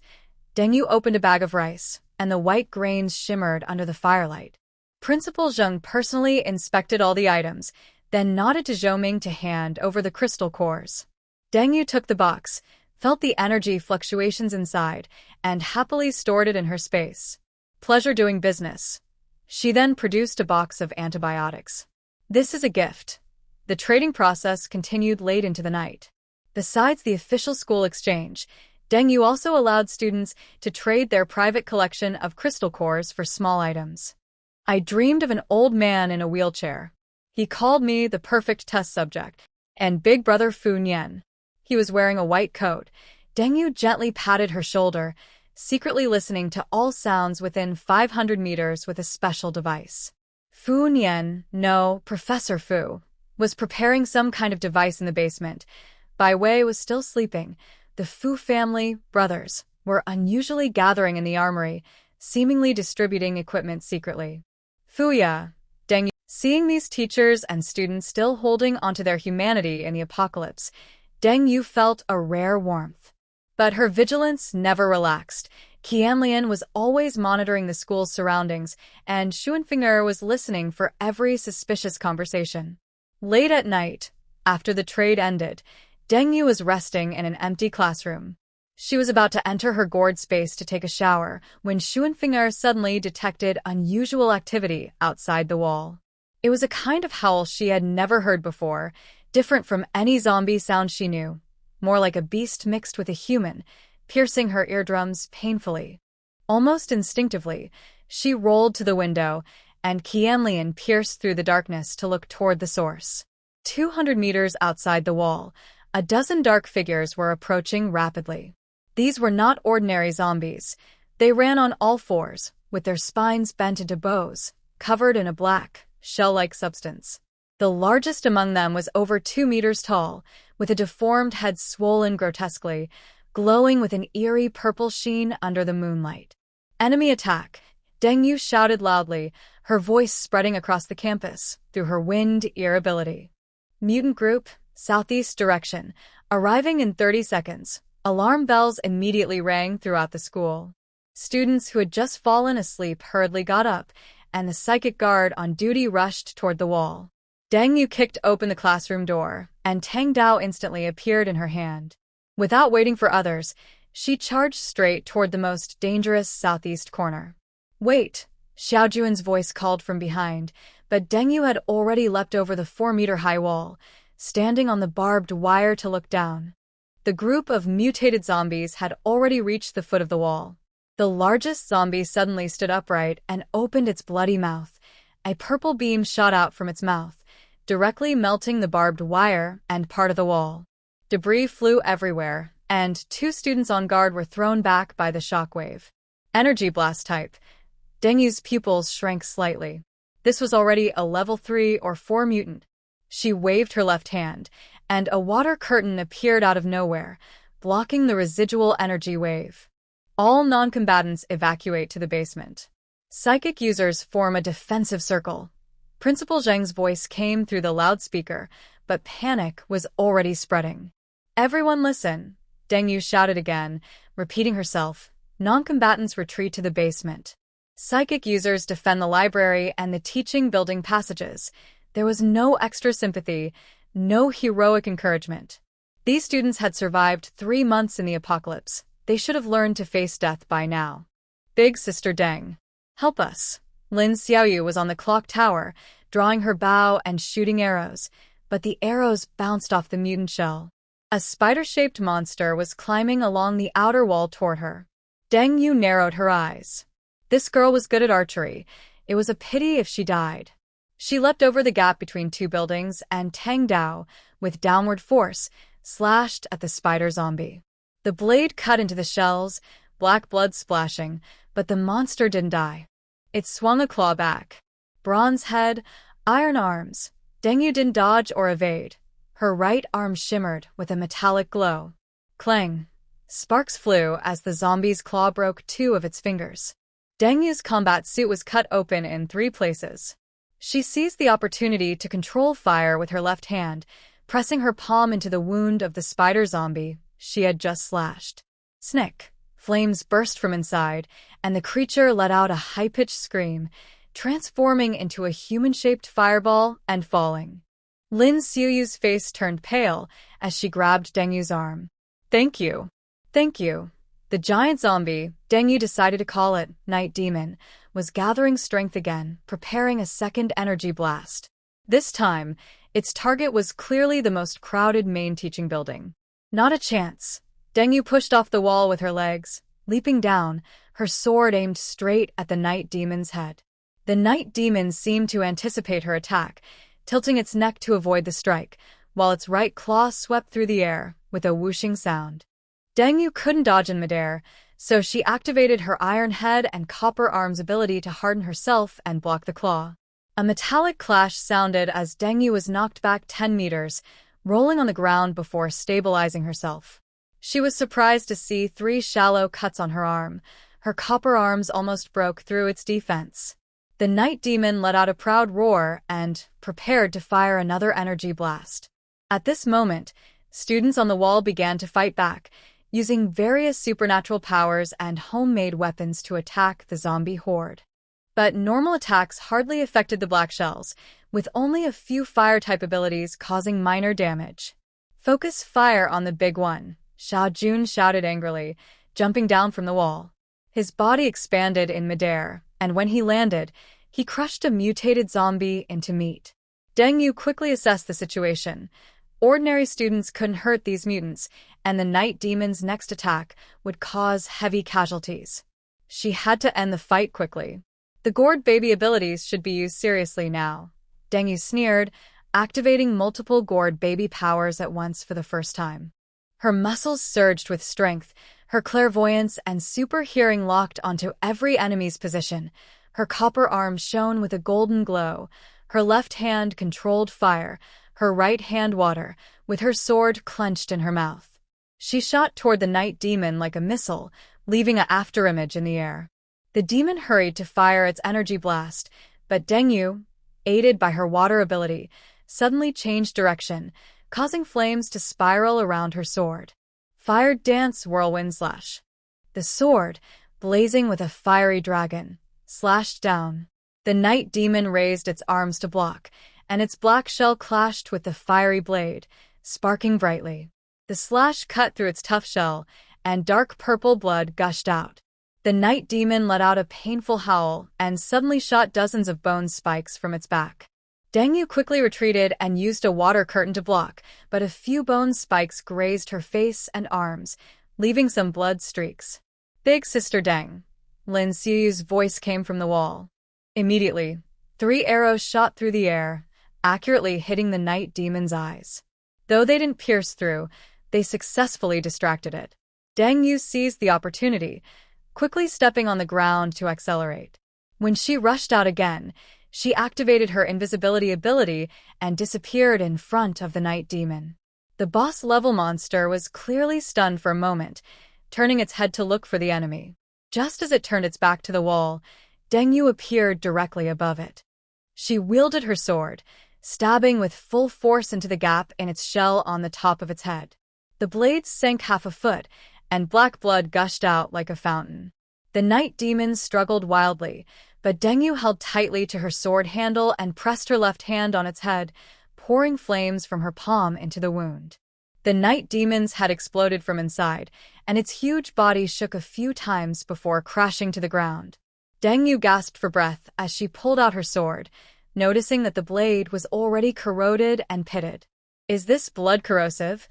She threw away the broken sword and took out another fine steel sword from her space. With the leader dead, the remaining mutated zombies did not disperse but became even more violent. They began to attack the lone supernaturalists in an organized way, even learning to cooperate.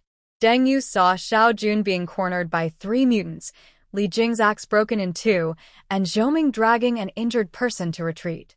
Are these guys intelligent? Deng Yu's alarm bells rang. This behavior was completely unlike typical zombies. She rushed toward the nearest group of fighters. Her new sword, shimmering with water, sliced through the air, sending the head of a mutant zombie flying.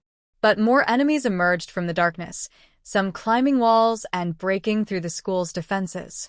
All injured, fall behind me, Deng Yu shouted, raising both hands, her first attempt at large-scale water control. Moisture in the air quickly condensed, forming a swirling water curtain at the gap in the wall. Several mutants trying to rush in were torn apart by the fast-spinning water, but new enemies soon filled the gaps. But the wall, abandon the wall, she cut off a mutant's front limb with her sword. Do you want to be broken apart one by one? Xiao Jun gritted his teeth and ordered a retreat. The students fought and retreated, Deng Yu covering their escape. Her sword spun like a silver net, temporarily blocking the pursuers. Take the injured to the basement, Deng Yu commanded without looking back.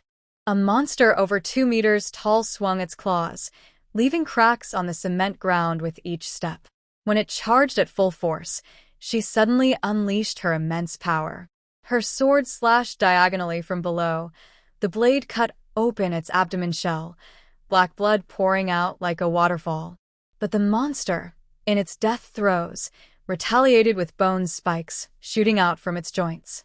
Deng Yu quickly retreated but was still hit by 3 spikes, one on her right shoulder, one on her left abdomen, and one on her outer thigh. Although the spikes stung deeply, they caused wounds. Ugh, she grimaced as her wounds burned painfully. Miss Deng. Over here, Xiao Jun shouted from the library steps. They had already built a simple defense line using desks and metal cabinets as cover. Deng Yu looked around at the battlefield. Ordinary students had already retreated to the basement, and over 20 mutants were defending the library, most of them injured. Outside the wall, at least 30 mutated creatures were gathering under the blood moon, clearly in a furious state. Zhou Ming, does the school have any gasoline? She asked as she jumped behind the cover. The bespectacled boy pushed his broken glasses and replied, in the lab, yes. Take 3 people to get it and make Molotov cocktails, she ordered. Then she looked at Xiao Jun. Organize a close combat team to guard the gate.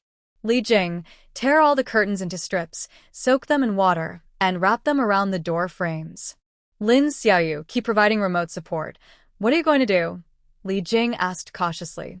Deng Yu took out 2 submachine guns and 6 magazines from her space and threw them to them. By some time, she didn't explain further and leapt onto the roof of the library. From here, she could see the entire battlefield. Mutants were gathering, and although the night demon was badly injured, it had stopped bleeding.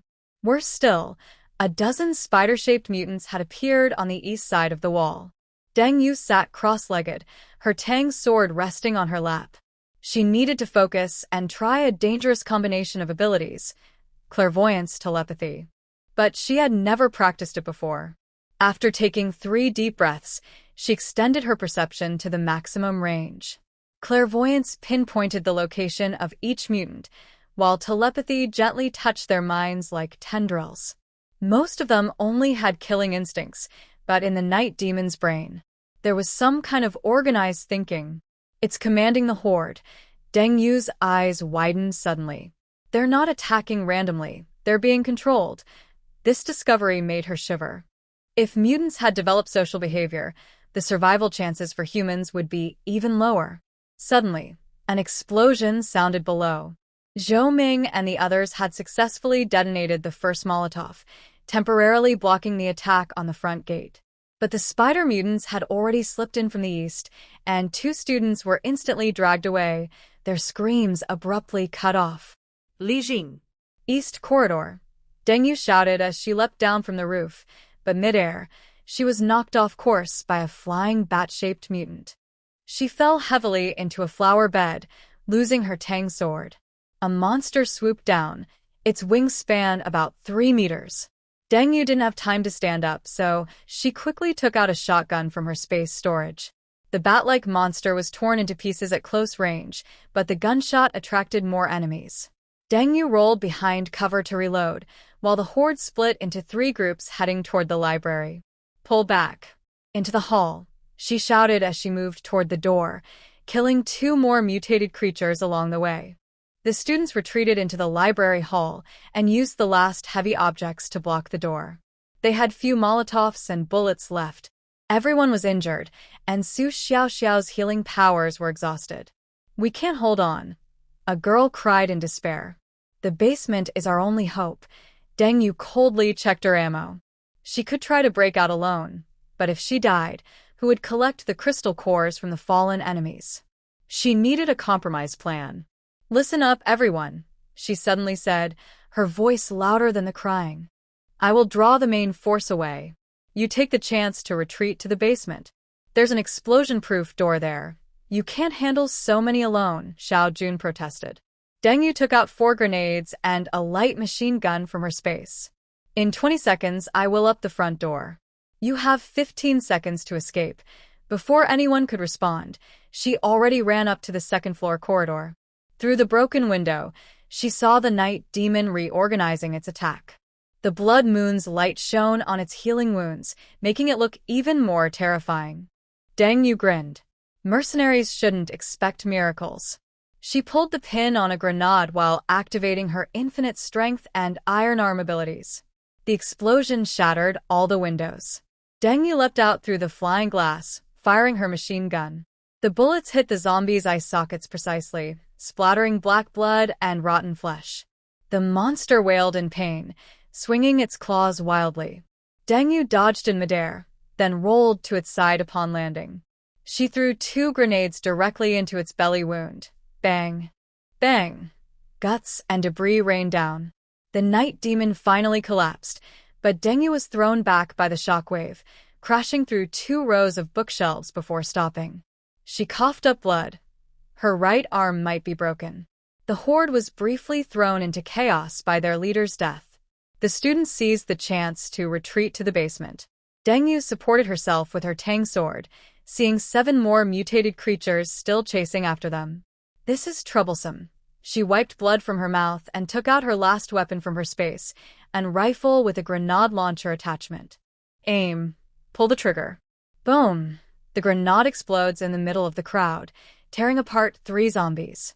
The remaining 4 are blocked by the blast, and the students successfully rush into the laboratory building through the explosion-proof door. Deng Yu breathes a sigh of relief, then quickly turns around. An escaped mutant spider is falling from the ceiling. She doesn't have time to raise her gun. An arrow pierces the monster's mouth, with sparks of electricity on the tip. The spider zombie convulses and falls. Lin Xiaoyu stands in the corridor on the 2nd floor, holding a modified electric bow, pale but proud, making a V sign.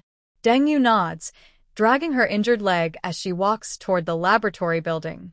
The blood moon begins to fade. In the faint light before dawn, the campus is filled with mutated creatures and the bodies of students. There are no winners in this fight, only survivors. Inside the explosion-proof door, Su Xiaoxiao immediately comes forward to treat her. The girl's supernatural power is exhausted, so she can only clean and bandage her wounds with normal methods. "Why didn't you let us hide inside, even though you have space powers?" Su Xiaoxiao suddenly questions, her voice trembling with fatigue and anger. "Zhang Yu and Lu Fei wouldn't have died." Suddenly, the laboratory falls silent. All eyes focus on Deng Yu. She calmly lets the girl finish bandaging her wounds, then speaks slowly. "First, my space ability isn't a shelter, so I can't let anyone in. Even if I could, I wouldn't. Second, dead people don't need explanations. Third," she surveys the battered students, "what you learned today is more than what you've learned in the past 3 months. You are cold-blooded." Li Jing suddenly stands up. Deng Yu nonchalantly takes out several boxes of military rations and throws them on the table. The sense of justice that goes hungry is the cheapest. She walks to a corner, sits with her back against the wall, her Tang knife resting on her lap. Her wounds still hurt, but she's thinking about more important things. the command behavior of zombies, the influence of the blood moon, and the possibility behind the mutated creatures. Su Xiaoxiao walks over silently and hands her a cup of hot water. Deng Yu looks up and sees the anger in the girl's eyes has turned into complex emotions. "Who exactly are you?" Su Xiaoxiao asks softly. Deng Yu looks out the gradually brightening window and gives a vague answer. "Like you, just someone trying to survive." The tired students were dozing off in all directions. Only Su Xiaoxiao was still caring for the seriously injured. Deng Yu silently stood up, listening carefully to every sound inside the building: snoring, groans, the rustling of mice in the distance, and unusual vibrations from the underground pipes. She avoided the watchful eyes of the students on guard and moved to the storage room behind the basement. There was a hatch on the floor, leading to the maintenance access for the underground pipes. The lock was rusty, and Deng Yu easily twisted it open. As the hatch was lifted, a cold, musty breeze rushed out. Deng Yu squinted, using her night vision to see below. This was not an ordinary pipe room, but a staircase descending downward, with faint glowing markings on the walls. Interesting. She silently descended the stairs, holding a tang sword, carefully avoiding any spots that might make noise. The stairs stretched far below, deeper than a typical school basement. The air grew colder, and her breath formed white mist in front of her. After descending about 5 floors, she reached a metal door at the bottom. The electronic lock was out of power, but Deng Yu was surprised to see strange symbols carved all around the door frame. "System, scan this door. Alert. High-energy reaction detected inside. Caution advised." A smile appeared on Deng Yu's face. The end of the world was becoming more interesting. She tried to push the door. It wouldn't budge. Her fire control ability burned the lock, but there was no response. Finally, she focused her mental energy on her copper-headed, iron-armed ability and charged with all her strength. The door opened, but not because of her force. At the moment of contact, the door suddenly lit up with blue light, as if recognizing something, and slid open automatically. Deng Yu staggered inside, immediately adopting a defensive stance. What she saw made her breath catch. It was a circular space about the size of a basketball court, with glowing blue patterns covering the walls, converging at the center of the ceiling into a large 3-dimensional relief. The floor looked like a mix of jade and stone, with a slight bounce when stepped on. Most striking was the stone platform in the center of the room. On it floated a fist-sized crystal, inside which a liquid-like golden substance flowed slowly. "Golden crystal?" Deng Yu whispered, cautiously approaching the platform. As she drew near, the golden liquid inside the crystal sped up, and the glowing patterns on the walls became brighter. Even more strange, the 7 abilities inside her began to activate on their own, especially the mental powers, which gathered at her fingertips like iron filings attracted by a magnet. Deng. High-purity spiritual energy crystal detected. Deng Yu did not respond immediately. Her mercenary instincts told her to check the space thoroughly first. Beneath the relief, she found a row of wall paintings carved into the wall. "A story of gods," Deng Yu frowned. These murals were clearly much older than the era she knew, more like historical records. The last mural made her feel cold, shadows breaking through seals, the world falling into flames. In the corner, a small inscription was carved. After a long look, she finally understood. "On the day of the gathering of dark mists, the demons return." Interesting. Deng Yu silently descended the underground stairs, holding a tang sword, controlling her strength with each step. The stairs kept going down, and the temperature grew colder. The white mist she exhaled froze into frost in front of her. After descending about 30 meters, everything suddenly opened up. A circular space about the size of a basketball court appeared before her, walls embedded with countless glowing crystals, casting the entire hall in a deep blue light. In the center, a stone platform floated with a fist-sized golden crystal, pulsing slowly, as if alive. Deng Yu's pupils contracted slightly. Even from 10 meters away, she could feel the terrifying energy within that crystal. Strangely, her internal abilities activated automatically. Her skin shimmered with a metallic sheen. Deng. High-purity gold spiritual crystal core detected, with a 98% compatibility to the host's 3 abilities. Absorb now. Deng did not respond immediately. Her mercenary instincts made her check the entire space first. The hall walls were covered with murals. The system prompted again. Warning. Crystal core energy is diminishing.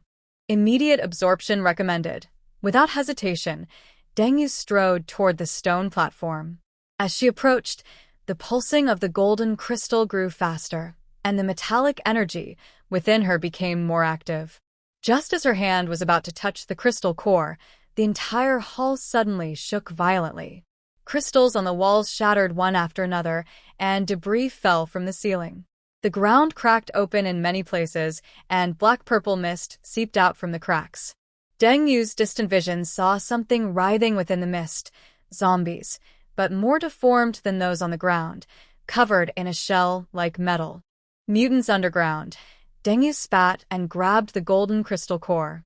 At the moment of contact, an indescribable sharp pain swept through her body. It felt as if molten metal was being injected into her veins, reshaping every bone.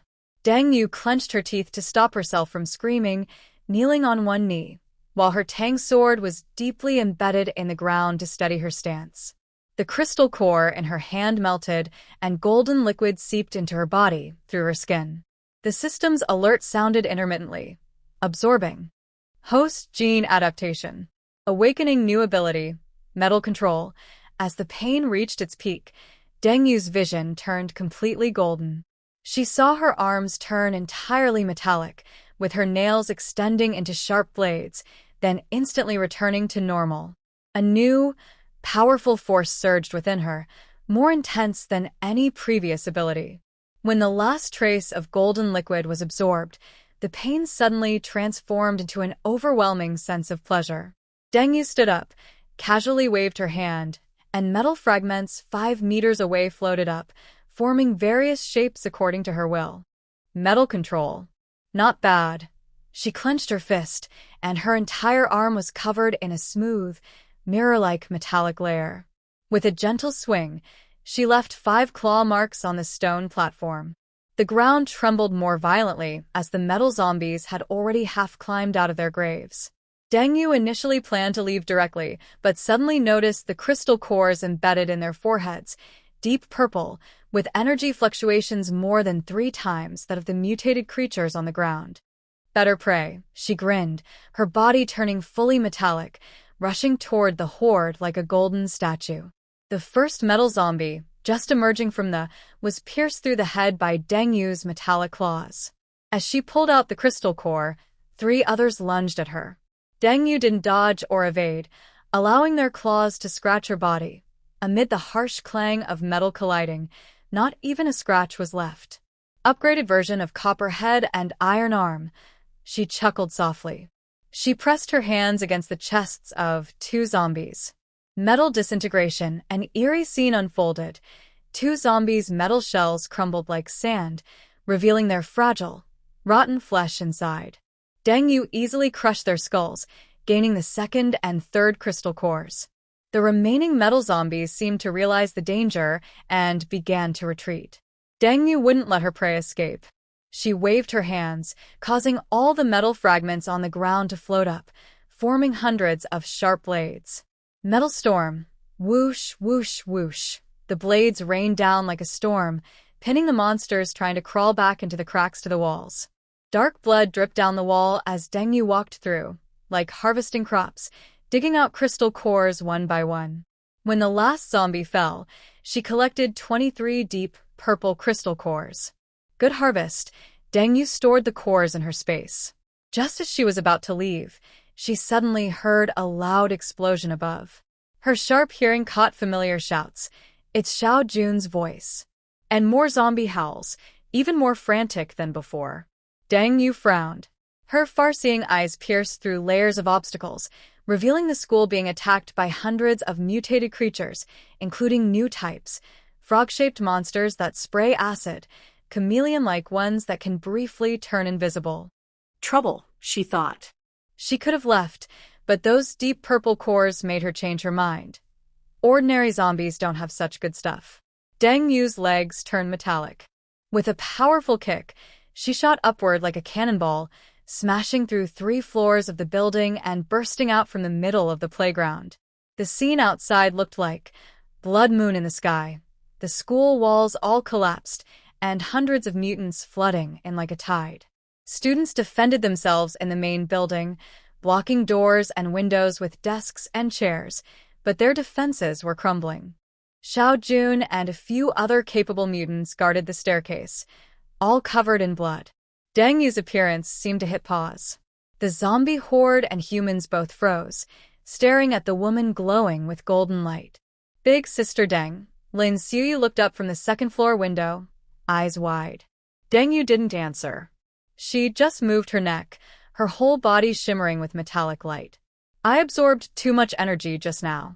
I need to release it. In the next moment, she transformed into a streak of golden lightning, rushing into the zombies. Her first slash sent 3 heads flying. The second cut severed 5 bodies in half. Before she could swing her third blade, her left hand pressed against the swollen belly of a frog-shaped zombie, metal infusion. The zombie burst like a balloon, but the splashing acid was deflected by her metal shield before it could reach her. She moved like she was in her own world, cutting down zombies as easily as mowing grass. Even more terrifying was her new ability. She could make dozens of metal fragments fly from the ground with a flick of her hand, piercing through zombie eyes with precision. With a snap of her fingers, the metal elements inside a zombie would go into chaos, tearing it apart from the inside. Is that Deng Yu, Xiao Jun, chopping down a zombie, couldn't believe his eyes. She has become so strong. Li Jing's axe had already made a cut, and she stared blankly at the golden figure moving among the corpses. In just 30 minutes, the playground was filled with zombie bodies. Deng Yu stood at the top of the pile, her golden glow fading, her breathing slightly quickened. She shook off the black blood from her dagger and began collecting the crystal cores from the special mutated zombies. The last zombie was an invisible type. It thought it was clever to hide behind Deng Yu, but at the moment it lunged, a metal spear suddenly shot out from the ground and pierced it, pinning it midair as it struggled. Without turning, Deng Yu waved her hand, and the metal spear she casually made cut off the zombie's head. Is that all you've got?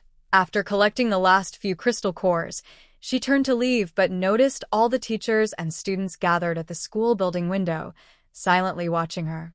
Big Sister Deng, Su Xiaoxiao, was the first to run out, tears in her eyes, wanting to say something. Deng Yu raised her hand to stop her. Don't misunderstand. I just came to take the crystal cores. She shook the bag full of deep purple cores. And to test my new ability. Principal Zheng pushed through the crowd, his face pale, but his eyes sharp. No matter the reason, you saved everyone. On behalf of Yutsai High School, I thank you. Deng Yu noncommittally shrugged. Suddenly, her body stiffened, her metal aftereffects had appeared. Her joints started to stiffen. Overusing her new ability caused her body to temporarily solidify like metal. I need a place to rest, she said, trying not to show her stiffness. Also, the basement has collapsed, so no need to check. Principal Zheng looked at her deeply and nodded. Su Xiaoxiao, take Miss Deng to my lounge. On the way to the lounge, Deng Yu's keen hearing caught whispers from the students. She killed so many alone. What's that golden glow? What ability is that? I saw zombies self-destruct in front of her. Su Xiaoxiao asked cautiously. Big Sister Deng, did you just use a new special power? Deng Yu didn't answer but asked back. What do you think? How did the zombies break through the defenses? It's the blood moon, Su Xiaoxiao shivered. After the moon turned red, those monsters suddenly became much stronger, and new types appeared. In the lounge, Deng Yu checked her condition. The metallization ability is temporarily unavailable, and other abilities have also slightly weakened, but the harvested deep purple crystal cores are enough to make up for it. She took out one and examined it under the light, noticing golden threads flowing inside, energy originating from the same source as the underground golden spirit crystal core. System, analyze these crystal cores. Ding. Detected contaminated golden spirit energy, purity 32%, partially absorbable. Warning, Prolonged contact may cause genetic changes. As expected, it's safer to let the gourd vine absorb them. Collecting the cores herself is too troublesome. I hope all readers add this to their bookshelf. More updates coming soon. The morning sun shone through the gap in the curtains, waking Deng Yu instantly. Years of military life had trained her to switch between sleep and wakefulness quickly. She silently grabbed her pistol from under the pillow, moved quietly to the window, and peeked outside through a corner of the curtain. On the playground, a dozen students were busy among piles of zombie bodies. They used simple tools to pry open skulls and take out crystal cores, placing them into plastic buckets. 2 teachers stood nearby, supervising and occasionally jotting down notes. Deng Yu's gaze fixed on the slightly chubby teacher Wang. She saw him take advantage of the student's distraction to quickly grab a handful of cores from the bucket and slip them into his pocket, his movements smooth and practiced, like routine. So that's how it is, Deng Yu sneered coldly. She quickly finished her morning routine, changed into her new, crime-fighting outfit, deep blue, hanging her tang knife at her waist and hiding her pistol in her space. She strode confidently toward the playground. As she stepped out of the dormitory, the morning air was thick with the smell of blood and decay. The traces of last night's battle were everywhere. Charred marks on the wall, black blood on the ground, scattered limbs. But the most striking sight was the mountain of zombie corpses piled in the center of the field. Ms. Deng. Good morning. Principal Zheng suddenly appeared from nowhere, smiling broadly, as if they were old friends. Did you rest well? We didn't want to disturb you. Deng Yu nodded coldly. How is the crystal core collection going? Very smoothly. Principal Zheng rubbed his hands together. We've initially collected over 500. The students are working hard to process them. And, he lowered his voice, according to our agreement last night, shouldn't we discuss the exchange rate? Deng Yu glanced at the playground. Let's talk here. Principal Zheng looked a bit awkward. Would you like to come to my office? Some details need to be clarified. I said, right here. Deng Yu's voice was quiet but firm, with no room for argument. Principal Zheng's smile froze for a moment, then quickly returned to normal. Of course, of course. So, we have initially counted 520 crystal cores. Based on market prices. What market prices? Deng Yu interrupted him. Is there still a market outside now? Principal Zheng chuckled awkwardly. Just a metaphor, just a metaphor. I mean, according to the exchange rates at other survivor gathering places. Just tell me your conditions directly, Deng Yu said, crossing her arms. A hint of calculation flashed in Principal Zheng's eyes. 1 crystal core in exchange for a pack of compressed biscuits, or 2 bottles of mineral water. How does that sound? Deng Yu almost laughed out loud. This greedy old fox clearly didn't know how large her supplies in the space were. With this ratio, she could trade a few boxes of mineral water to get all the crystal cores. But she kept her expression calm. That sounds fair. But I have a condition. I want to personally count the crystal cores. Principal Zheng's face suddenly looked uncomfortable. That might be difficult. Our counting process is quite complicated. Sister Deng, Xiao Yu's voice suddenly came from behind. The girl hurried over, holding a notebook. This is the initial count of crystal cores on the east side of the wall, 378 in total. Principal Zheng's face turned pale. So Xiao. Who told you? Deng Yu took the notebook and quickly looked through it. It detailed the number of crystal cores extracted from each zombie corpse, even noting a few with unusual colors indicating mutated cores. It seems our student Su Xiao understands the counting process better than some people, Deng Yu said with a half smile, looking at Principal Zheng. There are 378 on the east side, plus those on the north and south sides. The total should be around 800. The 520 you mentioned earlier was that. Rounded, a few students who had been eavesdropping couldn't help but laugh, then quickly covered their mouths. Principal Zheng's face turned from red to white, then blue. There must be some misunderstanding. Misunderstanding? Deng Yu raised her voice suddenly, so everyone around could hear. Or are you planning to store the remaining 280 crystal cores in your special account? This statement exploded like a bomb on the playground. The students stopped their work and looked over in shock. Teacher Wang's face changed suddenly, and he instinctively covered his bulging pocket. Principal Zheng broke out in a cold sweat. Ms. Deng, these accusations are very serious. Then it proves I am wrong, Deng Yu said firmly, walking toward Teacher Wang. Teacher Wang, can you empty your pocket for everyone to see? Teacher Wang took a step back. Why should I? Because of this, Deng Yu said, holding up a flame in her right hand. Or, do you want to try the heat of fire? Teacher Wang shivered in fear. The crystal cores in his pocket clattered to the ground, at least 50 or more. The scene erupted in surprise. Who else? Deng Yu looked around at the other teachers. Hand over yours voluntarily, or I will check myself. A few teachers looked at each other reluctantly and pulled out their hidden crystal cores from various places. One female teacher even poured out a dozen from her, causing some laughter. Principal Zheng stood in place, his muscles twitching. Deng Yu could see he was trying hard to control his anger and was also thinking about how to fix the situation. It seems there are indeed management gaps, Principal Zheng said, trying to stay calm. On behalf of the school, I thank Ms. Deng for helping us find this problem. As a reward, we can increase the exchange rate today. There's no need, Deng Yu interrupted him. Just as you said, 1 crystal core for a bag of cookies or 2 bottles of water. But the total is 806, she pointed to Xiao Yu's notebook. That's the real number. Last night, I killed the most, at least most of them. But we're partners. This time, I only want half of the crystal cores. Principal Zheng's eyes showed a hint of surprise. He hadn't expected Deng Yu to give up this bargaining chip. However, Deng Yu continued, the remaining crystal cores must be kept and exchanged by the students themselves. Each person exchanges based on what they collected, and the school cannot interfere. This statement caused a lot of excitement among the students. Many cheered and looked at Deng Yu with gratitude. Finally, Principal Zheng couldn't hold back. Ms. Deng, this is an internal matter of our school. You an outsider. Then there's nothing to discuss.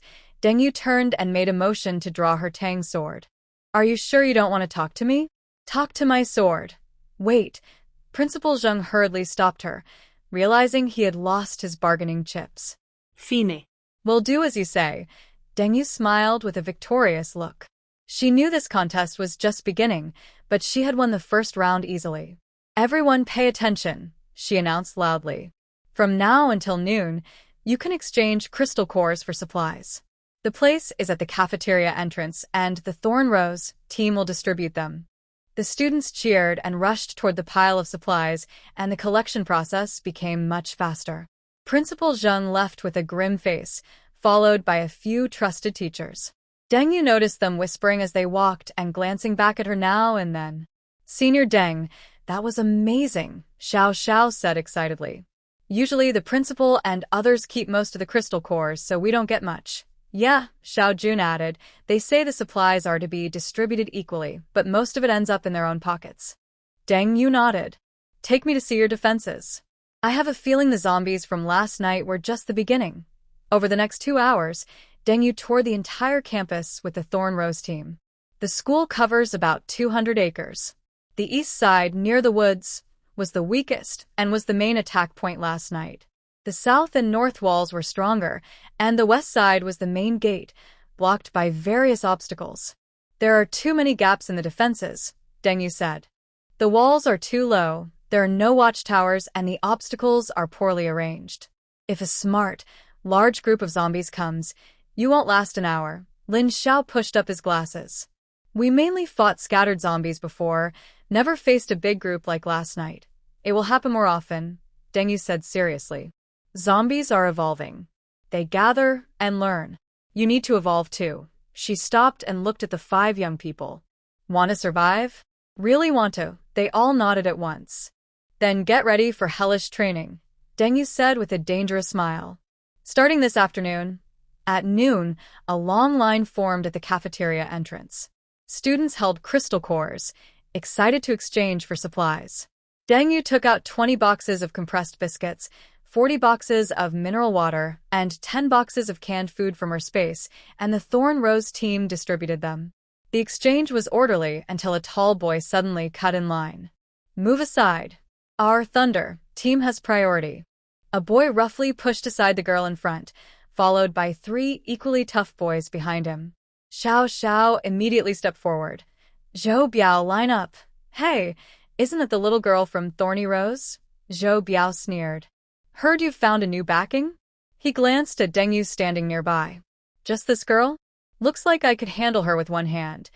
This Thunder team had just gone out last night to gather supplies, so they weren't at school. Deng Yu watched the provocers with interest. Zhou Biao was at least 6 feet tall, muscular, with a noticeable scar on his neck, not from zombies, but more like a knife wound. His 3 followers also looked rough, not like regular students. Zhou Biao is the school basketball captain, Xiao Yu whispered to Deng Yu. After the virus outbreak, he and his sports friends formed the Thunder team, often bullying ordinary students. Principal Zheng tolerates them because they are the principal's enforcers. Deng Yu understood. She stepped forward. Zhou Biao, right? Wants special treatment? Fine. Zhou Biao grinned proudly. Smart move. Win against me, and your team gets priority forever, Deng Yu said calmly. Lose, and you line up at the back, and when you see me, just walk around. The cafeteria suddenly fell silent. Zhou Biao's smile froze. He looked down at the shorter woman in front of him. Are you serious? Deng Yu headed toward the open space in front of the cafeteria. Hurry up, let's go. Zhou Biao's face darkened. He strode after her. The students watching automatically made space, tense but eager. Brother Biao, show her some color. The members of the Thunder team cheered. Zhou Biao took off his jacket, revealing strong arm muscles. Don't say I bully women. You go first. Deng Yu smiled.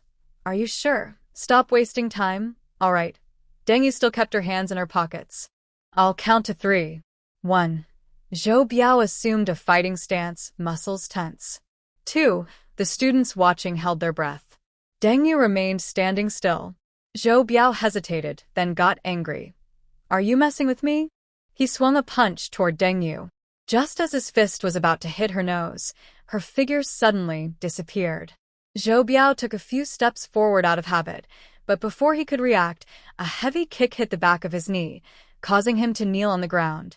Too slow, Deng Yu's voice came from behind. Angrily, Zhou Biao turned and tried a sweeping kick, but missed again. Deng Yu appeared like a ghost on his left side and gently pushed him, making him lose his balance. Strength is there, but agility is lacking. Zhou Biao was completely angered. He suddenly pulled out a gun from his waist, a police pistol he had found outside. No one expected him to carry a weapon. Die, he shouted, pulling the trigger. The gunshot rang out, and the students screamed and scattered to hide. But the expected bloody scene didn't happen. The bullet stopped just 10 centimeters from Deng Yu's forehead.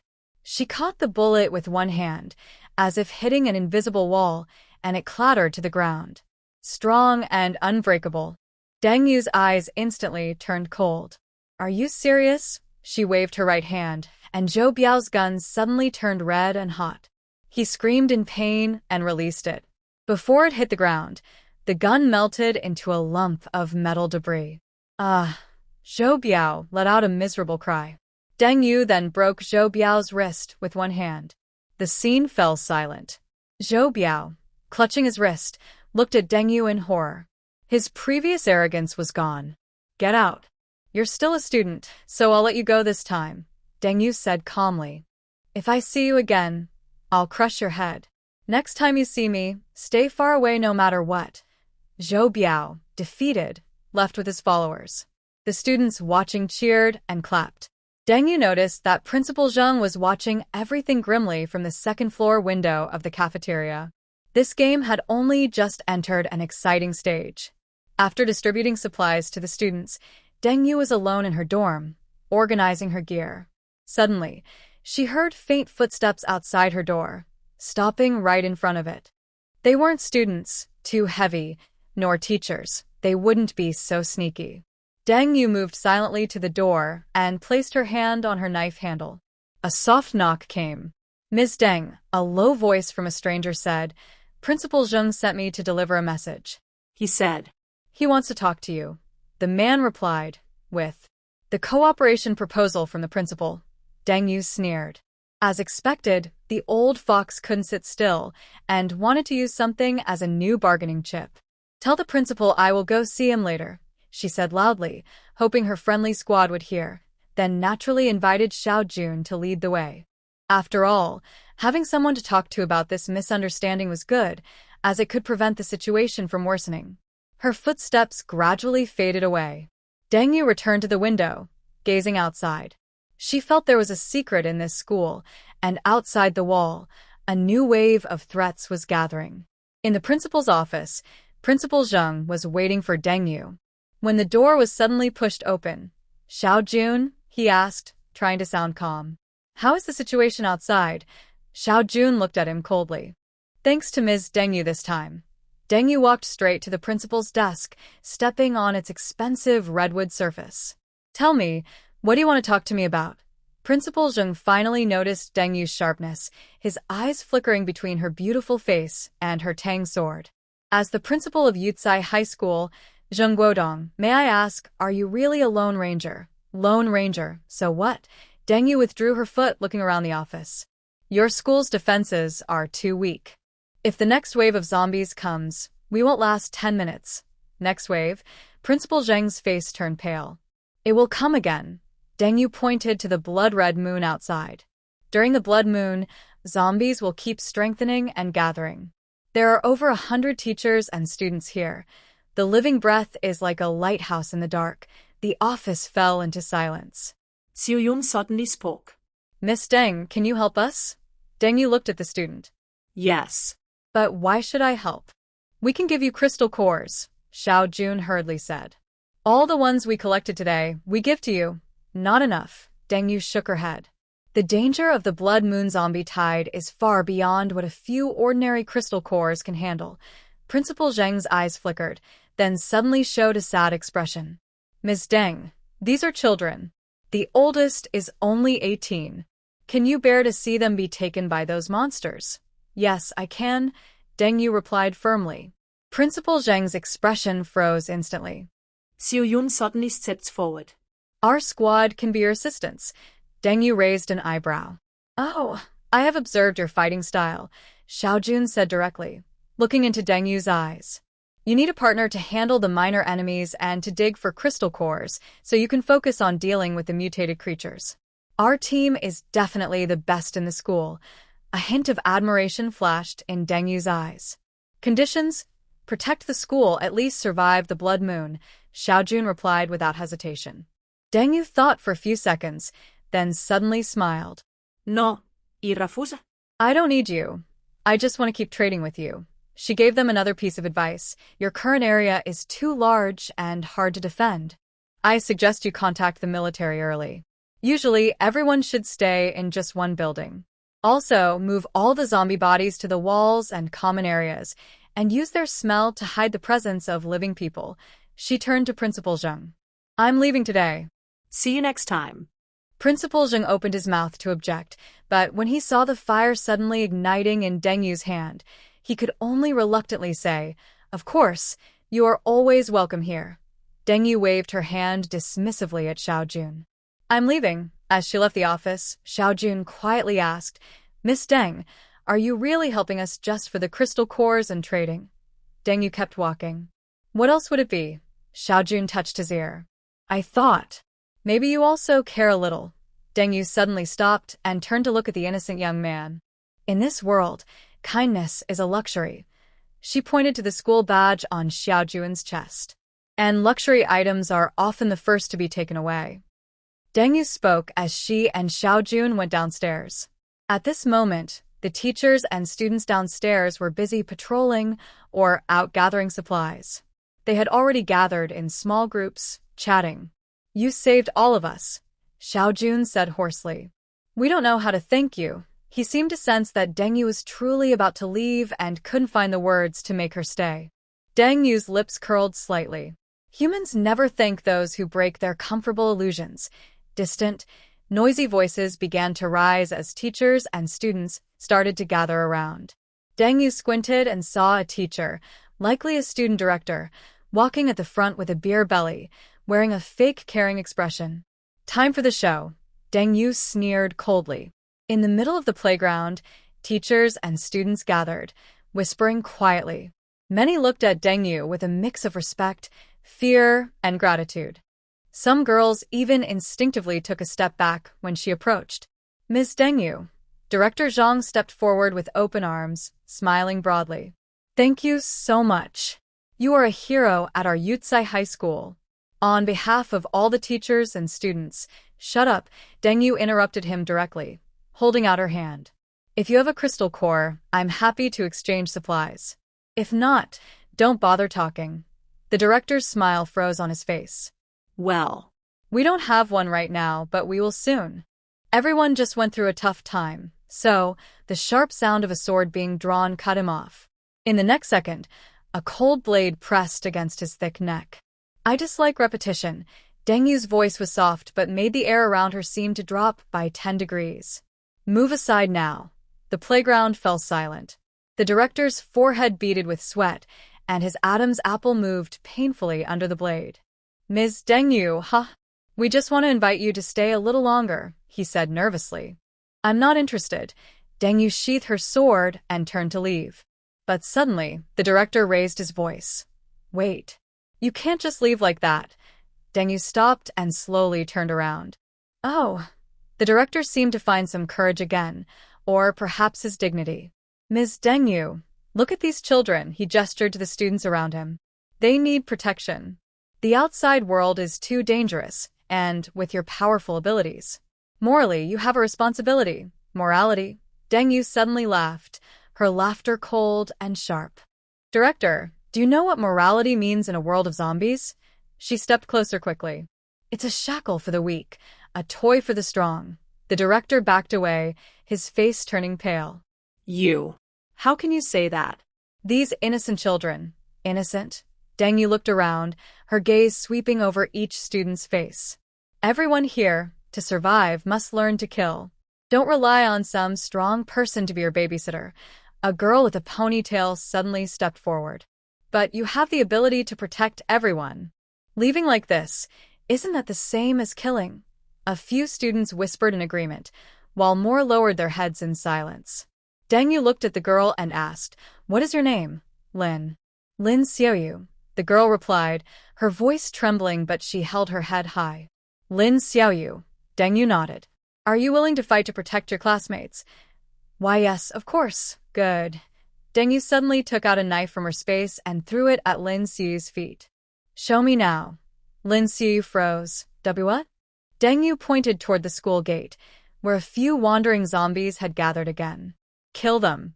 If you can handle 3 on your own, I will consider staying. Lin Xiaoyu's face turned pale. She stared at the knife on the ground, her hands trembling, but she dared not pick it up. How about it? Deng sneered. Is your moral courage just talk? That's too dangerous. A male teacher stepped forward. She's just a child. Deng eyes sharpened like a blade. From the moment the zombies outbreak, there are no children. Only the living, and those about to turn into zombies. She bent down, picked up the knife, and forcibly handed it to Lin Xiaoyu. Choose, fight, or stay silent forever. Tears welled up in Lin Xiaoyu's eyes. The knife clattered to the ground. She covered her face and ran away, with a few girls chasing after her. Deng looked around at everyone. Anyone else want to use morality to pressure me? The playground was silent. At this moment, Principal Zheng also came down the stairs with a grim face and suddenly turned to Xiao Jun. Xiao Jun, you're the student council president. Please say something. Xiao Jun lowered his head, clenched his fists, and after a long pause, spoke. Miss Deng, she really saved us. We have no right to ask her to do more. You. Principal Zheng was furious. He then looked at Su Xiaoxiao. Xiaoxiao stood behind Xiao Jun, showing her stance through her actions. Deng nodded in satisfaction, about to leave when Zhou suddenly pushed through the crowd and stepped forward. Miss Deng, please wait a moment. Deng raised an eyebrow. Do you also have a moral speech to give? Zhou shook her head and took out a notebook from her bag.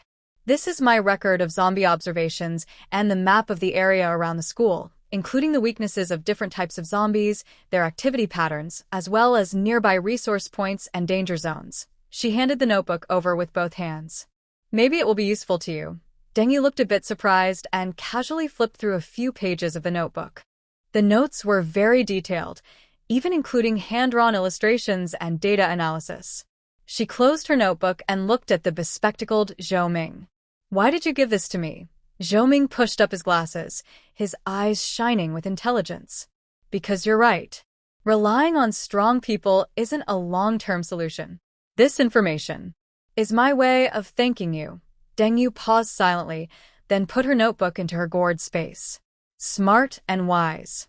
I hope you live a long life." After saying that, she strode confidently toward the school gate, where the zombies had already noticed the living presence and started moving inside. The teachers and students watched in fear as Deng Yu faced the zombies alone. No one dared to stop her. Principal Zhang looked tense, then suddenly turned and headed toward the administrative building. A few teachers hesitated but followed. At the school gate, Deng Yu stretched her neck, feeling the energy flowing back into her body. The blood moon was about to set, and these ordinary zombies were no longer a threat. But she wanted a spectacular exit, something powerful enough to leave a lasting impression, so that even after she left, they wouldn't dare cause trouble. She could feel all 7 of her abilities had recovered, especially her fire and metal powers.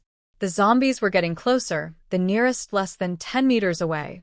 Deng Yu took a deep breath and gripped the handle of her sword. "Let's begin."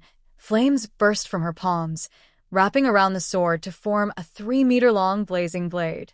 At the same time, all metal debris on the ground, shell casings, blades, even coins, levitated around her, creating a silver storm. Deng Yu charged into the zombie horde. The fiery blade swept through, turning 3 zombies into torches instantly. The metal fragments, like a living swarm, precisely pierced each zombie's eye sockets. She didn't rely on her copperhead and iron arms defense, but instead dodged attacks with swift movements, each step like a carefully choreographed dance of death. "Beautiful," Su Xiaoxiao whispered from a distance, watching in awe. Indeed, Deng Yu's fighting was. The midday sun pierced through broken clouds, casting mottled shadows on the abandoned city streets. She could already see the 20-story white main building of Siji Hospital. Deng Yu crouched on the roof of a toppled bus, using her clairvoyance to scan the city center hospital 500 meters ahead. The 12-story white building shimmered with a cold glow under the sunlight. The main building's side, where the large red characters for emergency were partially damaged, looked worn out. At the hospital square, at least 200 zombies wandered around, with a few figures in white coats standing out. "There are more than I expected," Deng Yu whispered. The hospital definitely had the medical equipment and medicines she needed. Deng Yu nodded and looked at the 8th floor of the main building. "That window has the least damage, so it should be the pharmacy. We need to clear a path first." If she had gone in before, she would have sneaked in invisibly and taken what she needed quietly. But now, seeing the zombies, she was willing to fight and kill them. The real problem was the last 500 meters. In front of the hospital, about 300 zombies gathered on the square, wandering aimlessly like a terrifying army waiting for orders. Even worse, Deng Yu's special vision caught sight of an unusual figure in the center of the square, a giant zombie wearing a torn white coat, with a stethoscope hanging around its neck and surgical sutures tangled between its mutated fingers. A mutated doctor. Really knows how to pick a place, Deng Yu muttered with a sneer. She estimated how difficult it would be to break through directly and decided to try a different approach. On the side of the hospital, there was an ancient ginkgo tree with branches reaching up to the 4th floor windows.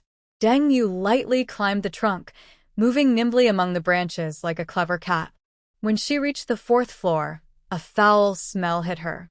In the corridor, 5 or 6 zombies dressed in patient gowns wandered around. Deng Yu silently landed, and the moment her tang sword was drawn, the 2 closest heads flew off. The remaining zombies hadn't reacted yet, and the floating surgical knives controlled by her metal abilities pierced into their eye sockets. "Clear the 4th floor of the outpatient department," Deng Yu said, wiping the black blood off her sword. She began searching for supplies. Most of the examination rooms had been looted, but in a locked cabinet, she found several unopened boxes of antibiotics and painkillers. As she continued to clear higher floors, Deng Yu developed an efficient killing method. First, use her mental abilities to briefly disrupt the zombies' movements, then cut off their heads while they were stiff. By the 7th floor, she could control 10 different weapons at once, creating a deadly blade storm. The pharmacy was on the 8th floor. When Deng broke in, she was surprised to see over 20 zombies inside, all dressed as medical staff. They turned their heads in unison, their pale eyes fixed on the intruder. Working overtime in life, still on duty after death, Deng sneered and suddenly pushed forward with both hands. All the metal tools on the medicine shelf flew into the air, forming a silver whirlpool. The zombies were caught in this metal storm and instantly shattered into pieces. 10 minutes later, all the medicines in the 8th floor pharmacy were stored in the gourd space. When she reached the 9th floor operating room, she found a surprise. It seemed to be under renovation during the disaster, with most areas sealed off, so it remained well-preserved. The 3 operating rooms were fully equipped. Even the generators still worked. A full set of surgical equipment. "Linyu would love these," Deng said, touching the brand-new shadowless lamp. She opened the gourd space and stored the entire operating table and equipment. Like a farmer harvesting wheat, she left only empty rooms behind. The 11th floor was the intensive care unit. As Deng stepped out of the stairwell, she heard a strange beep-beep sound. Following the noise, she found a still operating life support system. An old man lying on the bed, very thin, with tubes inserted all over his body. "What the heck?" Deng approached to check. She found the old man had been dead for a long time, but the machine was still running mechanically. Even stranger, the old man's skin had an abnormal shine. Just as she was about to leave, her sharp hearing caught a strange noise from downstairs. It's the roar of that mutated doctor, and the sound was getting closer. "Have I been discovered?" Deng frowned. She could have hidden and avoided confrontation, but thinking there might be other valuable things in the building, she decided to fight. She went to the 10th floor corridor, broke the glass of the fire hydrant, and activated her water control ability. The water spun in the air like a living creature, forming a huge water net. When the mutated doctor burst through the safety door and rushed in, it was met with a powerful jet of high-pressure water. Roar! The mutated doctor was knocked back, staggering. Deng seized the chance, stabbing her Tang sword straight into its chest. But when the blade touched what looked like a tattered white coat, sparks flew. "Is it that hard?" Deng was surprised and stepped back. The mutated doctor took the opportunity to swing its arm wrapped in sutures, which lashed out like venomous snakes, leaving 3 cuts on her left arm. Deng felt dizzy. There was poison on the line. She quickly activated her fire control ability, flames burning along the sutures toward the enemy. The mutated doctor howled and retreated. Deng, enduring her dizziness, concentrated all her mental strength into a single point and fiercely stabbed into its brain. The mutated doctor suddenly froze, and this was the chance Deng had been waiting for. She held a knife with both hands, activating her elemental powers, causing her golden sword to shine brightly. Slash! The sword light resembled the moon, and the mutated doctor was cut in half from his right shoulder to his left waist. After the body fell, Deng found a large golden spiritual crystal core inside his chest cavity, more than twice the size of those she found at school. Good stuff. She directly placed it into her space to let the gourd vine absorb the crystal core. Instantly, she felt her energy surge, and even her arm wound stopped hurting. Her mental powers seemed to improve as well. Now she could sense life signs within 100 meters around her. Seizing this moment, Deng quickly cleared the remaining floors, killing zombies and collecting crystal cores. In the dean's office on the 15th floor, she found a locked safe. After breaking it open, she found some files and a few gold bars. Deng carefully stored the gold bars and decided to return quickly. When she left from the roof along the same path, the sun was already setting in the west. The return trip was much smoother than the way there. Her new abilities allowed her to avoid most of the zombies early on, and the occasional lone zombie she encountered became a test subject for her mental powers. She discovered that she could temporarily control the movements of ordinary zombies, even if only for a few seconds, enough to change the battle's outcome. Passing by the school on her way back to the community. When she was about a kilometer from the school, Deng Yu suddenly stopped. Her clairvoyance detected 6 military trucks parked at the school gate, with dozens of fully armed soldiers organizing students and teachers to board. Rescue? She wondered. That was good. Based on the setup at Yutsai High School, only some students had powers. If a zombie outbreak happened again behind them and they were besieged, the school would definitely fall. Once Yutsai High School evacuated, Deng Yu decided to go to the library to collect all the books. First, to preserve the books, and second, to have something to read and pass the time at home later. As for why she hadn't taken them earlier, it was probably because she didn't want Principal Zheng to control her. They were still there, and if she took everything now, they would surely object. Food was not lacking, but they wouldn't exchange it like this. Deng Yu crouched by a broken display window on the 3rd floor of an abandoned shopping mall, her clairvoyance locked onto a military convoy retreating about 500 meters away. 3 armored transport trucks led the way, followed by 2 buses full of students, with 3 more military trucks at the rear. The entire convoy was carefully navigating through the zombie-infested commercial district. Standard formation, Deng Yu whispered to herself, but they chose the wrong route. Her gaze swept over the large supermarket 300 meters ahead of the convoy. She could hear strange, loud roars coming from inside, at least 30 zombies, including some with mutated features making metallic noises as they moved. The last truck in the convoy suddenly slammed on its brakes. Deng Yu turned her head and saw a girl dressed in brand-name sportswear pulling on a soldier's arm and shouting loudly, "I don't care. My Louis Vuitton suitcase is still in the previous car. It has all my skincare products. You have to send someone to get it back. Ma'am, now is not the time to worry about that." The soldier tried to break free. "Do you know how much that suitcase costs? It's enough to buy your 10-year salary." The girl screamed hysterically. "I want to see your commander. Now." Immediately, her scream was like a big stone thrown into calm water, causing the glass windows of the supermarket to shake. Suddenly, the first zombie broke through the window and rushed out. "Idiot," Deng Yu muttered, gripping her sword. She could have turned and left, but there were dozens of innocent students on those buses, including children she had once protected. She cursed, then leapt from the 3rd floor, landing easily thanks to her indestructible body. Meanwhile, the military convoy was in chaos. The soldier finally shook off the girl and sounded the alarm. The soldiers quickly formed a defensive line, but the zombie horde arrived too fast. The frontline soldiers opened fire. Bullets pierced the heads of normal zombies, but had no effect on the 2 clearly mutated ones, a tall, thin zombie with a spine protruding into bone spikes, and a zombie dressed in tattered white coat, emitting green fog like a doctor. Stingers and Plague Doctor. Deng Yu recognized the types of mutants while running.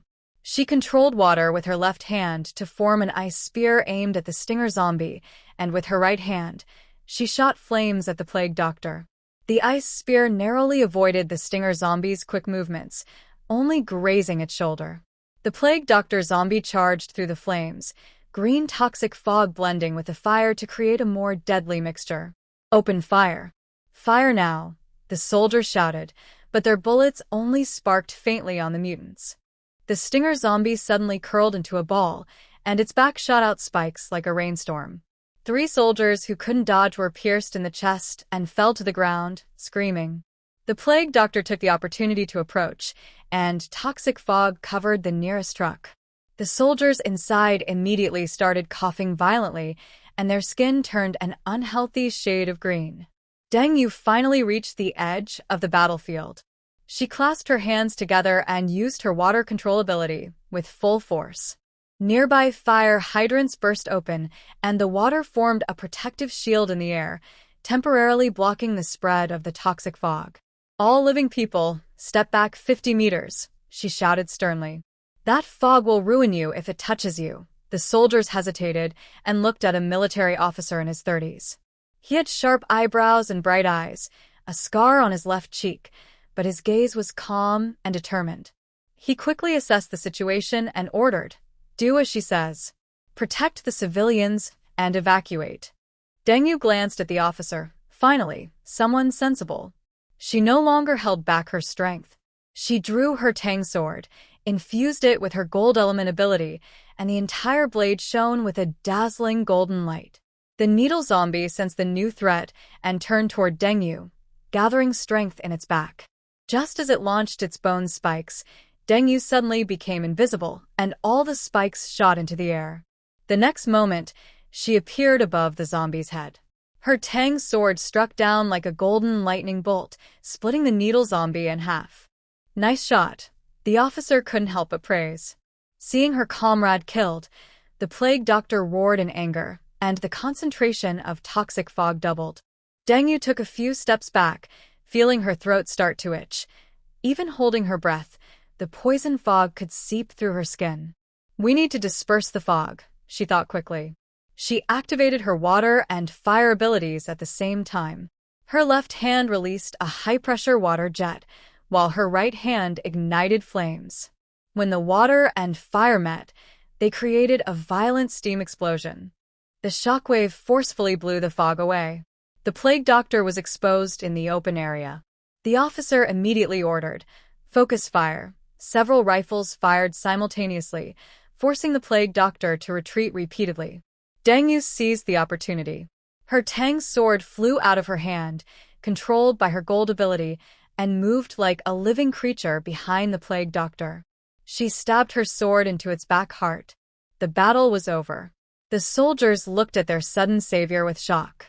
Deng Yu retracted her Tang sword, wiped the black blood off it, and turned to leave. Wait a moment, the scar-faced officer hurried over. I'm Zhou Yi, commander of the 7th Special Task Force. Thank you for your help. Deng Yu coldly nodded. Just passing by, Zhou Yi studied her professional stance and combat awareness. Are you a soldier? Which unit are you with? No, however, she had received military training. Deng Yu hesitated and glanced at the young lady who had caused the commotion. The young lady was hiding among the crowd, trembling. Take care of your people. I might not be here next time. Zhou Yi forced a smile. She's not military personnel, just the daughter of an important person. He lowered his voice. Actually, our mission this time is to a few of these VIPs to the safe zone. Deng Yu raised an eyebrow. Using students as cover? Not entirely, Zhou Yi said with a complex expression. Some students do need protection, but he didn't finish, but Deng Yu understood. The military is selecting special talents. Do you have psychic abilities? Deng Yu suddenly asked. Zhou Yi looked surprised. How much do you know about psychic powers? He became cautious. Who are you? Just as Deng Yu was about to answer, her distant clairvoyance caught a reflection on a rooftop, a scope. She suddenly pushed Zhou Yi aside. A bullet whistled past her shoulder, hitting the ground and creating a small crater. Take cover, Zhou Yi shouted, drawing his gun and firing toward the source of the shot. Deng Yu had already vanished and rushed toward the position. 3 minutes later, she returned with a feinted, throwing him in front of Zhou Yi.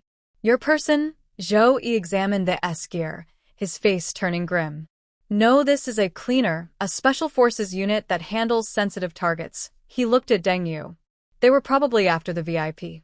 Deng Yu sneered. It seems humans always love to fight among themselves, no matter where or when. Zhou Yi hesitated for a moment, then suddenly took a satellite phone from his waist and handed it to her. Take this. It's not standard issue, but a private channel. If needed. Or, if you're willing to share information about psychic powers.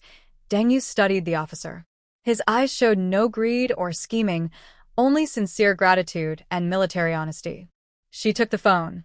Deng Yu. That's my name. Miss Deng, would you consider joining us? The safe zone needs someone like you. No, Deng Yu refused firmly. I'm not used to being controlled. She paused. But if there's a large-scale zombie movement, let me know. Zhou Yi nodded in understanding. Suddenly, he remembered something. Wait, you're the one from Yutsai High School. Deng Yu had already turned and walked away, leaving only a final word. Take care of that young lady. Next time she yells again, I'll personally make her shut up. Zhou Yi watched her leave and thoughtfully told the deputy, record. Discovered a suspected multi-ability individual, attitude neutral to friendly. Recommend observation rather than force capture.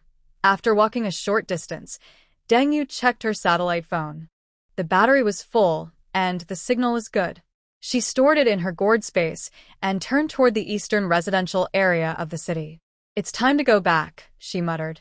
After 2 days out, the medicines and equipment she collected should last her a lifetime. Also, she has already evolved into a supernatural ability user, so she might not get sick anymore, or at least not for now. Most importantly, she needed time to process the information she gained today. There are factions fighting within the military. The setting sun stretched her shadow long. Countless murky eyes watched from the dark inside the buildings along the street, but any zombie daring to approach this dangerous-looking human would be gently taken away with its core. Deng Yu's fingers lightly brushed the hilt of her tang sword, a cold smile curling on her lips. Let them come. It's a good chance to test her new water-fire combined attack technique. In this apocalypse, only strength is truly reliable. By evening, she returned to her community, took a shower, and enjoyed a bubble bath. Then she changed into comfortable home clothes and cooked a pack of snail noodles in the kitchen. She had bought it from a local seller for hundreds of thousands. She could eat it forever without getting bored. She also bought many other delicacies. The food was pre-packed by the seller. She simply took it out of her space and heated it up. She added a large pig's knuckle and a bottle of cold drink for extra happiness. All these foods just needed warming. Ding. The microwave finished heating. As she opened it, a tempting aroma filled the kitchen. It paired perfectly with braised pig's feet, making her feel very satisfied. Snail noodles are like that, delicious to those who enjoy them, and after a while, she would crave them again. This was part of Deng Yu's previous food travel preparations. Usually, if she needed to fight outside alone, she would eat compressed biscuits and drink spiritual spring water for convenience to recover faster. The goal was to minimize recovery time and reduce the period of weakened strength. After eating, she cleaned up and stored everything in her space. When she went out later, she could just throw the trash outside. However, today's military action to evacuate students and teachers from the high school shows that the military has likely responded quickly. Since the zombie outbreak was sudden and severe, about 80% of people turned into mutants. The military area was also crowded.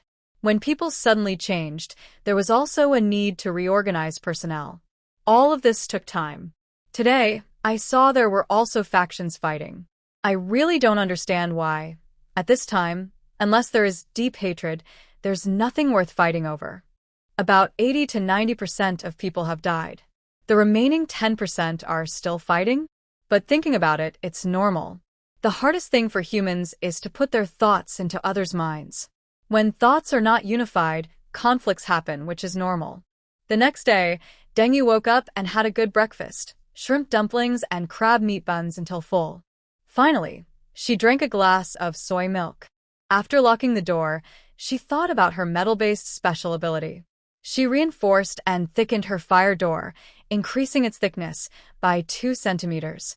She also added 3 back door bolts behind the door. They could only be opened from inside. Unless she also had a metal ability to operate metal switches, it would be impossible for the whole neighborhood to break in at once. When Deng Yu sensed that her family's neighborhood was nearby, she activated her long-distance vision and hearing. In the distance, the sound of engines roared. Military trucks slowly entered the area, and loudspeakers announced evacuation. Great. The military is here. Deng Wan's eyes lit up. She immediately dropped the bandages she was using to treat Deng Yu's wound and ran to the window.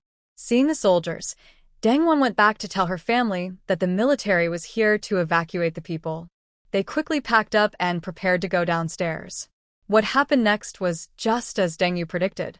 When the military checked Zhao Yi, several survivors accused him of looting and killing. The officer frowned and refused to let him board the vehicle. Zhao Yi was furious, but couldn't do anything. Deng Yu's distant vision immediately scanned the indicated area. At first, she saw nothing until she concentrated her spiritual energy into her eyes. 30 meters underground, a blurry black shadow was writhing, emitting an uncomfortable dark red glow. she muttered. What a unlucky day today. Just then, the mother plant of the potato spirit finished its absorption ritual. It let out a deafening scream, and all the plant network suddenly erupted in chaos. Countless roots shot into the sky like javelins, then turned and rained down like a storm, attacking Deng and her group. Li's neighborhood was nearby. She activated her long-distance vision and hearing. Deng watched the military truck drive away, her gaze fixed on Zhao Yi, who was furious inside the neighborhood. In her past life, Deng was willing to be a loyal follower, repeatedly humiliating her predecessor and causing trouble during missions, ultimately breaking her predecessor's hand with her own hands. "Number 1, she whispered, taking out a special Tang sword from her gourd space. The blade shimmered with a faint blue glow, a weapon she had enhanced with her metal-based powers. Deng Yu's figure gradually disappeared into the air, leaving only the occasional reflection of sunlight on the Tang sword, hinting at the approach of a vengeful spirit. Her fingers gently brushed the cold blade of the sword, which reflected her narrow phoenix eyes. All the weapons in her gourd space were carefully chosen, and this Tang sword was especially unique. Its blade incorporated rare metals, making it nearly perfectly suited to her metal powers. "Did you say anything when you broke her hand in your past life?" she whispered to the air, her voice so soft only she could hear. "A useless person should stay in the place meant for useless people?" Bullying her predecessor, a weak woman, her past self Deng Yu chose to abandon her rebirth. The system had no solution. In a parallel world, they found Deng Yu, but the system didn't specify the task, and her past self didn't say what she needed to do. But according to the theory of a parallel self, her thoughts were probably similar to Deng Yu's. Still, she had to go back and fix it. Even if it hadn't happened this life, she would make it right. Using her clairvoyance, she saw through 3 layers of concrete walls, locking onto the 5th floor of a building in the center of the community. Zhao Yi was furious, pounding his fist against the wall. His hardened fist, powered by his metal abilities, dented the wall like soft mud. 2 survivors curled up in a corner, faces full of fear. "It's all your fault," Zhao Yi shouted, grabbing a glass and smashing it at one of them. The glass shattered on their forehead, blood streaming down their face. "If you hadn't been nosy, I'd already be on the military vehicle." Deng Yu's lips curled slightly. Zhao Yi was still the same Zhao Yi, hot-tempered, cruel, and foolish. In her past life, he pretended to be gentle in front of Deng, but behind her back, he was like this, fond of beating his subordinates and torturing enemies. She thought for a moment, and her figure gradually turned transparent until she completely disappeared into the air. As her invisibility activated, she lightly leapt from the roof of the 7th floor, her indestructible power making her land silently. The rusted iron lock at the community gate broke apart like clay in her hand. Deng Yu silently passed through the front yard, effortlessly taking down 2 wandering zombies. Her Tang sword sliced through, their heads flying off before they could even scream. Fragments of memories flood uncontrollably. "Little Yu, are you tired from training? Come. Brother Yu will give you a massage to relax." Zhao Ye's hand slides from her shoulder to her waist, his breath warm on her neck. Before her previous self could react, this overly eager person tried to force himself on her. It wasn't until her previous self threw him over her shoulder, knocking him down, that Deng just happened to appear, shouting, "Deng Yu, how can you attack a teammate? No need to think. It's definitely Deng idea," directing her eager follower to rush forward. The Deng family has been living in this neighborhood for a long time, and their clean hands and feet are because they are ruthless, either killing everyone or not giving victims a chance to report. Or Deng orders Zhao Yi to charge ahead. This is why Zhao Yi never even had the chance to get into the car and leave for the base. "You little brat." Zhao Ye's fierce gaze then was exactly the same as now. Deng Yu stands at the stairway, stopping her steps. From the 5th floor, she hears a woman's sobs and the tearing of clothes. Her eyes sharpen, and she quickly rushes upstairs. The door is locked, but that doesn't stop her. Her metal ability activates, causing the internal metal parts of the lock to move on their own. As the door opens, she sees Zhao Yi pressing a young girl against the sofa, her top already torn halfway. "Who's there?" Zhao Yi turns sharply, alert, but sees nothing. Deng Yu stands by the door, calmly observing the room layout. 3 bedrooms and 1 living room, all windows reinforced with iron bars. Various supplies are scattered in the living room. The other 2 survivors are tied to the kitchen pipes, with cloths stuffed in their mouths. The girl is still struggling. Zaha'ye impatiently slaps her. They have it. That Deng won't abandon me. Someone has to.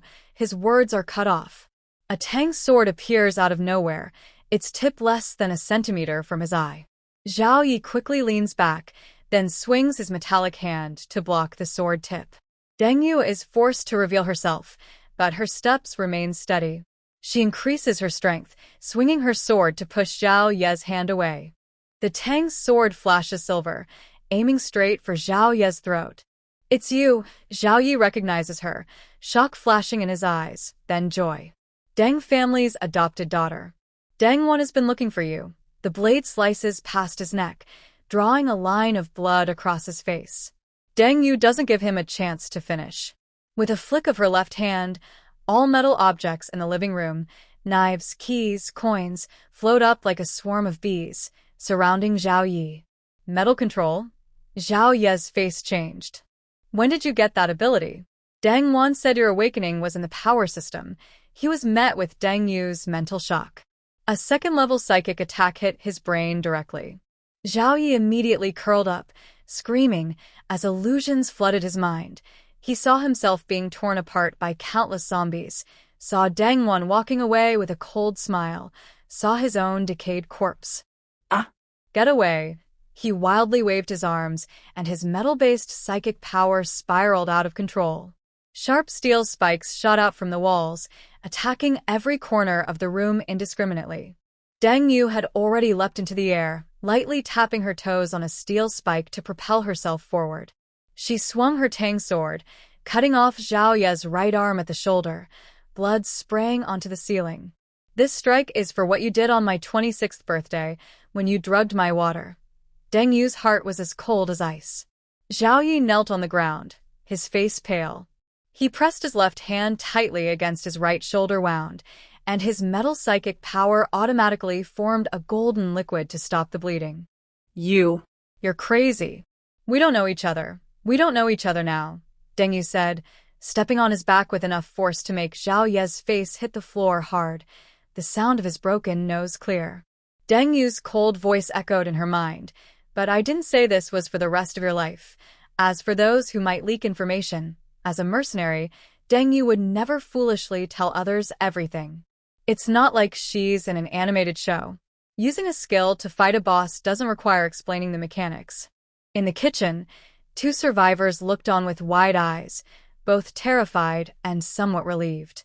Deng Yu glanced at them, activating her metal power, and the iron wires binding them automatically loosened. Take that girl and leave here, she said without looking back.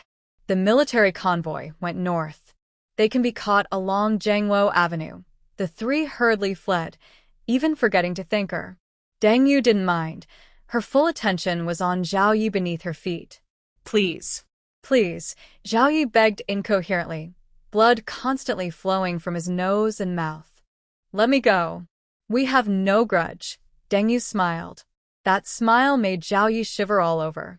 Of course we have a grudge, she said, squatting down.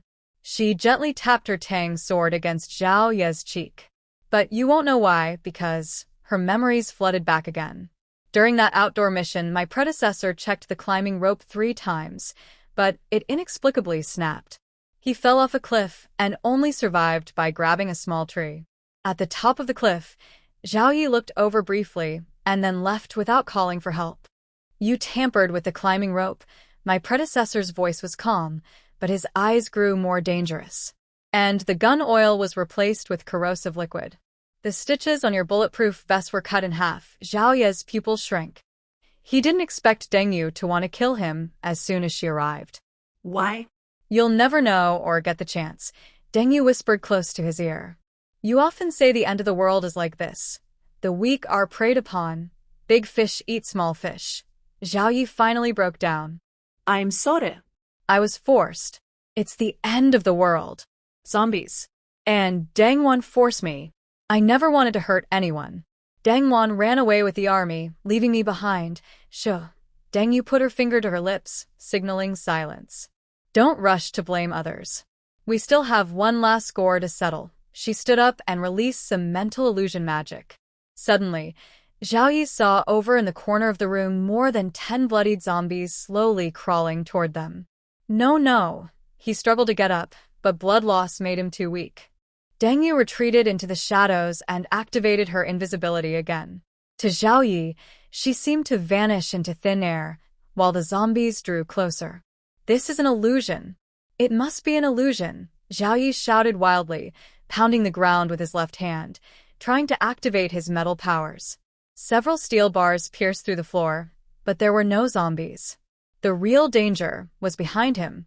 A Tang sword suddenly stabbed out of nowhere, piercing Zhao Ye's left chest, just half an inch from his heart. Deng Yu appeared behind him, hugging him like death itself, embracing the dying. This is for the harm you caused me in your past life, she whispered in his ear. Feel it, the taste of being slowly consumed by death. She drew her sword, blood gushing out like a spring. Zhao Yi collapsed to the ground, convulsing, his eyes gradually dimming. Deng Yu watched coldly until he was completely dead. Then she cut off his head with one strike and burned the body clean with flames. In a world with powers, it's safer to be cautious. Otherwise, a resurrection ability would just be a joke. At this moment, Deng Wan felt an inexplicable emptiness in her chest as she was leaving in the evacuation vehicle. That feeling returned, similar to the night Deng Wan refused to give the group shares, when her heart pounded. 10 minutes later, Deng Yu finished gathering all the supplies Zhao Yi had hoarded, food, medicine, weapons, all stored in her space. Just as she was about to leave, a folded map on the bedside table caught her attention. She unfolded it and saw a detailed city map with a military planned evacuation route marked in red, along with several secret supply points. The handwriting was neat, clearly Deng Wan's. Interesting. Deng Yu squinted. Deng Wan, what does this map mean for Zhao Yi? Is she sending a signal to the loyal followers to continue protecting her at the base? On the back of the map, there was a small note. Follow the plan, meet at point B. Remember to bring the gift. Deng Yu's fingertips ignited a small flame, burning the map to ashes. She looked north, where the military convoy had left. It seemed Deng Wan was up to something again. She shook off the blood on her tang knife and turned to go downstairs. The remaining survivors in the community had already fled, leaving only a few wandering zombies. Deng Yu ignored them and headed straight for the back gate of the community. There, she found a motorcycle covered with a tarp, Zhao Ye's escape tool. The key was under the seat and the fuel tank was full. Deng Yu mounted the motorcycle, and the engine roared to life. She took off her helmet and mask, glancing one last time at this painful community, which had been abused by Zhao Yi and overrun by zombies. She had no intention of entering the base. She planned to search other places for supplies. The motorcycle sped away like an arrow, heading into the distance. The motorcycle's engine roared as it sped through streets filled with zombies or crashed vehicles. Fortunately, where the road was passable, the motorcycle could go. She reached the port area, only to find the gate had been closed. It seemed someone had taken over the place. Although Deng Yu's strength had greatly increased, she was not arrogant. She drove past the gate, parked at the corner, and stored the motorcycle in her space. She activated her invisibility and sneaked into the port area. She climbed up a gantry crane and used her long-range vision to scout. Why go to a high place? With her long-range vision, she didn't need to climb high, but being up high gave her a better view of the situation. Deng Yu's military boots clattered on the rusty crane track, producing a dull echo. The midday sun cast sharp geometric shadows of the containers, creating a steel maze. In the all-seeing eye's view, each container was marked with a different color. All these containers are taken, she whispered softly, unconsciously rubbing the handle of her tang sword. The sea breeze carried the smell of decaying seaweed and a more dangerous scent. When she turned the last corner, her intuition was confirmed by what she saw. 12 containers labeled frozen seafood, had been violently pried open. Whole boxes of Australian steaks were gone, replaced by waterproof-covered gun cases. Two men in black combat uniforms were counting supplies. Their double snake tattoos on their arms glistened greasy in the sunlight. The brothers' revival. Villains who monopolized the black market along the East Sea in her past life. Deng Yu's pupils slightly contracted, memories flashing back to an underground auction. She was chained to a display stand, and beneath her, greedy eyes watched, some wearing the same double snake badge. "Looks like I can collect double interest today," she said with a cold smile. Her left hand reached into her hollow space to draw a silenced pistol, while her right still held her tang sword. The gunshot was swallowed by the sea breeze. When the first guard was shot in the forehead and fell, the second didn't even have time to turn around.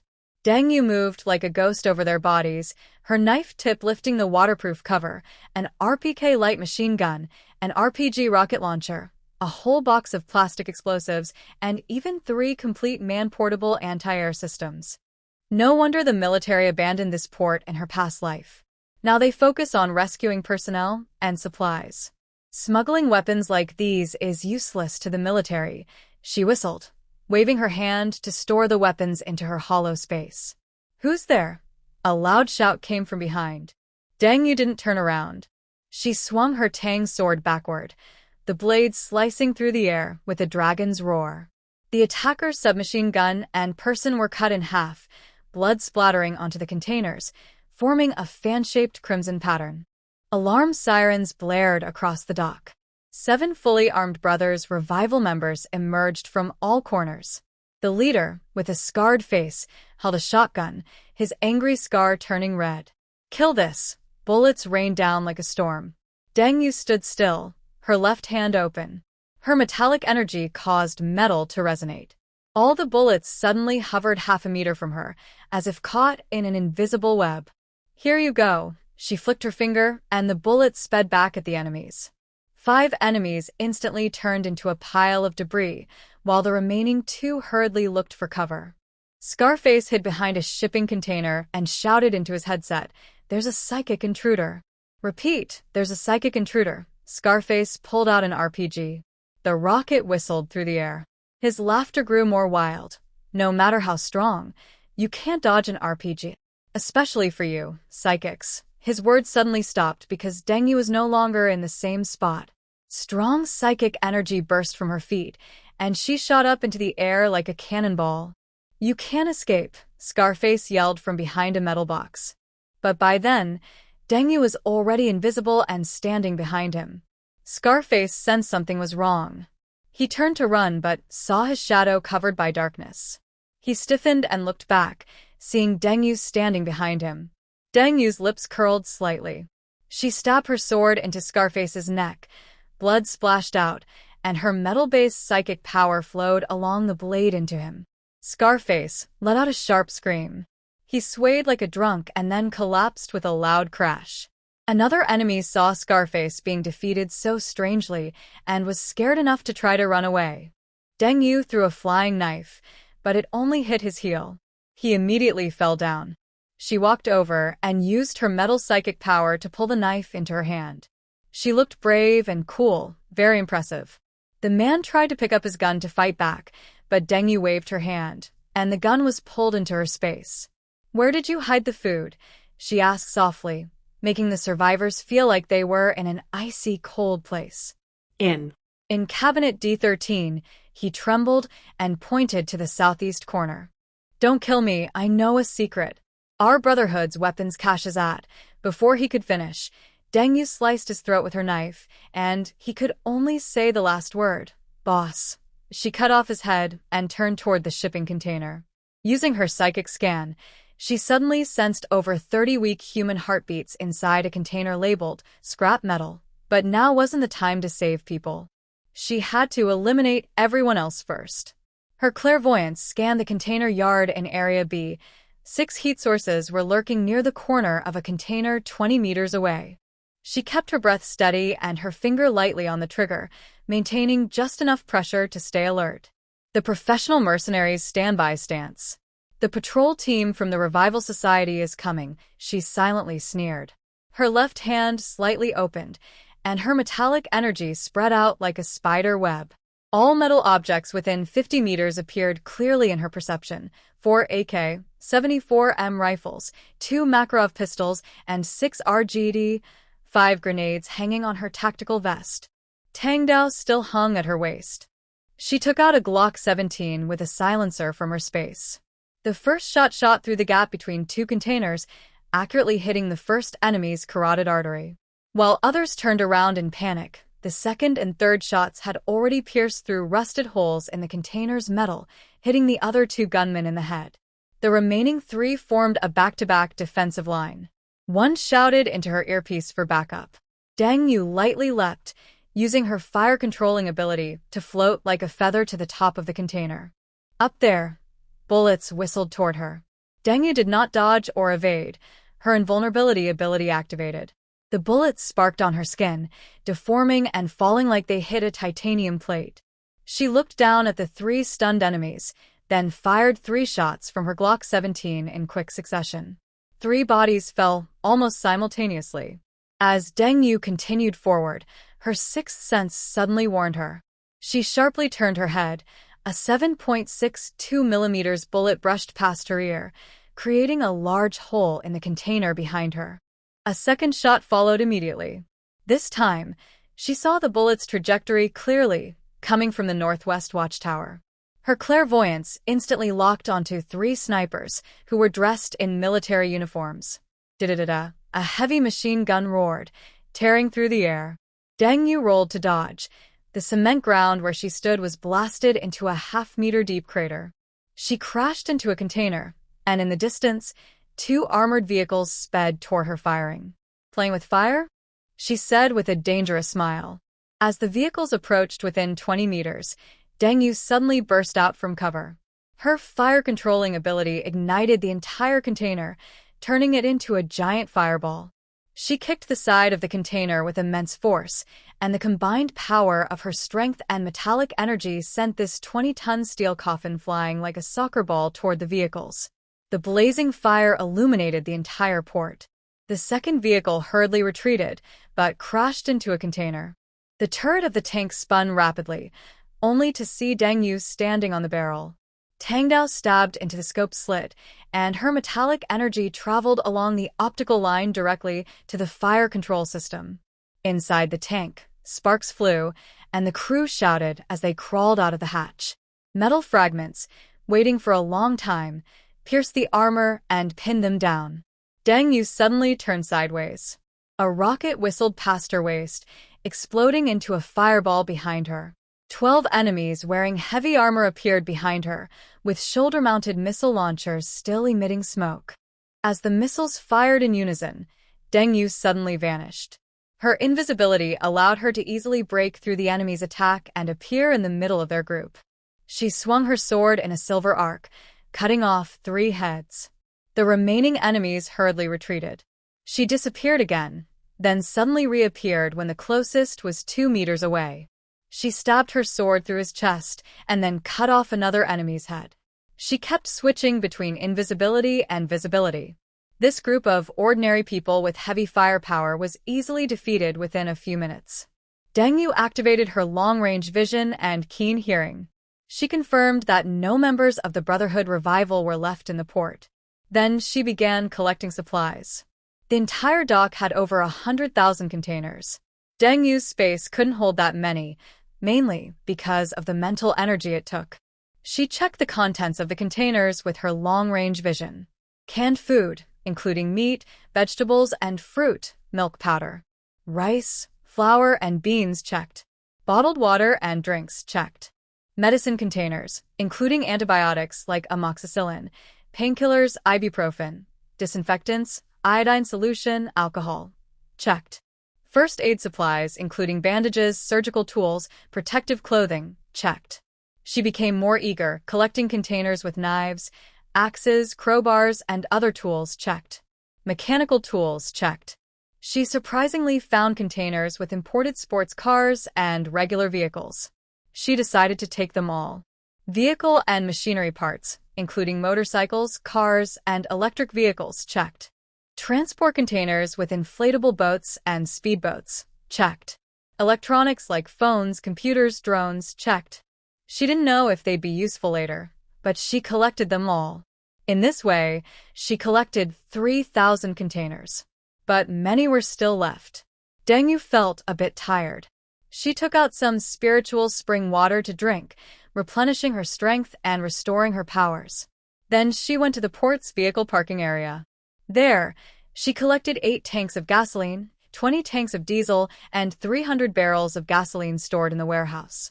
She also gathered lubricants and other supplies. She also moved the dozen or so trucks outside that could still run into the space. She was so busy collecting them that she seemed to forget something. Oh, she just realized there might be survivors. She found a truck that could still run, filled it with fuel, and drove to the survivors. Tang Dao cut through 3 chains, and a foul smell hit her. Over 20 thin survivors huddled in a corner, with empty cans scattered around their feet. When they saw Deng holding a knife, they instinctively backed away. The members of the Revival Society are all dead, she said, tossing a few boxes of instant rice, some compressed biscuits, and 10 boxes of water. There's a truck outside that still runs. It's full of fuel and can go 800 kilometers. Head north. There should be a base there. Why? Why are you saving us? Asked a brave young boy trembling. Deng paused.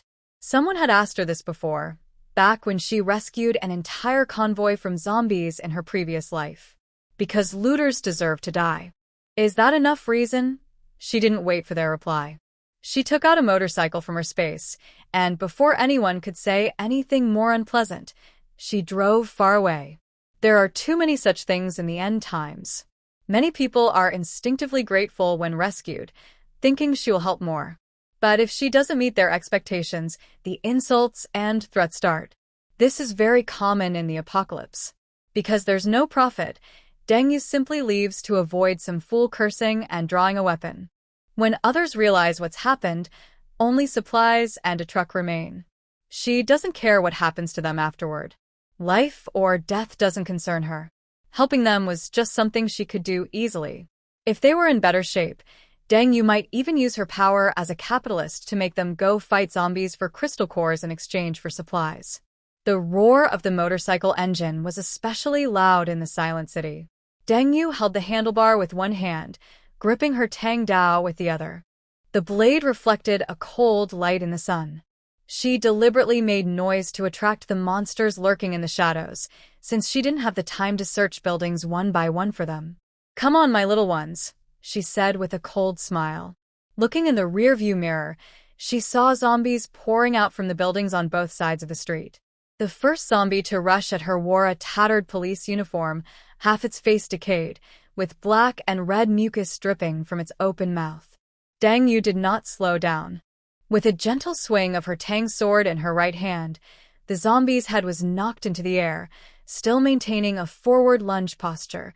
Then it fell heavily to the ground. With her ability, Copperhead, Iron Arms, activated, she directly knocked aside 3 zombies in front of her, the sound of bones cracking clearly heard.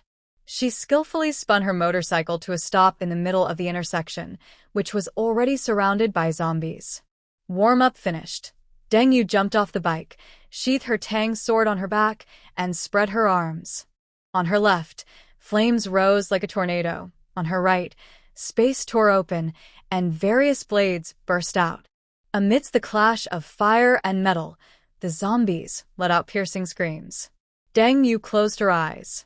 Her far sight, ear of the wind, ability allowed her to sense every movement within a 1-kilometer radius. 327 zombies, not bad. She whispered to herself, drawing her Tang sword and rushing into the sea of fire. The sword light was like a ribbon, each strike precisely beheading a zombie. A large mutated zombie swung a steel rebar to attack her. Deng did not dodge or block. Her incredible strength, ability activated. She grabbed the rebar with her left hand, stabbed her Tang sword into the zombie's eye socket with her right, then twisted and lifted. The crystal core flew out along with the brain matter. 15 minutes later, the last zombie fell. Deng Yu stood in the middle of the pile of corpses, breathing steadily, without even a drop of sweat. Now, she only needed to cut off the zombie's head, see the crystal core, and activate her space ability to collect the core. No more digging needed. She casually placed it into her gourd space. After finishing, she set fire to the zombie bodies and watched the flames. She took some spiritual spring water from her space to recover her energy. The roar of her motorcycle sounded again. Deng Yu headed northwest toward the city. At this moment, her far sight observed that 5 kilometers away, a well-equipped convoy was fighting a horde of zombies. She rode her motorcycle to about 1 kilometer away and stealthily approached. Hiding behind an abandoned mall corner, her far sight looked through the wall. She saw the team clearly, the uniforms with black bases and red edges, the Pei family emblem. Good luck, Deng Yu sneered. Pei Siyuan was standing on top of a command vehicle, continuously unleashing lightning and flames. Each attack cleared a zombie zone. He was tall, handsome, with a stern face, commanding confidently, truly the style of a hero.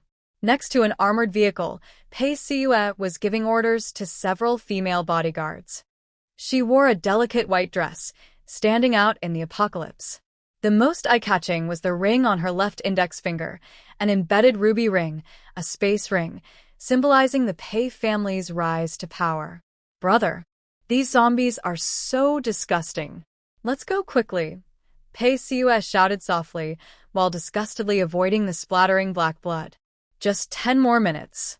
Once we collect these crystal cores, we can leave, Pei Siyuan replied without turning around, sending a lightning bolt that blew several zombies close together into pieces. Deng Yu observed the armed forces of the Pei family. The main fighters were at the front, and only one female bodyguard, Wu Feifei, was beside Pei Siyue. In her past life, Wu Feifei had personally broken 2 ribs of Deng Yu. Pei Siyue was not innocent either.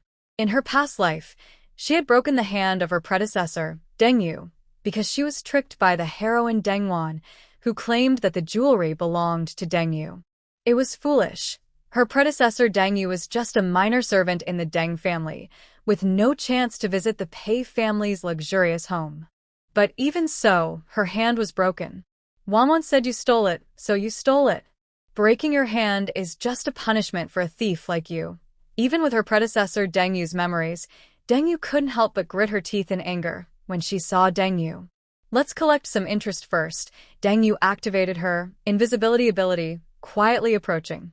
Pei Siyue was admiring her ring on her right hand. Dad gave me this ring with 1,000 cubic meters of space inside, filled with the freshest food and the prettiest clothes. Ordinary people don't even have the right to look at it. Suddenly, Pei Siyue felt her right hand grow cold, followed by sharp pain. She stared blankly as her broken finger fell to the ground, and the ruby ring sparkled in the sunlight. "Ah, my hand," she screamed, piercing the sky. Wu Feifei had just drawn her gun when she was struck behind the neck with a palm strike and collapsed. Pei Siyue, still stunned by her broken finger, was knocked out. The whole scene took less than 3 seconds. When Pei Siyuan noticed something was wrong and turned around, he only saw his sister lying on the ground, bleeding from her hand, and her space ring had vanished. Enemy attack. Protect the young lady. The bodyguard scrambled. Deng Yu had already thrown the space ring and her broken hand into her space and disappeared silently. 1 kilometer below, around the corner of the building, Deng Yu appeared, playing with the ring she had just obtained. Her broken hand was stuffed into a zombie's mouth. This is just the beginning, Pei Siyuan. She made a throat-slitting gesture toward the chaotic Pei family team, though she knew they couldn't see her. This space ring is currently unusable. The motorcycle engine roared again, carrying her deep into the city. Behind her, Pei Siyuan's furious shouts and the thunderous explosions blended into a symphony of chaos. Not in this life, you can't catch me. Deng Yu clenched the handlebars tightly, listening carefully as she rode. Suddenly, her 1,000 miles eyes and wind ear detected unusual activity. 3 kilometers away, 5 modified off-road vehicles were rushing toward her, with the Pei family's emblem clearly visible on their bodies. Although she didn't know how they found her, she understood that in this apocalyptic world, it was easy to be spotted. Whether they were the ones who stole the ring or not, they could come to investigate. If they were the bad guys who stole the ring, that would be a good catch. They're coming fast. Deng Yu squinted. The leader's car had Pei Xian standing on top, his black coat fluttering in the wind, his hands flickering with lightning. Suddenly, a strange cackle sound came from the second floor of the bank. It wasn't the usual zombie noise, more sharp, rhythmic, almost like laughter. Deng Yu immediately stopped the bike and pulled it into the space. Driven by curiosity, she sneaked upstairs invisibly. The office area on the second floor was a mess, with papers scattered everywhere but no zombies in sight. The cackle sound came again, this time from directly behind her. She spun around quickly, drawing her tang sword, but missed. A shadow darted across the ceiling at lightning speed, almost leaving a residual image. Instinctively, she activated her 1,000-miles eyes, finally seeing the creature, humanoid but with extremely long limbs, skin an unnatural gray-blue, and black bone blades extending 30 centimeters from its fingertips. The strangest part was its eyes. No pupils, only solid black, like 2 bottomless pits. Shadow Blade. Deng Yu gasped in shock. This was a special mutated zombie recorded in her previous life. Fast as a ghost, capable of short-distance teleportation, only discovered after the first zombie tide. It was a powerful level 4 mutant zombie now. Why did it appear early? There was no time to think. The shadow blade vanished again. Deng Yu felt a slight tremor in the air on her left and instinctively raised her sword to block. Clang. The tang sword clashed with the bone blade, sparks flying. Deng Yu was knocked back 2 steps, a small cut opening on her left arm, blood dripping down. The shadow blade caught the scent of blood, trembling with excitement, its black eyes seeming to flash with a hint of red. It disappeared again, this time coming from 3 different directions at once. Phantom? No, it's just moving too fast. Deng Yu activated both copper-head iron arms and unstoppable strength. Her sword flashed with silver light, barely blocking the attack. No, she had to leave. Deng Yu immediately jumped out of the building and quickly entered a space. The shadow blade sensed her presence at the window but couldn't detect her aura anymore. She immediately retreated. Inside the space, Deng Yu used spiritual spring water to heal her wounds. When she felt it was safe outside, she exited the space. Suddenly, an idea came to her. She took out her motorcycle. At that moment, a screech of brakes sounded behind her. The Pei family members had arrived. She quickly turned and entered the bank. She deliberately waited at the bank entrance for a second, allowing Pei Siyuan to see her back clearly, then she strode away. Chase her. Pei Siyuan's angry shout came from behind. Live to see people, die to see corpses. Deng Yu took the opportunity to slip into the space. The armed personnel of the Pei family stormed into the bank. From the first floor, they coordinated well and began attacking the second floor. Their teamwork was precise and deliberate. They were a skilled team. At this moment, Pei Siyuan also entered the doorway. Ah! A scream came from the second floor. Pei Siyuan rushed upstairs immediately. A dark figure darted past the frontline armed guards, moving so fast it almost left a shadow. The guard's vision went black from the pain. In a critical moment, the guard's gun suddenly spat fire, and a burst of bullets hit the shadow blade. Before he could follow up, the guard was slashed across the waist. The sound of the blade slicing flesh. The guard dodged to avoid vital areas, but his body was nearly cut in half. Even more terrifying, the bullets hit the shadow blade, but it seemed unaffected, showing no pain or impact. In a life-and-death moment, Pei Siyuan activated his lightning ability, striking both the shadow zombie and the guard.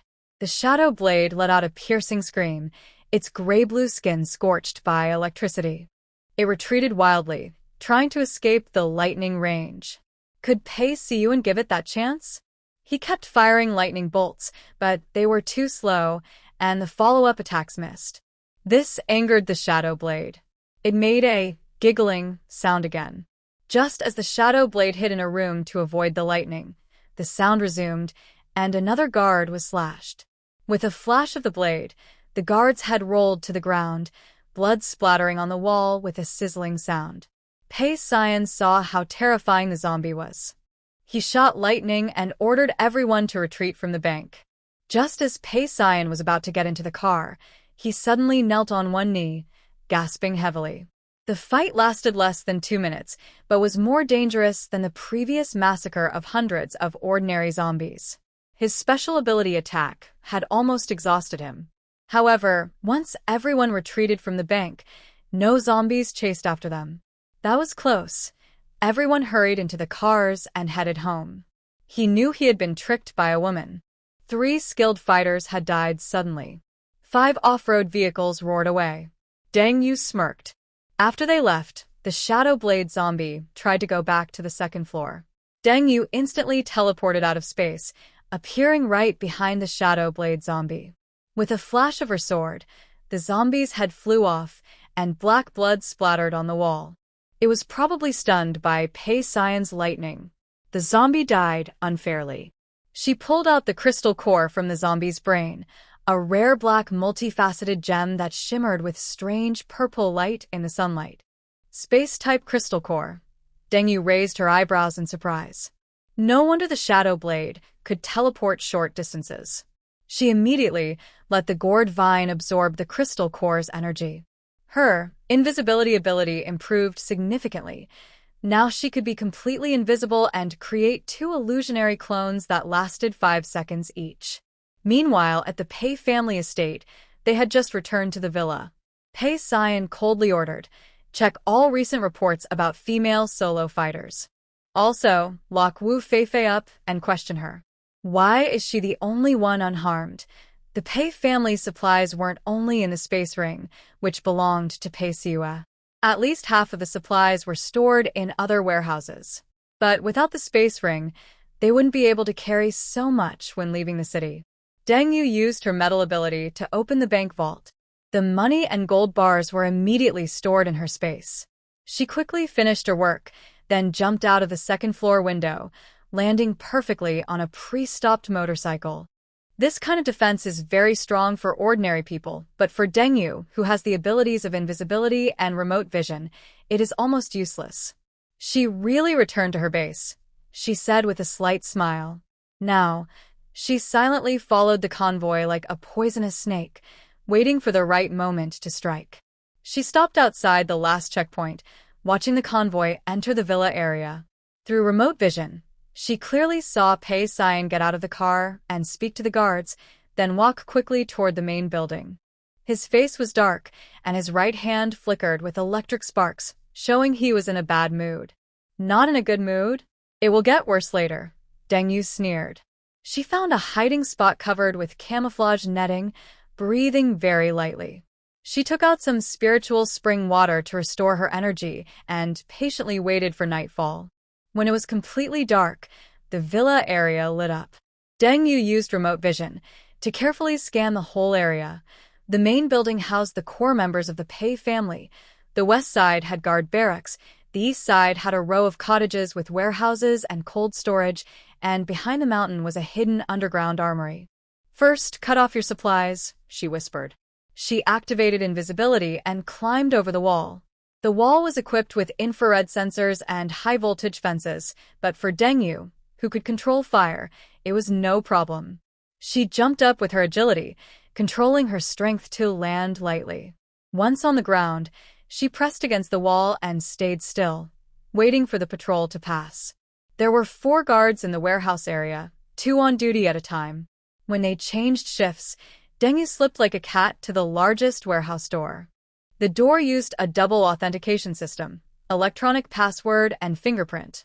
But Deng Yu had a metal-type ability. She didn't need to bother with passwords or fingerprints. She pressed both hands on the lock, activated her power, and slowly infiltrated the lock, corroding the internal mechanisms. In theory, the door was still locked, but the lock had already been dissolved, preventing detection.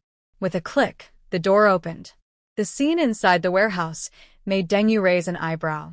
The 1,000 square meter space was filled with supplies. Boxes of canned food, dried rations, bottled water, shelves of daily necessities, and even several diesel generators. At the back were a dozen temperature-controlled boxes filled with medicines and vaccines. Enough to feed a squad for half a year, Deng Yu said casually. She used her powers to make the supplies disappear piece by piece. After 5 minutes, the entire warehouse was empty. Not even a shelf was left. She used the same method to open the adjacent cold storage room. The temperature inside was kept at -20 degrees, storing a large amount of frozen meat, seafood, and vegetables.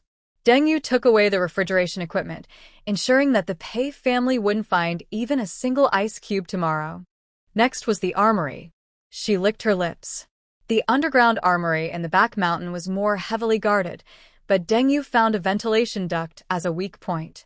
She crawled directly into the duct, slowly climbing through it. When something blocked her way, she used her metal ability to break it and stored it in her space. Her copper head, iron arms power made her fearless of the sharp edges inside the duct. 10 minutes later, she silently landed inside the armory. The scene before her made even her, a former mercenary, feel her heart race. Full boxes of rifles, pistols, rows of rocket launchers, and various types of grenades and explosives. In the corner, there were even 2 sets of portable missile systems. Pei family is preparing for war. Deng Yu's eyes lit up, like a child entering a candy store, starting to loot. After 5 minutes, the armory was cleaned out, not a single bullet left. Before leaving, she discovered a hidden door deep inside the armory. The password lock was more complex, but it couldn't stop her. Far sight. Behind the door was a small safe, neatly stacked with over 20 boxes of gold bars. There were also many boxes of mutated crystal cores. Deng Yu opened one, and a golden glow immediately spilled out. These were all mutated crystal cores, of better quality than the ones she stole from the transport vehicle. Pei Siyuan's private stash. She took everything without hesitation, including the filing cabinet and a small server inside the safe.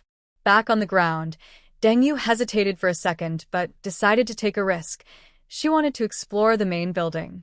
The security system of the main building was even tighter. Deng Yu circled around to the back of the building and found the window of Pei Siyuan's bedroom. Using far sight, she confirmed no one was inside, then carefully melted the window lock with her metal ability and silently slipped in. The room was spacious and tidy, filled with a masculine atmosphere. There was a large bed, a desk, and a weapon rack, simple like a military camp. Deng Yu's attention was drawn to a map on the wall, marked with Pei family's influence areas, dotted with colorful pins. Not a small ambition, she sneered. Just as she was about to examine it closely, she suddenly heard footsteps approaching outside the door. Deng Yu immediately stealthed and pressed against the door. The door opened, and Pei Siyuan entered, followed by a middle-aged man. Pei Siyuan's voice sounded very tired. Very soon? Your sister's right hand is broken. The middle-aged man, clearly the head of the Pei family, shouted angrily. Pei Siyuan was silent for a moment. I will handle it. Handle it? You don't even know who the other person is. The family head sneered. I've already contacted the Zhao family. They are willing to send a team of special ability users to help, but on one condition. Marriage alliance. Pei Siyuan's voice suddenly turned cold. Impossible. Not up to you. Next month, you will marry the second young master of the Zhao family. It's settled. The family head slammed the door and left. Pei Siyuan stood there, fists clenched, sparks flickering at his fingertips. Deng Yu held her breath. She could feel the wild energy filling the room. If she was discovered now. Suddenly, Pei Siyuan turned and walked to the wardrobe, pulling out a small safe from a hidden compartment. After entering the code, he took out a syringe and injected it directly into his neck. Deng Yu squinted. What was that? A drug to boost abilities? Or... Before she could think more, Pei Siyuan suddenly looked up, his gaze locking directly on her position. Who's there? He shouted sharply. Deng Yu didn't give him a chance to use his abilities. She stepped forward quickly and slashed at his wrist with a knife. Pei Sion hurriedly dodged, and the syringe fell to the ground, shattering. It's you. The one who hurt my sister. No wonder you couldn't be found. Is your ability invisibility? Pei Sion's eyes flashed with shock, then anger. How dare you? The two fought a few moves in the small bedroom. Deng Yu didn't want to stay and fight. After a feint, she jumped back to the window. Good night, young Master Pei, she sneered. I suggest you check the warehouse. There might be a surprise. After saying that, she leapt out the window, disappearing into the night as an invisible figure. Pei Sion didn't chase her, but immediately pressed the alarm button on the wall. The entire villa area instantly rang with alarms, and searchlights illuminated everything like daytime. But Deng Yu had already left the main building, leisurely heading toward her next target, the wine cellar. Taking advantage of the guards being called to the main building, she easily slipped into the underground cellar, sweeping away hundreds of bottles of fine wine from the Pei family's collection, leaving no corkscrew behind. Next, her target was the kitchen. She didn't want to leave even a grain of rice behind. She cleared out all the rice, flour, grains, and cooking oil in the Pei family kitchen, leaving not even a bottle of vinegar. Next, the target garage. Outside, the armored off-road vehicles are being watched, but inside, the oil drums and rarely used sports cars are left untouched. They have all been collected. Before leaving, she suddenly remembered something and turned back to Pei Sion's bedroom. Amid the chaos, she carved 4 big characters on the wall. Blood debt, blood repayment. That's complete now. Deng Yu nodded with satisfaction, just as she was about to leave. Suddenly, 1,000-Mile Eye detected an anomaly in the distance. 5 kilometers away, a horde of zombies was moving unnaturally fast toward this direction, and it seemed. Shadow blades? More than one, she frowned. Such special mutated zombies shouldn't appear in groups unless. She looked up at the sky. A blood-red moon was emerging from the clouds with a fierce face. Is today the blood moon disaster? Deng Yu had another plan. She installed timed bombs at each main gate. If the Pei family discovered the zombie horde early, they might still escape. She planned to place timed TNT bombs on the gates. About 5 kilometers away, it would take roughly an hour for the bombs to explode after being set. Even if the Pei family members hide, the explosion would attract the zombies and the gates open. They wouldn't have time to repair the gates then. Hopefully, they will enjoy my gift. The blood moon hung in the sky, making the whole world seem soaked in crimson liquid. Deng Yu stood atop a communication tower 3 kilometers away, the night wind lifting the corners of her combat suit. Through 1,000-Mile Eye, she clearly saw the zombie horde rushing toward the Pei estate. The night wind ruffled her short hair. She saw the zombie horde surge like a tide toward the estate, faster and larger than she had expected. There were at least 3,000 zombies, 3 times the usual number. More terrifying were the mutated types mixed in. 5 shadow blades, 10 bone armor with backplates of bone, and even 2 new types she had never seen, slim as bamboo stalks with arms 2 meters long, dripping corrosive slime from their fingertips. The blood moon really is different. Deng Yu gently touched her waist with her sword. In her previous life, she had been trembling in a shelter at this time. Now, she was the director of this revenge drama. She glanced at her military watch. 23:58. She raised the detonator in her right hand, her thumb gently pressing the red button. She sneaked into the Pei family estate, not only stealing all supplies but also planting TNT in key spots. Especially the alloy gate, which was said to withstand tank impacts. She installed enough explosives at the frame to level a building. The countdown has begun, she whispered, adjusting the focus of her remote vision and locking onto the estate's main gate. Inside, the estate was brightly lit, and patrols moved along the walls as usual. They didn't realize they were like lights in the dark. 5, 4, 3. Deng Yu started counting down, a cold smile on her face. The zombie horde was now within 500 meters. The blood moon seemed to give them extra energy, making them move faster than usual.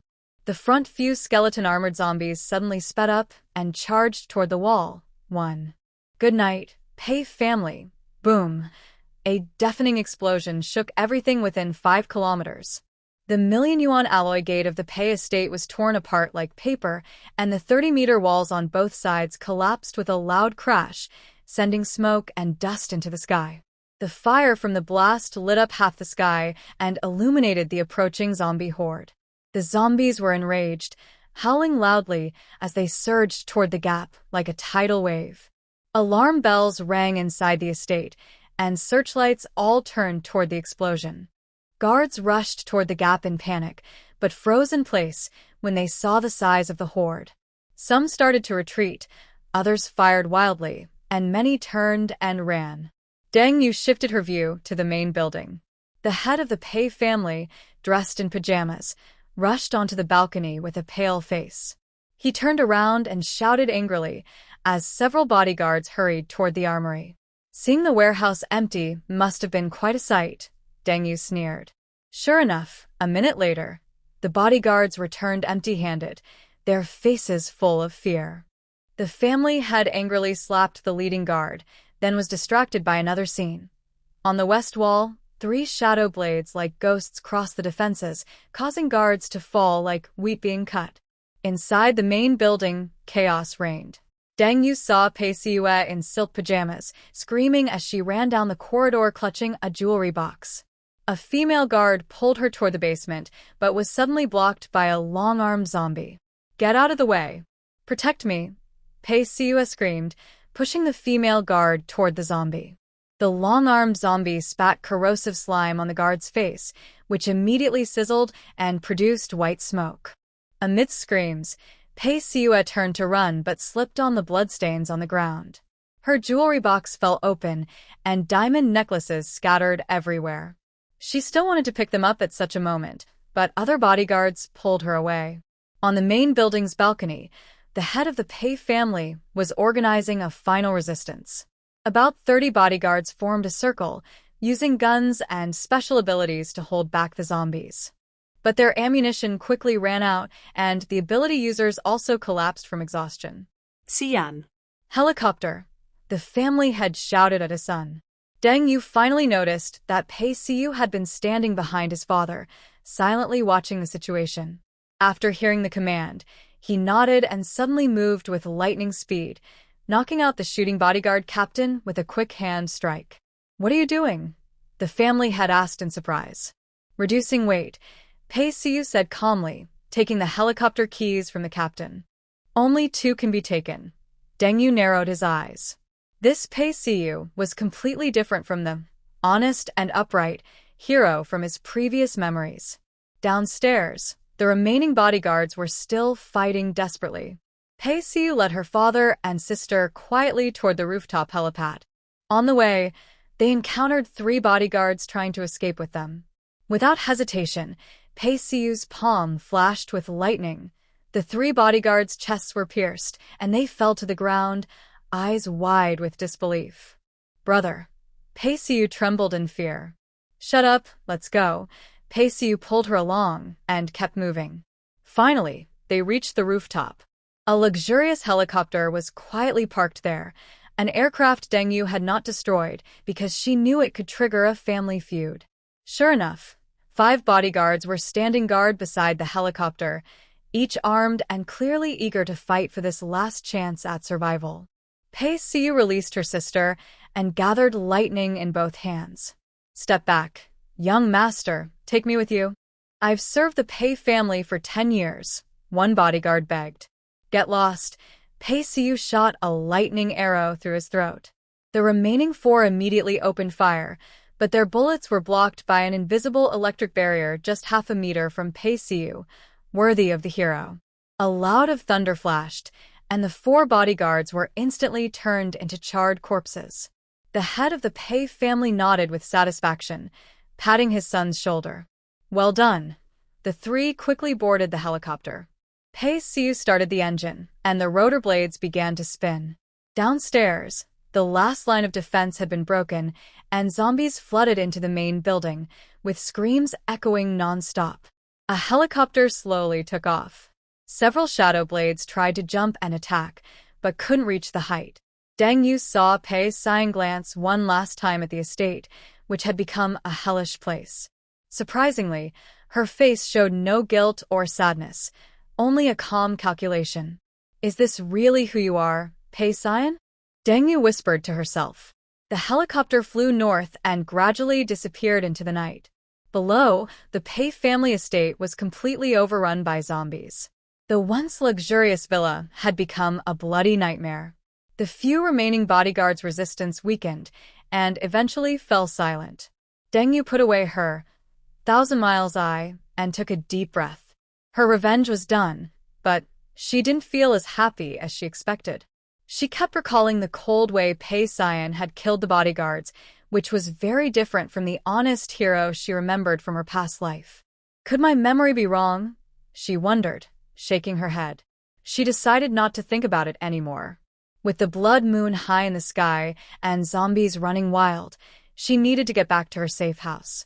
Just as she was about to leave, her thousand miles eye suddenly detected something unusual. When Pei Xian was escaping with his father and sister, he kept looking back at a small building in the southeast corner of the estate, even glancing at it one last time from the helicopter. What was that? Why would he care so much while fleeing? But now, the estate had been overrun by zombies. No one could know anymore. Deng Yu wasn't curious at all. In fact, she felt quite relieved. She immediately took out spiritual spring water from her space and drank it. She decided to rest in the high sky here for the night. When morning came, after the blood moon passed, the zombies reverted to their normal state. Deng Yu immediately descended from the high place and disappeared invisibly. On the deserted road, she took out her motorcycle. The roar of the motorcycle engine was especially loud in the silent road, startling the nearby zombies just as they reacted. Deng Yu accelerated and sped away, heading back to her community. She noticed something was wrong. The community gate was open, but there were no zombies inside. She quickly activated Thousand Miles Eye and eavesdropping, scanning the entire community. It seemed everyone had already left. Could they have been taken away by the military? When Deng Yu returned to the 32nd floor, she saw 5 women who had survived leaving messages carved into the wall. Hello, Sister Deng Yu. We and the military personnel have all evacuated to the northern base in the city. We originally came to find you to go together, but you weren't there. We have left now, but I hope we can meet again in the future. The 5 people you saved are still here. I also saw some marks of impact and chopping on the door. It seems that some restless people have been around since she left. Now, so many people have died in the city, and supplies are outside. As long as you're not afraid of zombies, and if you're lucky enough not to encounter mutated zombies, walking outside is fine. The only problem is bad luck. If you suddenly meet a zombie horde, there's nothing you can do. In such desperate times, people must keep hope and fight for survival. For example, if you have food, you should reduce daily consumption and save some for fighting. Always keep a last meal reserved. After eating it, you'll have strength to fight or at least avoid dying of hunger when you set out. When Deng Yu opens the door and changes her clothes to take a shower, she quickly finishes. Life in the apocalypse can still have such good days. Luckily, she prepared in advance before the end, with space and supplies in her underground shelter. Unless she opens the door herself to let someone in, no one else can benefit. Deng Yu sinks into a soft sofa and turns on the TV, switching to the surveillance cameras. She never thought she would be the last person alive in her community. After the apocalypse broke out in her previous life, the situation seemed even worse. At least in her past, Deng Yu had left the community with her team to go to a safe base. The blue light from the monitors flickers in the dark room. In the 32 split screens, grayish shadows wander. They drag decayed feet across the greenery, broken ribs piercing through down jackets like strange coral. Half a hangs from the children's slide in front of the building. Her finger brushes the dusty control panel, bringing up the underground garage cameras. Suddenly, the screen shakes violently.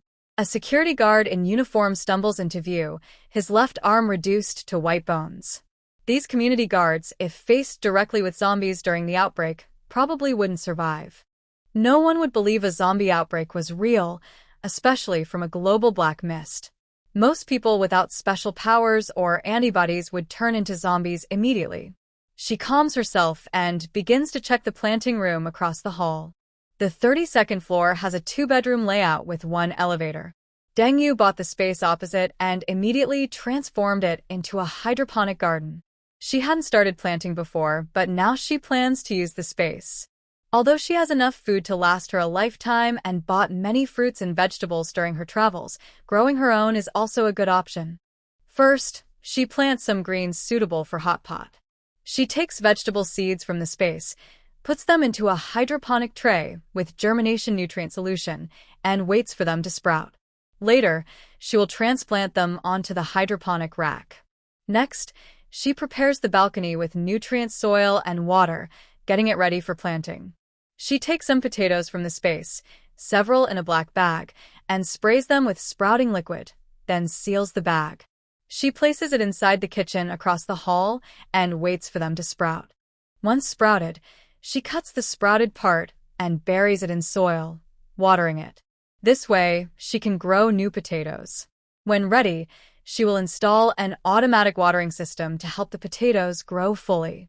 After tidying up, it's noon, and she begins preparing lunch. During this time, she's been fighting zombies and eating compressed biscuits outside. Even though she has plenty of food, she still eats biscuits. It's a habit of mercenaries. In battles or during fights, they eat compressed biscuits or quick meals. Other foods with strong flavors or complicated preparation are not suitable. Even now, she could take out a prepared meal from her space, like restaurant-cooked dishes, but she's not used to that. To celebrate their victory, she plans to have beef steak and lobster, stolen from the Pei family, for lunch.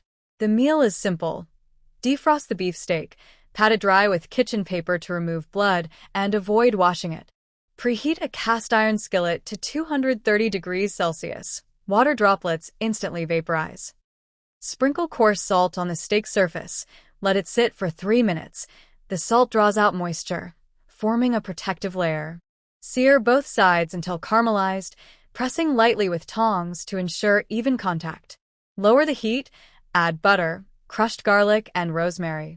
Tilt the pan and spoon the melted butter over the steak repeatedly for 1 minute until a hazelnut aroma develops. Turn off the heat. Let the steak rest on a rack for 8 minutes, covered loosely. She then cuts the shrimp in half, separating the head from the body with a rotating knife. She removes the shrimp intestine and cracks the large claws with lobster pliers. She splits the tail lengthwise to keep the shell and meat connected, and filters the lobster brain through a fine sieve for later use. She boils the shrimp in 3% salt water for 90 seconds, then immediately cools them in ice to lock in the semi-transparent gel. In a pan, she melts 50 g of butter, sautés garlic until golden, then adds the lobster brain to cook out orange-red lobster oil. Pour in white wine and bring to a boil over high heat. Once the alcohol evaporates, reduce to low heat, squeeze in lemon juice, and add the remaining butter in 3 parts, emulsifying each time. Sprinkle Parmesan cheese and breadcrumbs over the shrimp and pasta mixture, then drizzle with butter sauce. Bake in a 200 degrees Celsius oven for 5 minutes, then use a torch to caramelize the surface into a crispy shell. When everything is ready, transfer directly to the dining room, pour red wine into glasses to let it breathe, play classical music, and start eating. This delicious steak is cut at a 30-degree angle with a silver knife through the browned crust, feeling like cutting silk with the tip. The pink muscle fibers slowly spread under the blade, with fine fat marbling melting into semi-transparent amber at room temperature, and the juices spreading out in ripples on the porcelain plate. Gently press the cut surface with a fork's back, and golden fat droplets seep from between the muscle fibers. When dipping, only lightly touch the lower left quadrant of the meat with the seasoning. This helps the tongue first experience the sweet fat flavor. As the teeth close, the caramelized crust releases a nutty aroma, quickly overwhelmed by a wave of creamy richness. Sliding the tongue along the meat fibers, you can clearly feel the tender, velvety part at 3/4 doneness, transitioning into a slightly elastic zone with a mineral-like texture. After chewing 7 times with eyes closed, rinse the mouth with chilled red wine, waiting for the second wave of flavor to rise in the throat. When eating lobster, hold the shell's indentation with your left hand, and use tweezers in your right hand to rotate the claw joint backward, with a crisp snap, indicating the shell has separated perfectly. Use the tip to open the tail cartilage, and the entire lobster meat slides out smoothly like fat. The fine grid pattern on the surface is a badge from the grill. Dip the meat in sauce, using the middle part as a pivot, and draw a spiral in the lobster's brain butter, ensuring each fold is infused with the acidity of the wine. First, the tip of the teeth touches the caramelized shell from the torch, then the mousse-like lobster yellow, and finally the tail meat springs back like a spring. Before swallowing, press the tongue against the upper palate to squeeze, allowing the aroma of the wine to surge through the sinuses. After finishing the steak and lobster, half a bottle of red wine remains.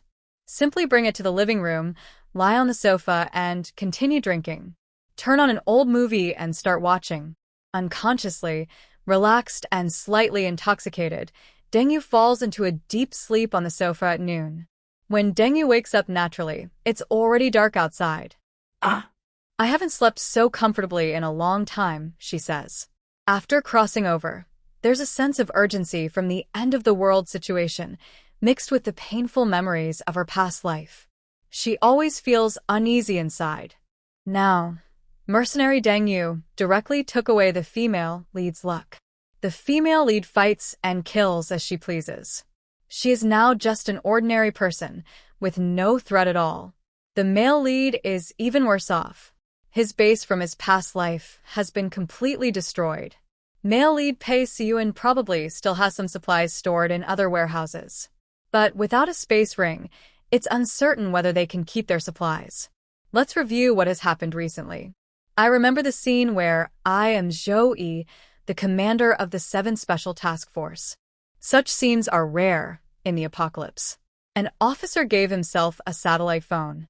Taking the phone from the space, Deng walks to the floor-to-ceiling window. Deng stands in front of the 32nd floor apartment window, looking down at the silent city. Night falls, darkness swallows the streets. Occasionally, gunshots echo in the distance, followed by zombie roars. Her clairvoyance pierces the darkness, seeing a survivor team 3 kilometers away surrounded by zombies, their screams quickly fading into the night. Survival of the fittest, this is the rule of the end times, she whispers. Suddenly, the satellite phone on the table emits a harsh buzzing. Deng frowns. This satellite phone was given to her by Zhou Yi, and only the commander of the 7th Special Task Force knows this frequency. She picks up the phone and presses the answer button. Deng, a deep, calm voice comes from the other end. There's radio static and distant gunfire in the background. Can you hear me? The signal is clear, Commander Zhou. Deng leans against the window, lightly tapping the tempered glass. So, what's the reason for your call, Commander Zhou? There's a moment of silence on the line. We have some accusations against you from our military district, but those accusations have been withdrawn. Zhou Yi's voice remains steady. Evet checked. The people you killed were the ones who deserved it. A slight smile appears on Deng lips. She had long expected Zhou Yi to investigate thoroughly. He's not the type to believe one side of the story. So, Commander Zhou's call isn't just to deliver good news, right? I need supplies, Zhou Yi states directly. Medicine, food, ammunition, anything you can provide. I know you're a space ability user from Yutsai High School and probably have collected a lot of supplies. Deng narrows her eyes. Her space pouch indeed holds many supplies, but she didn't expect the military to be in such dire need of resources. Doesn't the army have logistical support? She asked on purpose. The zombie wave cut off the supply lines. Zhou Yi replied with rare fatigue in his voice. Our base rescued many people, but at the northern military base, food will only last a month and medicines are almost gone. Deng didn't answer immediately. Her distant vision scanned toward the north, and she saw a dense group of zombies around the military base. The 7th Special Team was using heavy firepower to hold them back, but their ammunition was running out quickly. What can I get? She finally asked. Crystal cores, Zhou Yi answered clearly. We have a lot of zombie crystal cores, both level 2 and 3, and even a few rare mental and metal-type crystal cores. Deng paused for a moment. Crystal cores are key for supernatural powers to grow stronger. Although she has abilities granted by her system, mental and metal-type powers still need crystal cores to advance. Interesting, she said softly. Tell me your price. 200 level 2 crystal cores, 15 level 3, and 10 mental type. In exchange, a cart of food, half a cart of medicines, and a cart of compressed food. Deal, she nodded. Then she changed the subject, but I have an extra condition. Zhou Yi raised an eyebrow. What condition? I want to know why you are so short on supplies. Deng Yu looked directly into his eyes. The 7th Special Team is elite, so supplies should be a top priority. Unless the zombie wave came faster than expected, he answered calmly. That's all. Deng Yu knew he was lying, but she didn't call him out. Now wasn't the time. Time and place, Zhou Yi replied. Can you deliver to the base gate? We are at the 3rd sentry tower in the southeast corner outside the base.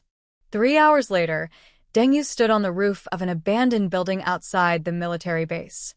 Her invisibility made it easy to pass through the zombie horde, and her strong arms ensured no stray bullets could hurt her. Through her distant vision, she saw the guards on the wall and Zhou Yi commanding the defenses. That man still stood tall like a pine, with muscular lines under his tactical vest, and a scar over his left eye that looked especially striking under the spotlight. He was giving orders over the radio, his voice calm and decisive. Deng Yu pressed the satellite phone's communication button. I'm here. Zhou Yi's movements paused slightly. Then he looked up in the direction she was in, though he couldn't see her in her stealth state. He whispered, I'm out now. Where are you? Deng Yu chuckled softly and stepped out from the ruins.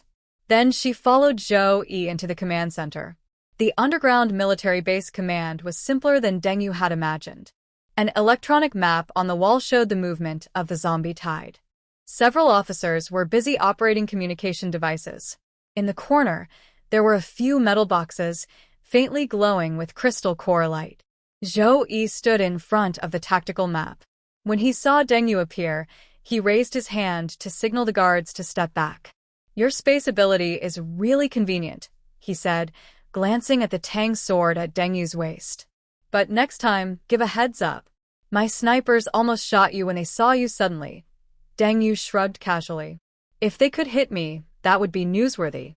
Zhou Yi didn't reply, but walked straight to the metal boxes and opened the lid. 200 level 2 crystal cores, 15 level 3, and 10 mental type, he said, looking at Deng Yu. As agreed, exchange for a cart of food, half a cart of medicine, and a cart of compressed food. Deng Yu stepped closer and reached out to pick up a purple crystal core. The mental type crystal core was slightly warm in her palm, and she could feel the energy inside. Okay, she accepted the exchange. With a wave of her hand, her space gourd opened, and the supplies appeared out of thin air in the center of the command room. The officers whispered in surprise, and even Zhou Yi's eyes showed a hint of astonishment. Medicines, food, grain, all according to the agreement, Deng Yu said, putting away the crystal core boxes. Pleasure working with you, Officer Zhou. Zhou Yi nodded, about to say something, when suddenly a soldier rushed into the command room. Report. The eastern perimeter wall has been breached. Mutants are coming in. Alarm bells immediately sounded throughout the base. As Deng Yu followed Zhou Yi onto the ground, a large section of the eastern perimeter wall had already collapsed. A huge mutated zombie was rampaging. Its arm had transformed into a sharp bone blade, easily slicing through a military jeep. The soldier's bullets only left shallow marks on its body. Level 3 power-type mutant, Zhou Yi shouted. Use armor-piercing rounds, but Deng Yu squinted her eyes. Her distant vision pierced through the mutant's muscle tissue. Interesting, she whispered softly, then drew her sword. Cover me, she shouted at Zhou Yi, rushing out before he could respond. Her invincible ability activated instantly, giving her skin a metallic shine. The mutated creature roared and swung its bone blade at her, but she easily blocked it. Her sword, wrapped with a sharp energy of metal, sliced down, cutting off the creature's right arm. The soldiers cheered, but Deng Yu's attack was not over. She leapt into the air, flames igniting on her blade with her fire-controlling power, aiming straight at the creature's head. She precisely targeted the crystal core, causing the creature to collapse with a loud crash. Deng Yu landed and rolled, quickly storing the crystal core in her space pouch. When she stood up, Zhou Yi had already run to her side. "Well done," he said, looking at her with a serious expression. "You're stronger than the report said." Deng Yu wiped the blood from her face, giving him a half-smile. "Captain Zhou, I think we need to renegotiate our deal. Helping you defend this place isn't part of our agreement.